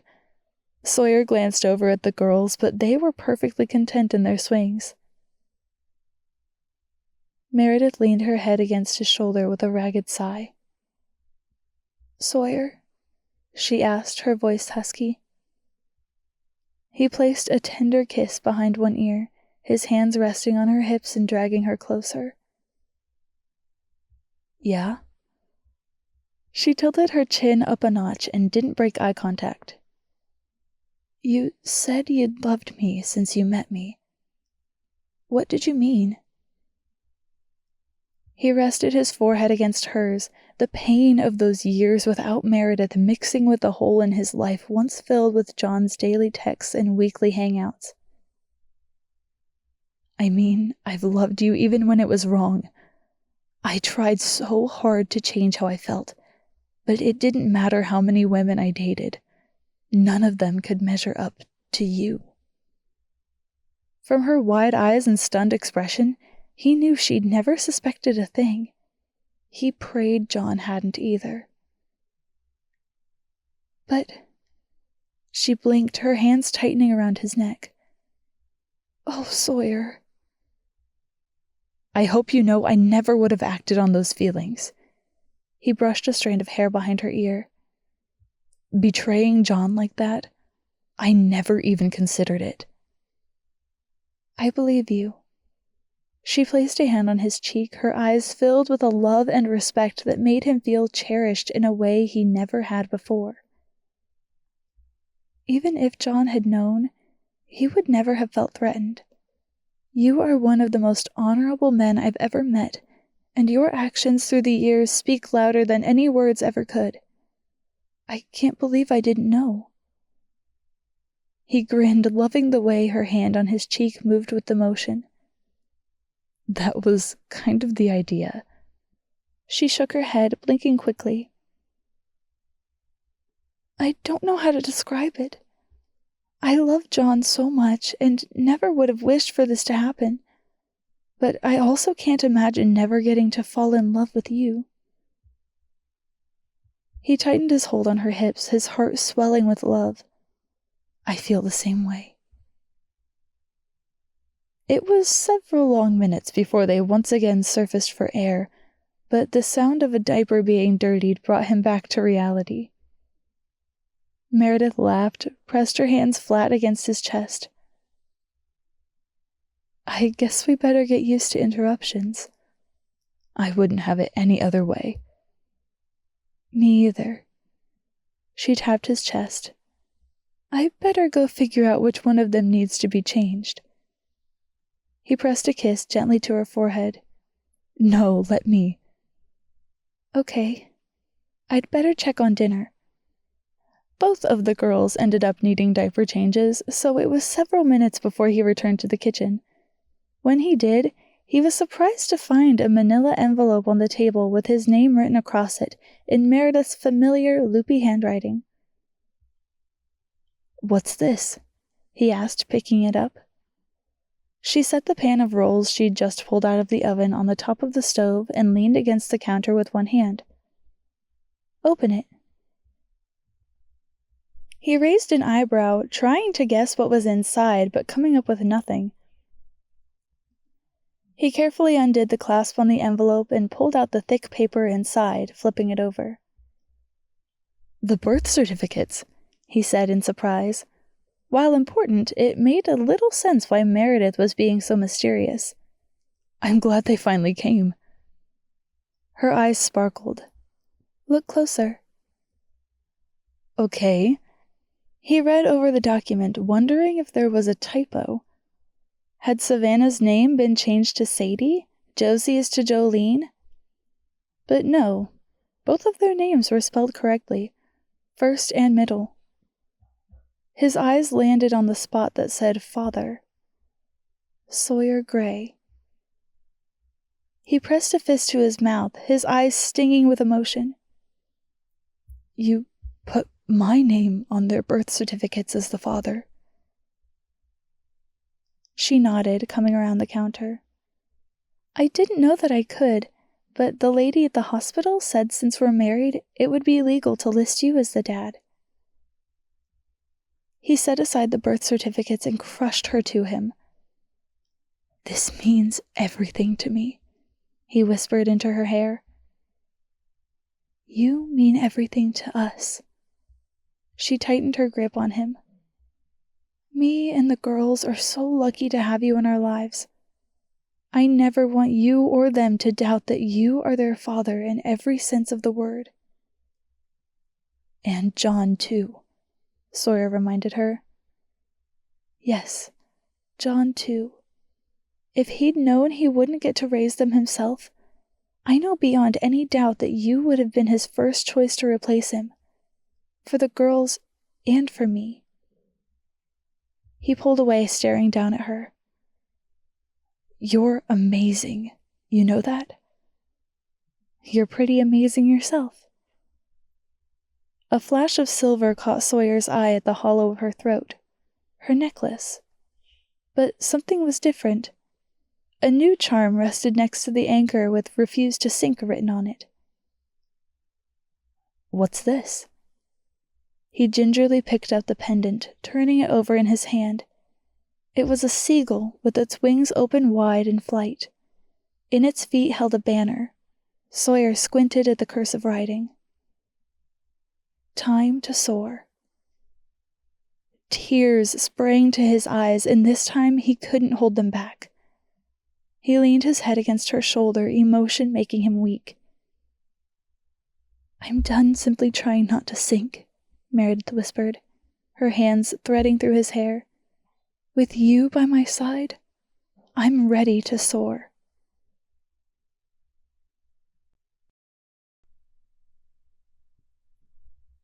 Epilogue. 6 months later. Savannah, stop pulling your sister's hair. That's not very nice. Meredith bent down in front of the stroller, swiftly pulling off her gloves so that she could save Josie from Savannah's iron grip. The girls were nearly 8 months old now, and lately pulling each other's hair seemed like their favorite hobby. The pediatrician assured her it was a sign that their hand-eye coordination was improving. She wasn't so sure. Josie let out one last howl as Meredith freed her hair. "Aw," she said with a chuckle, wiping away Josie's tears. "Here, let's put your hat back on so you two can stop tormenting each other." She snugly pulled the knit hats over both girls' ears, hoping that would do the trick. Nearly 8 months old. She couldn't believe it. They'd been exhausting, wonderful, stressful, amazing months of learning and growing with Sawyer. 3 months ago, she'd moved from the bedroom she shared with John into the new owner's suite with Sawyer. Eventually, she'd moved the girls into the room she'd shared with their first father, but for now they'd converted it into a small photography studio.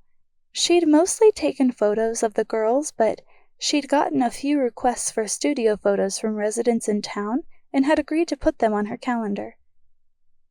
Sawyer said it was good for the girls to see their mother pursuing her passions, and Meredith had to agree. She didn't want to go back to working nearly as much as she had before closing the studio, but a few sessions a week gave her a creative outlet she desperately needed. Sawyer jogged out of the old scuba shop, a flower arrangement Meredith had ordered in his hands. She'd been thrilled when a florist opened a store there. It was nice to know that someone else was living out their dream in the same place where John had lived out his. "It looks great," Meredith said, admiring the arrangement. It was a large wreath of colorful autumn blooms with a banner across the middle that read, "Refuse to sink." A seashell anchor nestled behind it. "Yeah, it turned out really nice," Sawyer agreed, setting the wreath carefully on the handlebars of the stroller. "We'll have to come by on Halloween. She's hosting a pumpkin carving contest." "Sounds fun." Meredith placed a few yogurt bites on the girls' trays so they wouldn't get restless. "Ready?" "Ready," Sawyer agreed. Meredith tucked her arm into his as she pushed the stroller toward the cemetery. It was an unusually warm day for mid-October, and the brightly shining sun made it feel even warmer. John would have loved having this kind of weather on his birthday, a rarity since moving to Oregon. She probably would have packed up the babies and headed to the beach, where she and Cheyenne would have kept the kids entertained while the men did a dive. The memories of the past and alternate versions of the future were growing less painful to think about. She still had days when the grief took her breath away, but Sawyer was always there to hold together the pieces while she fell apart. Part of her had worried loving Sawyer would mean giving up John, but the opposite had been true. She and Sawyer talked more openly about their grief than ever before and worked through it together. "You doing okay?" Sawyer asked quietly, glancing over at her. The simple question threw her back over a year ago to when the world had come crumbling down around her. When she'd sobbed into Sawyer's shoulder at the hospital, her husband dead in the next room, she hadn't been sure if she'd ever be okay again. She'd been drowning in a whirlpool, one hand reaching toward a sky she wasn't sure she'd ever see again. But Sawyer had grabbed her hand and pulled her into the sun once more. "I'm okay," Meredith said, giving his arm a squeeze. "How are you doing?" Sawyer sighed, his chest rising and falling. I still miss him so much. Me too. It was confusing to want John back so much while knowing she could never give up Sawyer. She loved them both so much, just in different but equally powerful ways. I was thinking about how he'd have been begging to go for a dive today since the weather's so nice, Meredith said. Sawyer laughed. Oh yeah, he definitely would have dragged me and Zach into the freezing ocean. And after the dive, we all would have gone back to our house for cake and ice cream. We're still doing that, Sawyer pointed out. What time did you say Zach, Cheyenne, and Bailey were stopping by? 5:30. Cheyenne was pregnant again, and Meredith couldn't wait to find out what she was having in another few weeks.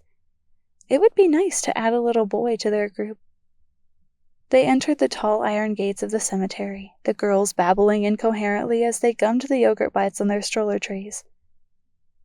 Sawyer pushed the stroller up the small hill to where John's grave rested underneath a tall maple tree. Ready to say hi to Daddy? Meredith asked the girls, leaning down to unbuckle them from the stroller.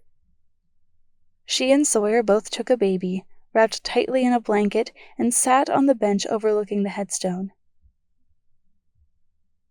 Should we sing Happy Birthday? Sawyer asked. Meredith smiled, instantly warming to the idea. Yeah, let's do it. The two of their voices joined in a very off-tune rendition of the song, and by the end they were both laughing and wiping away tears. That was awful, Meredith said, grabbing Savannah's fingers before they could tug at her necklace. Sawyer shrugged, grinning. Well, John knows we aren't rock stars. Here, hold her so I can place the wreath. The bright yellow of the sunflowers and deep orange of the roses and mums stood out starkly against the black granite stone. She crouched down, pressing her fingers to her lips before touching his name. Things felt different today. Part of her ached at the unexpected shift her future was about to take once more. She had loved John fiercely and deeply, and part of her always would. But she also had learned to move forward with Sawyer. Meredith pressed a hand unconsciously to her stomach. They'd planned to wait a year or so before trying for another baby, but last week she'd started feeling nauseous and taken a test. The positive result had come as a major shock, and at first she'd been terrified to have another baby so soon after the twins. But with Sawyer by her side, she knew they'd weather this latest change just fine. She'd ordered shirts online for the girls that said Big Sis. They'd be here by the weekend, and she couldn't wait to see the look on Sawyer's face when he learned the news. She rose, taking Savannah from Sawyer. He shifted Josie into his other arm and wrapped an arm around Meredith's waist. I was thinking, he said, the girls are going to be crawling soon. Meredith laughed. Yeah, and we'll have to childproof every inch of the house. That's not what I was talking about. Sawyer rolled his eyes, then pointed to John's grave. I was thinking I should build a small sandbox to put over John's final resting place. That way, when we come to visit, the girls can play with their daddy. I've seen some plans online that look really nice, and I already spoke to the cemetery sexton and got his okay for the project. Every day, she thought she couldn't possibly fall more in love with Sawyer. Every day, he proved her wrong. That's a great idea, Meredith said, leaning into him. She rose on her tiptoes, giving him a brief kiss. John would love that, and so will the girls. I don't want any of you to ever feel like I'm replacing John. He tightened his hold on her. He deserves to be remembered. He will be. She tightened her hold on Savannah, who squirmed to get down. Both babies were rolling all over the house now, and by Christmas she knew they'd be crawling everywhere. She could already imagine what this spot would look like next summer. Sawyer and the girls playing with Matchbox cars in the sandbox while she sat on the bench with her brand new baby in her arms. A cool breeze swept through the cemetery. She pulled the blanket more tightly around Savannah and adjusted Josie's blanket, then leaned into Sawyer with a shiver. Sawyer didn't suggest they leave because it was getting cold. He just held her silently, allowing her the space to feel. "I miss you, John," she whispered. "But I'm happy. I'm okay. We all are." The breeze stirred her hair again, and she could almost imagine it was John running his fingers through her curls. "I love you," Sawyer murmured, kissing her temple. She looked up at him, smiling. "I love you too. Let's go home." "You sure?" She nodded, pressing her cheek against Savannah's warm one. "Yeah. I think it's time we gave these girls a tiny taste of carrot cake, don't you?" Vanessa set the last can of food in the box and paused, puffing out an exaggerated breath so that the strand of hair stuck to her sweaty forehead moved out of her eyes. Her small kitchen apartment was nearly empty now, save for the boxes stacked along one wall. Just that morning, she'd taken her nursing boards, and while the test had been challenging, she was confident she'd passed. Well, 90% sure, at least. She could hear the faint rumblings of a video game from where Grayson played in his room. He'd helped her pack for a little while, but eventually grown bored and asked if he could go play instead. She hadn't minded. 4 years of school as a single mom. It hadn't been easy to move states away from any family support and do school, work, and parenting alone, but she'd done it. The phone rang, and she smiled when she saw Meredith's number scroll across it. "Hey," she said. "Still pregnant?" "I feel like a whale," Meredith groaned. "If I haven't had him by next week, Dr. Mike said he'd induce me. He's just waiting for his Aunt Vanessa to come before arriving." She reached for another box. Time to pack their small stack of plates and bowls. She had a few paper ones they could use for dinner tonight and breakfast in the morning. "Hurry up, then! I'm so done being pregnant. Chasing after the twins with a bowling ball stuck to your stomach is no joke." Grayson let out a yell of frustration from his bedroom. He'd probably lost a life in the game or something. A twinge of regret made her heart ache. Grayson was 7 now, and she hadn't really dated anyone since Andrew's death other than the odd meet-up for coffee with one of the guys from school. Her son would never know what it was like to have a sibling close in age. But she'd grown up an only child and turned out just fine. Sure, it had been lonely, but she'd also gotten her parents' undivided attention. That wasn't a bad thing. "Oops, gotta go," Meredith said. "Sounds like the girls are waking up from their nap. If I don't go in there soon, they'll have smeared poop all over the walls again." Vanessa winced. "Did you try putting their pajamas on backwards?" "Yes, and they still got out of them somehow." Meredith sighed, but Vanessa heard the happiness behind the exhaustion. "Go," Vanessa said. "No one wants a poop portrait." "Ain't that the truth?" "Drive safely tomorrow, okay? Text me updates so I know you aren't stranded on the side of the road in Idaho or something." Vanessa laughed. She'd grown pretty independent over the past few years, and the thought of making the 43-hour drive towing a moving trailer with only Grayson for company didn't bother her. She and Grayson would be just fine. They always were. "Can't wait to see you," Meredith said. "We'll catch up for real once you get settled in at your parents'." "Will do," Vanessa said, then hung up.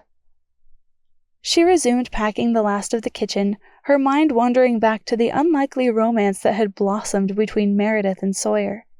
Vanessa had wondered if something like that might happen when she'd encouraged Meredith to accept Sawyer's proposal over a year ago, but she'd been surprised at how quickly things had progressed. Not that she'd felt any misgivings. Sawyer and Meredith were so great together. Vanessa rose on tiptoes, grabbing the last 2 glasses from the back of the cabinet. Her hands closed around stemware and she paused, instantly knowing what she held. Not glasses. Champagne flutes. Slowly she pulled them out of the cabinet. One glass said bride while the other said groom, with the date of their wedding below 2 interlocked hearts. They would have been married almost 10 years now. Would his hair have started thinning yet? Would his stomach have developed a little paunch? Would she have discovered his secrets or still been in the dark? Vanessa took a deep breath, then carefully wrapped the glasses in newspaper. She and Grayson were starting a new chapter of their lives in Sapphire Cove.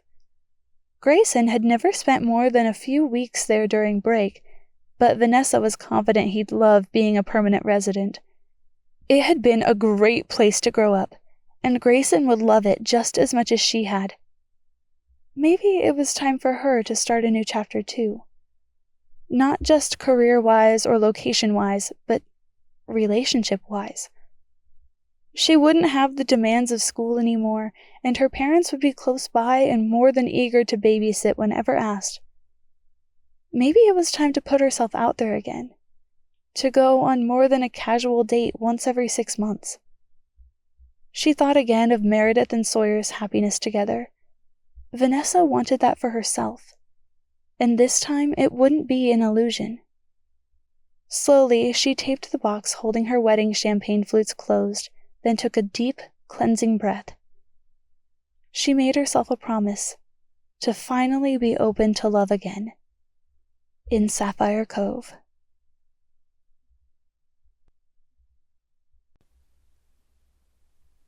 Thank you for listening to Refuse to Sink, a marriage of convenience small-town romance, Second Chances in Sapphire Cove, Book 3. Written by Lindzee Armstrong, narrated by Dana Jones. Copyright 2024 by Lindzee Armstrong. Production copyright by Lindzee Armstrong.